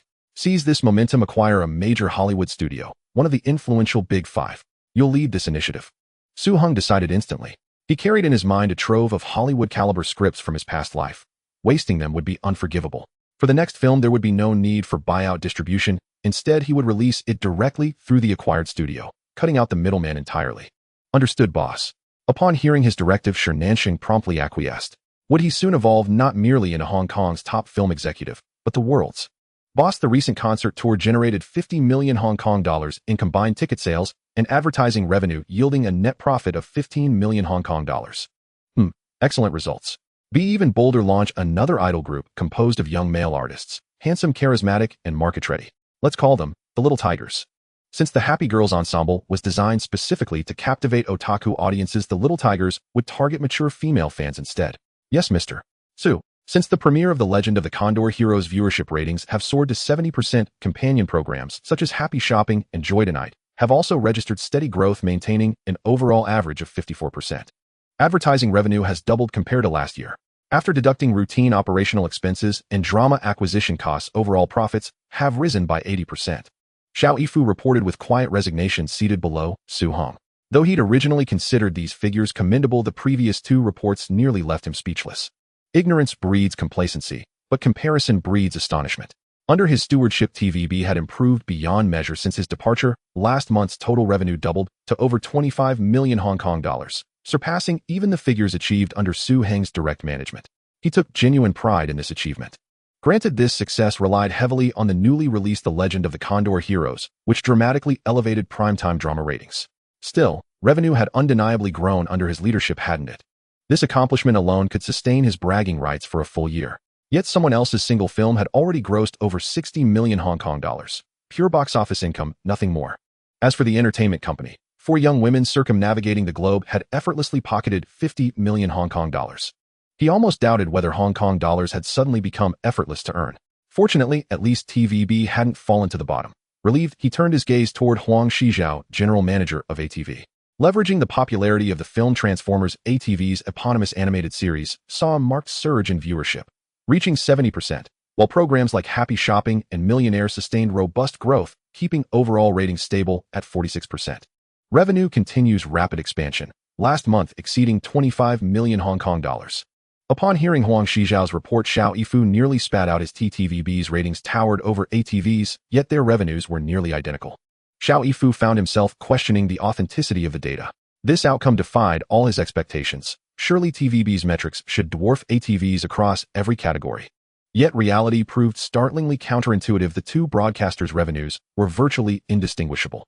In that instant, Xiao Yifu grasped a plausible explanation. Happy Shopping, that very program, must be generating the cash flow enabling ATV to rival TVB financially despite its lower viewership. Manager Huang, Happy Shopping and Millionaire are truly exceptional programs. I understand both were originally conceived by Chairman Su. Now that TVB and ATV operate under the same ownership, might we consider adopting them ourselves? Xiao Yifu fixed Huang Shijiao with a tight, insincere smile. Position dictated perspective, and once a fierce rival, now a reluctant colleague. He'd once loathed this competitor so thoroughly that even their programs had drawn his ire. But times change. With a shared master, why shouldn't TVB benefit from the chairman's own innovations? Huang Shijiao shot Xiao Yifu a withering glance. How shamelessly bold, he dared to ask. To call it adoption sounded polite, but what he truly sought was outright replication. Previously, copyright registration had deterred imitation. Now, under common ownership, the request emerged brazen and unapologetic. Mr. Xiao, it's true the chairman conceived both programs, but he hasn't slighted TVB. Without The Legend of the Condor Heroes, could TVB's ratings possibly have overtaken ATV's? Mr. Xiao, perhaps TVB should cease broadcasting that drama. Let ATV take the reins instead. Su Hong watched the two vying for favor with quiet amusement. Indeed, Happy Shopping is exceptionally effective. TVB requires such a program. Here's my proposal, Mr. Xiao and manager Huang negotiate privately to determine a fair licensing fee. Henceforth, whether at TVB or ATV, any original program may be copyrighted independently, and anyone wishing to use it must negotiate directly with the rights holder. Whatever the outcome, it remained a transfer within Su Heng's own domain, left to his subordinates to contest and resolve. Harmony, after all, need not be absolute. You've all worked tirelessly, and your achievements are truly remarkable. Draft a bonus distribution plan across your respective companies, submit it for approval, and I'll host a grand celebration banquet. The Tseungkwano Film City was bustling with activity.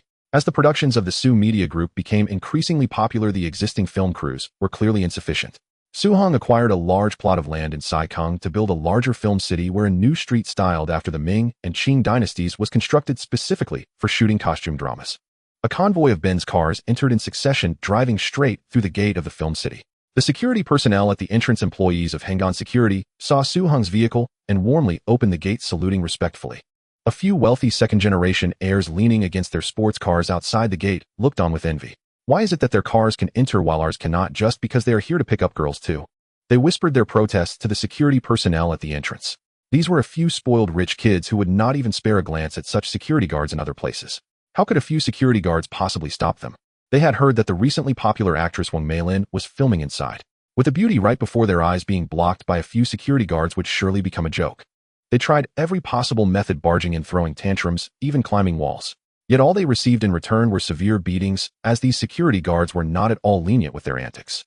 This seemingly ordinary gate felt like an insurmountable chasm. Because you are not the bosses here. The security guard who opened the gate cast a cold glance at these guys and threw out a line that nearly choked them. Which boss? Let me tell you, don't fool me. That Seongkwano Film City is an asset of Hung-Yi Films, and the owner of Hung-Yi Films is the wealthiest man in Hong Kong, Su Sheng. Was the person in the car just now really Su Sheng? Do I need to deceive you? The security guard coldly replied before returning to his post. The spoiled rich kids paid no mind to the security guard's attitude. Looking at the convoy entering the film city, they were filled with envy. Being a boss is great. All the stars in the place can be approached freely. At this time, the film set was abuzz with activity. Various equipment and props were scattered about, and the staff rushed around seemingly racing against time, with a tense and busy atmosphere permeating the air. Following the success of The Legend of the Condor Heroes, another major production, The Smiling Proud Wanderer, had commenced filming, with the female lead being the actress Wang Meilin, who had gained widespread fame from The Legend of the Condor Heroes. Wang Meilin and Zhou Huimin were completely opposite extremes. She was very dedicated despite Su Hong's repeated advice, which had little effect. It was evident that her ambition was quite strong. This made it tough for the crew, especially since it was rumored that the female lead was personally chosen by the boss. Even the director dared not provoke this esteemed lady, which significantly increased the efficiency of the entire crew. Starboy Hua boy, get ready, you have a scene coming up. Be careful not to mess it up. A chubby boy ran over loudly instructing the two young men, his demeanor somewhat comical. Su-Hung watched this scene from a distance, finding it somewhat amusing. The person giving the instructions was none other than the renowned director Wang Jing from his past life. Director Wang, can I at least get in a couple of rounds before I die? Zhou Xingqi wore a face full of a forced smile. He and Lu Dehua were just extras in this film, playing minor characters whose names wouldn't even appear on the cast list, and they were to be killed off by the film's experts. He wanted to negotiate for a little more screen time for himself. Should I arrange for Miss Wang to have a scene with you? Are you joking? You know I'm joking. Why don't you just shoot for the stars? Miss Wang's time is very precious. If you mess up, you'll lose even this role as an extra. Don't say I didn't warn you. Then can I at least have a line? If that's not possible, just give me a front-facing shot. Don't even think about it. The chubby Wang Jing flatly refused. Such an opportunity he could actually arrange, considering his father was a director and the executive director was his brother Du Qifeng, but he wouldn't trouble his father for two extras. Su-Hung stood not far away, watching with great interest. Wasn't that the famous Lu Dehua and Zhou Xingqi from his past life? One could only say that inertia is indeed powerful. The two had graduated from the TVB artist training class and were now running around as extras in the film crew. There was still a long way to go before they would stand out, as there were simply too many extras like them. Each of them had the potential to stand out, but opportunities were limited. Miss Wang, are you tired? The next scene is an action sequence. Do you need a stunt double? The chubby boy arranged a few extras and hurried over to where the ancient beauty was, his face filled with smiles, looking overly attentive. I read the script. It's just a simple action scene. I can handle it myself. I'm not that delicate. Wang Meilin politely replied. Miss Wang not only has a beautiful appearance, but also works so hard. Paired with Wang Jing's short and stout figure, it looked quite comical, making Wang Meilin giggle. Wang Jing was about to continue flattering her when someone patted him on the shoulder twice. Who was so oblivious? He turned around ready to get angry, only to see a well-built, handsome young man standing behind him. Wang Jing was momentarily taken aback. This person was a head taller than him, robustly built and very handsome. Even in a film city filled with attractive people, this appearance stood out. However, behind him were a few younger underlings, all robust men in black suits, clearly not to be trifled with, likely wealthy, second-generation heirs here to court girls. Oh, Brother Hong, when did you arrive? Upon seeing Su-Hung, Wang Meilin turned around, her mouth agape in surprise, and her pretty face visibly brightened, her eyes gazing affectionately at Su-Hung. She wanted to step forward and embrace Su-Hung, but seemed to hesitate. Su-Hung noticed her concerns and felt a pang of sympathy. She was a sensitive woman. So he smiled and opened his arms, actively pulling Wang Meilin into his embrace. I just arrived a little while ago. It feels like you've lost quite a bit of weight in just a few days. Su-Hung whispered gently into Wang Meilin's ear. Her face flushed with embarrassment, but inside she was overjoyed. Ever since they started dating, she had been incredibly happy. However, the disparity in their statuses was quite large, which made her somewhat apprehensive. Moreover, Su-Hung had not publicly acknowledged their relationship, leaving her feeling insecure. Now the man before her was exceptionally intelligent, immediately noticing her concerns and taking the initiative to embrace her in front of everyone, which made her feel sweet to the core. In a corner, a few men dressed in ancient costumes crouched on the ground, watching this scene from afar and whispering among themselves. So it turns out Miss Wang's boyfriend is the boss. No wonder the entire crew revolves around her. There were rumors about it a while back, but I never expected it to be true. You're out of the game. Don't bother sending her flowers anymore if she won't accept them. A young man named Tang Jinya listened to the discussions, his face darkening, yet he felt utterly helpless. Even if Wang Jing were foolish, he could recognize the identity of the visitor. No wonder he looked so familiar. He had only seen him in newspapers before, and he never expected him to be even more handsome in person. The actors who had been standing just now turned around, caught off guard by the scene before them, and were unexpectedly fed a mouthful of dog food. Wang Jing was about to turn and leave when he was blocked by two burly men. Seeing the two men before him, Wang Jing felt quite helpless. The woman he had been flattering turned out to be the boss's woman. It was truly a stroke of bad luck. What's worse is that he was caught red-handed while trying to flatter her. This was just too unfortunate. Su Sheng, Miss Wang, and I are just ordinary colleagues. I was just explaining the scene to her. Please don't misunderstand. Wang Jing turned around and said with a hint of helplessness. If he got beaten up for this, he would probably become the laughingstock of the entire film city, and it might even implicate his father. Wang Meilin's earlier joy instantly turned into anxiety. She hadn't been with Su Hong for long and wasn't sure if this man was petty. It could very well stir up a storm. I believe in Meilin. Hearing her man say this, Wang Meilin finally relaxed. Go change your costume. Let's find a place to eat. Su Hong patted Wang Meilin's back softly, instructing her. Isn't that a bit inappropriate? The scene hasn't been completed yet, and the crew hasn't wrapped up. Haha, then let's treat it as a break for the crew and let everyone rest a bit. Then wait for me, I'll go change clothes. Do you want to direct the film yourself? Hearing this, Wang Jing couldn't believe his ears. Was he really receiving a pie from the sky? Currently, he was in the crew, nominally serving as the assistant director, leveraging his father's name to wield a bit of power, but to put it bluntly, he was just a gopher. Boss, you're not joking, are you? It wasn't that Wang Jing lacked confidence. He was self-aware.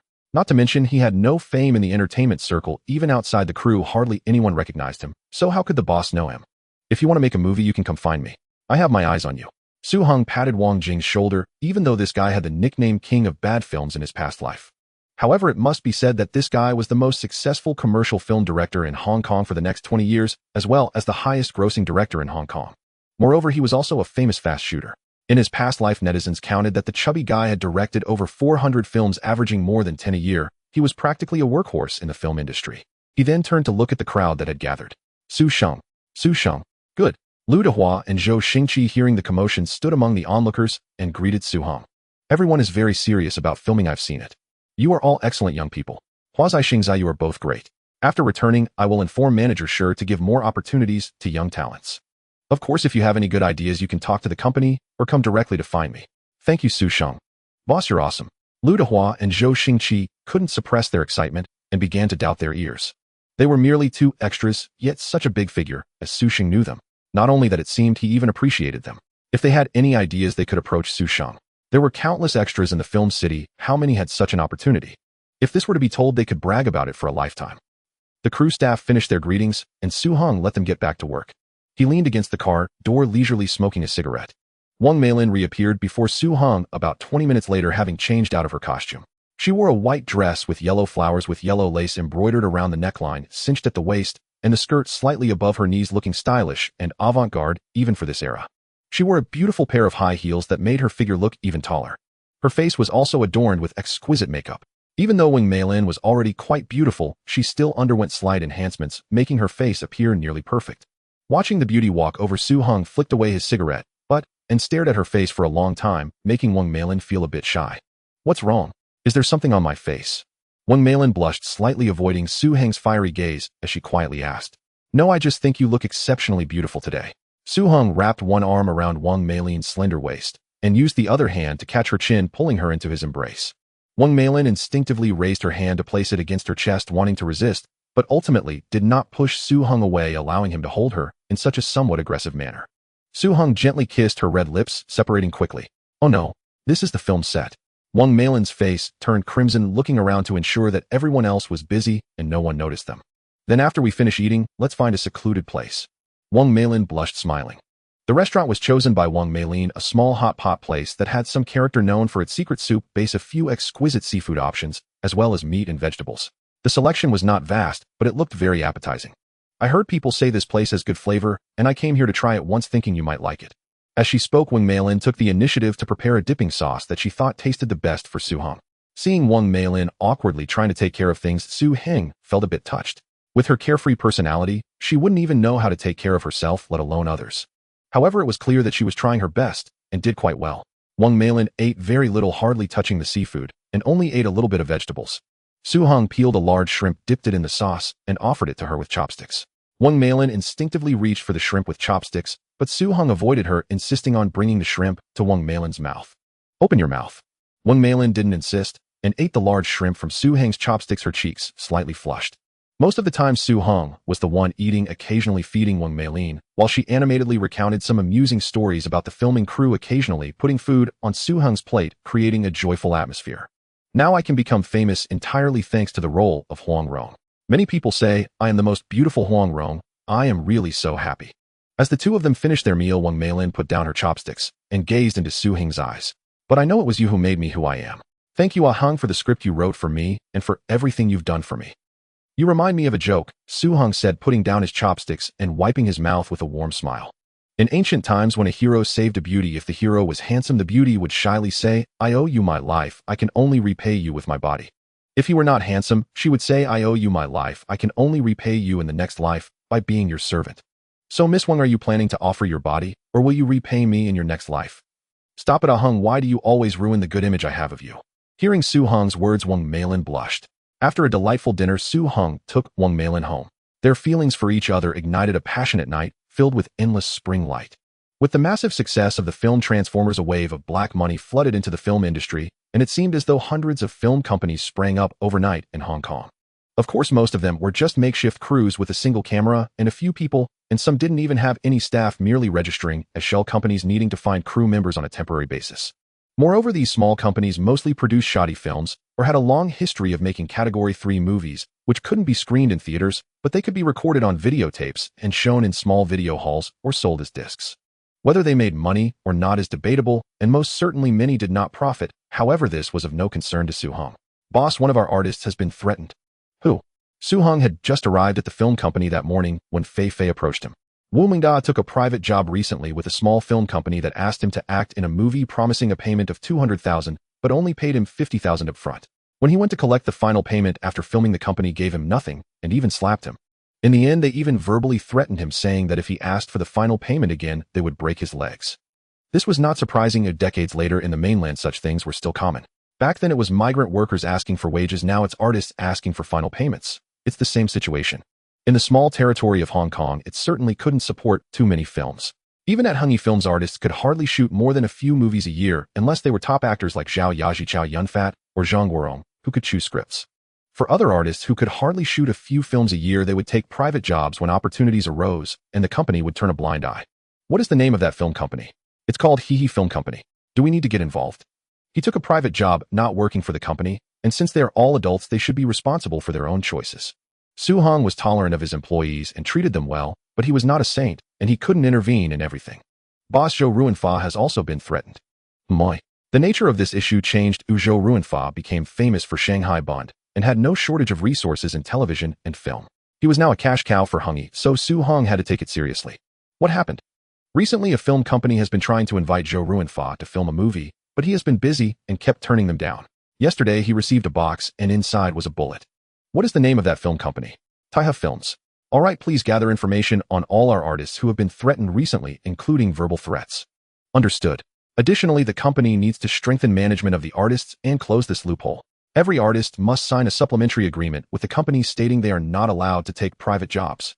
If anyone wants to collaborate with our artists, they must go through the company for arrangement of schedules, payments, and subsequent expenses, which will all be handled by the company. Of course, the payment must be shared with the company. In short, it was about protecting the safety of the company's artists while conveniently collecting a protection fee. Fong Long had gained some fame for filming Disciples' Journey, although he certainly couldn't compete with Zhou Ruinfa or the rising star Leslie Chung, but he was still somewhat well known. As a result, he was invited by several small film companies to act in movies. Did you receive your final payment? When Fong Long returned, his fellow disciples rushed over to inquire. This gang of Hongxing Films is too much. Fong Long shook his head, his face filled with anger. They are just a rogue company. They promised a payment of 1 million, but only gave me 100,000. When I went to demand my payment, they audaciously played tricks on me. At this time, Fong Long was still just gaining some notoriety. A 1 million HKD was not a small amount for him. I can't swallow this anger. Bang! Fong Long clenched his fist and slammed it on the table. I refuse to believe this. Help me, let's go confront them together, and we must get this money back. We are brothers, so we will definitely support you. Let's go together. Imin too. Fang Long had a good relationship with these fellow disciples. Hong Yinbao, Lin Zhengying, and the others all rallied to support him. The Ruixing Film Company, though it called itself a film company, didn't even have a proper office location, and the boss was simultaneously the owner of a dance hall. Fang Long led his fellow disciples in a grand procession of over a dozen people into a dance hall. It was noon, and there were hardly any customers in the hall. A middle-aged man sat on a sofa in a booth. He wore a floral shirt, had slicked back hair, and sunglasses with tattooed arms that made it clear he was no good person. Surrounded by several heavily made-up women, he was laughing joyfully. Upon seeing Fang Long and his group approach, he forced a smile and said, "Fang Long, why are you back again?" "I'm here to collect my wages." "Wages? Who owes you wages?" The middle-aged man pretended to dig in his ear in feigned surprise. "You promised me a payment of 1 million, but you only gave me 100,000 after starting and said the remaining 900,000 would be paid after the film was finished." "Wait, I don't recall saying that. I remember saying the payment was 100,000. Speaking recklessly will come with a price. You clearly promised 1 million HKD. You're just being untrustworthy. Who exactly are you?" You. Fang Long pointed a trembling finger at the middle-aged man, his hand shaking with rage. "If you don't pay up today, we're not leaving." "Humph, trying to blackmail me now. Do you even know who I am?" "Ahu, throw these men out, right now." Nearby on a sofa, over a dozen burly men sprang to their feet in unison at the elder's command. Seeing that the other side had resorted to outright deception, Fang Long and his dozen senior and junior brothers clenched their fists, refusing to back down. Yet their martial arts were mere stagecraft, not true cultivation. How could they possibly stand against these seasoned enforcers? Crash, bang, clatter. Within moments, Fang Long and his brothers lay battered and bruised. Lin Zhengying, the most righteous among them who had charged forward first, suffered the worst. Dragged by both arms like a squawking chick, he was hurled from the dance hall, his dignity utterly shattered. All of them ended up hospitalized. Zhou Wenhua visited several times, sighing deeply as he gazed upon his injured brothers in arms, offering only gentle words of comfort. For those Triad factions were beyond even his reach. Night fell over a modest villa, more accurately a 2-story rural house. A sign hung above the door, Hee Hee Film Company. Inside one room on a sofa, a middle-aged man sat, with a flamboyantly dressed woman nestled upon his lap and shoulders. "Brother Sheng, do you think this film will make me famous?"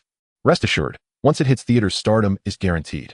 Then I'll having Mantat star in several more films for you, boosting your popularity further. Your fame will soar. Brother Sheng, you truly are extraordinary. And how exactly do you plan to thank me out?" "Oh, come now. I've given you my whole self. What more gratitude could you possibly demand?" The man painting grand illusions for the woman in his arms was Wu Hushing, the head of the Hushing gang, a minor triad whose very name remained unknown to most. Launching a film company to groom actresses had become all the rage among triads lately. Wu Hushing followed suit, producing films for profit while indulging in romance and influence. A win-win indeed. Knock, knock, knock. Just as Wu Hushing's hands roamed freely, a sharp rapping echoed at the door. His face darkened. Whose foolhardy timing dared disturb him now? "Enter." "Boss, I went to Hengjia Cinema Chain, but they were unbearably arrogant. I didn't even get to see their director. A secretary dismissed me outright, saying they'd never screen our film." A spiky-haired underling stepped in and spoke. "Damn it. That's just some manager, yet he dares act so high-handed. He has no idea how formidable the Hushing gang truly is. One day I'll have him bound and fed to sharks. Then he'll finally understand our power." Wu Hushing seethed inwardly, not least because he'd just boasted before his woman only to be humiliated the instant his words left his lips. "What are we to do if Hengjia refuses to screen our film? All our effort will have been for nothing," his woman asked anxiously. Her anxiety was justified. The entire purpose of making a film was fame, and everyone knew Hengjia Cinema Chain controlled 90% of Hong Kong's theatrical distribution, an undisputed industry titan. The sole remaining chain, Indu Cinema, was backed by mainland capital and exclusively screened patriotic films, serving as a cultural window to Hong Kong citizens. Even legitimate local studios struggled to secure screenings there, let alone a Triad-produced film. In short, their only recourse would be VHS tapes played in roadside video parlors, a far cry from the stardom she'd envisioned. "Relax, my dear, leave it to me. Tomorrow I'll pay Hengjia's director a personal visit." He soothed her gently. "Trifles really, time's up. Let's go out for dinner."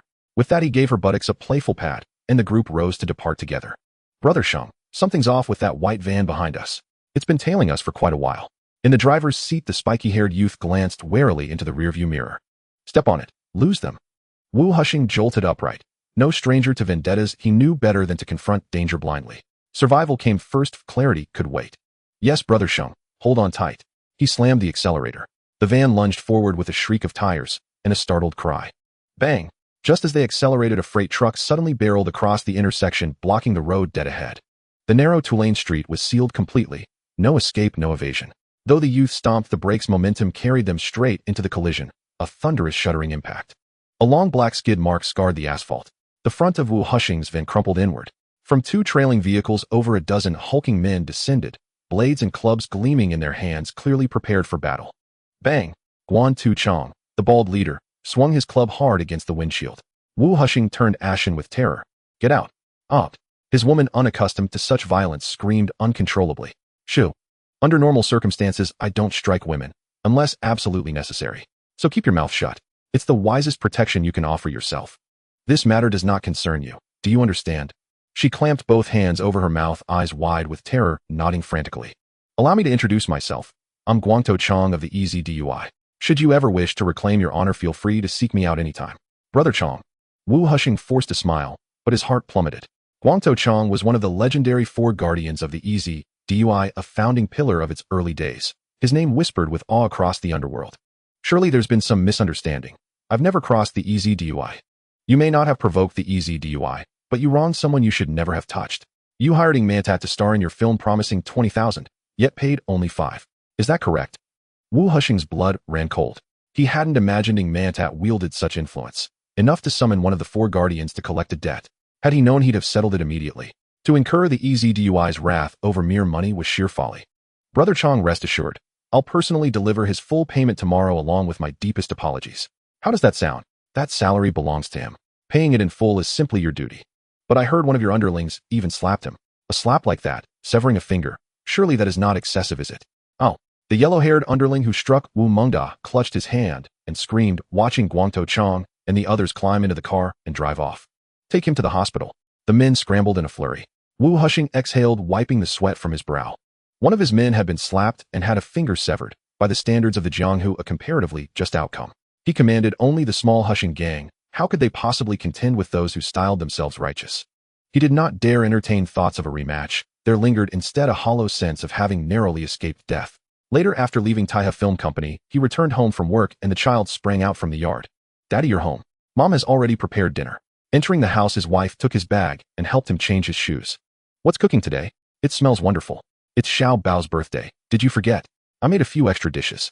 The family sat at the table ready to eat. Suddenly, there was a chime at the door. Delivery. When his wife opened the door, a neatly wrapped square box lay on the floor. Did you order a cake for Xiao Bao too? No, I didn't. The man grew puzzled. Then what is this? Did the cake shop make us two by mistake? His wife began to open the gift box. Don't touch it. He suddenly shouted, eyes wide as he fixed his gaze on the parcel, a cold sweat breaking out across his back. His wife and child were startled, her hands froze mid-motion. Both of you step back, stay farther away. He edged forward cautiously to peer in, every hair on his body, rising, his heart thudding in his throat. At the top sat a timer with a blinking red light. Beneath it were wires, and below them what looked like explosives. It was a time bomb. A rapid buzzing erupted. The digits on the timer began to tumble. 10, 9, 8. Each passing second quickening the insistent whine. Run, he yelled, seizing his wife and child and dragging them toward the door. Time was cruelly short. They had barely taken 2 steps when the countdown finished and the buzzing ceased, the display frozen at 0. Instinctively, he threw his wife and child to the floor. 1, 2, 3. No explosion came. Silence returned as if nothing had happened. He rose to inspect the device. It had been a properly assembled timer. The reason it had not detonated was that there had been no explosive charge placed inside. He wiped the sweat from his brow, relieved that it had been a false alarm. Clearly someone intended to warn him. Having spent years mixed up with syndicates, he had more enemies than he could name and could not at once tell who was sending the message. Did you notice anything else when you took the package in? He asked. There was an envelope on the table, his wife replied. He opened the envelope and found a single bullet. It looked eerily familiar. Scrutinizing it, he realized it was the very cartridge he had once sent to Zhou Ruanfa. At last he understood. This was a warning about the bullet he had sent. This time a mock bomb, but next time it might be real. A wave of dread washed over him.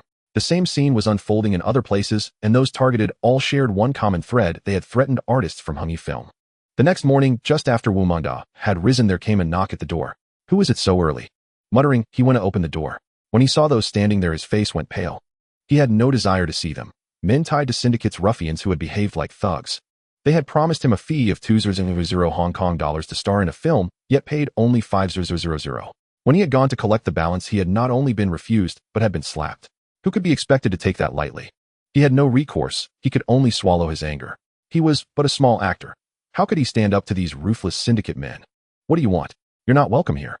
Wu Mengdao assumed they had come to offer him another part. This time, he would refuse outright. He moved to shut the door. Wait, mister. Wu, don't misunderstand. We have come to give you money. Wu Hushing wore a contrite smile, bowing low, his manner abject. We apologize, Mr. Wu. What happened before was a small misunderstanding. This is the remaining fee. Please accept it. With that, they handed him a bulging brown paper bag. Mr. Wu, please check. There is 15,000 Hong Kong dollars inside. Please verify. 150,000. Yes, that's correct. Very well, Mr. Wu. We won't keep you. Watching them leave, he almost felt as if he were dreaming.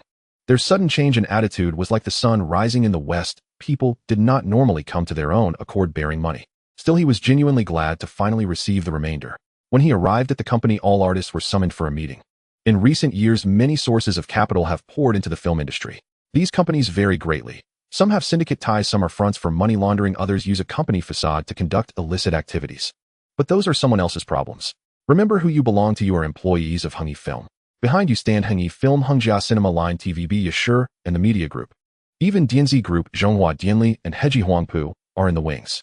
At every turn, the company is your steadfast shield. All staff under Hengyi's banner are protected. Our contracted artists have the moral certainty to refuse any unreasonable demands. Any individual, organization, or force that harasses, threatens, or intimidates our employees is a brazen provocation against Hengyi Film. We will not hesitate to muster every resource at our disposal and strike back with thunderous force. Only then did Wu Mengda understand why Wu Hushing had come early to deliver the money. The company had acted. Being part of Hengyi had been the wisest decision of his life.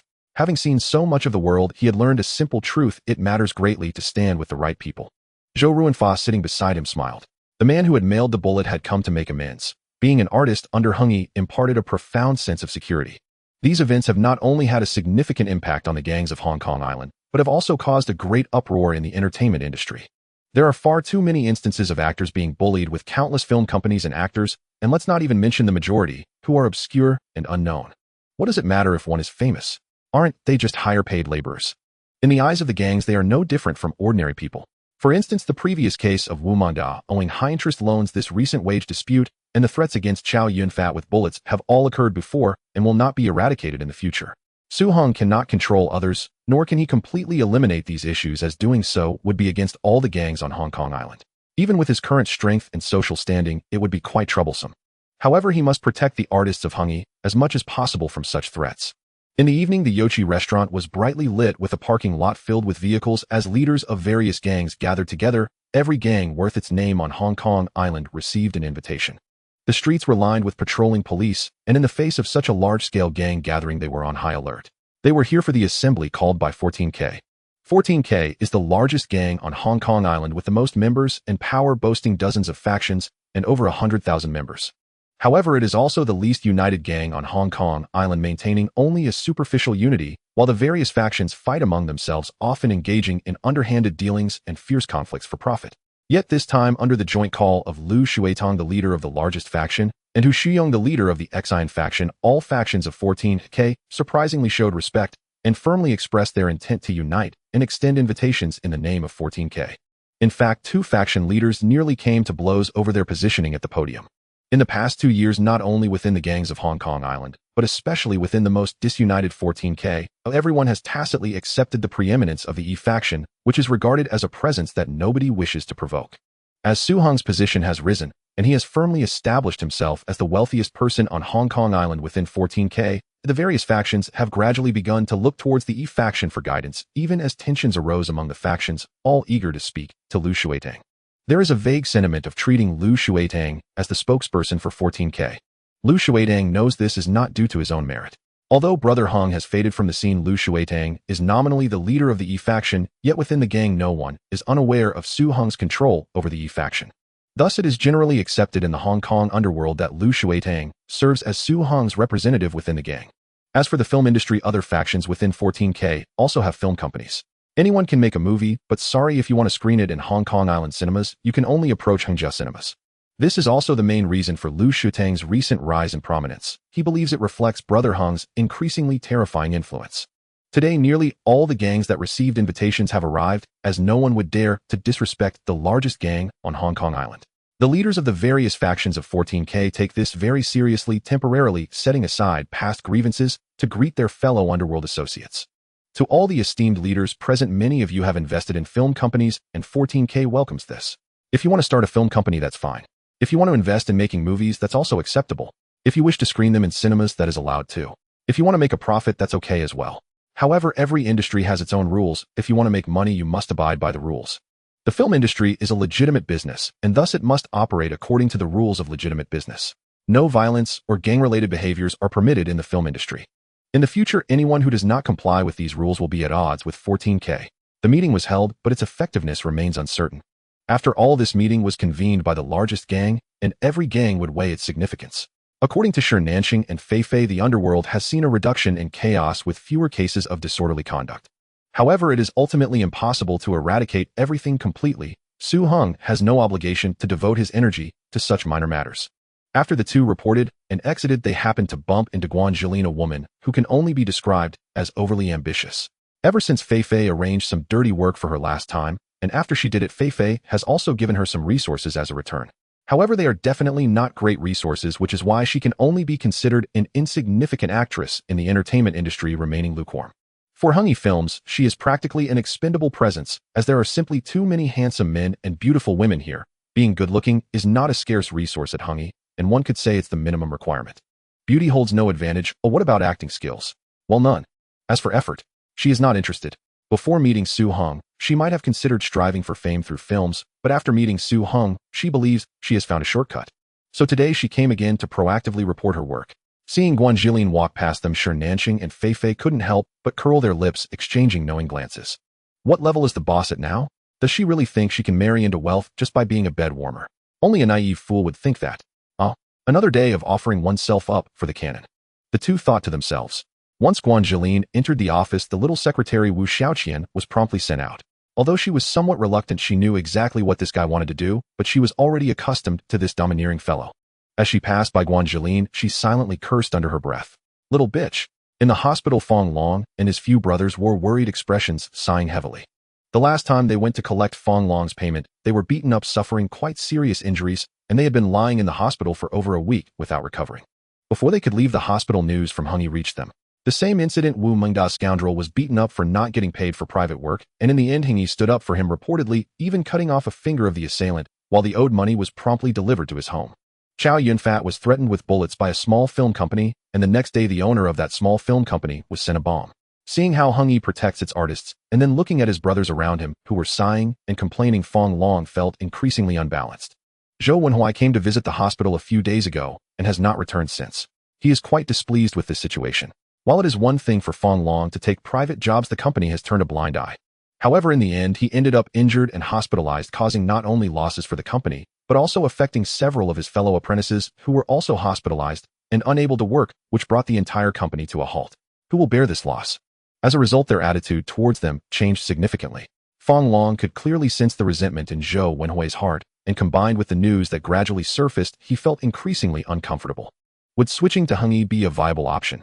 Hengyi's resources are undeniable, being the #1 in Hong Kong Island, a true leader, and having gained international fame through the film Transformers. Their script and distribution channels are unmatched. He felt quite hesitant. Shooting films for Hengyi would surely be welcome there. However, his status would be incomparable to that at Jiahe.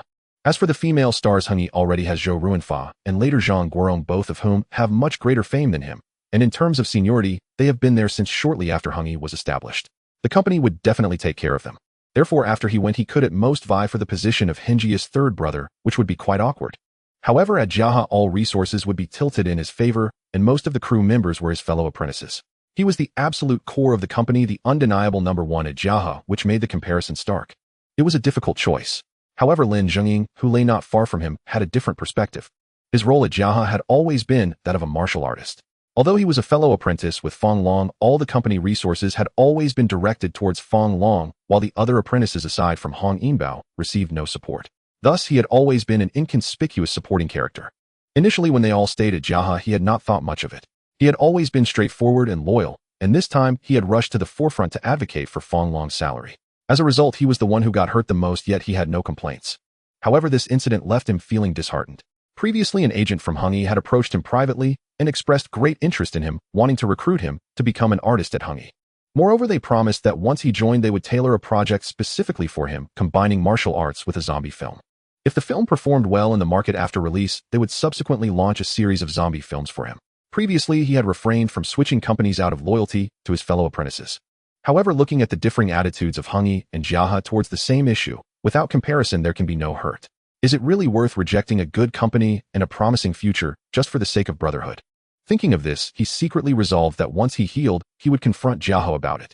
On Hong Kong Island, in an old rooftop attic, what was referred to as a rooftop attic was actually a makeshift shed constructed with iron sheets on the roof, specifically rented out.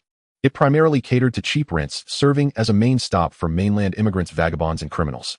Since it was cheap, one could not expect high hygiene standards. It was dirty and chaotic, filled with flies and trash, and all kinds of people mixed together.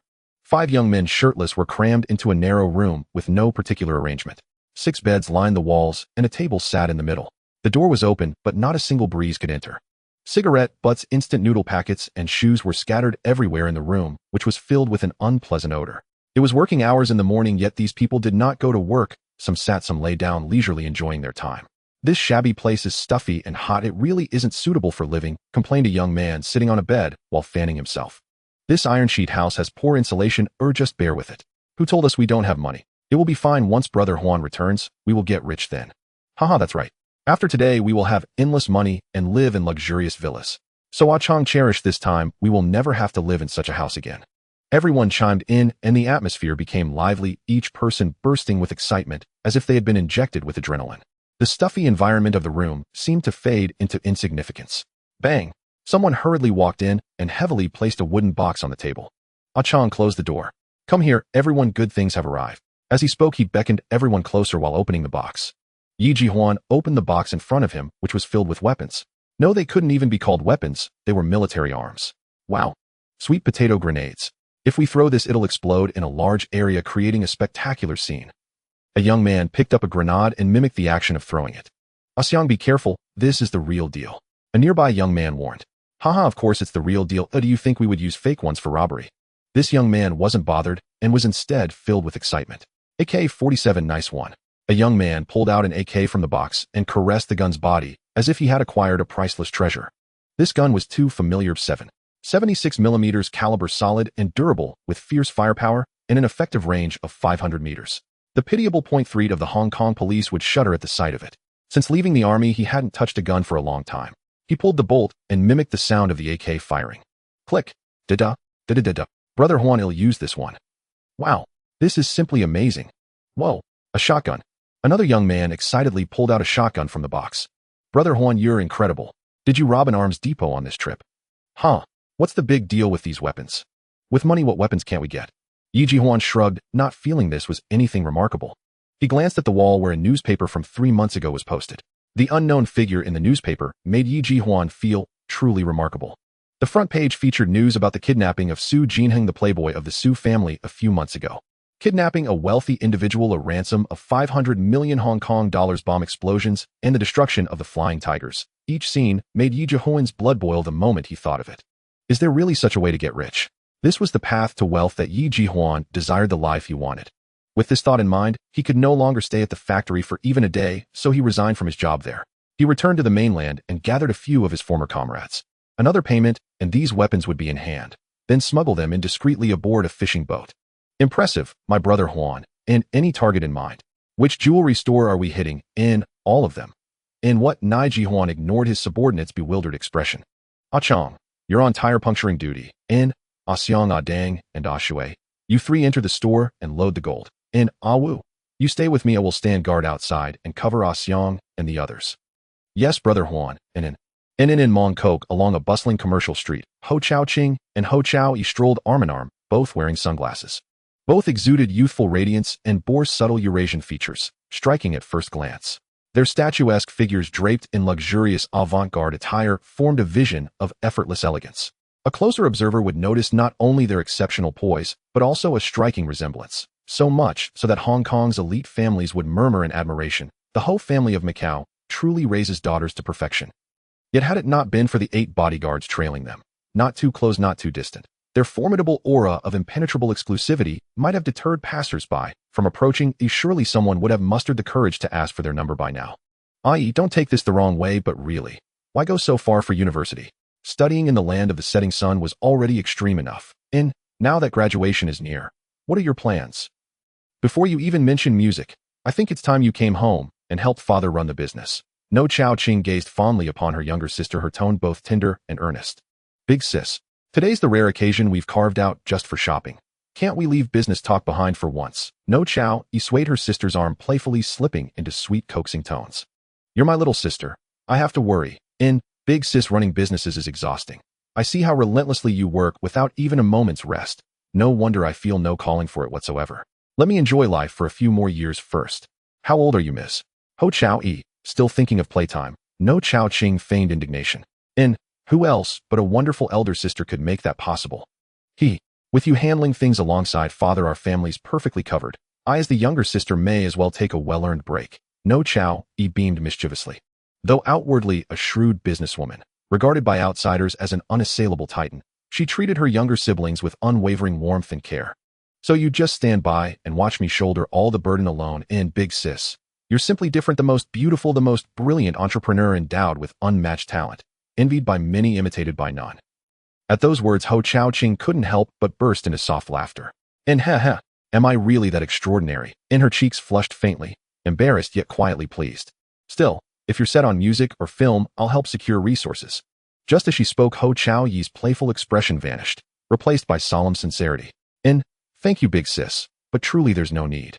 You're already stretched thin managing the family business.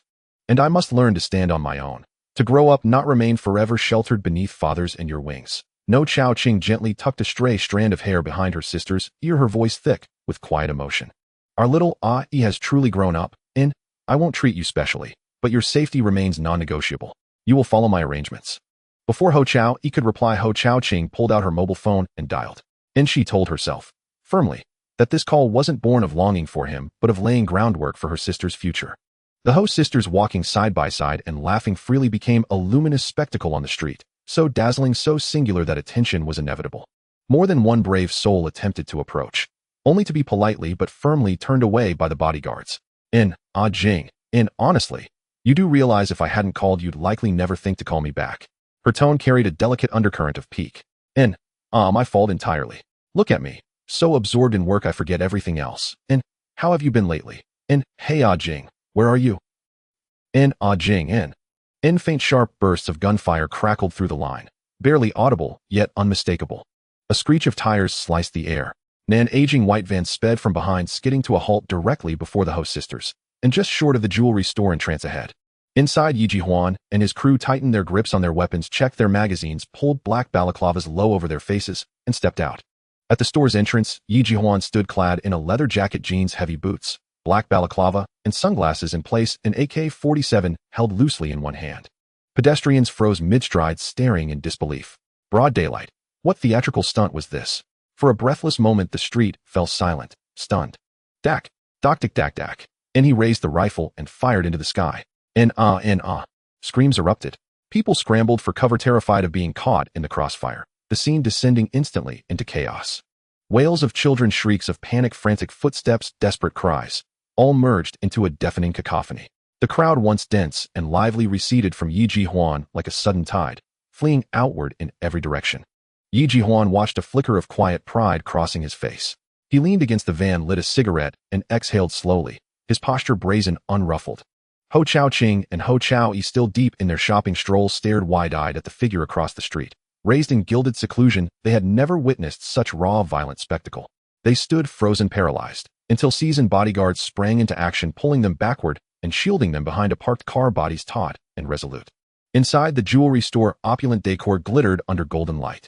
Display cases shimmered with gleaming gold ornaments. A handful of customers browsed quietly. 3 masked men strode in. Without warning, they fired 2 shots into the ceiling. Bang, bang. Clerks and patrons alike stood petrified, utterly unprepared for armed robbery in broad daylight on one of Hong Kong's most prosperous thoroughfares. This is a robbery, and terrified people dropped to the floor, scrambling for cover. One bandit hefted a steel hammer and brought it crashing down onto the glass counter. Shatter, and glass exploded across the floor. In seconds, the robber plunged his hands into the case, snatching gold pieces and stuffing them into pre-packed bags. Fill this sack, quickly. A few bold onlookers stared dumbfounded. How dare they do this?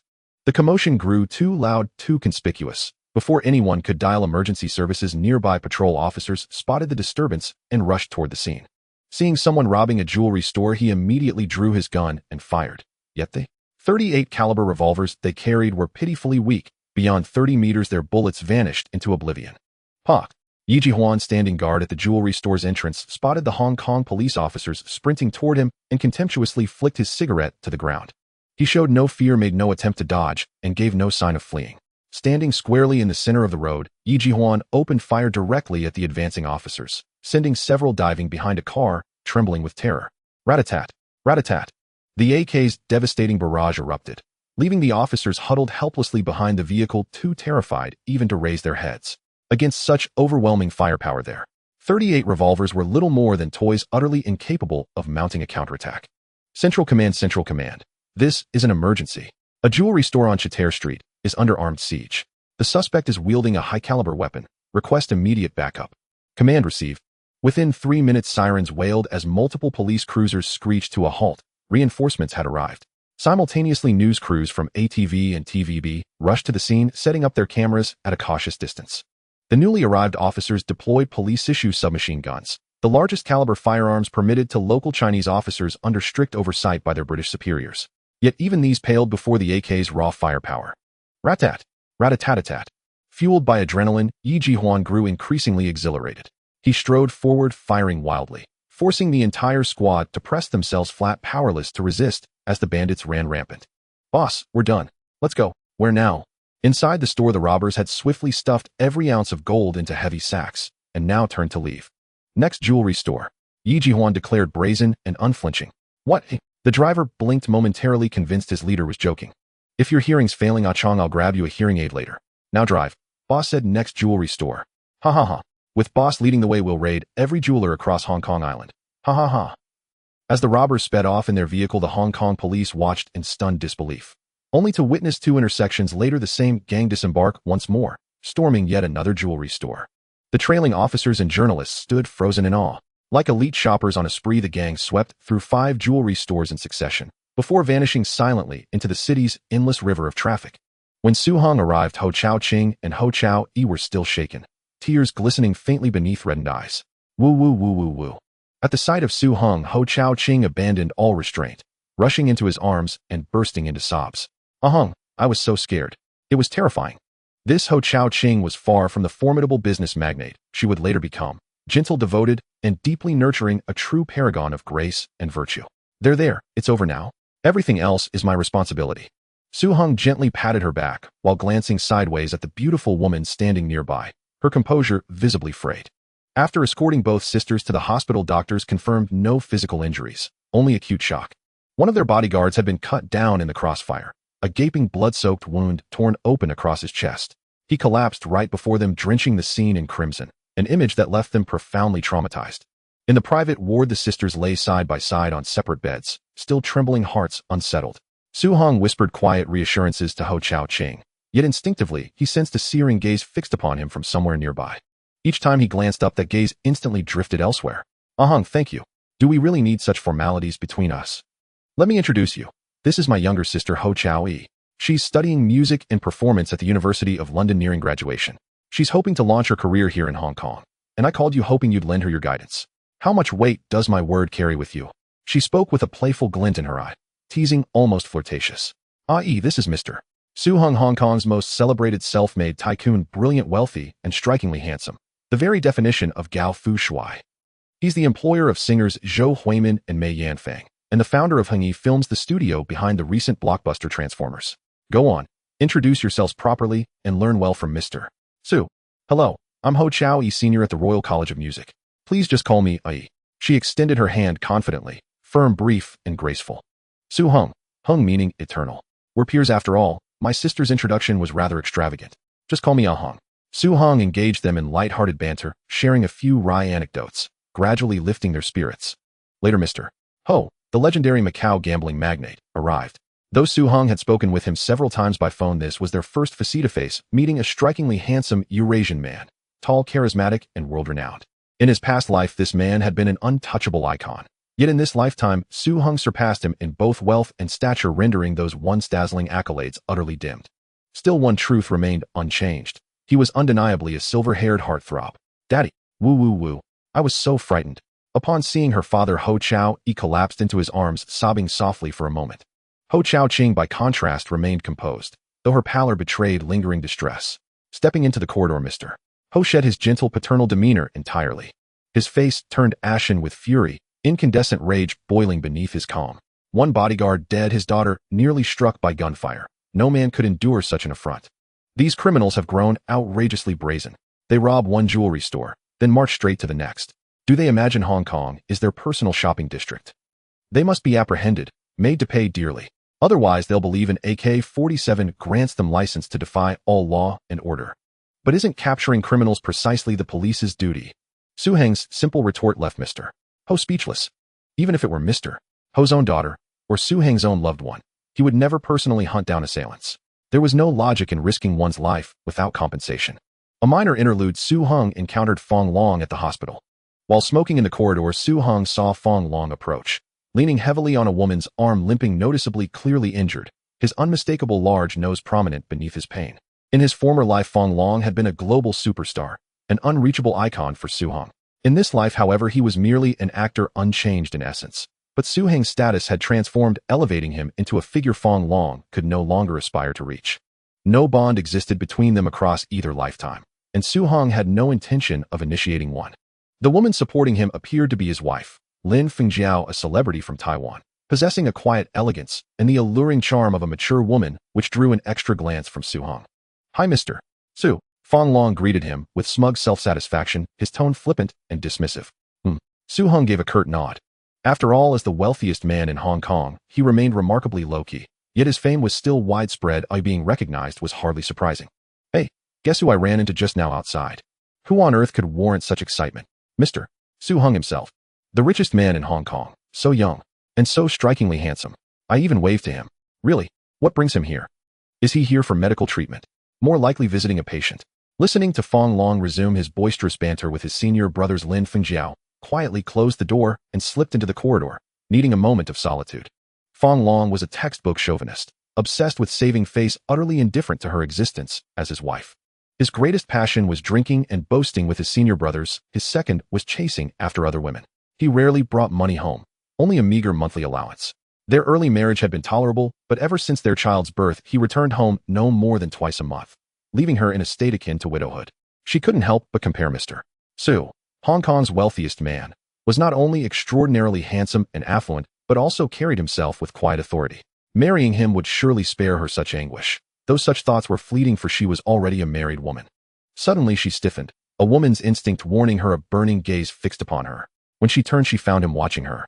Su Heng watched the woman approach. Her poise unmistakably refined, her beauty undeniable. Her gait held a subtle rhythmic grace, suggesting formal dance training. As if sensing his gaze, Lin Fengjiao lifted her eyes briefly towards Su Heng, then quickly lowered them again, her cheeks flushing faintly. She couldn't even recall how she'd managed to walk past him. Huff! She touched her cheek. It felt feverishly warm. His stare had been unrelentingly intense. Only once her pulse had steadied did she open the stall door. "Oh, you, how did you get in here?"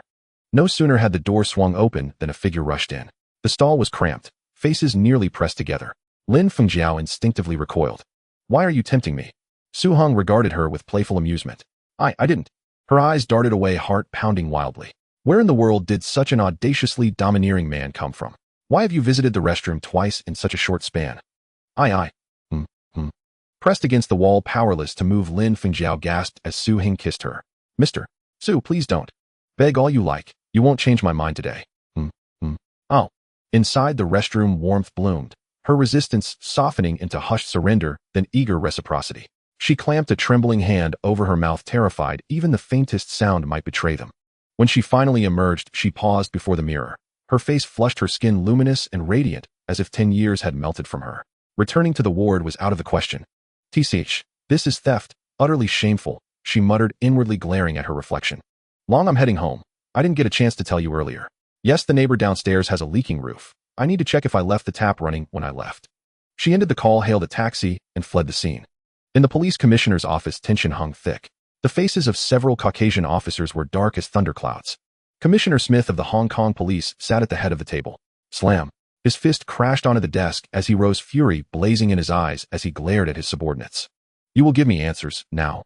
Armed robbers struck 5 jewelry stores, right under the Hong Kong police's very nose. 5. Not 1, not 2, but 5. And they escaped unscathed while 3 of our officers sustained injuries.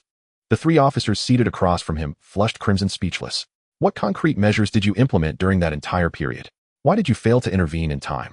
What exactly do you do? Are our officers nothing but swine? Smith raged on, slamming the desk with every sentence, its hollow thuds echoing like war drums, suffocating them beneath his palpable authority. The entire city watched it unfold live. Do you have any idea the pressure I'm under? The governor summoned me and tore me apart, verbally. On TVB and ATV news broadcasts, Yi Jihuan brandished an AK-47 on city streets, firing indiscriminately. The footage spread like wildfire across Hong Kong, electrifying everyone from the governor down to ordinary citizens. It became the talk of tea houses and dinner tables alike. Any leads? Not yet, none confirmed.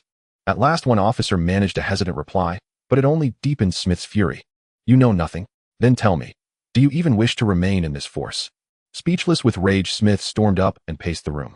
5 days. Either apprehend the criminals, or submit your resignations. Out. He bellowed the final word, so fiercely that dizziness blurred his vision, his knees threatening to buckle. Night fell over Victoria Peak Villa. Tian Yongyan entered clutching a stack of documents. Housekeeper Aunt Zhao approached with a cup of pu'er tea, graceful and courteous. Miss Tian, please wait a moment, mister. Sue will be down shortly. Thank you. Accepting the tea, Tian Yongyan sat down, fingers tightening around the dossier, her posture taut with nervous anticipation. Aunt Zhao stood nearby, studying the young woman with quiet scrutiny. This villa, Victoria Peak No. 1, was indisputably Hong Kong's most prestigious residence. Countless women dreamed of living here. Yet to date few had ever crossed its threshold. Who was this woman? Undeniably beautiful, but dressed simply a modest dress, shoulder-length bob heels. Yet something about her gait seemed subtly off-kilter. She seemed strangely out of place amid the villa's opulent grandeur. So why had Mr. Su granted her entry? From the staircase above, Su Hong descended, carrying a tray of delicate petit fours. Aunt Zhao's mouth fell open in astonishment. She'd never once seen Mr. Su cook since entering service at this estate. Aunt Zhao, you all go rest now. All right, sir, if you need anything later, just call me. No, just go rest. Miss Yinjin is staying here today. Okay, sir. Tian Yinjin let out a sigh of relief, feeling a bit more relaxed. Do you feel less constrained now, eh? Tian Yangin's face turned red. It seemed that Brother Hong had noticed her awkward situation. A child raised in an orphanage suddenly entering a luxurious and opulent place would undoubtedly feel out of place, not to mention the scrutinizing gazes of the servants. Brother Hung, I'm sorry, we spent some effort to gather this information and worried you might need it urgently, so I rushed over at night. Su Hung took the materials, not even glancing at them, and placed them on the coffee table. No matter how important this information is, it's not worth you running over here so late. What truly matters is her heartfelt intention. Su Hung looked into Tian Yangin's eyes, feeling a touch of emotion for this silly girl. This information was only assigned by Su Hung in the afternoon, and he hadn't set a deadline for completion. It had only been 4 hours since then, and she had to drive from the Tuen Mun base without even having time to eat. Let's eat the cake first. Brother Hong, you can make cake. I couldn't originally, but I learned it on the way when you came. After tasting a bite of this somewhat ugly-looking cake, Tian Yinjin smiled happily, remembering that she had mentioned her favorite flavor only once, and Brother Hong had remembered it. The gap in status and identity, combined with the sense of estrangement from months of not seeing each other, vanished in an instant. Come, I'll take you to the bedroom. Su Hung said casually. Tian Yangin's face instantly turned red. Hiss. Oh. After taking just 2 steps, Tian Yinjin fell to the ground. What happened? Let me see. Su Hung picked up her foot and saw that her ankle was already swollen. Wearing high heels. I'm not used to it. I tripped when I got out of the car just now. Su Hung knew she was not one to dress up, but she usually wore jackets, jeans, and sneakers. The dress she wore today was clearly not her style, likely because she was coming to see him tonight. Without a second thought, Su Hung picked up Tian Yinjin in a princess carry and placed her on the bed in the bedroom. Then he took out some ointment from the cabinet, rubbed it in his palms, and pressed it on her bruises. Yi Jihuan, nicknamed the Great Thief or King of Thieves from Shan City in Guangdong Province, served in the military and after retiring smuggled himself to Hong Kong. He once joined the Hongxing gang, but remained a low-level thug, often bullied, and left shortly after. 2 months ago, he returned to the mainland to acquire weapons and gathered 5 accomplices, temporarily renting a place. Looking at Su Hung gently applying the ointment, Tian Yangin's eyes sparkled as she spoke softly. Su Hung's claim that the information wasn't important was to comfort her. Only information that was very important and required confidentiality would have prompted her to collect it. Youngin, thank you for everything you've done for me. Su Hung paused his actions and met Tian Yangin's gaze. Brother Hung, I miss you. The two embraced tightly. Knock, knock, knock. Come in. Director, Mr. Su Hung has arrived. Upon hearing this, Smith instantly composed himself and instructed, "Please invite him in quickly." "Hello, Director Smith." "Hello, Mr. Su. Please have a seat." Completely different from the image of someone who had just lost his temper, Su Hong was met with a middle-aged man with a friendly demeanor. This was the wealthiest person in Hong Kong who could meet the governor at any time. Smith had to be extremely cautious. "Director Smith, you're busy with official matters, so I'll keep it brief. I'm here to discuss a business deal. My security company, Hang On Security, is willing to provide a safety service for the police department. The police department can purchase this service, which essentially means outsourcing police work to us." Outsourcing police work. Smith was confused, having never heard of this term before. This concept was already common in Western countries in later years, and the famous Blackwater could even contract out warfare. However, this idea was still quite novel at the moment. For example, in this robbery case, the police department can fully entrust it to us, from gathering clues, conducting investigations, arresting the criminals, to finally handing over the suspects along with evidence to the police department when the task is completed. The risks incurred during the execution will be borne by our company. For instance, if someone is injured or dies, our company will provide compensation and the police department will bear no responsibility. All the police department has to do is issue the task and pay for the service. We will charge based on the difficulty of the task and sign a contract for the commission. Although this idea was quite innovative, it was clear that Smith understood its meaning. In the end, Smith indicated that he needed to consider the matter carefully before responding. In fact, Su Hong didn't care how much profit this business would yield. Even if it made a profit over the course of a year, it wouldn't be substantial. However, what Su Hong truly desired was law enforcement authority. Although it was just the most basic enforcement authority, it was still considerable power that could not be measured by money. However, it likely wouldn't be easy to negotiate. The white-skinned pigs might not be willing to relinquish power. After finishing the discussion, Su Hong quickly pushed it to the back of his mind. Even if it were to succeed later, he would pass it on to Hang On Security to follow up. He was just getting things started. In Kowloon walled city, where chaos reigned, in a dim room sat 3 or 4 men who appeared to be ruthless and fierce. In the center was a scarred-faced man with a sharp nose and chin, looking very cunning. Yi Jihuan and his companions tossed 2 duffel bags in front of the scarred man. "Name your price." The scarred man opened the travel bag for a glance, closed it, and said expressionlessly, "I can only pay at most 20% of the market price." "What do you mean? You might as well just rob it." Yi Jihuan's younger brother could no longer contain himself and said angrily, "Scarface, wasn't it always 30% before? We are all old acquaintances. Isn't it too unfair for you to conduct business like this?" Yi Jihuan suppressed his anger and added, "I don't have time to joke around. You've made it common knowledge in the city that this batch of goods cannot be sold.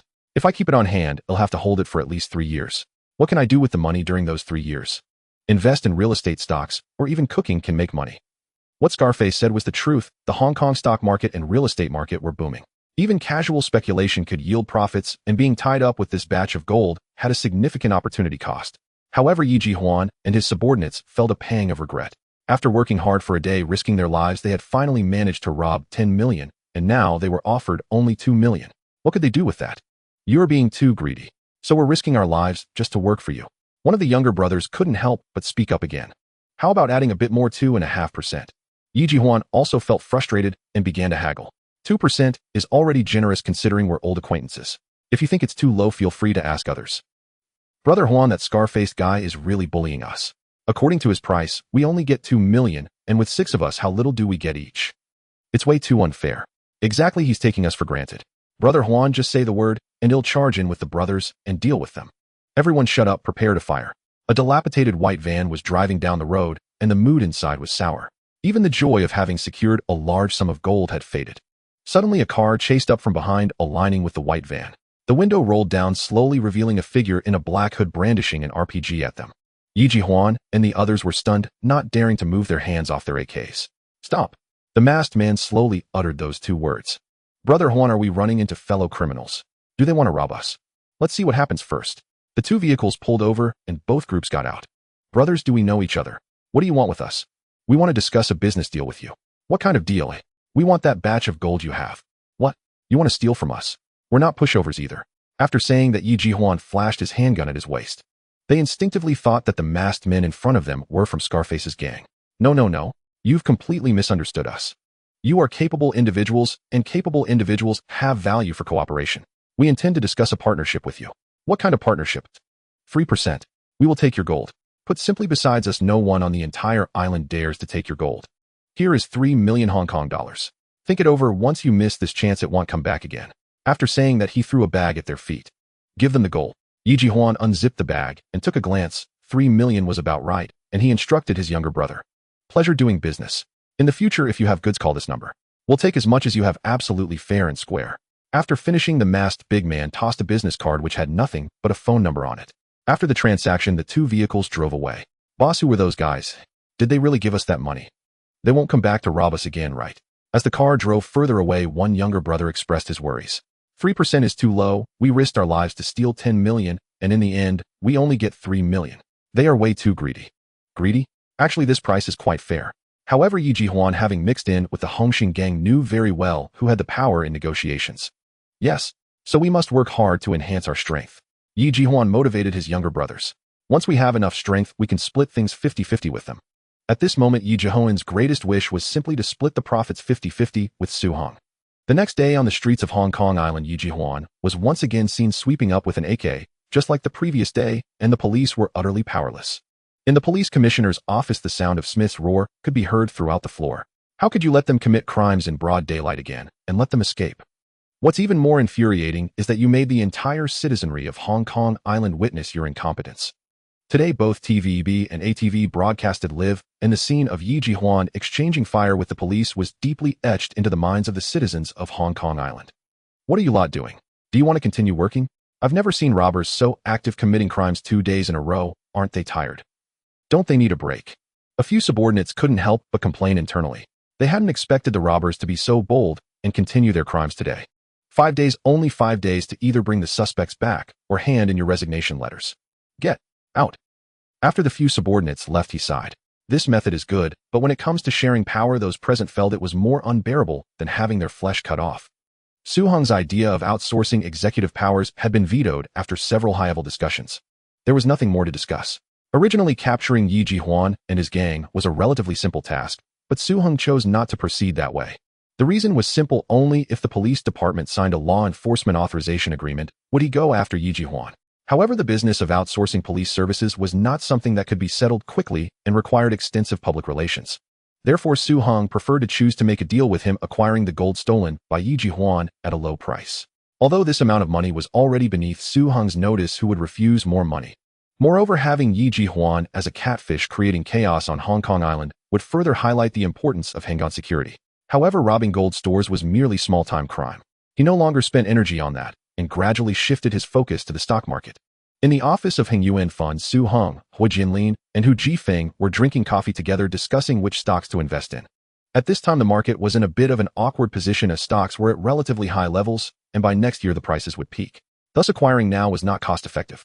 Ideally, waiting for the market crash to buy cheap assets would be best. The most ideal investment is to ride the wave of the stock market, and if the scale is too small, it won't work. Small-scale stocks can be managed by the trading teams maintained by Hu Jifeng and Hui Jinlin without needing their direct involvement. Jinning, the stock price is 6 Hong Kong dollars per share. Speaking of Jinning, its fame at this moment was immense. It was the most dazzling star in the entire Hong Kong stock market, no exceptions. Half a year ago, when it went public through a shell company, the price was 1.5 Hong Kong dollars. Subsequently, the stock price skyrocketed like it was on a rocket, quadrupling in just half a year. What was even more unexpected was that 6 months later, its stock price reached an astonishing 18 Hong Kong dollars per share. In a year, it multiplied 12 times. This scale, multiplying 12 times in a year, is something that even novels wouldn't dare to write for fear of being criticized by a bunch of handsome readers for being unrealistic. Of course, that is a story for later. For now, its audacious maneuver was only halfway complete. Chun Songqing, the largest shareholder of Jining Group and an engineer from Singapore, had founded the company. Just recently, it announced the sale of Far East Tower for 1 Hong Kong dollar, 8 billion, a move that sent shockwaves across Hong Kong Island. The sensation, however, stemmed not from the building's fame, though indeed Far East Tower was renowned as the tallest structure on the island to date. What truly made this transaction extraordinary was the price. While its fair market value stood at approximately 1 billion Hong Kong dollars, and even generously accounting for the real estate boom over the past 2 years, 1 Hong Kong dollar, 1 billion would be the absolute upper limit. The sale price still exceeded market valuation by over 60%. Even more astonishing was the fact that Chun Songqing had acquired the very same tower just 10 months earlier, in January, for 1 billion Hong Kong dollars. Wasn't that nothing short of miraculous?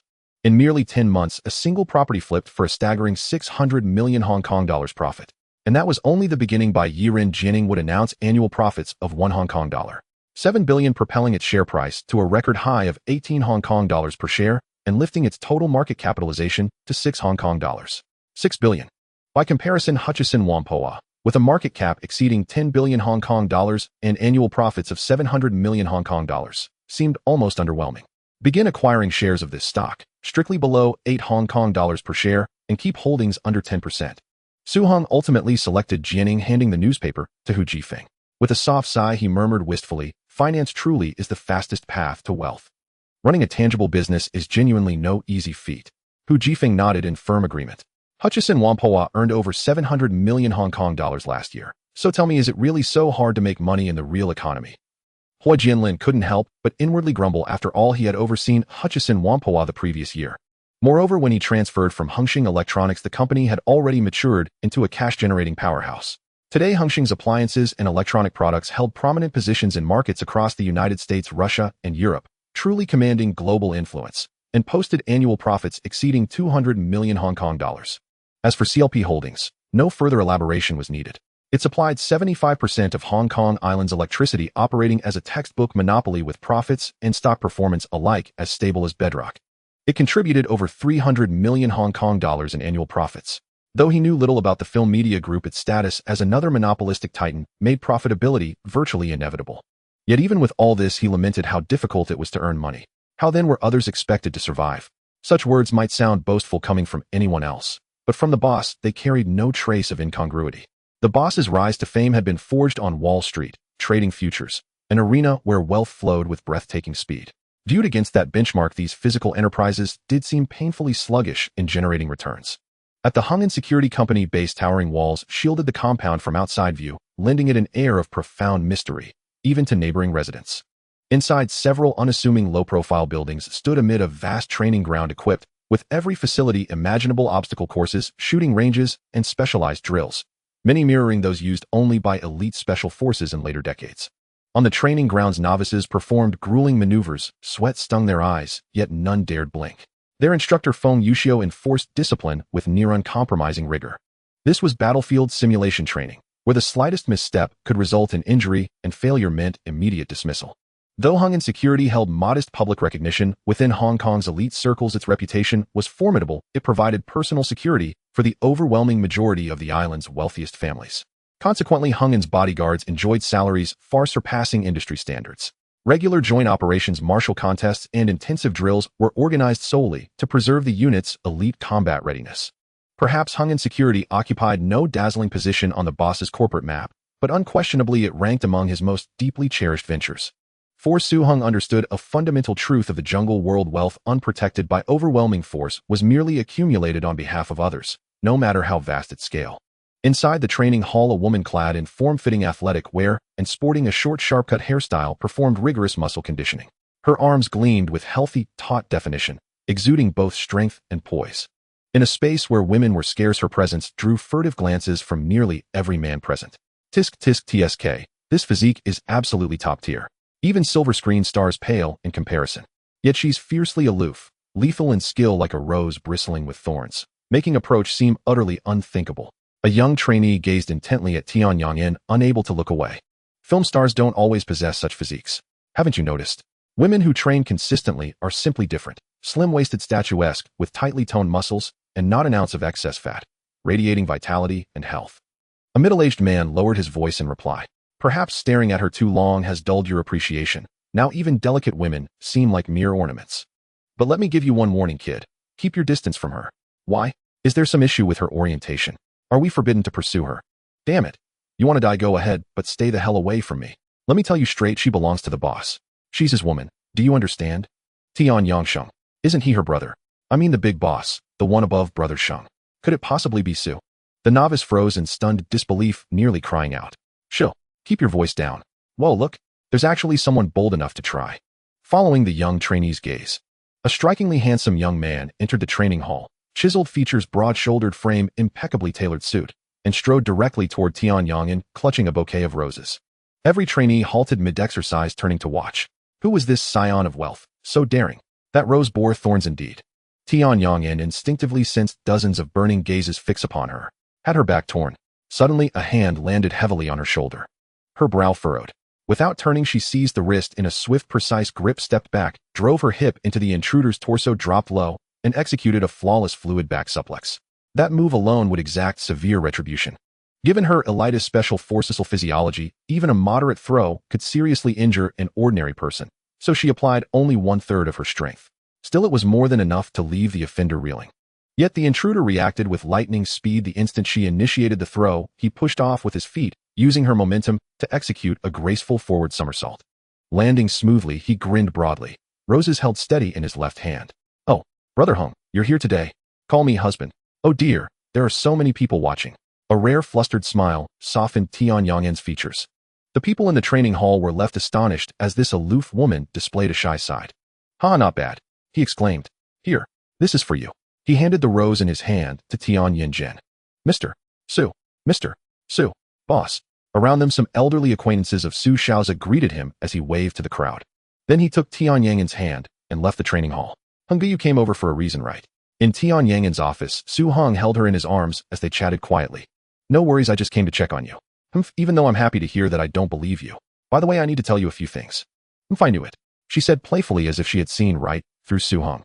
"A public company, Jinning, you might have heard of it. Two people, the largest shareholder Chen Songqing and the second largest shareholder Wu Qiyuan. Investigate them, instruct the investigation team to pay attention to safety. These two should have hidden strengths." "All right, I'll pass that on right away." Go ahead." Su Hong hadn't visited in a long time. When he did come, he would stay for a while.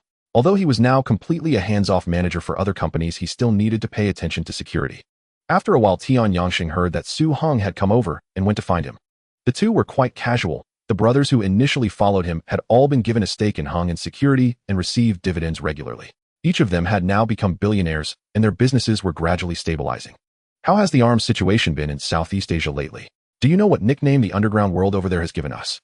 They call us the Kings of War. Now we are the largest arms wholesalers there. From high-ranking officials to warlords in the underground world, they all have to give us some face. We need to shift our focus and direct our energy towards it in Persia. Are they going to fight? Didn't they just oust their king over there?" "Yes, they will. These two countries harbor deep-seated grievances. They are not even of the same ethnicity and have different sects of belief. Their camps are not the same. Ik is allied with the beautiful country. Then I'll send someone to contact them. This matter can be dealt with at any time. There's no rush. If you don't go looking for them, they'll come seeking you." Su Hong sat firmly, looking like he was fishing. If his best friend in the Middle East Bidya saw this, he wouldn't know how angry he would be. "You personally go to Australia to handle a matter, register a company, and then buy these places in the name of the company. Don't worry about the money. Even if the cost is a bit high, it doesn't matter. Additionally, get Hung and Security's branch office started." "All right, I'll set off immediately. Let's go. I have some free time this afternoon. Let me take you shopping." Seeing Tian Yingzhen hurriedly return, he knew she had delegated her tasks. "Then wait for me a moment, or I'll change my clothes." When she came out in her new outfit, Su Heng's eyes lit up. She wore a sleeveless dress, white with blue flowers with a white lace collar, the hem just above her knees revealing her straight, white legs, looking elegant, yet slightly avant-garde. At 1.7 meters tall, when she wore high heels that were about 5 centimeters her height, paired well with Su Heng's 1.85 meters. Her already beautiful face was lightly made up with pastel-colored lipstick that made her look much livelier. Perhaps having been used to seeing Tian Yingzhen in jeans and jackets as her professional attire, this look was a bit of a delightful surprise. Time truly changes a person quickly. In just 2 short years, she had transformed from a girl who had just smuggled over from Wanta country struggling to survive in the gray area into a competent and confident leader of an intelligence team. "What's wrong? Do I have something dirty on my face?"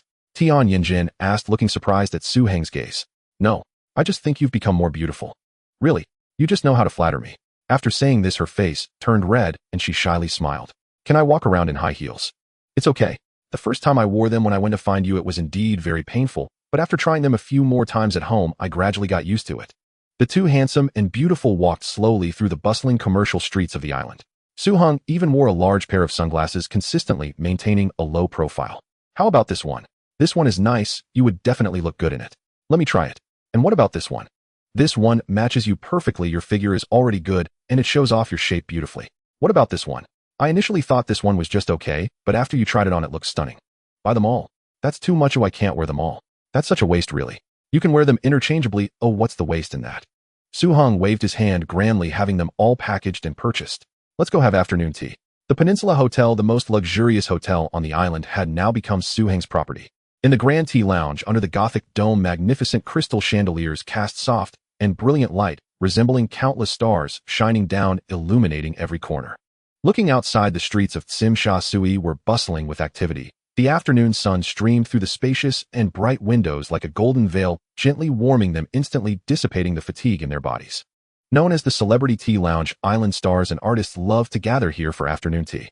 After being acquired by Soo-hung, even more stars and artists came. However, with that came paparazzi, often disguising themselves to snap photos nearby, as celebrity gossip was always the most popular. Hungu, I see some stars here. 3 layers of luxurious desserts and 2 glasses of champagne later, they chatted while eating, and it was evident that Tian Yinjin was genuinely happy, her little face flushed radiant with a rosy glow. You're still chasing stars. When I'm bored, I occasionally watch dramas. Some actors are really good. Then why didn't you come over last time when I asked you to come here? I can't do those things, so I'm better at doing what I'm doing now, and I can work with a few brothers, so I'm quite happy. Just do what you like. I can support you. Su-heng nodded, looking at Tian Yinjin with a hint of indulgence. It seems this time we will be busy for nothing. We have been waiting here for so long, but we haven't caught anything. Even if those celebrities are having affairs and go to a hotel room, we won't be able to take any covert pictures. Jia Xiaoxin and Luo Wenwei were sitting in a van by the roadside staring at the Peninsula Hotel across from them. Today they were planning to take covert photos of a Hong Kong actress. The two were partners and collaborators working as paparazzi. They had been tailing this actress for almost a week, and they had already captured some evidence. They were just waiting to take a few clear photos today before closing the net.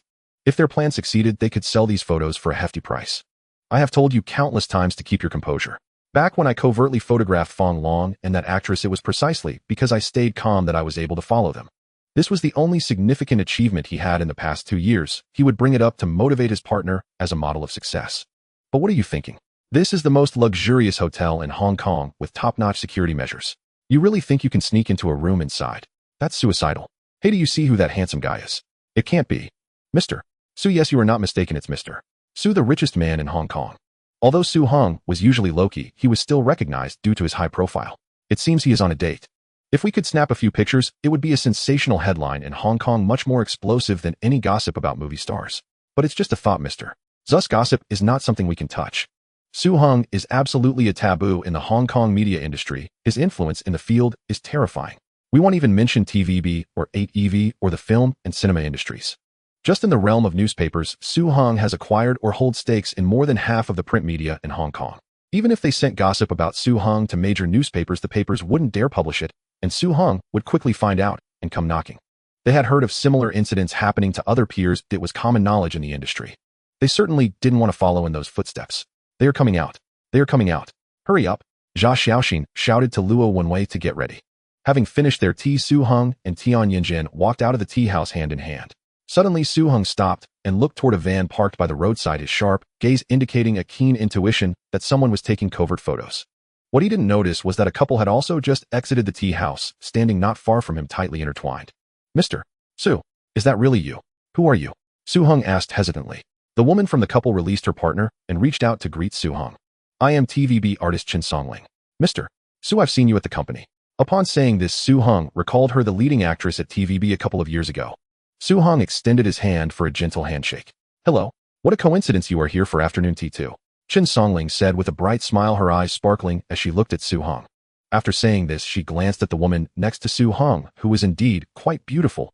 She must be Su-hung's girlfriend. What a coincidence. Mr. Su, goodbye. Goodbye. Seeing that Su-hung didn't seem interested in a deeper conversation, it must be because his girlfriend was beside him. Chen Songling turned to leave, but it was good to get a greeting from her boss to establish familiarity. Su-hung watched her departing figure, feeling a sense of familiarity in her gaze. It was an obvious flirtation. If he were alone, it wouldn't matter if he had a deeper exchange, but with Tian Yinjin around today, Su-hung couldn't afford to flirt with another woman in front of his girlfriend. Got it. We got it. The woman just now was holding hands with her young boyfriend while entering the hotel. Together with the previous photos, that's solid evidence. Jia Xiaoxin said excitedly. Suddenly, he and Luo Wenwei looked outside the window in horror. A dark gun barrel was pointed at them, signaling them to roll down the car window. Hand over the camera. Luo Wenwei attempted to resist, but the man with the gun snatched it away. Now I suspect you have intentions of kidnapping Mr. Su. Who sent you? That's not true. It's a misunderstanding, a total misunderstanding. We are. Jia Xiaoxin and Luo Wenwei were taken aback. What kind of joke was this? They couldn't afford to bear such a charge. Kidnapping Hong Kong's richest man. Were they tired of living? They quickly began to explain. Boss, the photos have been developed. They are not here to take pictures of you. The large man entered the room and handed over a stack of photos. They are here to take pictures of that Chen Songling and her boy toy. We just happened to run into them. He continued, handing over another stack of photos. Su Hong flipped through the photos he received. Indeed, they were of Chen Songling and that boy toy. The photos were quite clear, showing different locations times intimate actions and flirtation, but previously they had only captured side profiles, while this time it was a frontal shot. These photos, if released, would certainly create a sensation. Interesting. Chen Songling, the leading actress at TVB a few years back. Su Hong had heard of her especially when she married a wealthy businessman during her peak. The head of a mid-sized real estate company named Zhang Qingfu, an old man older than her father. Some envied her while others laughed at her, but no matter how controversial it was, she was considered a model of successfully marrying into a wealthy family. For a time, she became a hot topic of discussion.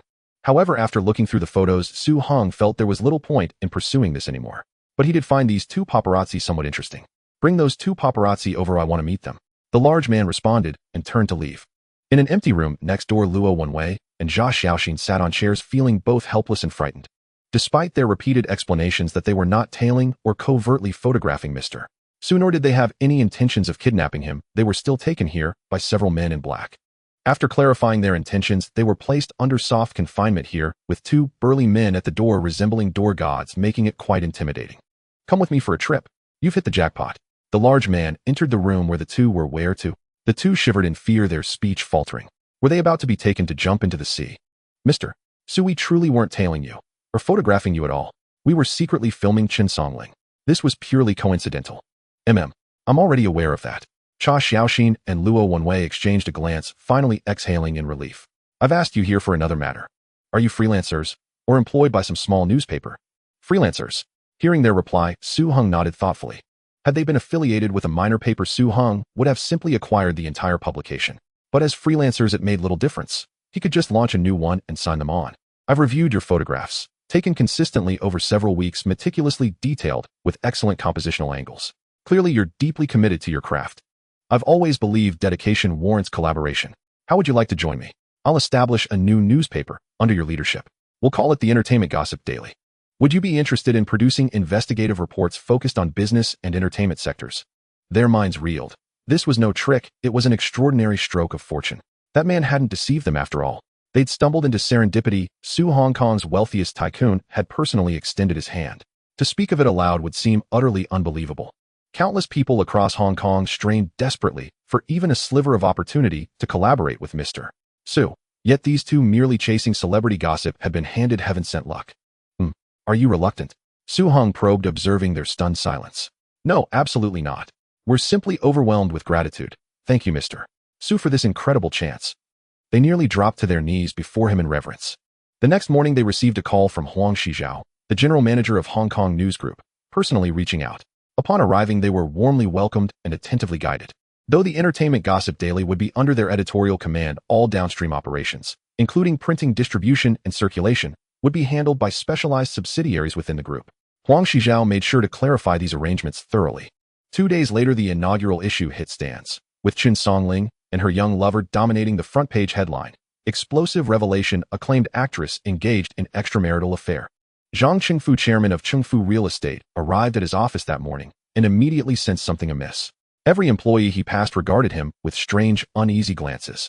What happened today? Why does everyone look at me so oddly? Here, you see for yourself. His elegant secretary pointed toward the newspaper lying on his desk, her tone laced with quiet schadenfreude. She'd purchased it deliberately that morning. Who told you not to marry me? Now you've married a movie star. So now you wear the green hat, haven't you? She mused inwardly. She'd been with Zhang Qingfu for years, and after he'd finally divorced 2 years prior, she'd dared hope her turn had come. Yet instead, he'd swiftly wed a celebrity actress, leaving her unchanged in status, secretary and mistress alike. Who could bear such injustice without resentment? Slam. Zhang Qingfu slammed his palm onto the desk, erupting in fury as he stormed out. You wretched woman, you'll pay for this. Just wait until I get home and deal with you. He rushed back to his villa. Slam. Oh, what's wrong with you? What's gotten into you? You filthy whore, daring to shame me with your infidelity. Today I'll beat you to death. Slap. Slap. Ah. After a brutal barrage of punches and kicks, he strode away, without a trace of mercy. Wah wah wah. Chen Songling sobbed softly, her face and body bruised and swollen, pain racking her frame. Worse news followed in rapid succession. Just moments earlier, she'd received official notice from her talent management division. All assignments and engagements were suspended indefinitely, pending further notice. She knew she'd been shelved. Worse still, she might soon face massive compensation claims from advertisers. Her marriage, too, was irretrievable. Zhang Qingfu, the vile old turtle, would certainly divorce her. At the thought, panic seized her, her physical agony suddenly fading into insignificance. Gone were the luxuries of high society life. Gone was her career. Where then would her income come from? How long could her modest savings possibly last? Chen Songling felt utter despair. It is easy to descend from frugality into extravagance, but excruciating to fall back from opulence into austerity.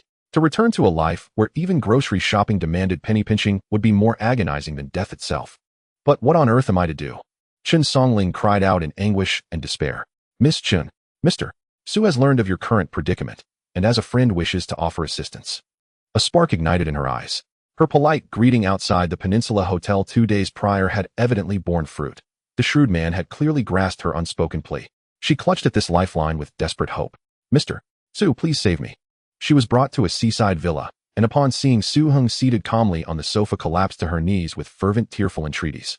She knew unequivocally that only this man held the power to rescue her now.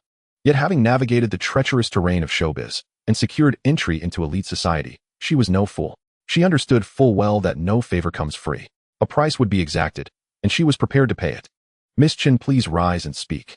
She remained kneeling, then crawled forward on her knees until she reached Su Hung. I am willing to pay any price.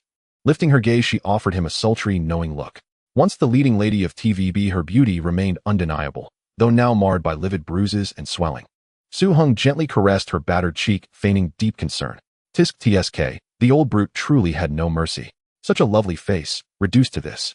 In truth, your predicament is quite manageable. There are but 3 core issues: public perception, professional standing, and marital dissolution. Regarding public perception, your sole recourse is apology. To err is human, to own it noble. Hold a press conference tomorrow, sincere, humble, and contrite. But emphasize your suffering. Claim he subjected you to domestic violence. Present medical evidence of your injuries as proof. Then reveal his pattern of abuse. How he regularly beat you, brought other women home, gambled recklessly, and even used narcotics. If facts are scarce, invent them freely. As for your career, it's equally resolvable. Once the scandal subsides, we'll orchestrate a media rehabilitation campaign, then tailor several major productions exclusively for you, restoring your fame swiftly and decisively. And divorce, the simplest of all. I'll retain a top-tier legal team to litigate aggressively, demanding half his estate in court. Even if you don't secure exactly half, you'll walk away with no less than 50 million Hong Kong dollars. Chen Songling's eyes widened. She'd expected expulsion from his mansion, yet here stood the prospect of 50 million Hong Kong dollars. A wave of astonished elation washed over her. Mr. Su, I'll follow your every instruction without question. Whatever you say, I'll do. And for such tremendous help, how precisely will you thank me? Su Hung watched her with amused, appraising eyes. A seasoned veteran of the entertainment industry, Chen Songling understood the unspoken rules perfectly. Her gaze shimmered with practiced allure. She slowly ran her tongue across her lips, exuding an unmistakable, intoxicating charm. None of this, not the scandal nor the fallout, could truly destroy Zhang Qingfu. At most, it would only inconvenience him. His true downfall lay hidden in other far more damning materials. Ladies and gentlemen, esteemed viewers, my extramarital affair has been exposed. Here I sincerely apologize and beg for your forgiveness. On the television screen, Chen Songling spoke with heartfelt sincerity, tears of remorse streaming down her cheeks before bowing deeply to the audience. Her anguished weeping stirred profound sympathy. Suddenly, the tone shifted. Chen Songling removed her mask, rolled up her sleeves, and hiked up her pant legs. Under close-up camera scrutiny, the scars on her face, arms, and legs appeared shockingly vivid and harrowing. She then recounted her harrowing ordeal before the lens, accusing her husband of infidelity first, and later of domestic violence, heroin addiction, and gambling. She even unveiled incriminating photographs and medical injury reports as evidence. Sobbing uncontrollably, her anguish was so visceral that viewers watching at home erupted in furious condemnation of Zhang Qingfu. That wretched woman, that shameless hussy, how dare she slander me? Watching Chen Songling's performance on screen, Zhang Qingfu exploded in rage.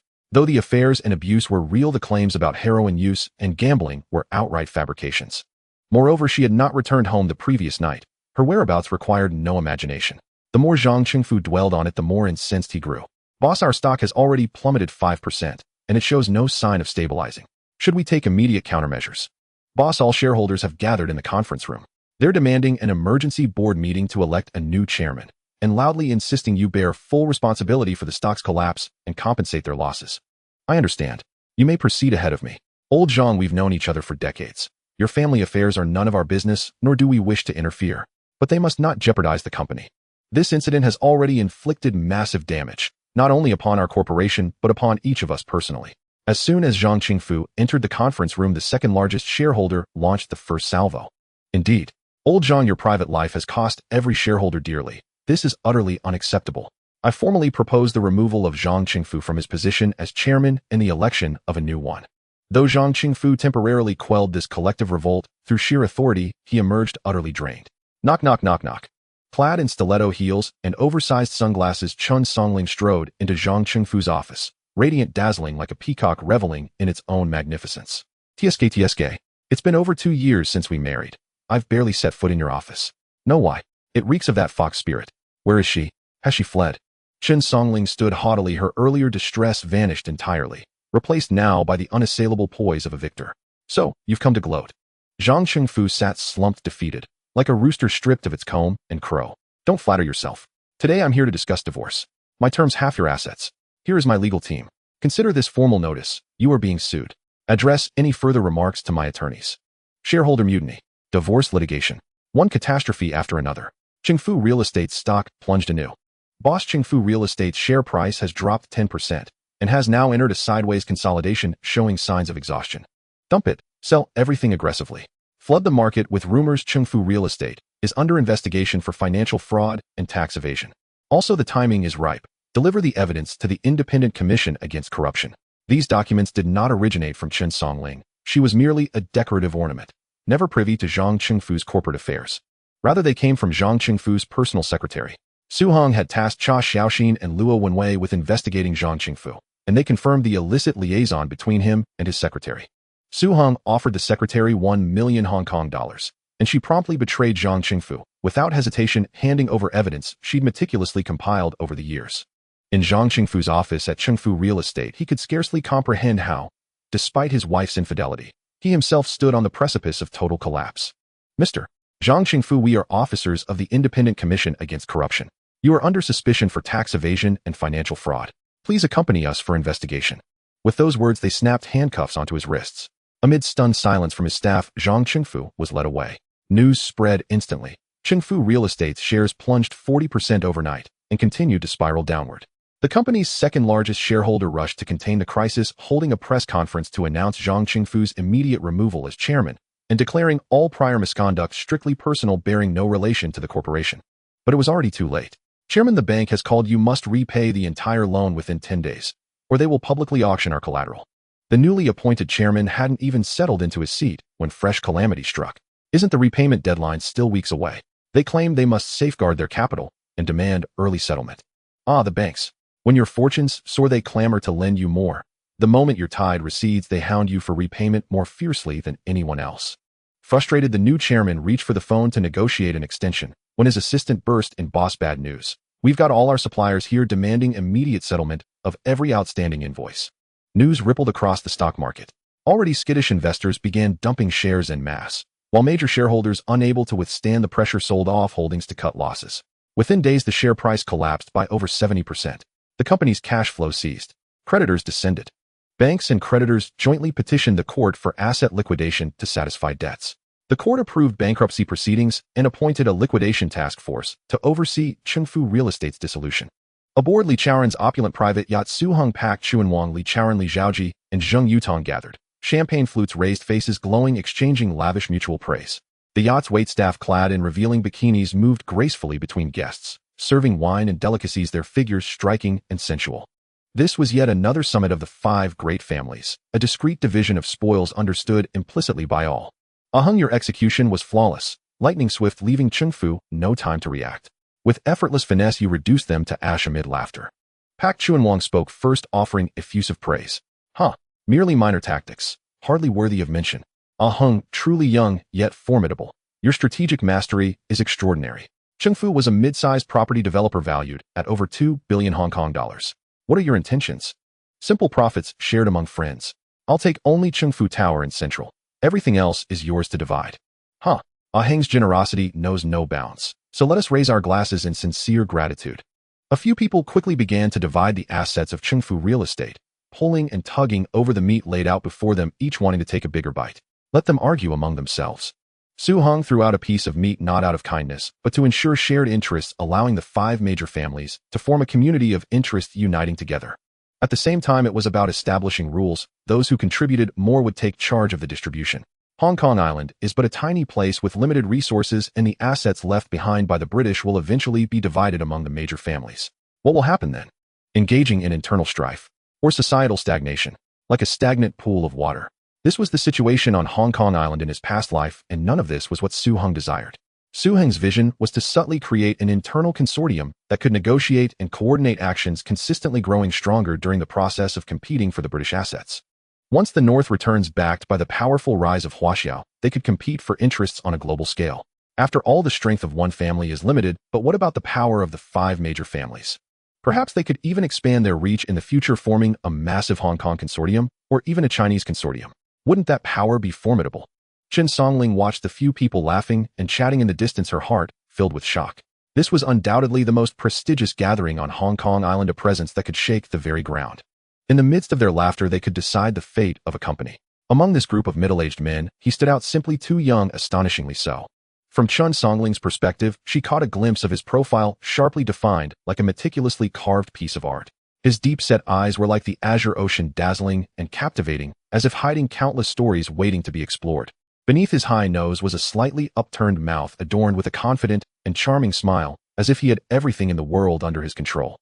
Sunlight fell upon this man's upper body, his broad shoulders supporting the entire scene, and his solid chest reflected a golden sheen, each muscle seemingly imbued with endless energy.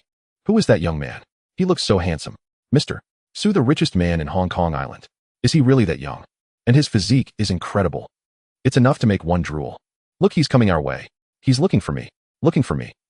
The chatter of the girls beside her finally snapped Chen Songling out of her daze. From the high beauty of the service staff on the boat, it was clear that Su Heng was not lacking in beautiful women. She knew that with her own charm it would be difficult to remain by Su Heng's side. He valued her more for her status as a married woman, and once he grew bored, she would be cast aside. However, she did not care about eternity. Just being able to possess him briefly was already a stroke of luck.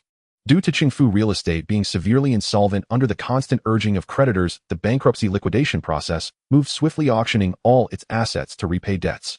In the auction hall, seats were filled to capacity, mostly occupied by enterprises under the 5 major families. This auction appeared to be public, yet behind the scenes the assets had long been divided and ownership had been secretly decided. They were merely going through the motions. Other small and medium enterprises also participated, primarily to join in the excitement and show support. The real estate circle in Hong Kong Island is so small that news spreads quickly. The word about the 5 major families taking action had already circulated. When the top tycoons divided the spoils, no one dared to disrupt the process. Even if someone wanted to stir trouble, they had to weigh their own strength. The first and largest asset being auctioned was a building under construction in Central, developed by Qingfu Real Estate. It designed to be 50 stories high and reach a height of 240 meters. Once completed, it would become the tallest building on Hong Kong Island, currently standing at 40 stories. This building was mortgaged to the bank, which required a public auction for debt repayment. After evaluation, the starting bid was set at 800 million Hong Kong dollars. 800 million Hong Kong dollars. Su Heng's Hongfeng Real Estate was the first to raise a paddle. 800 million and 1 million Hong Kong dollars. Quan's Kowloon Warehouse raised a paddle. 800 million and 2 million Hong Kong dollars. 800 million and 3 million Hong Kong dollars. Li Zheoji's Real Estate Company raised a paddle. 800 million and 4 million Hong Kong dollars. Li Ka-shing's Chung Kong Holdings raised a paddle. The few of them tacitly raised the bid. 810 million Hong Kong dollars. Hongfeng Real Estate raised the paddle again. This time no one else raised a paddle. 810 million Hong Kong dollars for the second time, 810 million Hong Kong dollars for the third time sold. With the auctioneer's hammer falling, the value was approximately 1.4 billion with a purchase price of 810 million Hong Kong dollars, which was 20 lower than the cost price for the soon-to-be completed tallest building on Hong Kong Island, valued at around 2 billion, landed in Su Heng's pocket. Hongfeng was still a shell company registered when it took over the Ma family's assets, with all relevant procedures entrusted to Su Heng's listed company, Hutchison Whampoa, to handle. After all, they had a professional team and were adept at managing such affairs. Once completed, Su Heng intended to use it as the headquarters of the group, renaming the building Hongfeng Tower, and the group would be called Hongfeng Group. The other assets of Qingfu Real Estate were divided among the remaining major families. Although Su Heng had been low-key enough, the news of the tallest building on Hong Kong Island changing hands spread nonetheless, igniting discussions in the real estate market. People marveled at the immense financial power of Mr. Su as well as his vast network. They compared this project with the recently sold Far East Tower by Jia Ning, noting that the former tallest building had 25 stories sold for 1.6 6 billion Hong Kong dollars, while the soon-to-be-completed tallest building was twice the area of the Far East Tower, making its value around 3.2 billion. This comparison seemed reasonable. Television and newspapers extensively reported on the matter. Shock Mr. Thus Hongfeng Real Estate acquires the tallest building on Hong Kong Island valued at an astonishing 3.2 billion Hong Kong dollars. The Far East's tallest building has changed hands now in Mr. Thus possession. However, no one could have imagined that 6 months later the real estate bubble would burst, with both the housing and stock markets taking a hit, causing property prices to plummet to 60 of their peak, effectively halving. The real estate and stock markets were in ruins, a truly grim sight. However, at this time the housing market was still a red sea, with funds of all sizes flooding and eager to share in the profits as prices soared. Nevertheless, ordinary people, even many of Hong Kong's elite, could only dream of the tallest building for 3.2 billion Hong Kong dollars was not something everyone could afford. Even estimating at market value would still be around 2 billion Hong Kong dollars, which was no small sum. Yet this news still sparked heated discussions on Hong Kong Island. In Hong Kong Island, in the office of the general manager of Yumin Bank, my Fuxiang sat behind the boss desk reviewing documents. He had a reddish-brown complexion, thick lips, a somewhat flat nose, and a slightly stout stature bearing typical Malay features. Knock, knock, knock. Manager Chairman Chen Songqing is here to see you. A secretary with Southeast Asian features entered after knocking, reporting. My Fuxiang put down the pen in his hand, slightly furrowing his brow, his expression momentarily complex. Is there any news from the head office? The Yumin Bank on Hong Kong Island is just a branch. The head office is in Malaysia. This bank is not well known on Hong Kong Island, but it has a significant reputation in Malaysia, backed by the Central Bank of Malaysia. I heard from rumors that the head office intends to send an accountant to check the accounts, the secretary cautiously replied. Do you know who will be sent? Do you know when they will come? My Fuxiang's expression showed no signs of change. I heard it's someone named Yi Biqian, but the exact time hasn't been mentioned. It seems there are significant disagreements among the higher-ups. It's time to make some preparations. Did you get in touch with the person I asked you to? I've contacted them, but they are asking for a high price, yet they guarantee the task will be completed. It's normal for the price to be high. Agree to their terms, and you can ask Chen Songqing for 2 million Hong Kong dollars first. Just say it's from me. All right, I'll take care of it right away. Go ahead and do your job. Let Chen Songqing in. The secretary left and returned shortly with someone. Manager Mai, I have good news for you. Chen Songqing entered with a cheerful smile on his face. What good news can you bring? Is it about a loan again? Of course, we're definitely going for a loan, and it will be a substantial amount. It's a good news, an opportunity to cooperate with Hong Kong Island's richest man that will propel us to great heights. Su Heng wants to invest in Jianing. My Fuxiang's face showed disbelief. As the head of a bank, he had heard of the renowned Su Heng from Hong Kong Island. However, it was evident that he did not believe Chen Songqing could easily attract the investment of the rich man. It's not an investment. The ownership of Hong Kong Island's tallest building has changed. You've heard about this, right? The tallest building. Isn't it the Far East Plaza? My Fuxiang was somewhat surprised. It's not the Far East Plaza, it's the Hongfeng building, which is currently under construction and will be 50 floors high upon completion, making it the future tallest building on Hong Kong Island. Chen Songqing patiently explained. Oh, is this building changing hands? I don't remember that. Hongfeng Real Estate, which is under Su Heng, just acquired this building recently. This building has garnered too much attention, and he knew some information about it. Yes, they are also investors and intend to sell. Su Heng's team has already contacted me to see if I'm interested. He also mentioned offering me a relatively low price, as they are very interested in my investment capability and hope to establish a cooperative relationship with me. Chen Songqing puffed up his chest, a hint of pride curling the corner of his mouth. Is that so? Absolutely true. His assistant Hui Jinlin, the general manager of Hutchison Whampoa, who is also the general manager of Hongfeng Real Estate, personally came to find me. How could it be fake? But didn't you already acquire the Far East Plaza? Can this building generate profit? The key is that this building is the true tallest building on Hong Kong Island, attracting much more attention than the Far East Plaza. All the investors are focused on this building, and that's enough. Chen Songqing seemed somewhat proud. Although he might not be very good at investing, storytelling was his strong suit.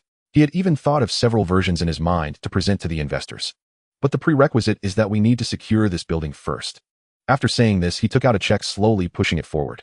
My Fuxiang glanced at it. The series of zeros on the back made him smile knowingly, and he put down the document in his hand to cover the check securely. Sure, I can support you in real estate investment, but be sure to control the price. Also, let me remind you, there might be people from Malaysia coming over to audit soon, so don't let anything go wrong. Don't worry, Manager Mai. We've been cooperating for so many years, you still don't trust me. The two exchanged glances, each with their own hidden agendas. Hui Jinlin was sitting across from Chen Songqing in the office of Jia Ning Group, confidently discussing their business. His confidence was overwhelming. Of course, we believe in Jia Ning's strength and your sincerity, Mr. Chen, otherwise we wouldn't have contacted you directly. The future tallest building on Hong Kong Island has attracted tremendous attention and fame, leading to many potential buyers seeking negotiations, including consortiums, real estate companies, and well-known companies from various industries. In fact, with our boss strength, we could completely handle this ourselves. I can only say, Mr. Chen, that my boss, Mr. Su, has a very high regard for John Ning and hopes to reach a collaboration with you, but John Ning is not the only choice. In the office of John Ning Group's chairman, Hui Jianlin spoke confidently across from Chen Songqing, exuding an aura that even overshadowed him. We at John Ning are also very much looking forward to collaborating with Mr. Su. For the Hongfeng building, our offer is 1.2 billion Hong Kong dollars, which is also the current market price. Chen Songqing quoted his price, feeling very confident. As for Su Heng's purchase price of 810 million, this price was below cost. Others wouldn't even think about it, and he understood this very well. Haha, no, real estate is not only about market price, it also must consider growth potential and location. Buildings on Hong Kong Island have varying prices per floor, as the future tallest building, its name alone brings a premium. Moreover, Mr. Chen, the deal you just completed for the Far East Plaza at 1.6 billion Hong Kong dollars was praised by our boss for your boldness. If we compare the Far East Plaza with the Hongfeng building, Hongfeng's market value should be around 3.2 billion. Hongfeng building has greater name recognition, a better location, and an area twice that of the Far East Plaza. If the price per square foot of the two differs too much, wouldn't that raise doubts about the Far East Plaza transaction being a self-deal? Hearing the words self-deal, Chen Songqing's hand trembled, and the teacup he was holding shook, spilling tea all over his pants. I'm sorry, Manager Hu, I need to use the restroom. Mr. Chen, please feel free. Chen Songqing hastily went to the restroom, looked in the mirror, his face dark and sullen. He tried to calm himself down, pondering what was happening. Far East Plaza. Self-deal, Chen Songqing murmured. This Hu Jianlin was indeed not simple. Although he wasn't certain, he was sure he knew something. No wonder he seemed so confident. But how could he know about something so secretive? I did. In this era, the stock exchange had just started, and apart from a few accomplices, no one knew my operational methods.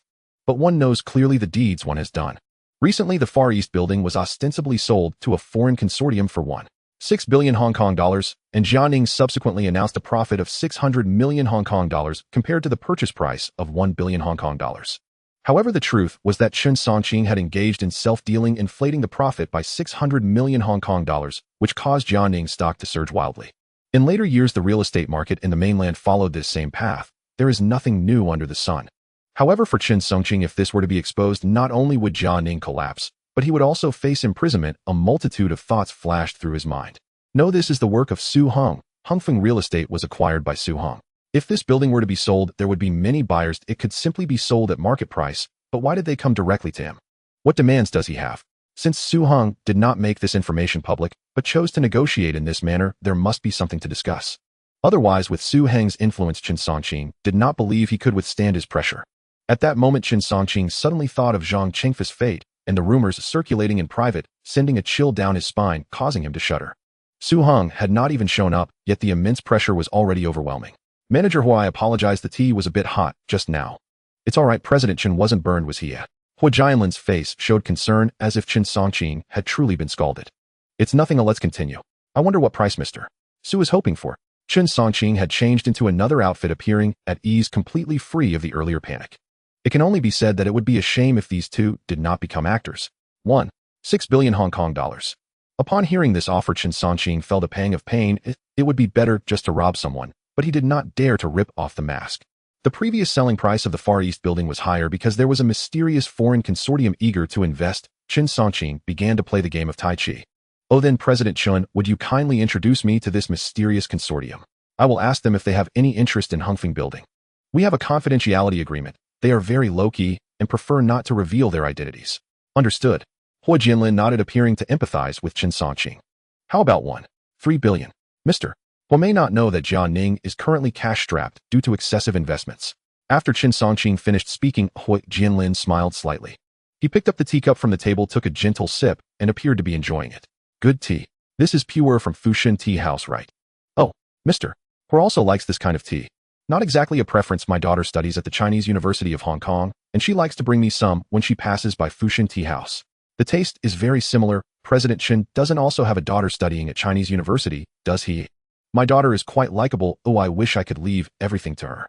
Hu Jianlin began to chat about his family. As he listened, cold sweat broke out on Chen Songqing's forehead. His earlier calm was gone. Those unaware would think they were two old friends chatting about family matters, but he was being openly threatened. If before it was merely speculation this time, it was 100% certainty. They had investigated his background thoroughly. His daughter studying at the Chinese University of Hong Kong, who liked to buy tea for him, and which tea house she bought it from. All these were investigated in detail. And this daughter was his illegitimate child whom he had protected very carefully, completely unknown to others. Due to the nature of his work, he feared exposure one day, so he left himself a way out, which was his daughter, and even kept most of his dirty money under her name. The more Chen Songqing thought about it, the more fear he felt. He had mistakenly believed his methods to be very secretive, not realizing he had underestimated the top talents of Hong Kong Island. Those who could rise from nothing to become the richest person on Hong Kong Island were indeed remarkable, and from the very start they had grasped his weakness. 1. 5 billion. If you still disagree, I will have to regretfully give up on this cooperation. Chen Songqing was truly furious inside. It sounded so pleasant, but fundamentally, he was still a bandit. This was clearly blatant robbery, and he had no way out because he knew the other party had leverage over him. How about 1 billion, Manager Hua? This price is truly very sincere. It was definitely the highest market price. Moreover, after buying it, I would still need to invest around 400 million to complete the building. Chen Songqing gritted his teeth and raised the offer by another 100 million Hong Kong dollars. This was already his maximum sincerity. Otherwise, he would rather risk it all to fight against the richest person on Hong Kong Island. After all, he had his own means to deceive to such an extent. I understand what President Chen is worried about, but I want to say that there is no need for concern. President Chen also bought the building with a bank loan right. Our boss firmly believes in President Chen's financial management capabilities and specifically proposed that if President Chen buys this building, our Hongfeng Group is willing to sign a 20-year lease using this building as our headquarters to back the value of this building. In other words, after President Chen buys it, he won't have to worry about the vacancy rate for 20 years or about renting it out. We will back you up on these matters. Chen Songqing was somewhat surprised. It was the first time he had heard of such operations. However, this indeed served as a good value endorsement with stable cash flow income, and there was no need to worry about vacancy rates. This meant that the money for operations could be saved. Moreover, the rent for office buildings in Hong Kong is very high. Generally, it takes 3,040 years to break even, and the rent for 20 years would be a considerable sum. It seemed that this deal could still be negotiated. After the building is completed, if you want to sell it, we will prioritize buying it from you at market price. How about these two conditions? This should even pass bank inspection, right? This guy made Chen Songqing grind his teeth in hatred. The bank's inspection, he had only learned about it that morning, yet this guy was already well aware, knowing someone was coming to check his accounts. However, these conditions were clearly aimed at his bottom line, wielding both a big stick and sweet dates. Could he really refuse such terms? Damn it, this guy is so formidable. How impressive must his boss Su Hung be? No wonder he became the richest person on Hong Kong Island at such a young age. Chen Songqing felt a chill run down his spine. Furthermore, if the transaction is completed, President Chen will be our friend, and we will also acquire a portion of Jianing's stocks as a show of support. What do you think? Such words carried the meaning of an alliance of interests. Although Su Hung's purpose was undoubtedly to profit for himself with the richest man in the mix, even a slight release of news would significantly boost stock prices, which was beneficial for everyone. Excellent. May our collaboration be fruitful. Likewise. Manager Hor, I have a modest request. Please go ahead. I'd like to invite Mr. Su to dinner for a private discussion. I cannot dictate Mr. Su's personal schedule, but I'm confident I can arrange a suitable time for you. Thank you, Manager Hua. A stunning announcement rippled through the market. The Hong Kong Island First Tower, then under construction, had changed hands again in less than a month, acquired by the Jianing Group from Hongfeng Real Estate, owned by billionaire Su Hung. The acquisition price stood at $1 billion. Upon its disclosure, the entire Hong Kong real estate sector was left speechless. Within barely 30 days, Su Hung had turned a profit of 700 million Hong Kong dollars. Investors marveled both at Su Hung's mythic wealth creation and at his astonishing clout. Meanwhile, Hong Kong's already feverish property market surged, further accelerated by this seismic news. Yet Chen Songqing of Jianing proved no ordinary figure. He swiftly countered that the purchase price was hardly exorbitant. Even before completion, the Hongfeng Tower had secured a 20-year lease agreement with Hongfeng Real Estate, ensuring full occupancy from day one. Moreover, an anonymous conglomerate had formally expressed intent to acquire the tower upon completion for 3 billion Hong Kong dollars. Once revealed, this news stunned investors. Jianing, having spent $9 billion, including 400 million Hong Kong dollars for construction, stood to reap $1 billion in pure profit. Suddenly, Su Hung's 700 million Hong Kong dollars gain seemed comparatively modest. Jianing's stock sorta knew. At Malaysia's United Bank headquarters, auditor Abakian was dispatched to audit the Hong Kong branch, but his corpse was discovered in the outskirts the very next day. Macau-based banking magnate Mai Fuxiang was arrested, and Chen Songqing, the chairman of Jianing closely tied to United Bank, was taken in for investigation. The revelation sent shockwaves across the stock market. Prior to this, Jia Ning had been hailed as a celestial stock, a Hong Kong blue-chip legend said to rise perpetually, never fall. In just 3 years, its share price had surged from 1 Hong Kong dollar 50 to 18 Hong Kong dollars, a more than tenfold ascent. Its market capitalization had ballooned from 550 million Hong Kong dollars to 6 Hong Kong dollars, 6 billion, propelling it into the top 10 among all Hong Kong-listed firms. By this feat alone, Jia Ning became the brightest star in Hong Kong's equity markets over the past 2 years, unrivaled. But paper could not forever conceal fire. As the truth emerged, panic gripped every investor, and the stock trembled on the edge of collapse. In fact, during those 3 meteoric years, some astute observers had long sensed something amiss. Chen Songqing, Jia Ning's largest shareholder, claimed annual profits exceeding 1 Hong Kong dollar 6 billion. Yet Hutchison Whampoa, the crown jewel of Hong Kong's corporate landscape, had posted less than 800 million Hong Kong dollars in net profit last year, despite massive capital injections and strategic leadership by senior executive Hua Jianlin, bolstered further by Su Heng's foresight drawn from his past life. Still, no one dared pierce the illusion of Jia Ning's prosperity, or perhaps none wished to awaken from the exquisite dream meticulously woven by con artists.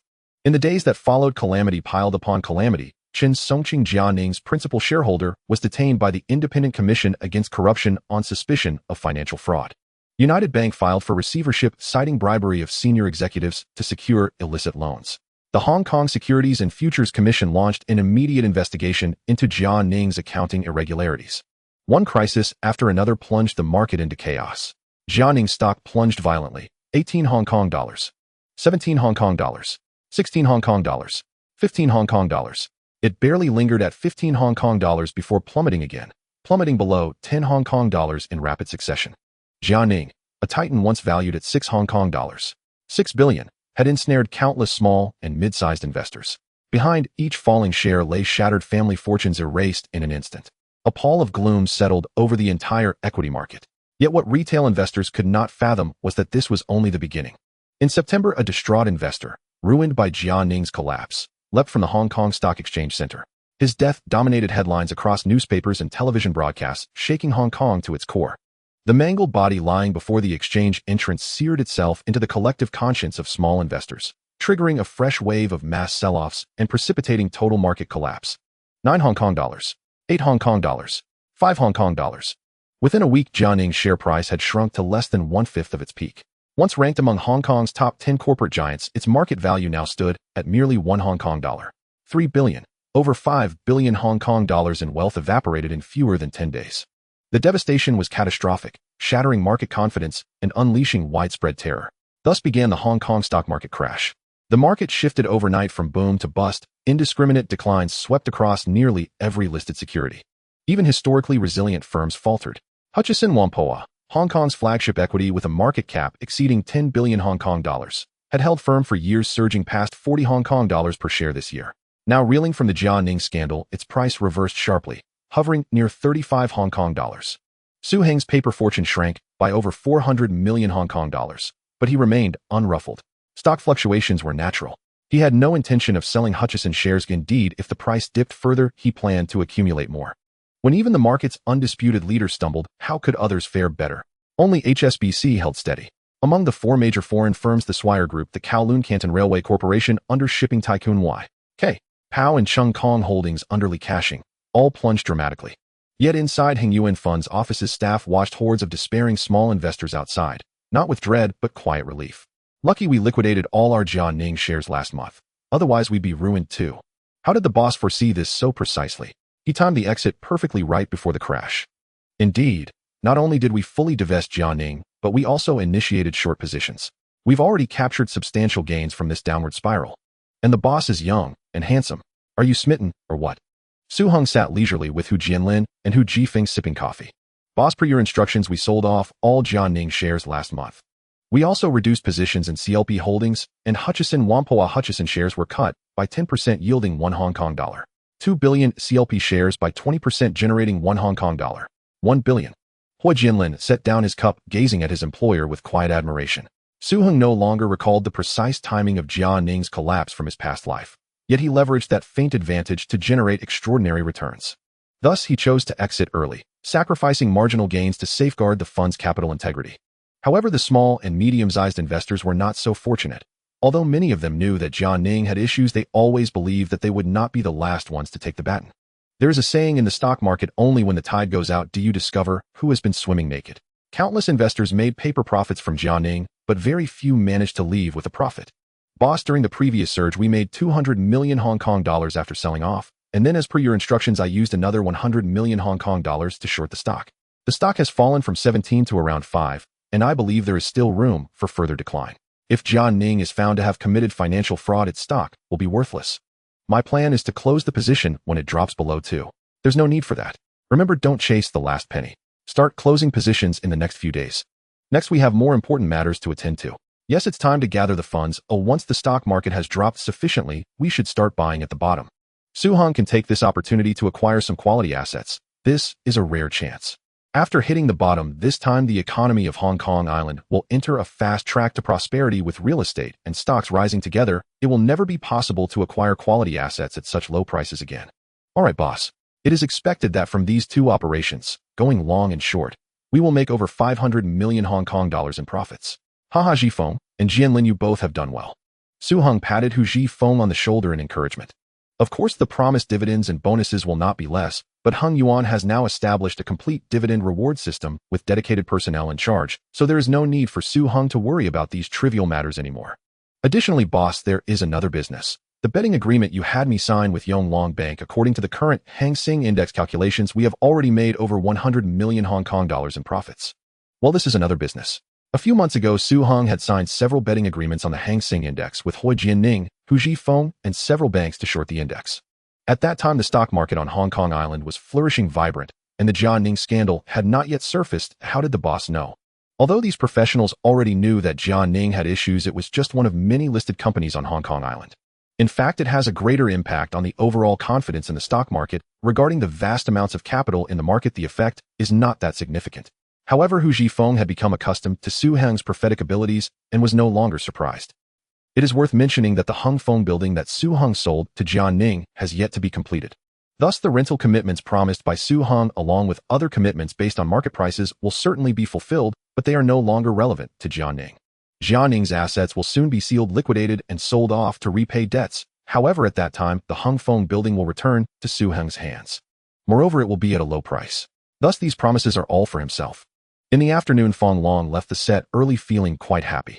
He wore sunglasses, a flashy floral shirt, white pants, and white shoes, with his new red sports car parked at the entrance. Several paparazzi waiting outside saw Fong Long leave the set and rushed up to take photos. Fong Long waved his hand, signaling them not to take pictures since a woman was beside him. He gentlemanly opened the car door for her before getting into the driver's seat and driving away. The woman was not his wife, but the female lead of his film. After a few days of pursuit, he was close to winning her over. Tonight, he planned a romantic dinner, and what followed would naturally unfold. After taking the pictures, the paparazzi returned to the entrance of the set. Haha, great. I got a scandal photo of Fong Long. Why didn't you go take pictures, Chingo? A younger paparazzo excitedly asked an older man beside him. You're obviously new to the industry. The older man calmly smoked a cigarette. When he saw it was Fong Long, he didn't even bother getting closer. Why do you say that? Although Fong Long is famous, he can't control his own pants. He has a plethora of gossip, and which of his films doesn't have a few scandals? His scandals aren't worth anything. They can only be sold to tabloids for a maximum of 200 Hong Kong dollars per photo. It's not meaningful. The older man scoffed, clearly unimpressed. If you're going to take pictures, capture something valuable, like Cha Xiaoxian and Luo Wenwei, then you can catch the eye of the big shots, and you might just make it big. Taking these pictures, no matter how many you get, won't be of any use. It's just to make ends meet. After hearing the older man's words, the younger paparazzo felt a bit disheartened. He had been so excited about capturing a scandal photo of the big star Fong Long. Who knew it would turn out to be so cheap? In a restaurant, Fong Long and the beautiful woman were enjoying red wine and chatting animatedly. Ring, ring, ring. The phone rang loudly. Sorry, I need to take this call. Fong Long stepped away to a quiet place. Why are you so annoying? Didn't I tell you I'm not in Hong Kong, I'm filming elsewhere, in a foreign country? I'm looking at a script. I'll hang up, I'll be back after filming. He appeared quite impatient. After hanging up, he turned around with a smile, running back to the table. He was already married, but it was a secret registration and the outside world was unaware. He still claimed to be single. He didn't want to raise any suspicions from the beautiful woman across the table due to this phone call. Outside the window, Lin Feng Jiao hung up the phone. She had come out today to run some errands, but unexpectedly, she saw her husband dining and chatting with a beautiful woman. When she called to ask, he was full of lies and appeared impatient, which left Lin Feng Jiao heartbroken. She tightened her grip on the phone, her knuckles turning pale. She still remembered when Fong Long was pursuing her, he acted like a little lapdog, showing concern and care. At that time, Fong Long wasn't famous, but pursued her relentlessly, making her believe she had found love. Thus, she gave up her flourishing career for love and for this man. Back then, she was as famous as Lin Qingxia and was known as the twin beauties of Bay Island, enjoying immense popularity. Just like today, even making a phone call feels excessive. Forget it, she doesn't want to confront him face to face, as she feels incapable of catching him in the act, as it would make her seem foolish. Lin Fengjiao walked down the street, a gust of wind blowing past, causing her body to tremble slightly. She couldn't tell if it was from the cold or from anger. If it weren't for the child, she would have divorced him long ago and wouldn't have to endure this humiliation. For the sake of the child, she chose to endure it. In the past, when his scandals circulated widely, she didn't delve into them, but seeing it in person today had a profound impact on her. She silently vowed to live for herself and her child from now on, and this man would gradually become increasingly irrelevant to her. I want revenge. Lin Fengjiao was startled by the sudden thought that popped into her mind. Even now, thinking back makes her face flush.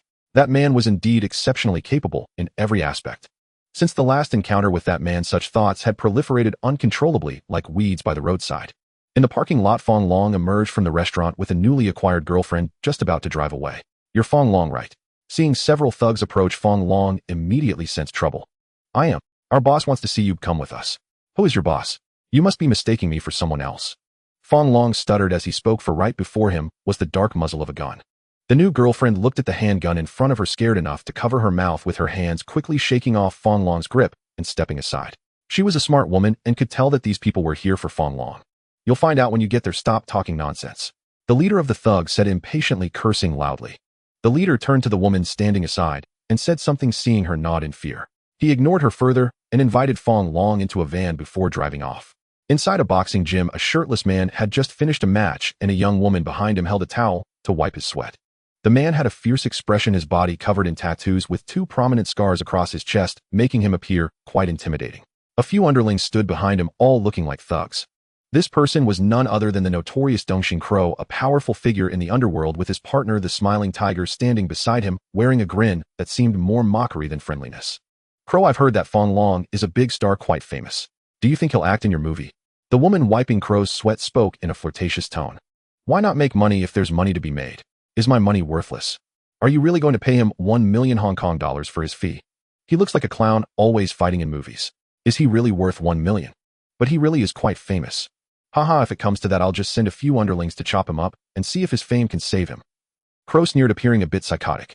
Previously seeing how profitable the Hongxing side was with their movie company, he had also decided to start one.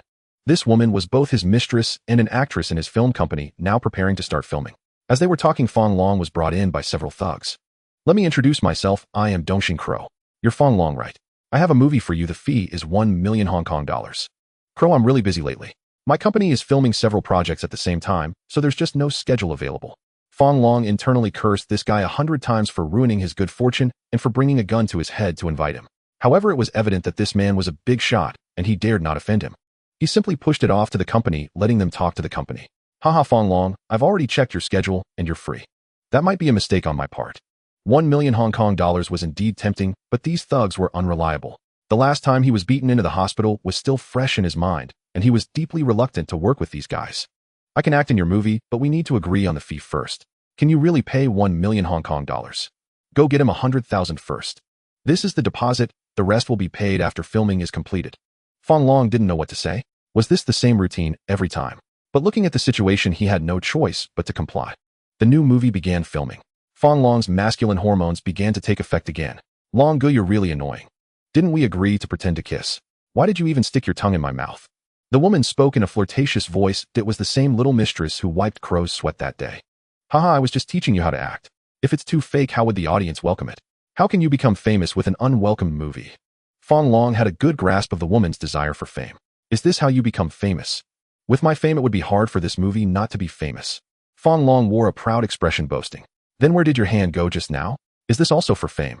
I think you're just deliberately being indecent. The woman spoke while smiling charmingly, exuding allure.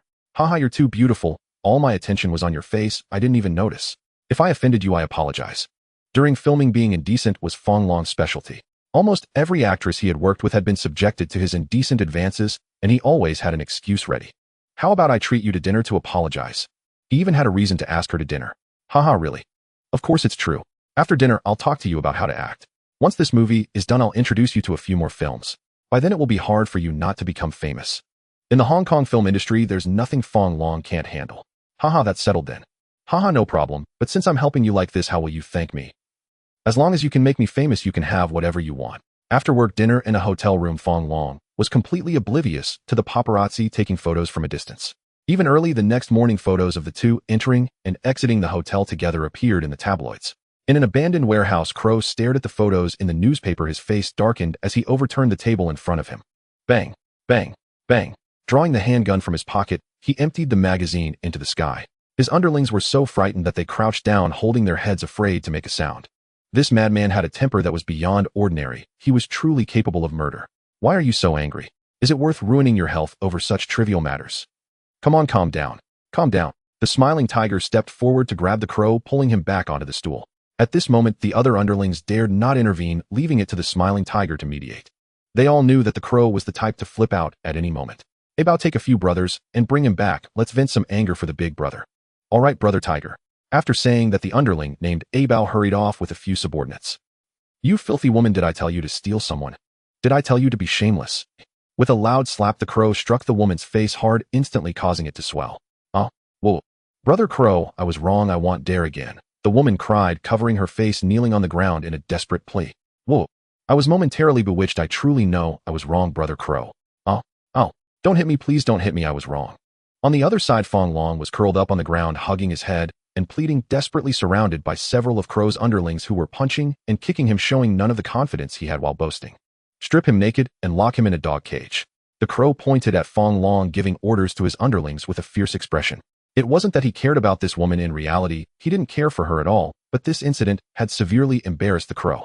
He swung a large iron hammer, ignoring the pleading woman on the ground, and walked towards the cage where Fong Long was held. Clang! The crow swung the hammer down hard onto the steel-welded dog cage, producing a loud metallic clang. Brother Crow, I was wrong. Please spare me this time. At this moment, Fong Long was in a pitiful state, curled up naked in a stinky dog cage, his face swollen and bruised. Though the crow's hammer did not strike him, the sight was terrifying. Had he known such a fate awaited him, he would have rather died than touch the crow's woman. That guy was truly a madman. Clang! Clang! The crow's hammer pounded on the dog cage, bending the steel bars out of shape. Fong Long inside the cage was so frightened that he wet himself. Brother Crow, I was wrong. I truly was wrong. At that moment, Fong Long had lost any semblance of his on-screen persona. After smashing down a dozen times, the crow seemed to have vented enough. Call Jiahe and tell them to bring 10 million to redeem him. Otherwise, just wait to collect Fong Long's corpse. After saying this, he angrily threw the hammer down and strode out of the warehouse. The owner of Jiahe, Zhou Wenhui, who received the call, was dumbfounded, feeling both angry and worried, and he had to run around asking for connections to rescue him. Previously, when he was on set, there were often scandals, and Zhou Wenhui had to clean up after him. Almost every film he shot ended up with some scandal. If it weren't for the fact that Jiahe currently only had this one top star, Zhou Wenhui would have long wanted to kick him out. He had tolerated all this. However, this time, it was due to him going out for private work and being unable to control himself, causing the entire crew to halt production, yet he still had to clean up after him, making Zhou Wenhui furious. But he didn't know anyone in the underworld, and after making many calls, he found no one. It was only with great difficulty he found a few friends who could speak in the underworld, but when they heard it was Dongxing's crow, they directly hung up. 10 million was no small sum, and it wasn't something he could just take out. He planned to negotiate, but when he called, the person on the other end was very arrogant, declaring that not a penny less than 10 million would be accepted, or else they could wait for Fong Long's corpse. This Fong Long is truly a dog that can't change its ways, Zhou Wenhui scolded fiercely. After all, Fong Long was a star, and the news of his disappearance spread quickly. The news spread with great detail, claiming he was caught with some big shots woman and was now locked in a dog cage, demanding 10 million in compensation. Lin Fengjiao received the call, trembling with anger. Her husband Fong Long was cheating outside, scandals flying everywhere, and she had tolerated his uncontrollable behavior and machismo. She had even ignored seeing him flirting with women. But couldn't he use some common sense when it came to women?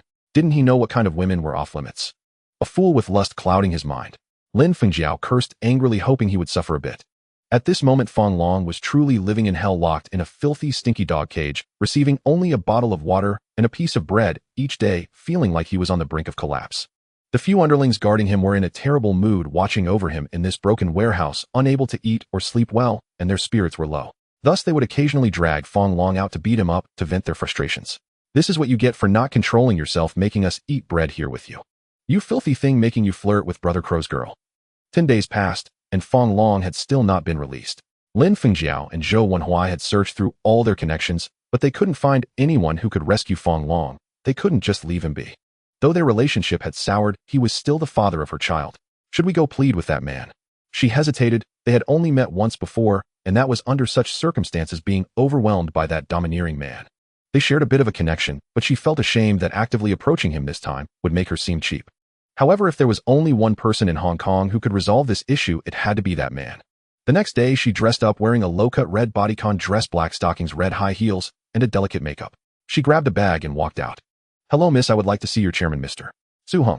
Do you have an appointment with our chairman?"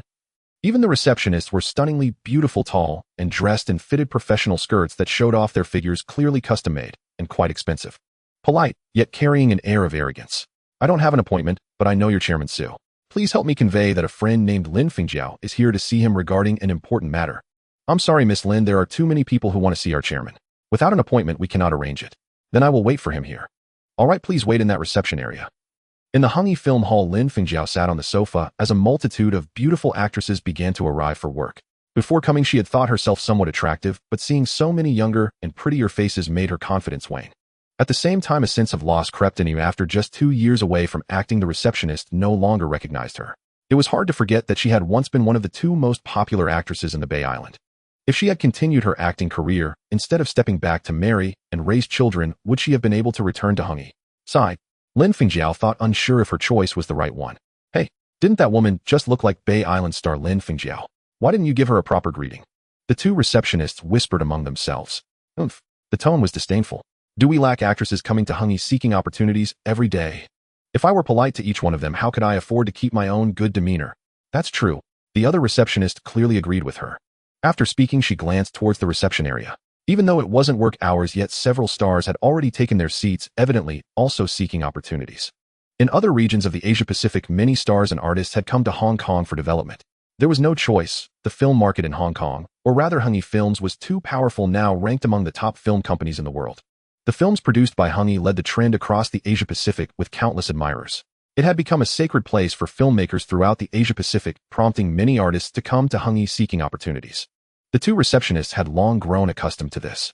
Moreover, we belong to the group office and directly serve Mr. Su.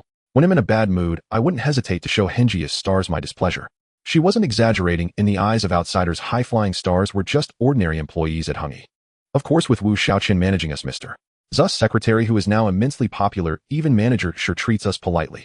Clearly, this receptionist recognized Lin Fengjiao, having developed a knack for assessing people. Obviously, this faded star was not worth her admiration.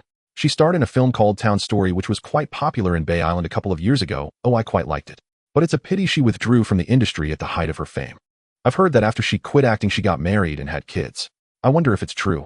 She's already married, and yet she comes here trying to seduce Mr. Su. What a vixen, she has no shame at all. Just look at how she dresses. I took an instant dislike to her. The receptionists whispered their gossip ablaze. "Miss, hello. When will Mr. Su arrive?"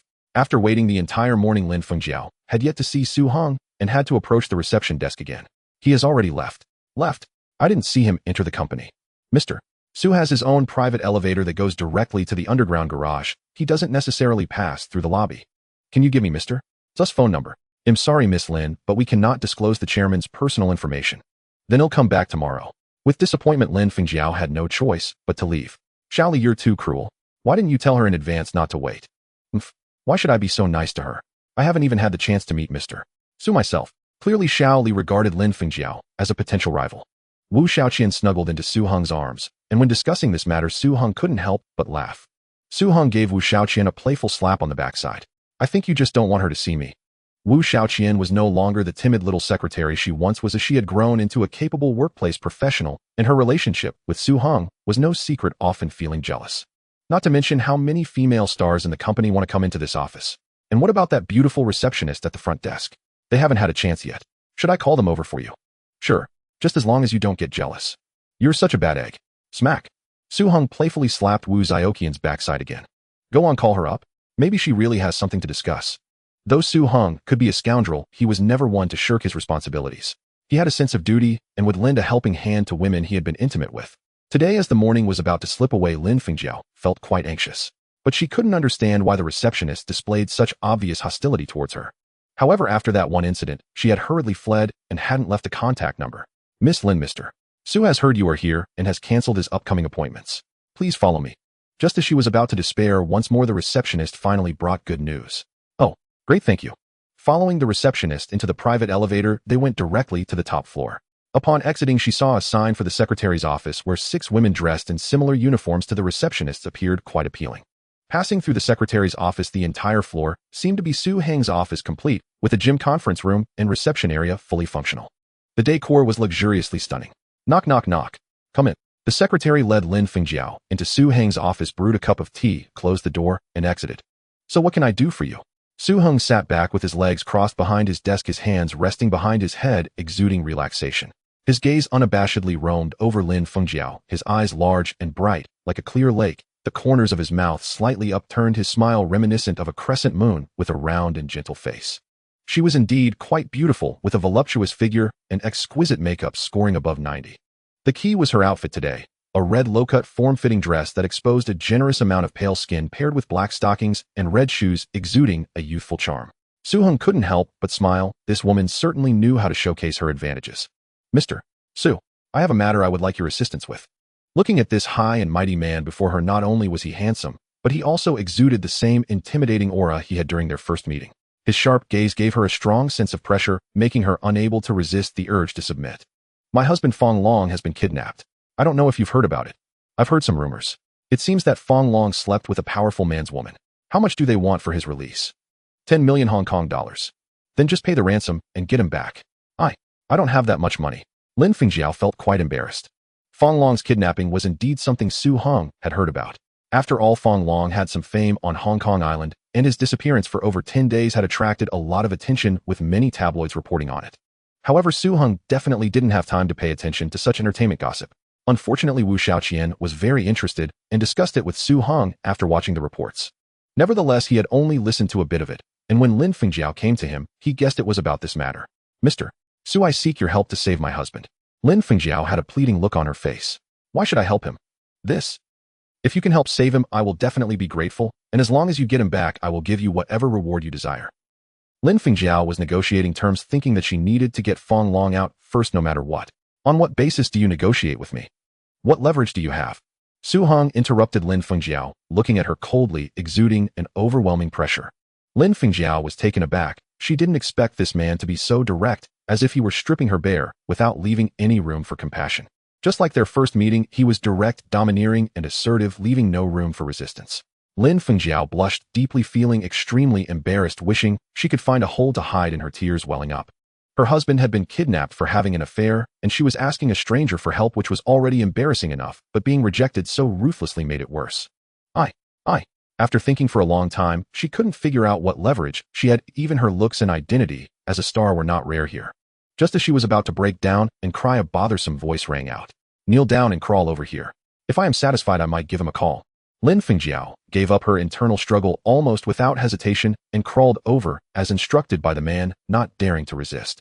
In an abandoned warehouse, Crow looked at Fong Long lying in a dog cage, like a dog, getting angrier the more he looked. More than 10 days had passed, and no one had come to ransom him. Was he trying to make me wear this green hat for nothing? Bang! Bang! Crow kicked the iron cage while cursing loudly. Did you sleep with my woman?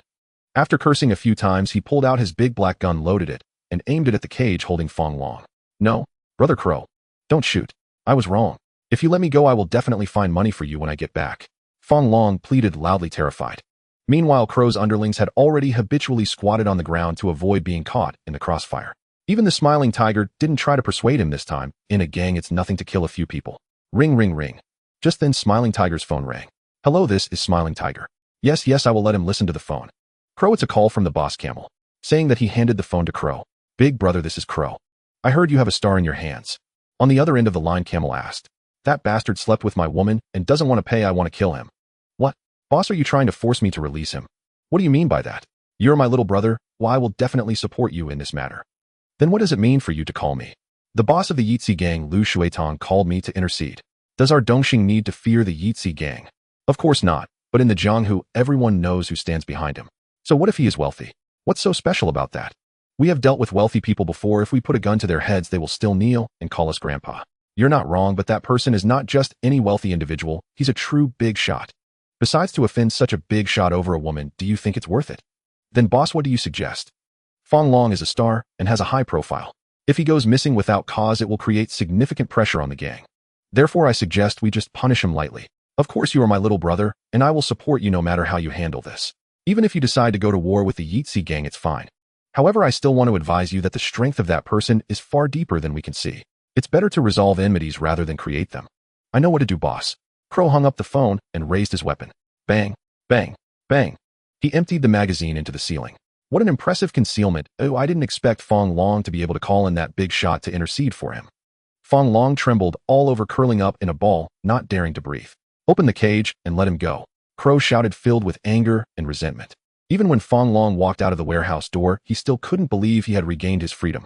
Just now Crow received a phone call, and he was fined. It must have been Zhou Wenhui's connections at work. However, since when did Zhou Wenhui have such powerful connections? To be able to influence a gang leader to release him without asking for money. With such connections, why didn't he use them earlier? Fong Long found a public phone and quickly called Zhou Wenhui to pick him up. Zhou, who did you find? So powerful. They let me go without asking for money. I haven't found any connections to get you out. It's not my connection. Don't worry about connections for now. Oh, it's a stroke of luck that you can come out at all. Make sure to control your lower half from now on. Fong Long took Zhou Wenhui's words as mere wind passing by. Lin Fengjiao was pressed against the glass curtain wall, watching the cars coming and going downstairs, suddenly feeling a thrill she had never experienced before. The man behind her was just too domineering. Strong, powerful, and handsome, he was one of the most powerful men on Hong Kong Island. Yet he was so dominating, speaking with authority, leaving her no chance to resist. Only when she had completely lost all her strength, her legs feeling weak and nearly unable to stand, did Su Heng finally let her go. Lin Fengjiao had no idea how she walked out of Su Heng's office. Her black stockings were gone, and she walked with a limp, barely managing to leave while leaning against the wall. Bitch. Watching Lin Fengjiao leave while holding onto the wall, Wu Shaoqian scoffed in disdain and cursed fiercely. Heng, shall we have dinner together tonight? Sure. I found an especially delicious snack shop. We should go try it together. All right, then I'll pick you up at 5 o'clock. The caller was Zhao Yingwen. Before the headquarters of Hengxing Electric Technology, she stood waiting with quiet anticipation. Today she wore a sleek white business suit paired with a fitted round-neck sweatshirt. A delicately sculpted gold necklace graced her slender neck, while her hair was swept back on both sides into a graceful Y shape, revealing the elegant curve of her swan-like neck, lending her an air both stunning and refined. She had applied only the lightest makeup, yet her naturally beautiful face now appeared nearly flawless. Though she was the formidable CEO of Hengxing Electronics, a company employing thousands and generating over 1 billion Hong Kong dollars in annual revenue, she remained at heart a law student at the Chinese University of Hong Kong. Time seemed to crawl unusually slow. After hanging up, she lost all focus on work, touched up her makeup, and, though it was still early, found the office too dull to wait in. So she descended ahead of schedule and stood before the office building waiting. Yet a woman's intuition whispered that she had once again become the center of attention across the entire building. Countless eyes peering from behind office windows, making her feel uncomfortably conspicuous. This is the first time I've ever seen Director Zhao waiting outside the building. She looks absolutely radiant today. Could this be a date? I heard her boyfriend is the company's founder, and also Hong Kong's current wealthiest man, Mr. Su Heng. It's true, the company originally belonged to Miss Zhao's family. It nearly collapsed 2 years ago until Mr. Su invested and rescued it. Look, that man is incredibly handsome. Don't swoon, he's out of your league. That's Director Zhao's boyfriend, Mr. Su, Hong Kong's wealthiest man. Inside the offices behind the building's windows, gossip blazed like wildfire. Roughly 20 minutes later, 5 Mercedes-Benz sedans glided smoothly into view and halted beside Zhao Yingwen. Sorry for keeping you waiting. It's fine. I came down a bit early. Su Heng stepped out of the car, gazed deeply into Zhao Yingwen's eyes, gently slid one arm around her waist, lifted her chin with his other hand, drew her close, and kissed her softly, possessive yet tender. Naughty, you're doing this where everyone can see. Zhao Yingwen's cheeks flushed crimson, utterly disarming her usual commanding presence. Hee. Then after dinner let's find somewhere private. Zhao Yingwen smiled silently, saying nothing. The restaurant Zhao Yingwen chose was a century-old establishment, Shi Wang Fun in Central, renowned not only for its signature snake soup, but also for its roasted meats, preserved meat rice, slow-simmered soups, claypot rice, and home-style dishes, all favorites of Su Heng. Since beginning their relationship, though never explicitly stated, Zhao Yingwen had observed that Su Heng possessed an unusually refined palate, not demanding extravagance or opulence, but insisting upon exceptional flavor above all. He cared little for a restaurant's size or prestige, only whether its cuisine was executed with mastery. I learned about this place through word of mouth. They say their signature snake soup is superb. Last week I came specially to try it, and indeed it was remarkably distinctive, rich, aromatic, and deeply savory. Zhao Yingwen offered this not as boastful praise, but as casual conversation, glancing upward at Su Heng to gauge his reaction. Clearly this perceptive man understood her unspoken meaning. He picked up a piece of lap chong with his chopsticks and brought it gently to her lips. Her appetite was modest. She sipped soup, nibbled lightly on side dishes, and spent most of the meal watching Su Heng eat. Watching him dine felt in itself deeply pleasurable. Later back at their villa atop Victoria Peak, they savored being reunited after a long separation, each profoundly missing the other. After an intense, passionate interlude, Zhao Yingwen lay spent and languid in Su Heng's arms. Only after a long, restful pause did she drowsily settle herself against his chest. I have something to tell you. The new campus's office building, research center, and staff dormitories were all completed yesterday. Would you like to come take a look tomorrow? So soon? They're already finished.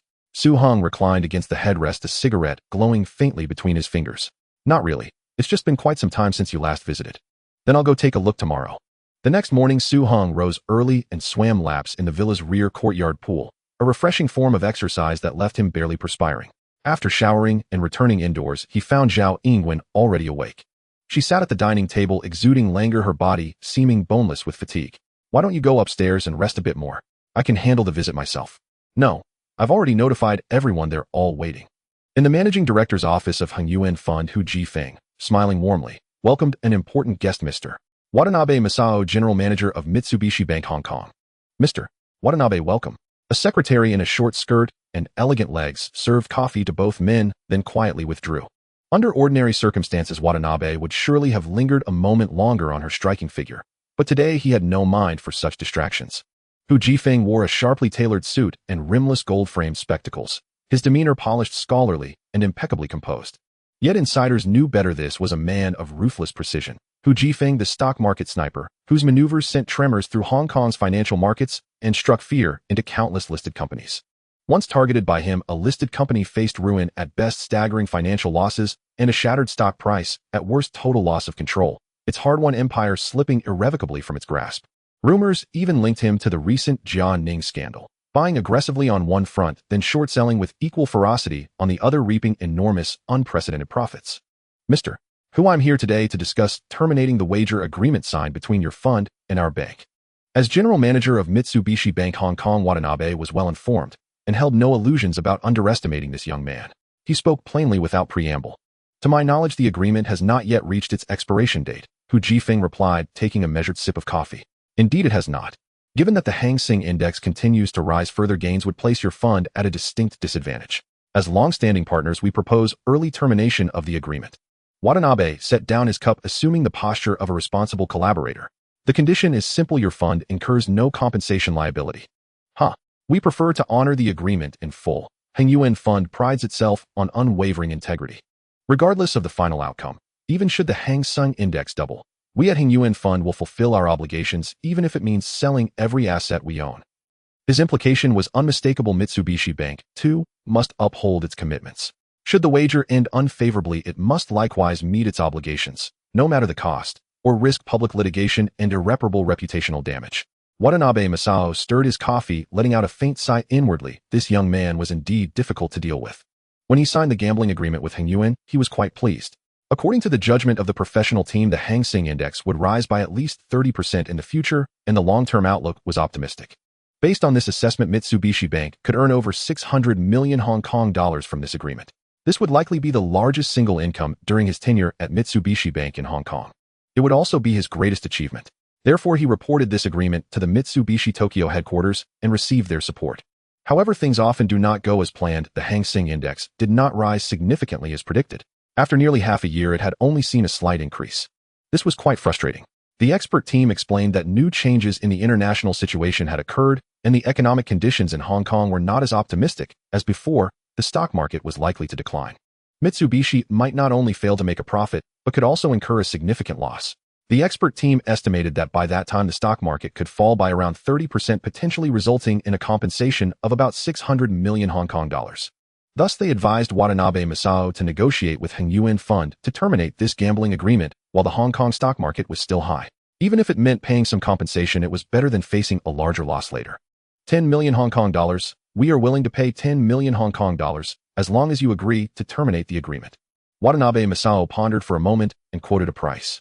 We are still willing to abide by the contract and perform according to its terms.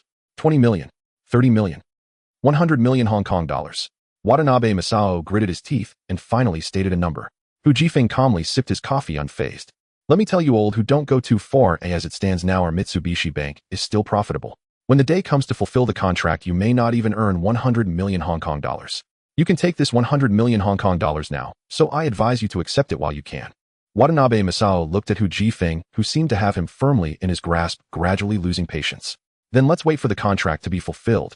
Our Heng Yuan fund is willing to take the gamble. You? Watanabe Masao was somewhat exasperated. Then how much do you want to end this gambling agreement? What? Impossible, absolutely impossible. You are being unreasonable. Hu Jifeng, you are simply going mad over money. Do you know what this amount of money means? Even if the Hong Kong stock market falls, it cannot drop this much. According to the contract, you want to earn this much money. Watanabe Masao stood up in shock, furious and blushing. Then let's go by the contract. Hu Jifeng remained as calm as ever. You will definitely regret this. Watanabe Masao angrily swept his sleeve and left. In his office, he was fuming. The situation had come to a point where he felt trapped. Despite being the largest bank in the island nation, the Hong Kong branch of Mitsubishi Bank was only performing moderately with annual profits of just over 100 million Hong Kong dollars. This was also why Watanabe had signed that gambling agreement. With it, profits were expected to multiply several times. He reported this agreement to the Tokyo headquarters, which praised him greatly, making him quite happy for a while. However, when Watanabe realized that he might incur a huge loss, his thought was to cut his losses and end the agreement immediately, otherwise the compensation could exceed the value of the Hong Kong Mitsubishi Bank. It might even involve the Tokyo Mitsubishi Bank headquarters. Yet who would have thought that he would make a concession of 100 million Hong Kong dollars and still not reach an agreement? He didn't know how to explain this to the headquarters. In the end, he had no choice but to pick up the phone and call Kenji Iwasaki at the Tokyo Mitsubishi Bank headquarters. President Iwasaki, this is Watanabe Masao. Regarding the matter we discussed last time, I spoke with Heng Yuan Fund, but they disagree. Watanabe Masao reported with a stiff upper lip. They disagree even on 100 million Hong Kong dollars. Yes. Moreover, they are extremely arrogant and are asking for an outrageous amount. Now he had to shift as much responsibility as possible onto Heng Yuan. How much do they want? What? Are they joking? If we go by this compensation amount, even selling the Hong Kong Mitsubishi wouldn't cover it. A burst of laughter came from the other end of the line. They are relying on the backing of Hong Kong's richest man, wielding considerable influence in Hong Kong, and are acting as if they have us Mitsubishi at their mercy, insisting on this amount of compensation, saying they won't take a penny less. Watanabe Masao felt embarrassed. The thought of potentially bankrupting the Hong Kong Mitsubishi Bank made him want to find a hole to hide in. These foolish Hong Kong people are truly delusional. Do they really think our Mitsubishi money is easy to come by? I will send someone else to handle this matter. Yes, President.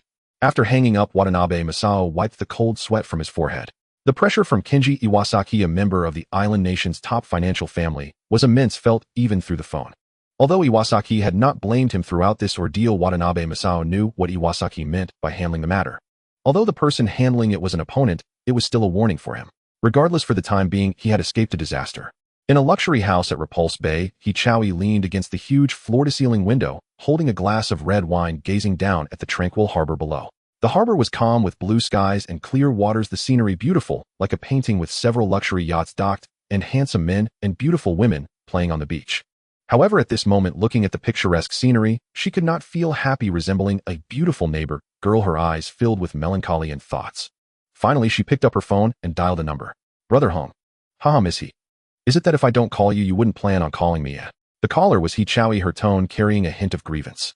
It wasn't that Su Hong had forgotten, he simply did not want to get involved with her. To say there were no women now would be untrue. Hung Yi had plenty of movie stars and beautiful women. Moreover, he was already occupied with Zhao Yingwen and Wenlian and Zhao Yaji, and truly had no time to deal with more. The key is that this woman inherently brings trouble. Her family has numerous external enemies, and her father, the gambling king, is incredibly difficult to deal with. Right now, Su Hong only wants to quietly make money, avoiding any trouble. At most, he would spend his free time flirting with a few beautiful actresses under Henji's banner. Haha, how could that be? I'm a bit busy lately, you know. Su Hong chuckled, finding an excuse to brush it off. I don't believe you're so busy that you don't even have time to make a phone call. However, your acquisition of Hongfeng Building and the subsequent transfer to Jianing was executed flawlessly. Even I, who don't do business, have heard about it. Haha, Miss He, you are like a fairy descending to the world to experience life. No one on the entire Hong Kong island can compare to you. It was clear that He Chowie on the other end of the phone was laughing joyfully. Brother Hung, do you really think I'm pretty? He Chowie blushed at the compliment, pausing for a moment before continuing. But do we really need to be so distant between us? We are the same age, just call me AE. Then he'll call you AE. Tomorrow is my birthday, and I want to invite you to my birthday party. Do you have time? Hichawi hesitated for a moment, feeling a bit anxious, afraid of being rejected. Haha, if someone wants to discuss a business deal worth 50 million with me tomorrow night, then I definitely won't have time. But to attend your birthday party, I think I could push aside that 50 million business deal. Am I really that important to you? Of course, happy birthday, AE. Hichawi was quite touched. If someone else had said those words, she would have thought they were boasting, but coming from Su Hong, she couldn't help but believe him. Thank you, Brother Hong. This guy is truly perfect. Not only is he handsome, but his business acumen is top-notch. Even since Hong Kong's opening, such a business prodigy has never been heard of. Whether in finance industry or film and television, the companies under his name rapidly became industry leaders, making all other competitors bow down in submission. In just over 2 years, he transformed from a penniless youth into the richest man on Hong Kong Island, overshadowing countless talented individuals. Even his father, the gambling king of Australia, spoke highly of him, calling him the most outstanding youth in Hong Kong. This man's abilities and wealth, combined with his family background and looks, can only be described as a perfect match, a golden couple envied by nearly everyone in Hong Kong. I really like him, but from the few interactions I've had with him, he only sees me as an ordinary friend. Hichawi lifted her glass of red wine and took a small sip.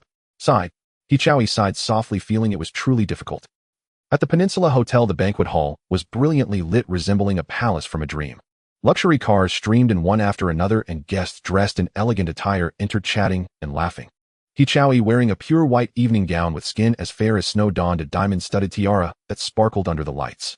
Beneath the tiara was a slightly mixed-race Eastern face with features as exquisite as a painting.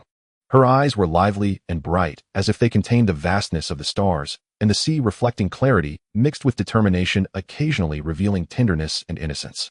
Her high nose bridge added to her facial structure, and her beautifully contoured lips radiated unique charm, whether slightly upturned or gently pursed.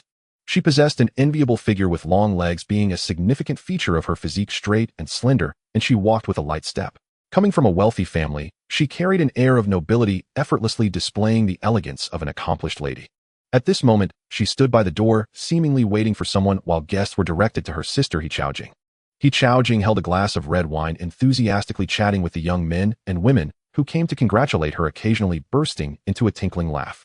The man in front of her, Chun Baiqiang, her first love, exchanged a sweet glance with her. However, the wealthy have their troubles. Her father had previously torn them apart, forcing her to be engaged to Su Jinheng. At that time, Chun Baiqiang had sunk into a long period of despair. Later, after Su Jinheng passed away, with her help, Chun Baiqiang improved significantly. This man truly liked her, and she liked him too, but it was simply impossible. Marriages in wealthy families are often beyond one's control. Hichaojing's mind was filled with countless thoughts, yet her face remained calm as she warmly greeted everyone.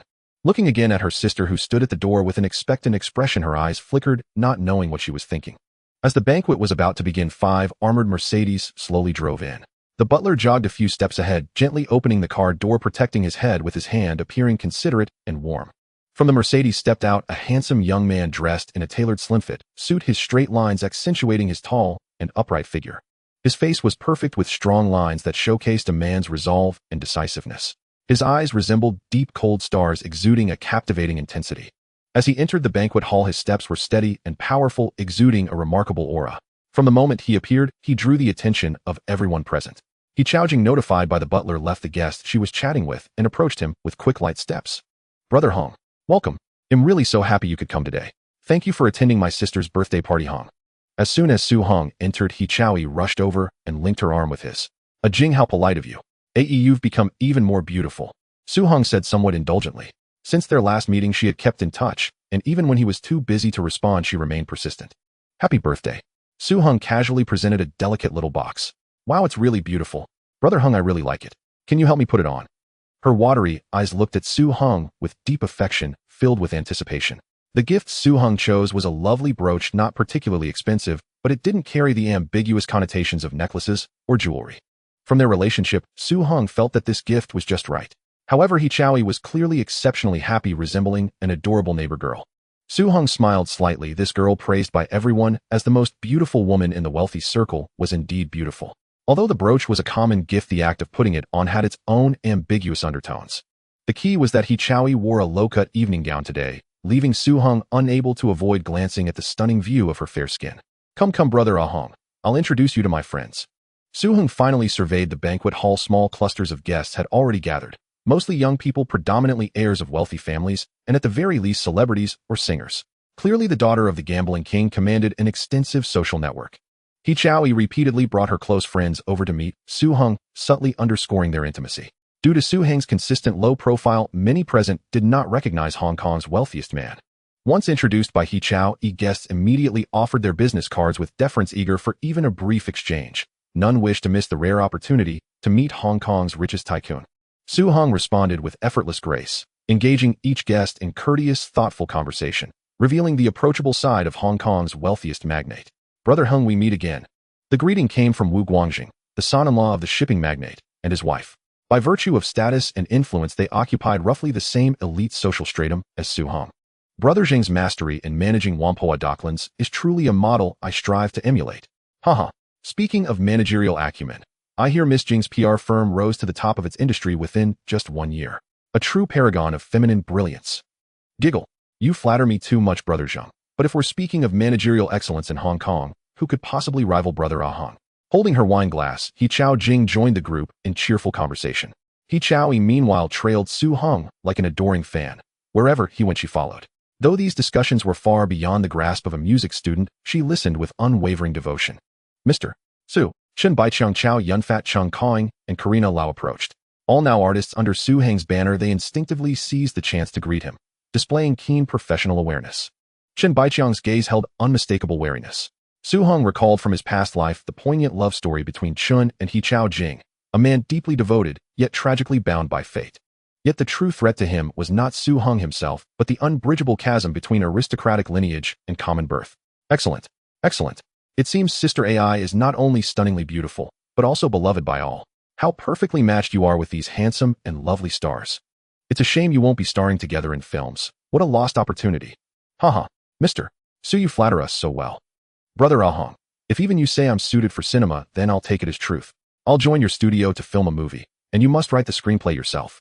Clasping Su Heng's arm, He Chao swayed playfully, her expression tender and coquettish. Su Heng distinctly felt the soft warmth against his arm. Haha, consider it done. Witnessing their affectionate rapport, Chun Baiqiang visibly relaxed, unaware that He Chao Jing beside him wrestled with a storm of conflicting emotions. It was on the whole a pleasant banquet, filled with admiration, reverence, and youthful enthusiasm, all of which Su Heng met with quiet, gracious amusement. That night, beneath the glittering city lights, 5 armored Mercedes-Benz sedans glided homeward along the bustling streets.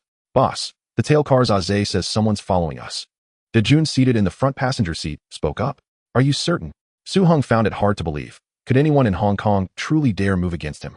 They've tailed us since we left the hotel. Aze never errs in judgment. It appears they're thoroughly prepared. Su Heng paused thoughtfully, then nodded.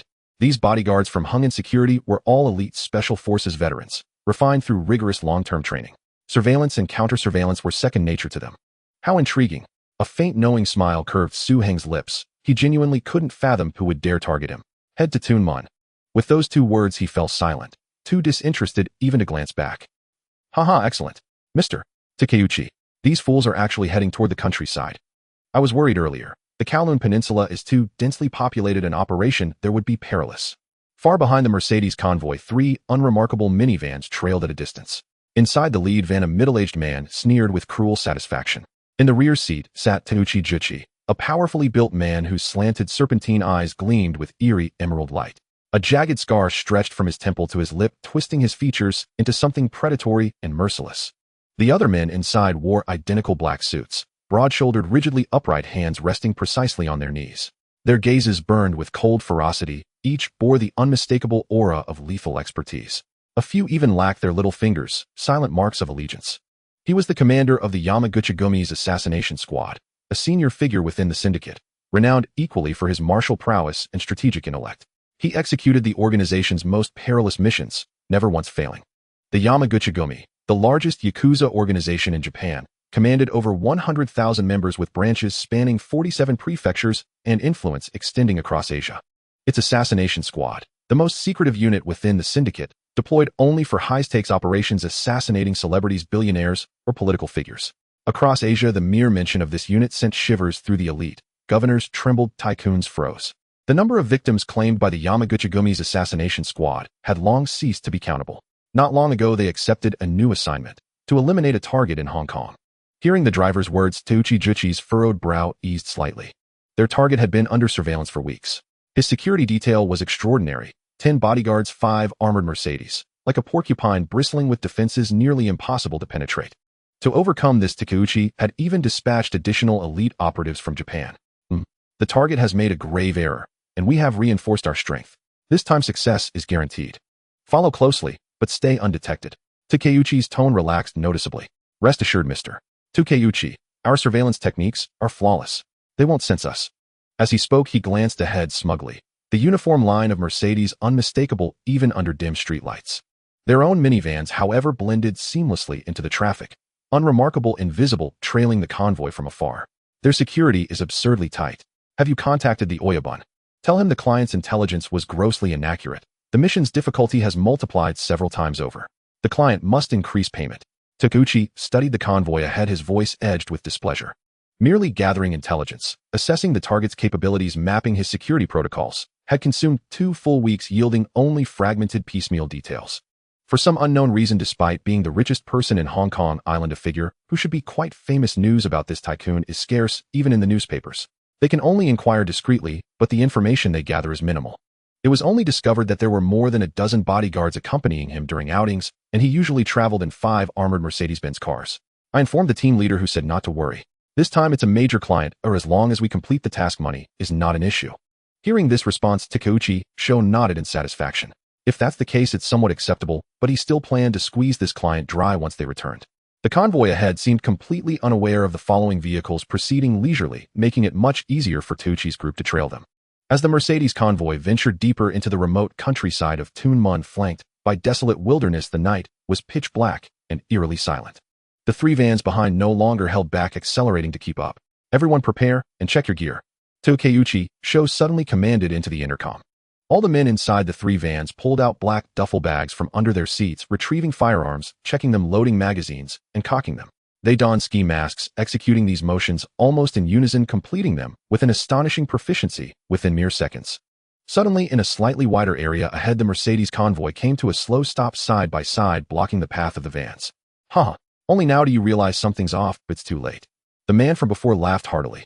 Action! Takeuchi issued the command.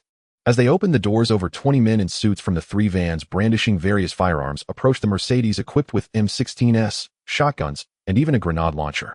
Just as they were about to open fire, suddenly bang, bang, 2 powerful searchlights blazed to life, dazzling them and forcing them to instinctively shut their eyes and raise their hands to shield against the brightness. At that moment, dark gun barrels emerged from the grass on both sides of the road. Behind the Mercedes, unbeknownst to them, Su Hong's bodyguards were also armed, aiming at the assassins, illuminated by the lights. Tat-tat. Bang, bang, bang, tat-tat-tat. Almost all the weapons fired simultaneously, bullets raining down upon the 20 or so assassins, resulting in heavy casualties in an instant. Not good. It's a trap. Retreat quickly. As an experienced leader of a killer organization, Takeuchi reacted swiftly, turning to run back to the vehicle the moment the searchlights turned on. The remaining quick-thinking assassins quickly understood the situation. They returned fire while covering their retreat. Soon only a few managed to board the vans, leaving a trail of corpses on the road. Reverse. Drive back quickly. Takeuchi shouted anxiously at the driver. The vans roared to life, reversing furiously, just about to escape. At that moment, Su Hong's large group produced an RPG from an unknown source. Whooshed. A rocket trailed a long flame as it flew directly toward the van, about to disappear into the night. Boom. A massive fireball erupted into the sky. The van was engulfed in flames, quickly reduced to nothing but a charred skeleton. Boss, we found out. These people are all from the Yamaguchi-gumi of the island nation. Yamaguchi-gumi. I just wonder if they can withstand my wrath. Throw them all into the sea. After giving the order, Su Hong's lips curled into a charming smile. In a hot spring in Dongjing outside, it was freezing, but inside the steam rose warmly.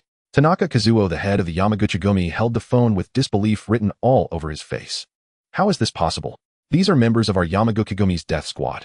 Each member has completed multiple assassination missions, and each has killed no fewer than 10 elite bodyguards. Tanaka Kazuo shouted loudly, his emotions somewhat out of control. As the boss of the Yamaguchi-gumi, he had always been calm and collected, as if everything were under his control.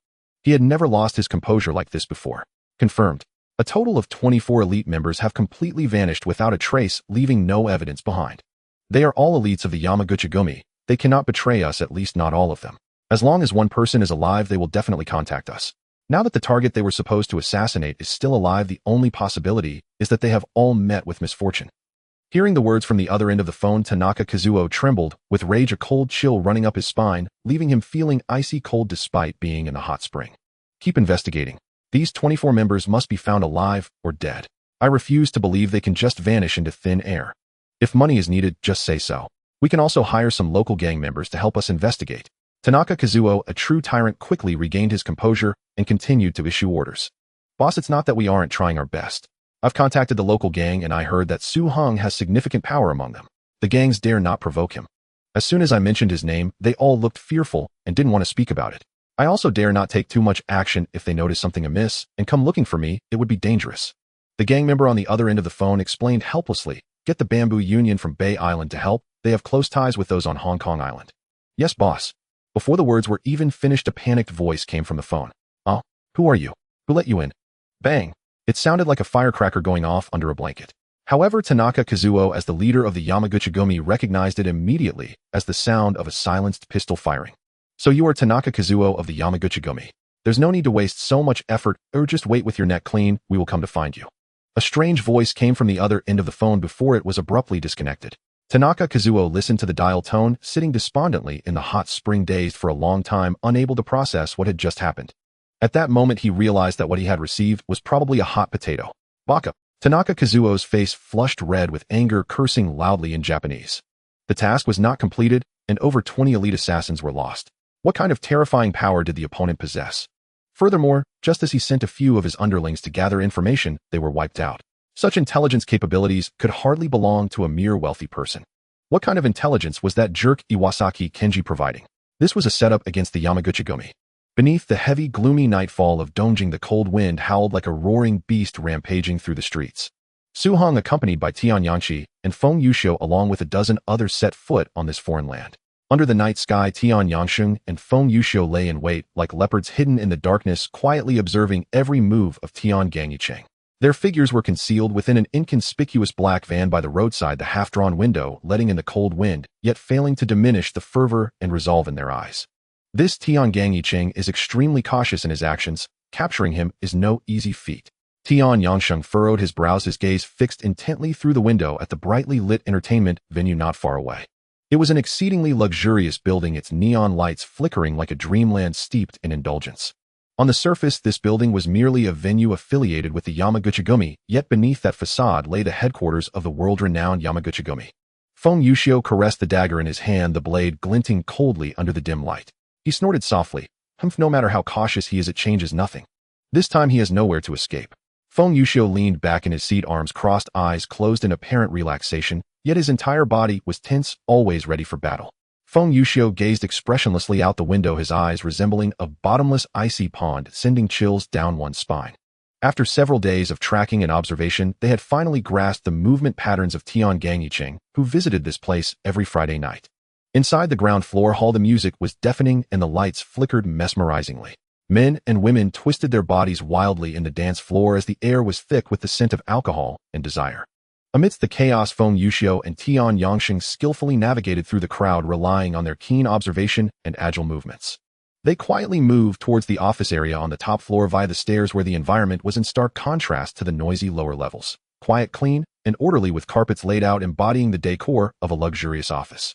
It was a world entirely different from the clamor of the private rooms below. At the stairwell, two burly men stood guard-clad in black, their shaved heads revealing necks and arms adorned with tattoos, exuding an intimidating presence. Feng Yuxiu and Tian Yanqi supported each other, feigning drunkenness. Sir, this floor is not open to the public. Please return to the lower levels for consumption. The two men in black reached out to block them. Previously, there had been occasions when patrons from downstairs accidentally wandered up. A single glance at them would send them fleeing in terror, but today the two must have been drunk. My friend is drunk. We just want to rest here for a moment, and we'll leave shortly. No, this is a private. Before he could finish his sentence, puff, puff, the soft sounds were akin to firecrackers exploding under a blanket, and at that moment Feng Yuxiu showed no signs of intoxication. A glint of ruthlessness flashed in his eyes as he held a silenced pistol that emitted smoke. Before the two burly men could even shout, Tian Yanqi and Feng Yuxiu covered their mouths and dragged them towards the stairs. Tian Yanqi made a downward gesture, and soon Su Hong and the others rushed up armed. At that moment, the group donned masks, leaving Tian Yangsheng and Feng Yuxiu to guard the stairwell, while the rest brandished silenced weapons, signaling each other to cover and advance their combat style, almost identical to that of elite special forces from a certain country. Puff, puff. Soon one after another the bodyguards fell. The group of over 10 searched until they reached a room at the end of the corridor. Tian Ganyicheng, you should commit seppuku to apologize to the Yamaguchi-gumi. The members of the Suicide Squad number no more than 50. They are the elite of our entire Yamaguchi-gumi, yet half of them have been lost so easily. Tian Gang, how do you even lead this group? The Iwasaki family is indeed the #1 family in the island nation, but our Yamaguchi-gumi is not their dog. They lost money at the Mitsubishi Bank in Hong Kong. What does that have to do with our Yamaguchi-gumi? I have inquired through a friend. The target he wants to deal with is the richest man in Hong Kong, and he has immense power in both the underworld and the legitimate world. He is not so easily dealt with. Did Iwasaki Kenji provide this information? Tian Ganyicheng, did you understand this clearly? Did you just send the Suicide Squad out like that? Now with such a massive loss, who will take responsibility for this? The meeting room had descended into chaos, and outside, Su Hong listened with keen clarity, realizing that the previous losses had truly shaken the Yamaguchi-gumi. Su Hong smiled coldly. He had initially planned to press Tian Ganyicheng for the identity of the mastermind, but now it seemed entirely unnecessary. Bang! Su Hong made a gesture for a non-mercy approach, kicked open the door, and charged in first. Puff, puff, puff. Tian Yangin, and the others followed closely, raising their guns to shoot. The unfortunate higher-ups of the Yamaguchi-gumi had not even grasped the situation before being killed by a hail of bullets, unable to resist. In accordance with routine, Su Hong and his men divided their tasks, with some collecting valuables, others pouring gasoline into the room, and finally setting it ablaze. Amidst the roaring flames, Su Hong and his men descended to the first floor, rushing out along with the panicked crowd.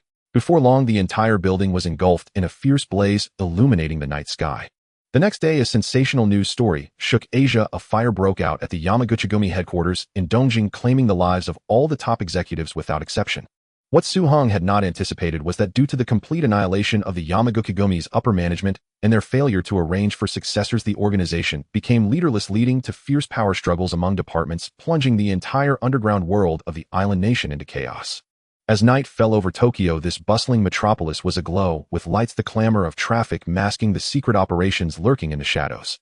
In a tranquil courtyard located on the outskirts of Tokyo, the property belonged to the Hengon Securities Island Division, where Su Hong sat, with Tian Yangshi, Feng Yuxiu, and over a dozen others around a table piled with documents. My target this time is Iwasaki Kenji, the #1 tycoon of the island nation, a major shareholder of the Mitsubishi Group. His family's influence is immense, which may pose some trouble. However, if successful, there may also be unexpected gains. You all decide whether to join me or not. Su Hing looked around the group, hesitating for a moment before speaking. Boss, what kind of talk is this? We brothers have long been tightly bound together, sharing life and death. Indeed. Boss, without you, how could we each have become billionaires today? Boss, my life belongs to you. I will definitely stand with you through thick and thin. Looking at the determined faces of the crowd, Su Hong nodded. After all, dealing with the first financial conglomerate in the island nation was far more challenging than before. But as Su Hong said, if they succeeded, the rewards would also be significantly greater. Since Su Hong became successful, he had rarely participated in actions personally, and even Hong in security had gradually been set on the right track. However, this time, Su Hong actually felt somewhat forced. Originally a normal business tactic, but this little devil Yen Zaki insisted on using assassination methods to solve problems. Since they had come to kill Su Hong, certainly would not back down. No matter what family you belong to, if you provoke me, Su Hong, you will certainly have to bear the corresponding consequences. Tian Yang's expression was stern as he tapped his finger lightly on the photo of Yen Zaki Kenji on the table, saying, Yen Zaki Kenji is cautious in his actions, surrounded by numerous bodyguards, and both his residence and office are equipped with extensive security facilities. However, we have grasped some of his movement patterns. Every Friday night, he goes to a private club located in Ginza, which is our only opportunity. Tian Yang glanced at the photo of Yen Zaki Kenji and added, however, the internal security system of the club is extremely complex. Once the alarm is triggered, the police in Dongjing will arrive within minutes. Skilled in close combat, Feng Yuxiu rubbed his fists together, eager to try. What is there to fear? As long as I can get close to Yen Zaki Kenji, I guarantee I can subdue him with a single blow. After several hours of discussion, the team refined the action plan down to every detail. Friday arrived, and the action team arrived early at the club, dispersing around the periphery. Tian Yang, dressed in a well-tailored suit and wearing sunglasses, appeared to stroll leisurely by the street, all the while keeping a vigilant eye on his surroundings. At 10 o'clock in the evening, Yenzaki Kenji, surrounded by a crowd of bodyguards, stepped out of the club's main entrance preparing to leave in a vehicle, his face beaming, with a smile, completely unaware of the imminent danger. At the very moment Yenzaki Kenji's bodyguard opened the car door, a loud explosion erupted. A deafening roar filled the air, ablaze, shooting into the sky as the car was flipped over, turning into a massive fireball, while the two vans carrying the bodyguards were also affected and overturned. A scorching wave of heat spread outward. The bodyguard who had just opened the door was thrown over 10 meters away, crashing heavily at the entrance of the club, missing an arm, and covered in blood, uncertain if he was alive or dead, surrounded by bodyguards lying in disarray.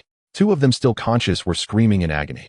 Yenzaki Kenji had no idea what was happening. He was thrown over 10 meters by the blast, crashing hard to the ground, feeling like his organs were churning, utterly devoid of strength, blood smeared all over his body, face, and hands, unsure if it was his own, as every inch of his skin felt as if it were being cut by knives, and he wanted to scream for help, but lacked the strength. The shockwave from the explosion shattered all the glass doors and windows of the club over 10 meters away, scattering glass everywhere, leaving the security personnel inside the club stunned. At that moment, an ambulance sped over and two medical personnel rushed out to lift Yenzaki Kenji into the ambulance, quickly departing, the entire process taking less than a minute. By the time the club's security personnel came out to check, they could only see the taillights of the ambulance from a distance. The ambulance's efficiency is indeed impressive. The leader let out a sigh of relief, murmuring, Yenzaki Kenji was not just any important client. The power behind this key member of the first family of the island nation could be imagined. Quick, save him! Save him! The scene was filled with shouts, cries for help, and wails, all in disarray. The ambulance carrying Yenzaki Kenji did not head to the hospital. Instead, it sped toward the outskirts. Yenzaki Kenji was puzzled as to why the trip to the hospital was taking so long. Because he was in excruciating pain all over, each second feeling painfully clear. In a clearing on the outskirts, two white vans were already parked nearby, and the personnel from the ambulance transferred Yenzaki Kenji to one of the white vans. The group removed their white coats and masks, tossing them into the ambulance, then dousing them with gasoline and setting them on fire, watching as the ambulance erupted into flames before quickly boarding the van and disappearing into the vast darkness. At that moment, Yenzaki Kenji understood what was happening. He had been kidnapped. Cold sweat poured down his forehead as he could hardly care about the pain all over his body. He wanted to understand what was going on, but his mouth was gagged and his hands and feet were tied, leaving him unable to move an inch. The next morning at the Yenzaki family's villa, old Yenzaki was pacing anxiously, while his wife sat quietly on the sofa, softly crying. The household servants dared not make a sound, the atmosphere tense to the extreme. This kind of atmosphere had never occurred in this household before, because in the island nation, when old Yenzaki stomped his foot, it could cause an earthquake. He was the leader of the country's first financial group, the Mitsubishi Consortium. No one had ever appeared who could make old Yenzaki so furious. They first heard that their son's car had been rigged with a bomb and that he had been injured by the explosion. Then he was taken to the hospital, but no one knew which hospital he was sent to. Old Yenzaki sent people to inquire at all nearby hospitals, but still could not find any trace of his son, only then realizing that his son might have been kidnapped. He simply could not understand who in the island nation would dare to harm a member of the Yenzaki family. Ring, ring, ring. The phone by the sofa rang, startling everyone in the living room. This is the Yenzaki family. Who are you looking for? Mr. Yenzaki, I am Ono Saburo from the Metropolitan Police Department. We found the ambulance that transported Mr. Yenzaki Kenji in the outskirts. It was a stolen vehicle and has now been burned to a pile of scrap metal. Old Yenzaki's heart sank as he gripped the phone tightly, his knuckles turning white. Have you found any trace of my son? Not yet. The kidnappers are very cunning. They changed vehicles and left. Baka. I'm sorry. Ono from the Metropolitan Police Department was indeed a high-ranking official in the island nation, but he did not dare to speak in response to Yenzaki's insult. The influence of this first family of the island nation spread across all aspects of society. His opinions were even considered by the Prime Minister.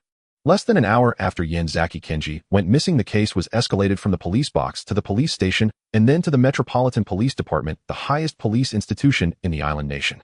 The chief of the Metropolitan Police Department assigned Ono Saburo, an expert in solving kidnapping cases, to take charge. I asked whether you have found my son. Are the police in your country just wasting time? Old Iwazaki had completely erupted. It had been so long, yet they still couldn't find a single person. However, the good news is that there is no body of Mr. Iwazaki Kenji found either. Therefore, we deduce that the kidnappers will likely contact you. We would like to discuss installing a listening device in your home. Once they call, we can quickly pinpoint their location.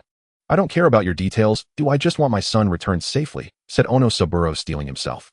Old Iwazaki roared in anger, shouting loudly, Rest assured, Mr. Iwazaki, we will definitely bring Mr. Iwazaki Kenji back. Soon several personnel from the police department arrived, bringing various boxes. After a busy 10 minutes, they had set up the listening and locating devices while a few others sat in a separate room, wearing headphones quietly staring at the colorful screens in front of them. Ring, ring, ring. Shortly after the phone rang again, Onosaburo nodded, indicating old Iwazaki to answer it. Iwazaki residence, who is this? Is this old Iwazaki? Who I am is not important. What matters is your son, Mr. Iwazaki Kenji is currently a guest at my place. A hoarse voice came from the other end, sounding as if processed by some machine. How can I trust you? I want to hear my son's voice. Old Iwazaki's hand trembled as he held the phone, enraged. How could one treat guests like this? These despicable kidnappers, he swore if he caught them, he would tear them to shreds. Come on, Mr. Iwazaki wants to hear his son's voice. Fulfill this wish for him, said the person on the other end, seemingly instructing someone next to him. Help. Don't hit me. Dad, save me. A piercing scream followed by frantic cries for help echoed from the phone. Old Iwazaki immediately recognized it as his son's voice. Stop hitting him. Don't harm my son. Let's discuss this calmly. What do you want? Old Iwazaki shouted for them to stop, and the cries on the other end finally ceased. His heart eased somewhat. After all, he could confirm his son was still alive, which was already the best news. As for the kidnappers, he did not believe for a second that they could get away with the money. Did they really think the police department was just idle? $100 million, all in non-consecutive old bills. Deliver it by 3 p.m. tomorrow to the top of the highest mountain in the forest park in Saitama Prefecture. Cash for the person, deal. Su-hung smirked, boldly demanding. All right, but I warn you, don't lay a finger on my son, otherwise I won't give you a single cent. Old Iwazaki was furious, but felt utterly helpless.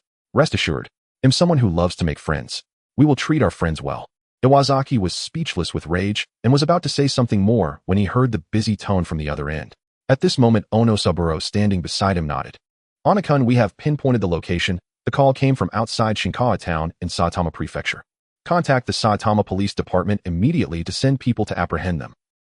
However, when a group of police officers from Saitama arrived at the designated location, what did they see?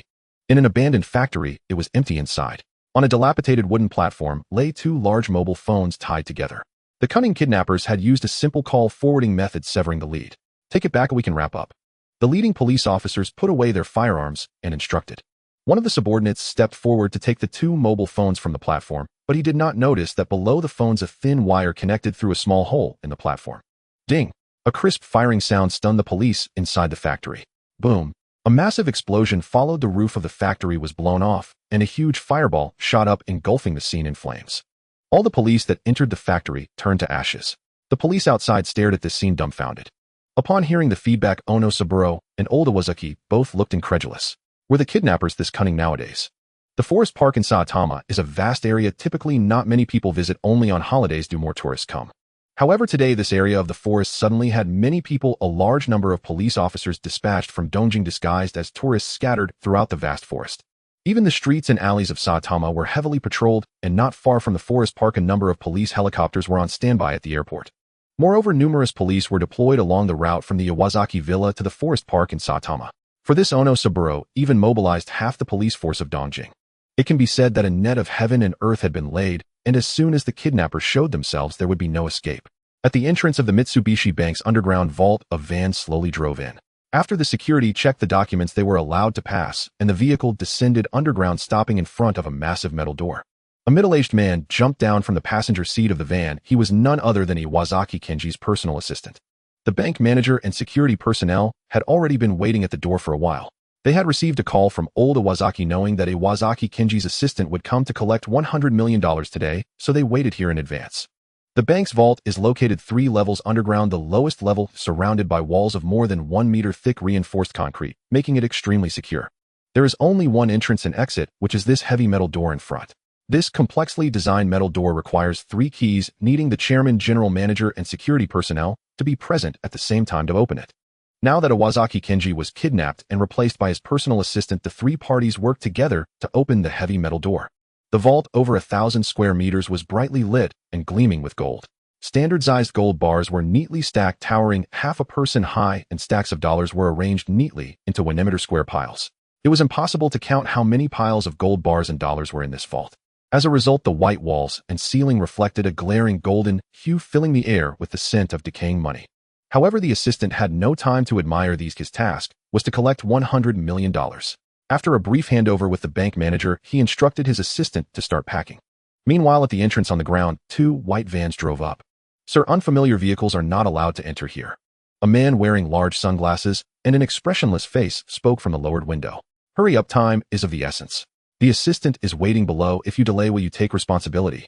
The security guard was about to ask more questions, but upon hearing the assistant was waiting, he hesitated no longer and let them pass, unaware that his lack of inquiry had saved his own life.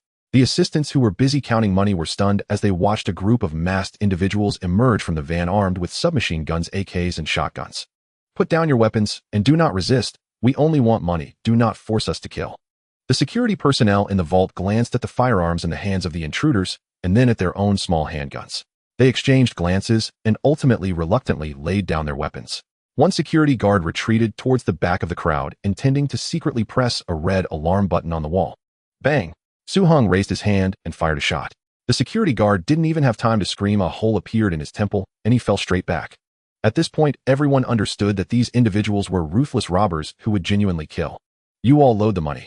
Su-hung commanded the bank's security personnel to load the dollars from the vault into boxes and vehicles. Sir, there is too much money in the vault. It is impossible to load it all. The bank manager suggested proactively. Su-hung scoffed and fired another shot. Did this bank manager think he was dealing with inexperienced robbers? Although gold is a precious metal, it is not as valuable in this era. It is only worth about 20 per gram. A ton is approximately 20 million, while a ton of 100 bills is about 100 million. It would take 5 tons of gold to equal the value of 1 ton of cash, and this is assessed at market price.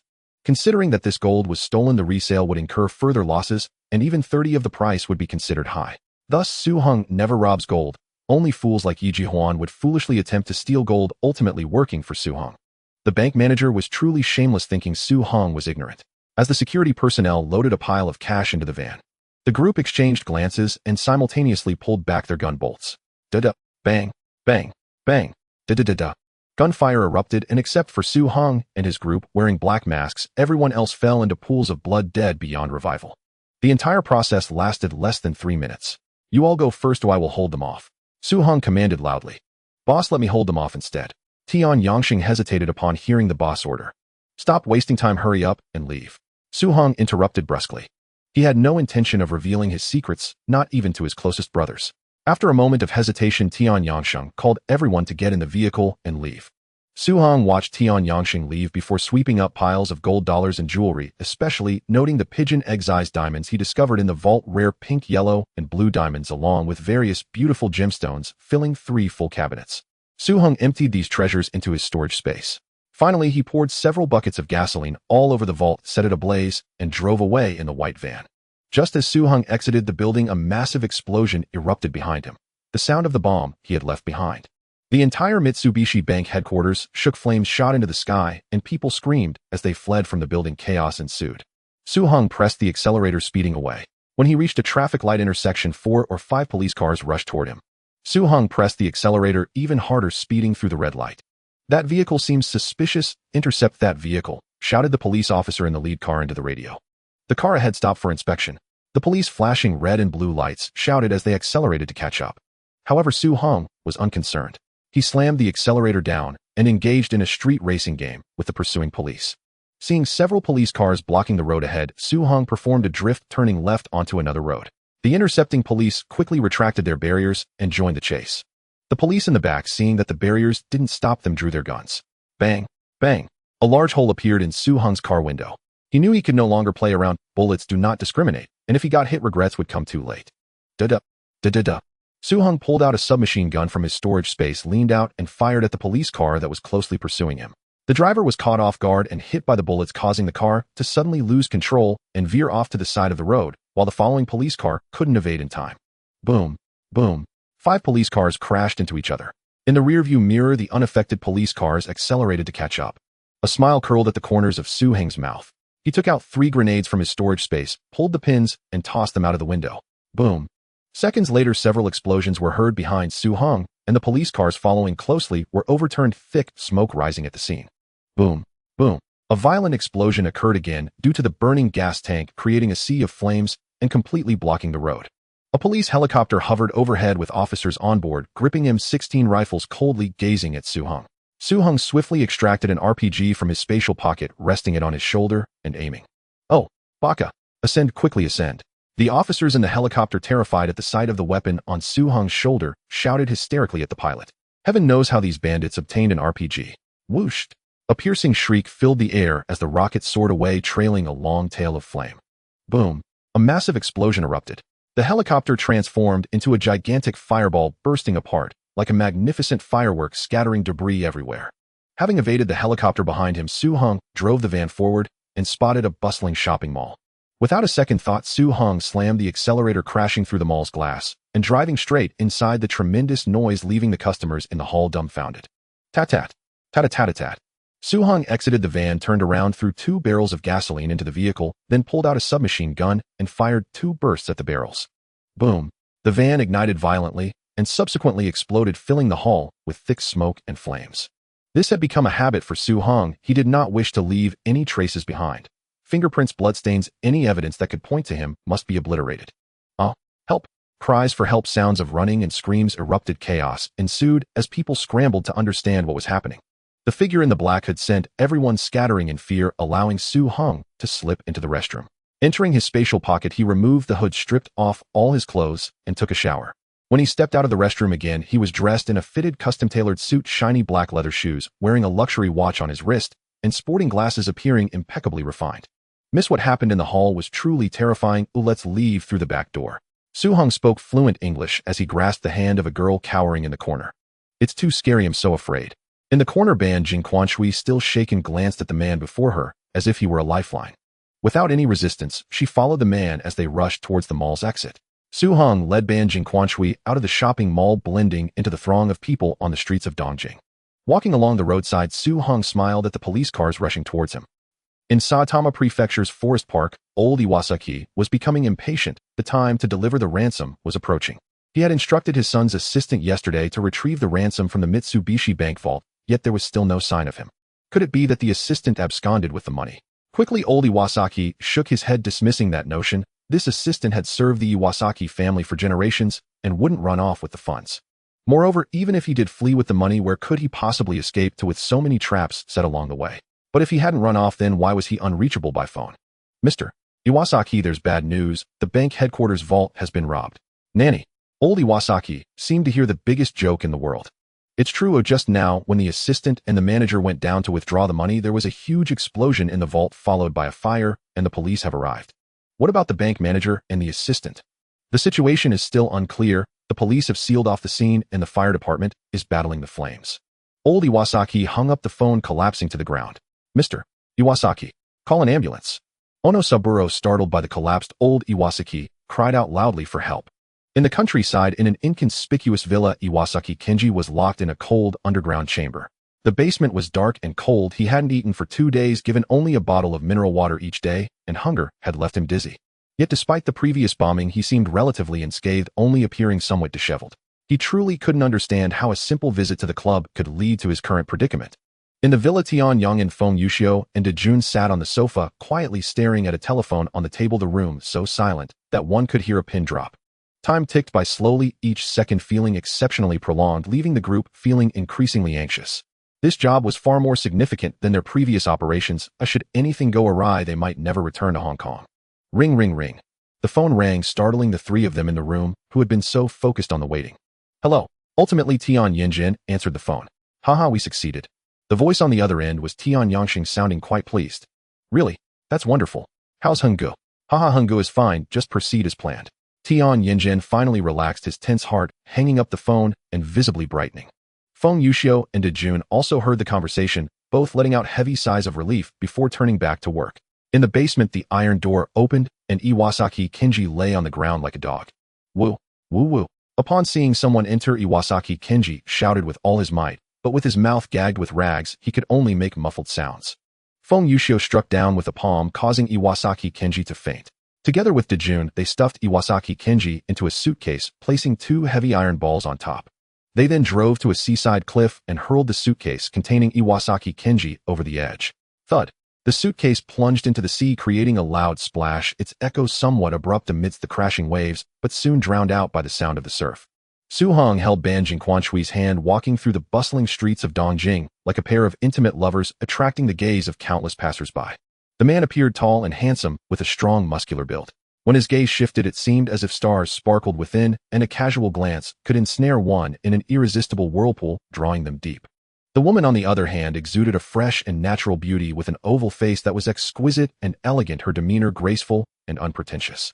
Her long black hair was tied back in a ponytail, complemented by her innocent smile, giving her an approachable neighborhood sister vibe.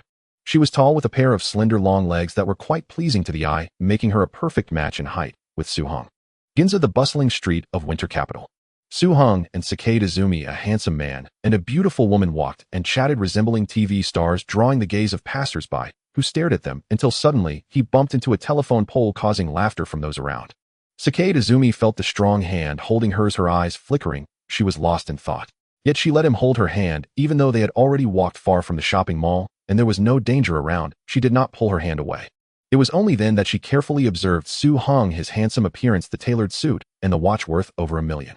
Just this outfit alone was something she, as a mere sales clerk in a small mall, could never earn in a lifetime. However, such a wealthy, elegant, and handsome man did not forget to help her during a critical moment, rescuing her. He truly embodied the essence of a gentleman, so full of masculinity. What was going on? Though she did not know this man at all, when he held her hand and said he would take her away, she inexplicably felt no fear and simply ran out with him. This feeling was truly wonderful, and even now she found it hard to believe what had just happened. It seemed too incredible. What was this man's name? Where was he from? What did he do? She knew none of these.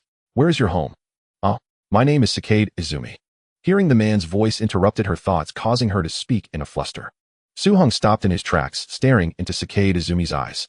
Her cheeks were slightly flushed, feeling a bit shy, but in Japan the relationship between men and women was relatively open. Miss Sakei Izumi, let me take you home, Su-hung said with a smile, looking at her with captivating eyes. I live nearby, perhaps I can invite you up for a drink, Sakei Izumi said, her face slightly flushed, but she still gathered her courage to speak. Sure. The next morning, sunlight streamed in through the window, casting light on Sakei Izumi's skin, as smooth and white as milk. She opened her eyes and reached out beside her, finding no one there. Opening her eyes again to confirm, there was no sign of that man in the room. This made Sakei Izumi doubt if everything that happened yesterday was just a dream. The clothes scattered all over the floor reminded her of last night's intense encounter. Hiss! Sakei Izumi rolled out of bed, the pain below nearly causing her to fall. That man was indeed frighteningly strong. She endured the pain below, feeling a bit lost. Did that man's words last night mean he was just deceiving her? Last night that man said with his looks and voice he could easily become a star and would even write songs for her. He also told her that a company called Polygram Entertainment in Hong Kong was under his name, and if she wanted to sing and dance, she could find him in Hong Kong, where he would produce her albums and organize concerts. Of course, she had heard of the renowned Polygram Entertainment in Hong Kong. The Happy Girls group under it had once held a concert in Japan, which she had envied greatly. To suddenly encounter a man who saved her, who was actually the owner of Polygram, was truly a stroke of luck. She had been overjoyed last night. But to leave without saying goodbye so early in the morning, did that mean everything said yesterday was a lie just to deceive her, making her feel empty joy? Just as she was about to feel sad, suddenly a gust of wind blew and causing a piece of paper on the table to flutter to the ground. Sakei Izumi picked it up to find it was a note. It stated he had urgent business and had to return to Hong Kong, asking her to think it over and find him later in Hong Kong. It also left a phone number and address in Hong Kong, and even the fare for a plane ticket. Sakei Izumi carefully held the note to her chest, a smile forming on her lips. This man merely had important matters to attend to and left first. Everything he said was true. Just as Sakei Izumi was foolishly smiling at the note, a major news story broke in Japan. A shocking robbery took place in winter capital. The underground vault of Mitsubishi Bank, the largest bank in Japan, was robbed. After the robbery, the thieves set fire to the vault, making 20 tons of gold, $200 million worth of diamonds and jewels, and $1 billion in cash, all worth a total of $1.7 billion, vanish without a trace. $1.7 billion, this astronomical sum of money soon shocked the entire world. This was the largest robbery in human history, completed in mere minutes. Japan mobilized its entire force to investigate, but no clues were found. What baffled many criminal experts was that even if the cash was burned to ashes, it could still be explained, but how could 20 tons of gold and gems possibly be burned away? It is well known that even with an explosion, 20 tons of gold cannot simply vanish. If the thieves took it, that was even less likely. That was a full 20 tons of gold, not just 20 kilograms. To load it onto a vehicle and make it disappear within minutes was impossible. The key question was, where did these thieves come from? Names, appearances, ages, nothing was known. Even the number of thieves remained a mystery, as if everything had vanished into thin air, leaving no traces. Old Iwasaki spat out half a liter of blood in anger, his life hanging by a thread. Meanwhile, the heir of the Iwasaki family, Kenji Iwasaki, chairman of Mitsubishi Bank, was missing. When the news reached Hong Kong, Yi Jihuan was instantly stunned. He toiled for a day to earn 3 million Hong Kong dollars, while these thieves made $7 billion in one go. Even if he robbed gold shops every day without rest, he couldn't amass that much money in a lifetime. How could the gap between thieves be so vast? Zhang Ziqiang jumped up in shock upon seeing this news. Last year, after kidnapping Guo Disheng's son, he made 100 million Hong Kong dollars and felt quite proud, but compared to this $7 billion, his achievement felt insignificant. My next target is 1 billion Hong Kong dollars, Zhang Ziqiang declared confidently while watching the news on television. While everyone was stunned by this news, Su Heng, accompanied by a dozen people, was on his private plane heading back to Hong Kong. Killing, arson, and golden belts are fine, but robbery brings money faster. Su Heng lay in a large bathtub holding a glass of red wine, unable to help but sigh. After toiling for 2 years, he only managed to accumulate a fortune of 10 billion through the advantages of his rebirth. Unexpectedly, a single trip to Japan made him earn 10 billion. This journey was truly exhilarating. Hong Kong and back.